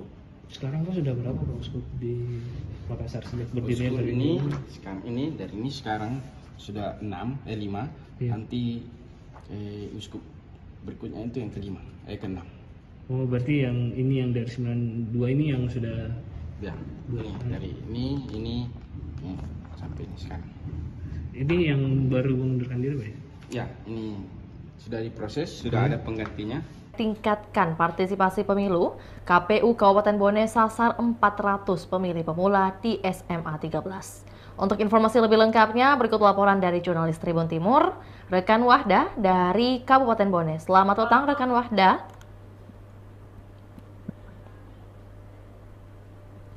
Selamat petang, rekan Wahda, bisa mendengar suara saya? Halo. Ya, rekan Wahda bisa mendengar suara saya? Baik, suara saya dapat didengar dengan jelas? Iya, rekan. Ya, baik. Boleh disampaikan kegiatan atau tujuan dari kegiatan hari ini yang dilakukan di SMA Negeri 13 Bone seperti apa? Ya, KPU Kabupaten Bone melaksanakan KPU Go to School yang rencananya akan dilakukan di 5 sekolah yang ada di Kabupaten Bone. Tujuannya yakni mereka meningkatkan partisipasi pemilu, khususnya pemilih pemula yang baru berumur 17 tahun, yang dimana nantinya mereka akan pertama kali menyalurkan hak suara mereka pada 27 November mendatang. Baik, untuk sosialisasi dan simulasi ini apakah mungkin baru pertama kali dilakukan di SMA Negeri 13? Nah, dari informasi yang kami peroleh, sekolah SMA 13 ini merupakan sekolah pertama yang didatangi oleh KPU Kabupaten Bone untuk meningkatkan partisipasi pemilu. Sebanyak 400 pemilih pemula yang terdaftar di SMA 13 Bone yang akan dijadwalkan melakukan penyaluran hak suara mereka pada 27 November mendatang. Baik, selain dari KPU Kabupaten Bone sendiri, mungkin ada siapa saja yang terlibat dalam sosialisasi hari ini? Dari informasi yang kami peroleh, selain pihak KPU sendiri, juga terlibat mahasiswa KKN tematik dari Universitas di Hasanuddin Makassar yang juga diikutsertakan untuk mensosialisasikan partisipasi pemilu di Kabupaten Bone, rekan Vio. Baik, adakah mungkin penyampaian dari pihak KPU Kabupaten Bone sendiri mengenai pentingnya edukasi pemilih pemula maksud saya? Ya, pihak Komisioner KPU yakni Abdul Aziz menyampaikan bahwa partisipasi pemilu ini sangat diperlukan untuk generasi muda khususnya Gen Z, karena mereka ini pertama kali akan menyalurkan hak suara mereka di bilik, sehingga sosialisasi untuk pemilih pemula ini sangat diperlukan di Kabupaten Bone, dan rencananya Komisioner KPU Kabupaten Bone akan melaksanakan sosialisasi pemilih pemula ini di 5 sekolah yang mewakili 5 dapil yang ada di Kabupaten Bone, rekan Vio. Baik, lantas mungkin untuk pemilihan lokasi perdana hari ini, terutama di SMA Negeri 13 sendiri, apakah mungkin ada yang disampaikan oleh KPU Bone, mengapa SMA Negeri 13 Bone yang dipilih menjadi lokasi pertama? Ya, dari informasi yang kami peroleh, SMA 13 dipilih menjadi lokasi pertama karena hal tersebut sudah sesuai dengan ketentuan yang telah mereka lakukan rapat internal dari pihak KPU sendiri, di mana mereka memasukkan semua data-data di mana siswa yang paling banyak pemilih pemulanya di kota Watampone, sehingga setelah didata di SMA 13 inilah pemilih pemula yang paling banyak untuk Kabupaten Bone yang ada di wilayah kota Watampone, rekan. Baik, berarti setelah dengan adanya sosialisasi di SMA Negeri 13 Bone, langkah selanjutnya ke sekolah mana lagi? Ya, dari informasi yang kami peroleh rekan Tio, mereka akan melakukan sosialisasi lagi di 4 sekolah yang ada di 27 kecamatan yang ada di Kabupaten Bone. Akan tetapi belum disebutkan di mana saja sekolah-sekolah yang akan dilakukan sosialisasi tersebut, karena pihak KPU sementara masih mendata ataupun melakukan rapat internal di pihak KPU sendiri untuk menentukan 4 sekolah yang mewakili semua cabang sekolah yang ada di Kabupaten Bone, rekan Vio.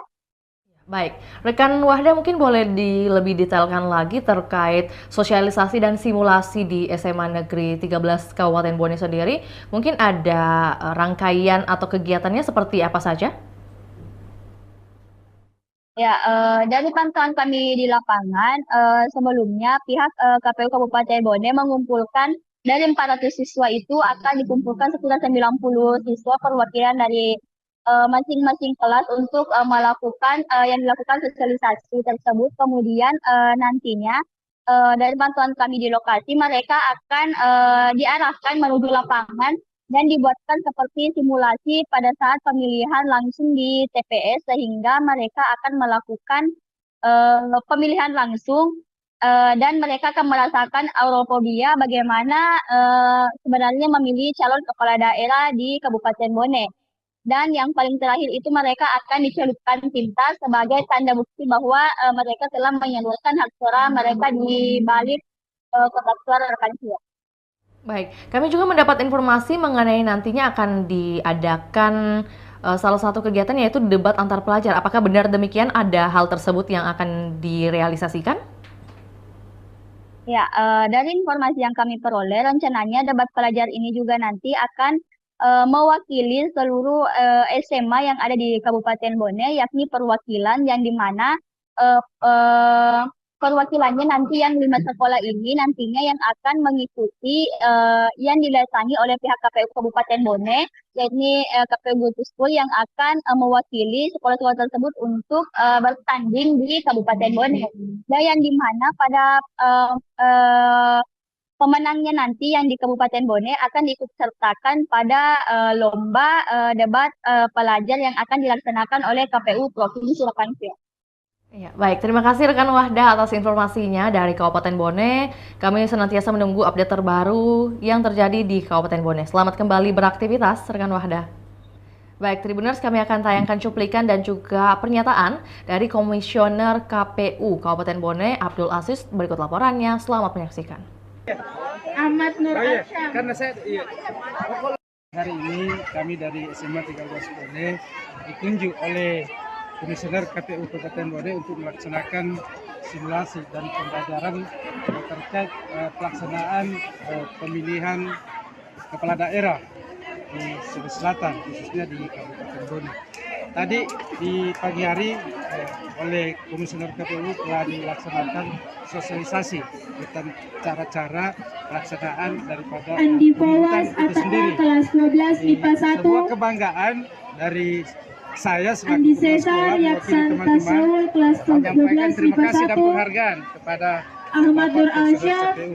Dan insya Allah kegiatan yang sama ini akan dilaksanakan oleh KPU di beberapa sekolah. Kalau tidak salah tadi ada 5 sekolah yang direncanakan untuk kegiatan sosialisasi ini. Kegiatan ini menjadi penting sebagai pembelajaran kepada pemilih-pemilih mula. Bagaimana dia menggunakan hak pilihnya nanti pada hari H. Dan mereka diharapkan juga mensosialisasikan kepada keluarganya, kepada temannya, kepada tetangganya, bagaimana cara menggunakan hak suaranya dengan benar pada saatnya nanti. Itu. Alhamdulillah hari ini di SMA 13 ada banyak kegiatan yang terlaksana. Insya Allah dalam waktu yang tidak terlalu lama SMA 13 juga ditunjuk untuk menjadi tuan rumah dalam rangka kunjungan Bapak Gubernur di Kabupaten Bone. Beliau akan melihat secara langsung terhadap penyelenggaraan atas program-program prioritas Bapak PJ Gubernur di sekolah, termasuk S3, sedekah 1000 sehari, sosial berdoa, dan seterusnya. Ada banyak kegiatan. Berapa jumlah siswa yang jadi jumlah potensi pemilih ini? Yang pasti kalau untuk siswa yang potensi melakukan pemilih ini pada umumnya di kelas 12. Kelas 12 itu sudah 17, kurang lebih 400-an. Tambah dengan kelas 11 kurang lebih 20 orang sudah kami data. Alhamdulillah kami juga baru memang memanggil instansi Capil untuk melakukan pendataan perekaman EKTP elektronik. 3 minggu yang lalu kalau tidak salah mereka datang. Sudah selesai. Ya. Berapa kemarin disasar? Yang disasar kurang lebih 100 yang disasar di sini. Berarti sudah banyak yang memiliki KTP ini? Ya sudah banyak. Pak yang ikut simulasi hari ini ada berapa orang? Dari 400 simulasi yang ikut hari ini sesuai dengan permintaan dari Komisioner KPU, dia minta 90 orang. 90 orang. Dan kami hadirkan 3 kelas di sini untuk kegiatan ini. Jadi saya kira cukup karena saya masih harus teruskan kegiatan saya di Sabi Pasar ada ruangan dengan Pak Cabi. Bisa kita ke sana. Oh iya. Ada penyerang. Wah. Ya, bisa dijelaskan ini yang sosialisasi di KPU untuk SMA tingkat SMA. Ya, program ini kita lakukan itu di sekolah-sekolah dengan nama KPU Foto School. Untuk kemudian ini menjadi sebagai sebuah ajang sosialisasi KPU Kabupaten Bone untuk yang menyasar anak-anak pemilih pemula sekolah. Dan ini kita rencanakan ini di 5 sekolah nanti di Kabupaten Bone. Tujuannya satu itu untuk mengedukasi pemilih pemula agar kemudian bisa menjadi lebih bijak, agar menjadi pemilih yang cerdas, agar kemudian ke depan mereka bisa hasil pilihan mereka lebih memilih pemimpin yang berkualitas untuk pemimpin Bone dan Sulawesi Selatan pada umumnya. Tadi kan disebutkan 5 sekolah, Kak, bisa dijelaskan itu Kak sekolah-sekolah mana saja nih? Ya kami rencana ini kan adalah sekolah pertama, kami merencana itu melakukan di semua wilayah. Ada di utara, tentu kemudian nanti kita akan melakukan rakor terlebih dahulu untuk penentuan sekolahnya. Yang jelas dari 5 sekolah itu baru ini yang kita tentukan, nanti kemudian kita akan pelajari lagi sekolah mana yang kemudian akan kita sasar. Karena sebelum-sebelumnya kan pernah kita masuk KPU Foto School pada zaman pemilih juga pernah. Tentu kita mencari sekolah yang memang belum pernah tersentuh sama sekali di program KPU Foto School ini. Maksudnya tiap dapil ini ada perwakilan satu sekolah? Ya, setiap nanti dapil ada perwakilan, misalnya di utara di dapil 5, walaupun yang di pilkada sudah tidak ada dapil, tapi dalam merencanakan kegiatan sosialisasi kita tetap berbasis di situ. Jadi setiap wilayah ada perwakilan nanti sekolah. Untuk perwakilan ini apakah memang ada juga perwakilan sekolah lain yang mungkin digabung atau bagaimana? Atau memang cuma satu sekolah? Nanti kita satu sekolah. Kalau satu sekolah, nanti kemudian akan kita buat program yang lain. Sebenarnya nanti ini juga sekaligus juga untuk menyukseskan kegiatan debat antar pelajar. Jadi nanti kemungkinan bahwa sekolah-sekolah nanti akan menjadi sasaran adalah sekolah-sekolah yang kemudian nanti akan masuk di perempat final. Terus mungkin dijelaskan juga sedikit untuk simulasinya hari ini seperti apa mungkin anak-anaknya akan ya, adik-adik hari ini akan merasakan bagaimana suasana ketika di TPS nanti. Sehingga kemudian mulai dari mereka ada para visi misi kandidat, lalu kemudian sampai di tahapan pencoblosan, mereka akan diperkenalkan dengan KPPS 1 misalnya dari sampai ada di ujungnya adalah mencelupkan tinta di jari kelingking. Artinya simulasi full Kak sampai Simulasi full cuma tidak ada perhitungan. Kita hanya pada persoalan pemungutan suara saja. Tidak sampai pada perhitungan. Terus terakhir, ini kan mereka ini masih kalangan pemilih pemuda. Artinya mereka ini istilahnya belum melek di politik. Artinya belum tahu juga yang mana mereka harus. Nah sebenarnya apa mungkin untuk mengenalkan juga lebih dalam? Itulah kemudian salah satu tujuan kita adalah untuk mengedukasi mereka. Bagaimana kemudian mereka sadar bahwa suara mereka itu berarti. Bagaimana mereka tersadarkan bahwa pilihan-pilihan mereka yang akan menentukan seperti apa 5 tahun ke depan, termasuk nasib mereka sendiri 5 tahun ke depan. Sehingga kemudian mereka akan lebih banyak kemudian mencari lebih lagi kepada persoalan, bukan digiring lagi. Mereka tidak mudah dimobilisasi, mereka tidak mudah termakan oleh isu hoax. Mereka akan lebih cerdas dalam menentukan pilihan dengan cara mengaktifkan Google, media sosial, untuk mencari tahu rekam jejak kandidat yang akan mereka pilih. Itulah yang harapan kita. Terus kemudian kita titipkan kepada mereka bahwa kita berharap informasi ini tidak hanya sampai kepada mereka. Informasi ini mereka sebarkan ke rumah-rumahnya, ke tetangga-tetangganya, bahkan ke teman-teman yang tidak sempat hadir pada hari ini. Jadi memang kita juga menyampaikan supaya mereka kan tidak ada anak-anak sekarang yang tidak punya akun media sosial. Semua sekarang serba sedikit di media sosial kan. Media sosial mereka akan menjadi sarana kita juga untuk mensosialisasikan ke teman-teman mereka. Oke Tribuners, selamat siang dimanapun Anda berada. Kembali lagi bersama saya Muhammad Infantwa, reporter Tribun melaporkan langsung di lomba pelajar Kabupaten Singgahi rangka memenangkan KPU Indonesia yang Jakarta Tribuners. Dan tampak kita lihat antusias masyarakat Kabupaten Singgahi dalam menyaksikan lomba ini sangat besar. Terbukti banyaknya warga masyarakat Kabupaten Singgahi yang hadir di lokasi lomba yang dilaksanakan hari ini. Tribuners.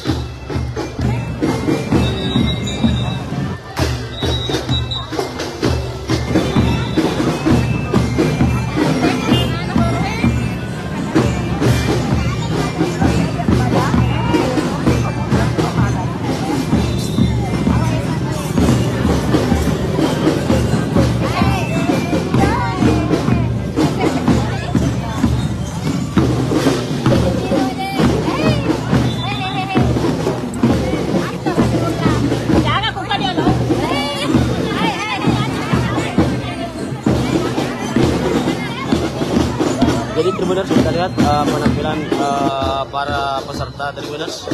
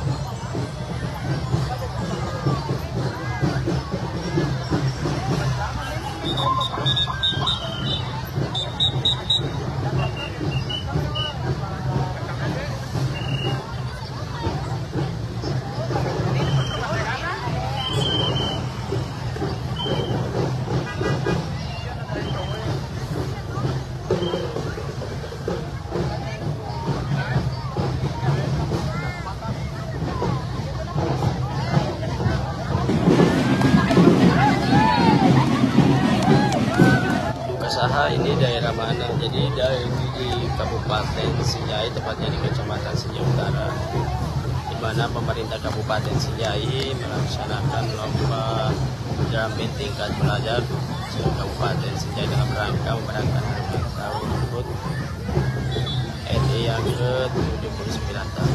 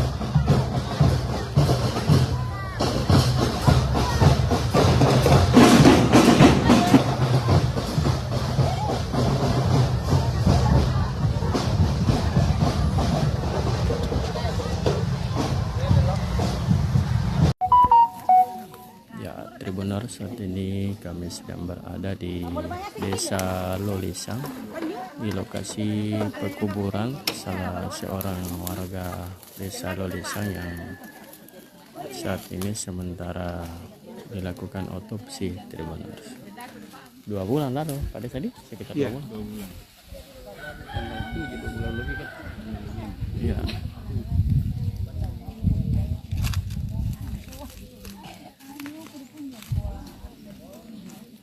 Ini warga sementara menunggu hasil dari pemeriksaan tim Inafis Polres Bulukumba. Tribuners,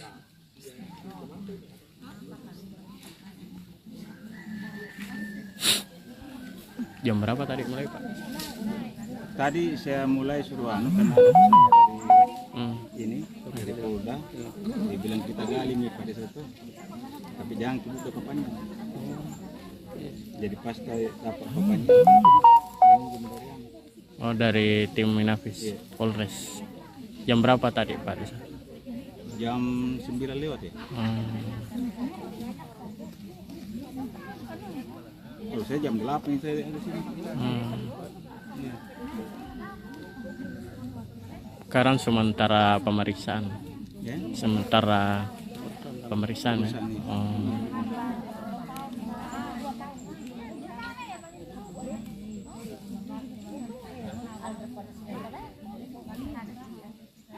Siapa lagi namanya pada saat itu yang meninggal? Irma. Panggilannya Irma. Panggilannya Irma. Warga sini memang. Iya, cucuku. Oh, cucu. Oh, cucu tak ini yang korban. Oh. Tapi saya enggak tahu ini saya masalah di Makassar. Iya.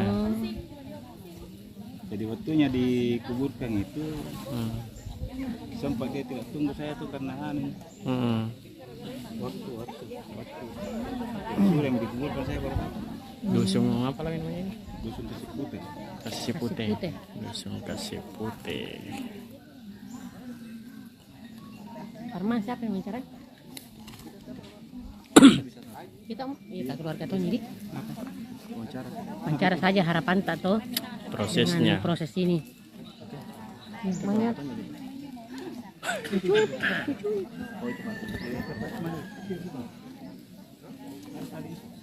Itu sana itu. Oh iya. Ini ke mana? Ini anunya ini. Oh, orang tuanya mana?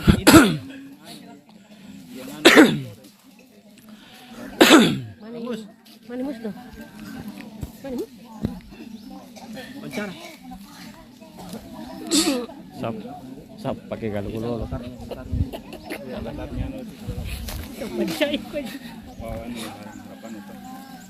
Ini terjadi otopsi harapanmu apa? Iya, apa? Simpan dulu Kegiatan yang kasih muncul. Ini. Oke, siap. Bisa sih. Datang bisa didampingi. Iya, oke. Masalah Linda. Oh, iya.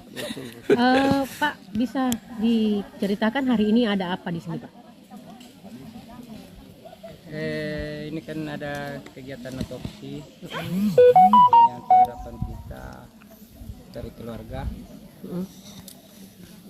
untuk yang pertama mencari keadilan seperti itu, karena yang selama ini yang kita apa namanya yang kita harapan kita ini untuk keluarga seperti apa sih? Mau mencari kebenaran, karena selama ini ada tanda tanya, tanda kutip di situ. Meninggalnya almarhum ini kayak tidak wajar begitu. Tidak wajar ya, seperti itu. Oh iya, jadi hari ini ada. Jadi makanya saya minta dari pihak Polres Bulukumba untuk melakukan otopsi, karena siapa tahu di situ dengan adanya otopsi ini kita dapatkan petunjuk penyebab kematiannya ya. Penyebab kematian ya. Ini kejadiannya kapan ini Pak dan di mana? Sekitar tanggal 7 Juni. Meninggal di mana Pak? Itu pun kita tidak tahu meninggal di rumah sakit apa meninggal di Wisma, karena pihak Wisma mengatakan meninggalnya di rumah sakit, pihak rumah sakit meninggalnya di Wisma, makanya dari situ kita ada tanda tanya, ada apa ini, di mana yang tepatnya meninggalnya. Karena kita ini sebatas tahunya mayat yang datang ke rumah tiba-tiba. Jadi itu harapan keluarga, ada apa ini dengan meninggalnya. Ada berita bilang meninggal ini yang sekarang kita otopsi, terus setelah itu siapa yang kita tanya-tanya bersama korban yang memberi informasi ke kita sampai sekarang juga tidak ada. Akhirnya kita cari kebenaran itu. Kalau di rumah sakit sendiri kemarin tidak ada juga petunjuk Pak. Kalau korban meninggal karena apa? Belum ada petunjuk yang kita dapatkan. Jadi hari ini kita lakukan otopsi. Kalau pihak keluarga sini sudah pernah melapor di pihak berwajib? Sudah. Dari hari kejadian itu langsung melapor ya. Iya. Kenapa melapor Pak? Karena ya adanya itu tuh ganjal. Yang ganjal di ini. Dari kematian. Dari kematian. Siapa namanya ini korban? Hermawati. Umur? Umur 38 tahun sekitar itu. Ya 30-an. Oh, dia bekerja di Bulukumba berarti. Iya. Sebagai apa dia? Di salon. Ya. Kecantikan. Siapa nama Pak? Abdul Haris. Sepupunya dia? Iya, sepupu. Iya, oke.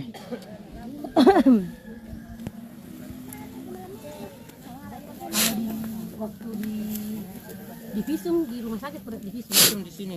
Oh. Malam itu juga, malam katanya korban setelah saya sampai di Polres. Apa yang ditemukan tadi? Ada luka memar apa?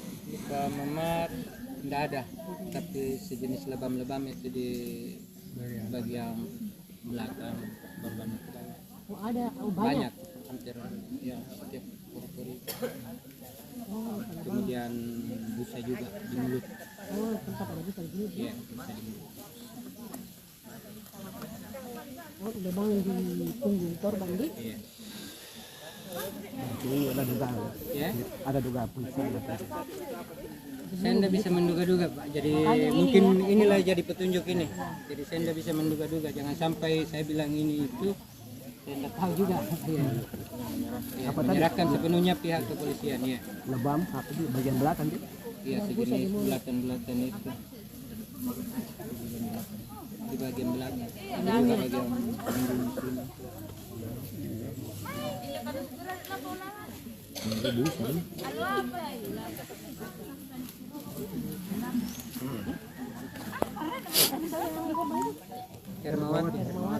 Hermawati binti Sarudin.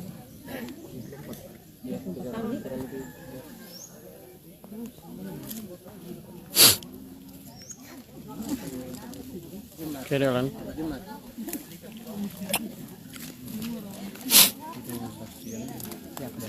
Kemana itu? Teman ke Wisma. Oh. Teman di Wisma. Oh itu yang bawah itu enggak sama. Oh. Oh. Jadi kita juga dapat petunjuk dari sini. Oh. Iya. Karena ini yang satu-satunya mengantar korban. Dia yang sempat dikirim. Jadi dari informasi dari sini kita dapatkan sedikit petunjuk. Oh, kalau korban ini dijemput seperti itu. Dijemput sama? Iya, si pacar. Oh. Ada laki-laki yang jemput. Oh, ada laki-laki yang jemput. Siapa namanya itu laki-laki Pak? Dan itu memberi juga informasi. Siapa namanya laki-laki itu Pak? Siapa lagi itu? Nama aslinya Abu. Jefriawan. Jefriawan dia. Siapa? Jefriawan. Jefriawan. Jeffrey. Jeffrey. Jefriawan. Alias Abu nih. Alias Abu. Jam berapa dijemput ini? Di kosnya dijemput di mana? Oh di salon. Jam pukul berapa?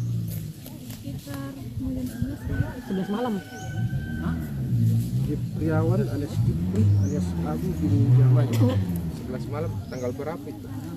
Alias Jepri Pak. Masih tanggal 6 di. Oh tanggal 6 Juni. 6. Ditemukan sudah meninggal jam berapa? Itu masih petunjuk itu. Dia kan dari salon keluar ke Wisma.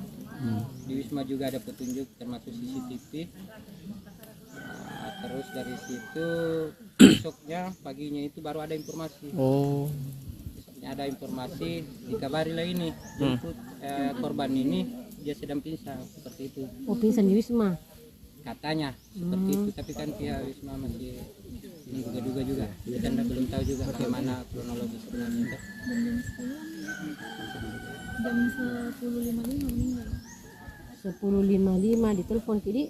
Jam 10 lewat berapa Mas? Pagi, 10 pagi toh? Jamnya rumah sakit. Oh ya, lebih itulah. Yang telepon ki orang apa? Wisma atau rumah sakit yang telepon ki? Oh pacarnya yang telepon ki. 10 pagi di? Ya, Pagi. Pagi atau malam? Pagi. Dan berita itu pun sampai di sini sekitaran itu juga. Kita tidak tepatnya tahu dan lihat waktu. Tidak sampai. Kalau kita itu hari langsung kemana? Ke rumah sakit atau ke Wisma dulu? Oh ke Wisma dulu. Waktu kita lihat korban posisinya? Tidak ketemu korban. Oh nah kita lihat korban. Kan telepon Kak jam 10 itu. Bilang ke Wisma ke dulu, sakit teman mau jadi ke Wisma Mak. Sampai di Wisma tidak ada nih yang bilang penjaganya, dia bilang dibawa ke rumah sakit karena berbusa-busa mulutnya. Tidak langsung ke rumah sakit.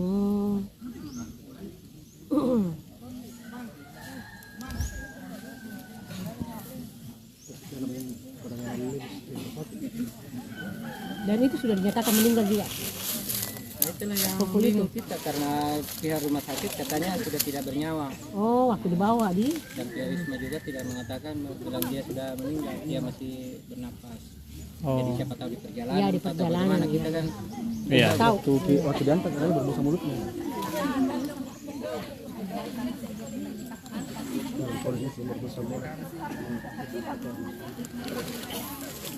Kalau dari petunjuk video kayaknya masih ada napas.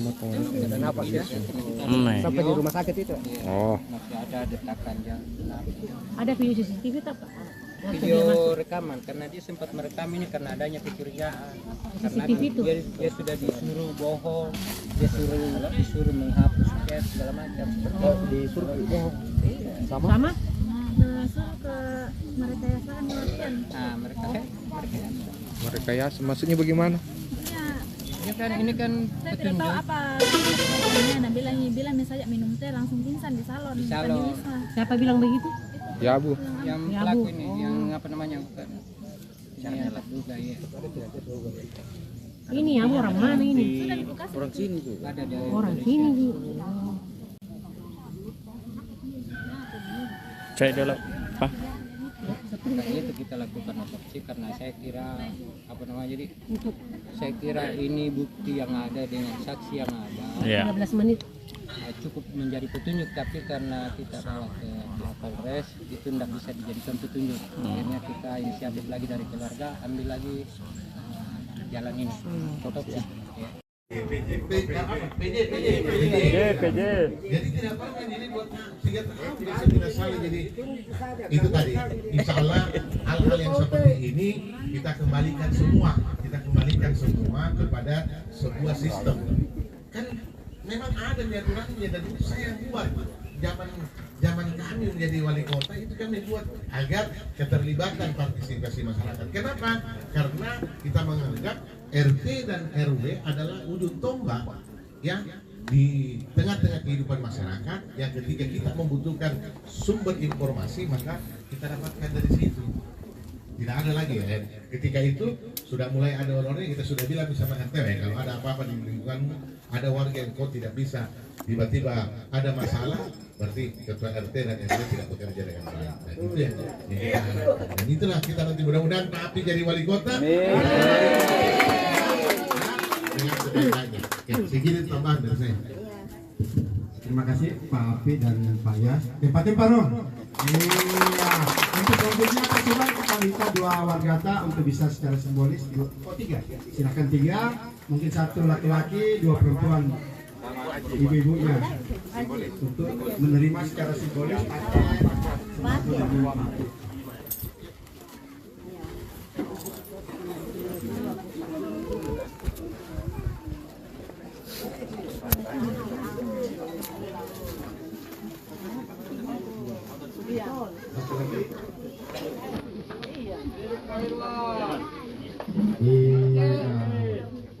Selanjutnya mungkin Bapak Ibu sekalian bisa berdiri, Pak Iyas dan Pak Api bisa foto bersama. Bisa foto bersama. Hari ini menjadi awal dengan sejarah bahwa Munapri Arifudin Alia akan menang di kontestasi pilot. Munapri Arifudin. Munapri Arifudin. Munapri Arifudin. Kami ucapkan terima kasih banyak kepada warga Tamalate 7. Mudah-mudahan kehadiran Bapak Ibu di sore hari ini bisa menjadi doa dan support untuk Pak Api di kontestasi pemilihan wali kota dan bisa memenangkan. Amin ya rabbal alamin. Terima kasih. Assalamualaikum warahmatullahi wabarakatuh. Tokoh. Siapa? Tokoh. Kenapa tutup? Ini kepada lagi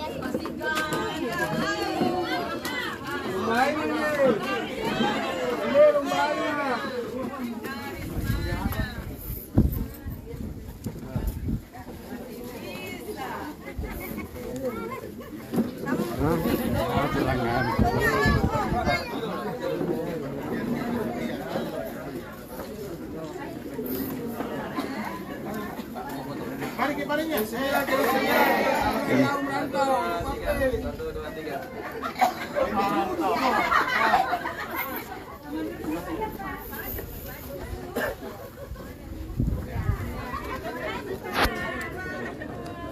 Di mana sini? Sini. Itu panas sekali.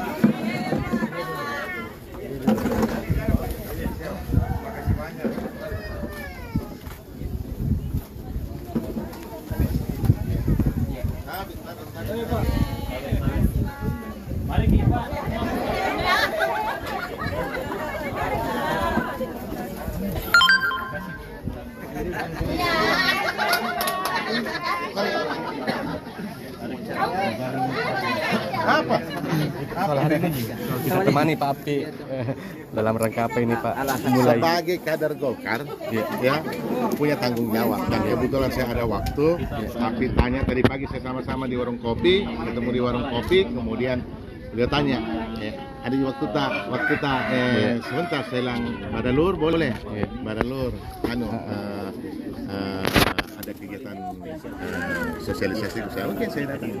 Jadi seperti itu. artinya kita sudah mendukung penuh Pak Bu Alia berpasangan dengan Pak Api. Iya, artinya saya berterima kasih ya.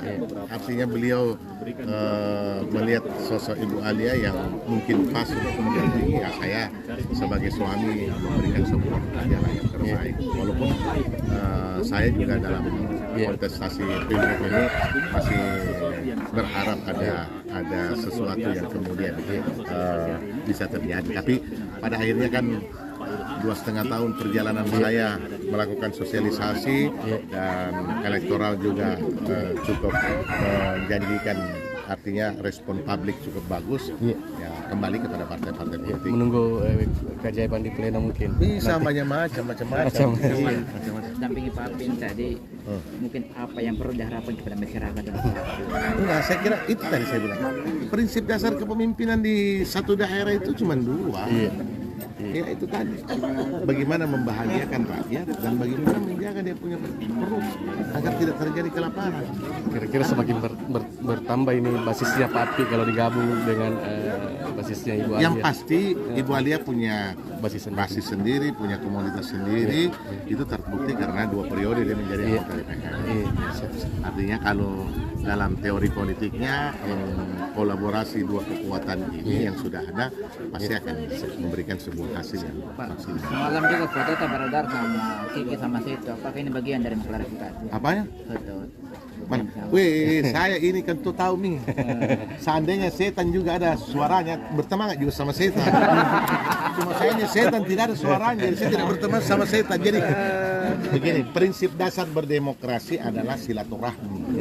Jangan karena beda pilihan kemudian kita memutuskan silaturahmi. Dan Bapak Mijayakut kan, stilku seperti apa? Orang caci maki saja, nah saya masih berteman. Apalagi orang yang normatif. Jadi tidak ada. Tidak perlu. Jadi saya foto tadi malam, besok saya ketemu sama Pak Dhani sama Indira, foto lagi tidak ada di masalah. Iya, Pak Yas. Soal menurutnya Pak Erlangga. Baik, kalau itu no comment. Kasih Pak Yas. Ya,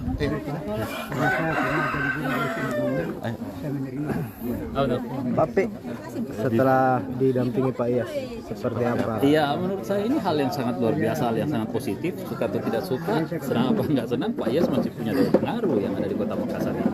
Selama 10 tahun memimpin Kota Makassar, tentu masih banyak kesan-kesan baik yang ditinggalkan oleh Pak Yas selama memimpin menjadi wali Kota Makassar. Dan menurut saya ini adalah supporting yang sangat luar biasa, yang sangat kuat, dan ini sebuah hal yang harus bisa kita pertahankan sehingga dukungan-dukungan ini itu membangun sebuah piranti penguat di dalam proses perjuangan kita di 2024 ini. Tapi foto kadang sama mak di sana. Segera mau bertanya. Semua ini Pak. Karena Golkar kan Demokrat kan. Ada Iwan Jari. Kapan Demokrat? Ya kita lagi menunggu, mudah-mudahan dalam minggu ini itu semuanya sudah selesai dan kita bisa hadir berdua untuk menerima rekomendasi dari partai. Kalau sama boleh kapan Ki mulai jalan? Ya setelah ada rekomendasi itulah baru kita turun bersama-sama. Deklarasi sekaligus itu nanti. Ya. Deklarasi sekaligus. Iya, insyaallah. Terima kasih Pak. Iya, Kak. Kerang ini bos. Andre kerang. Namanya. Saya mau pulang. Nggak mau Pak Yas. Nak komen. Nasami ya nak. Masalahnya Habib yang jelek itu orang kota bisa sih. Iya. Bisa juga. Bisa juga. Masih ada Pak, Pak. Cuk, fotokan Cuk. Foto Cuk.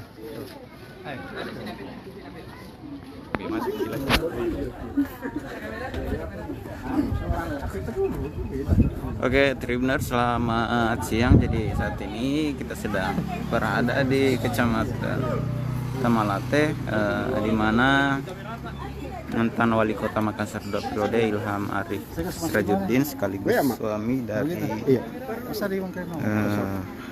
Alia Mustika Ilham dampingi bakal calon Wali Kota Makassar Munafri Arifudin untuk menyapa warga Tamalate yang terletak di wilayah Tidung, Kecamatan Tamalate. Ada kesempatan ini Pak Ilham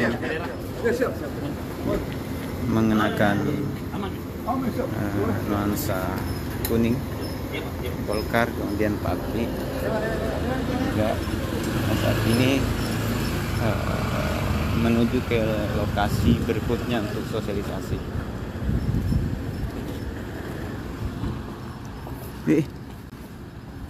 Punggung 1 Rama 33, angka masih kami nomor punggung 15 Batis, nomor punggung 5 Yukran 18 Adi, 7 Hamka, nomor punggung 6 Tikar 16 Andi, 8 Ripadi, dan nomor punggung 13 Muhammad Husnul Pratama. Sementara yang berada di barisan pasukan dagang, nomor punggung 24 Padil, 3 Imam, 11 Momok, Burja, dan Hadir. Untuk kelurahan Salabulo, di bawah pelatih Japur Samsu, 11 pemain yang dia turunkan di babak pertama, 4 Jaras, 16 Kale, 28 Abdulwansa, 19 Pandi, nomor punggung 27 Randu, 7 Yoga, 20 Alfian, 8 Nabil, 9 Yohan, 13 Renaldi, dan nomor punggung 10 Iwan. Sementara pemain yang berada di barisan pasukan dagang, nomor punggung 24 Arwin, 6 Redi, 21 Redi, nomor punggung 5 Yaya, 12 Rudi, 23 Salat, 22 Fajar, 14 Abid, dan nomor punggung 11 Kita saksikan para penonton dengan kostum kebicaraan kuning kombinasi hitam-hitam adalah pemain dari kelurahan Banyurako berada di area sebelah utara lapangan Gaspa, sementara dengan kostum putih hijau kelurahan Salabulo berada di area selatan lapangan Gaspa. Kita saksikan wasit yang memimpin jalannya pertandingan sudah memberi syarat kepada kedua asisten dan wasit cadangan serta masing-masing penjaga gawang kedua kesebelasan untuk segera kita menyaksikan jalannya pertandingan babak pertama antara kelurahan Banyurako berhadapan dengan kelurahan Salabulo dalam penguasaan bola dikasih pemain Banyurako. Angka langsung berikan umpan ke depan, jatuh dikasih pemain belakang Salabulo, namun kali ini bola dapat dikendalikan. Setelah kita lihat ada pelanggaran terjadi di sana di lapangan Gaspa ini, menguntungkan untuk Salabulo. Dan pada semifinal kali ini pemain nomor punggung 19 antara kelurahan Salabulo dan juga kelurahan Dangirako.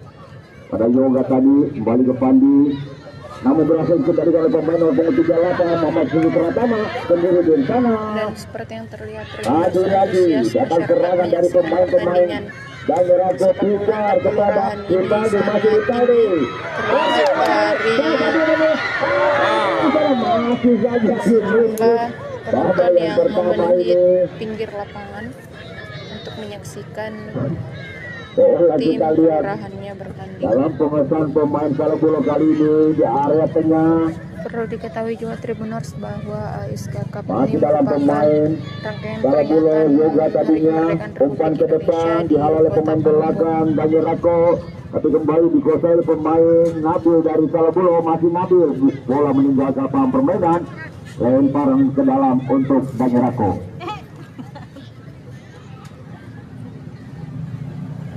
Main bertahan Dangirako, Yukran ke depan dia dihalau oleh satu heading oleh pemain Salabulo. Ada Yoga tadi di sana, kemudian dihasilkan head to head antara Hamka. Pelanggaran menguntungkan untuk Dangirako di arah tengah. Cukup menarik di awal pertama ini, permainan sudah berlangsung tempo cepat. antara Kelurahan Dangerako dan Salabolo untuk menentukan siapa di antaranya menjadi pemain kesebelasan yang akan berhadapan dengan Tokung di babak final esok hari. Hati-hati di situ di Dalam ke dalam sudah dilakukan kebelakan kepada pemain Tikar, masih Tikar. Ke tengah dia ada Aldi, namun berhasil masih kembali kali ini Hamka mengantisipasi bola. Rinaldi berbahaya, kita lihat membangun serangan pemain-pemain dari Salabolo di kaki Nabil sekarang.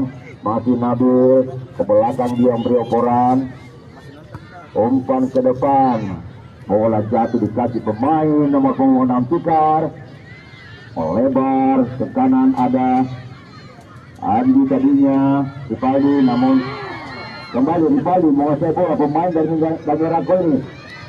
Ke depan ada satu pemain yang ada di sana, Usul Pratama, namun berhasil dihalau oleh Topper Hadai. Yoga, pemain dari Salabolo menguasai bola, masih Yoga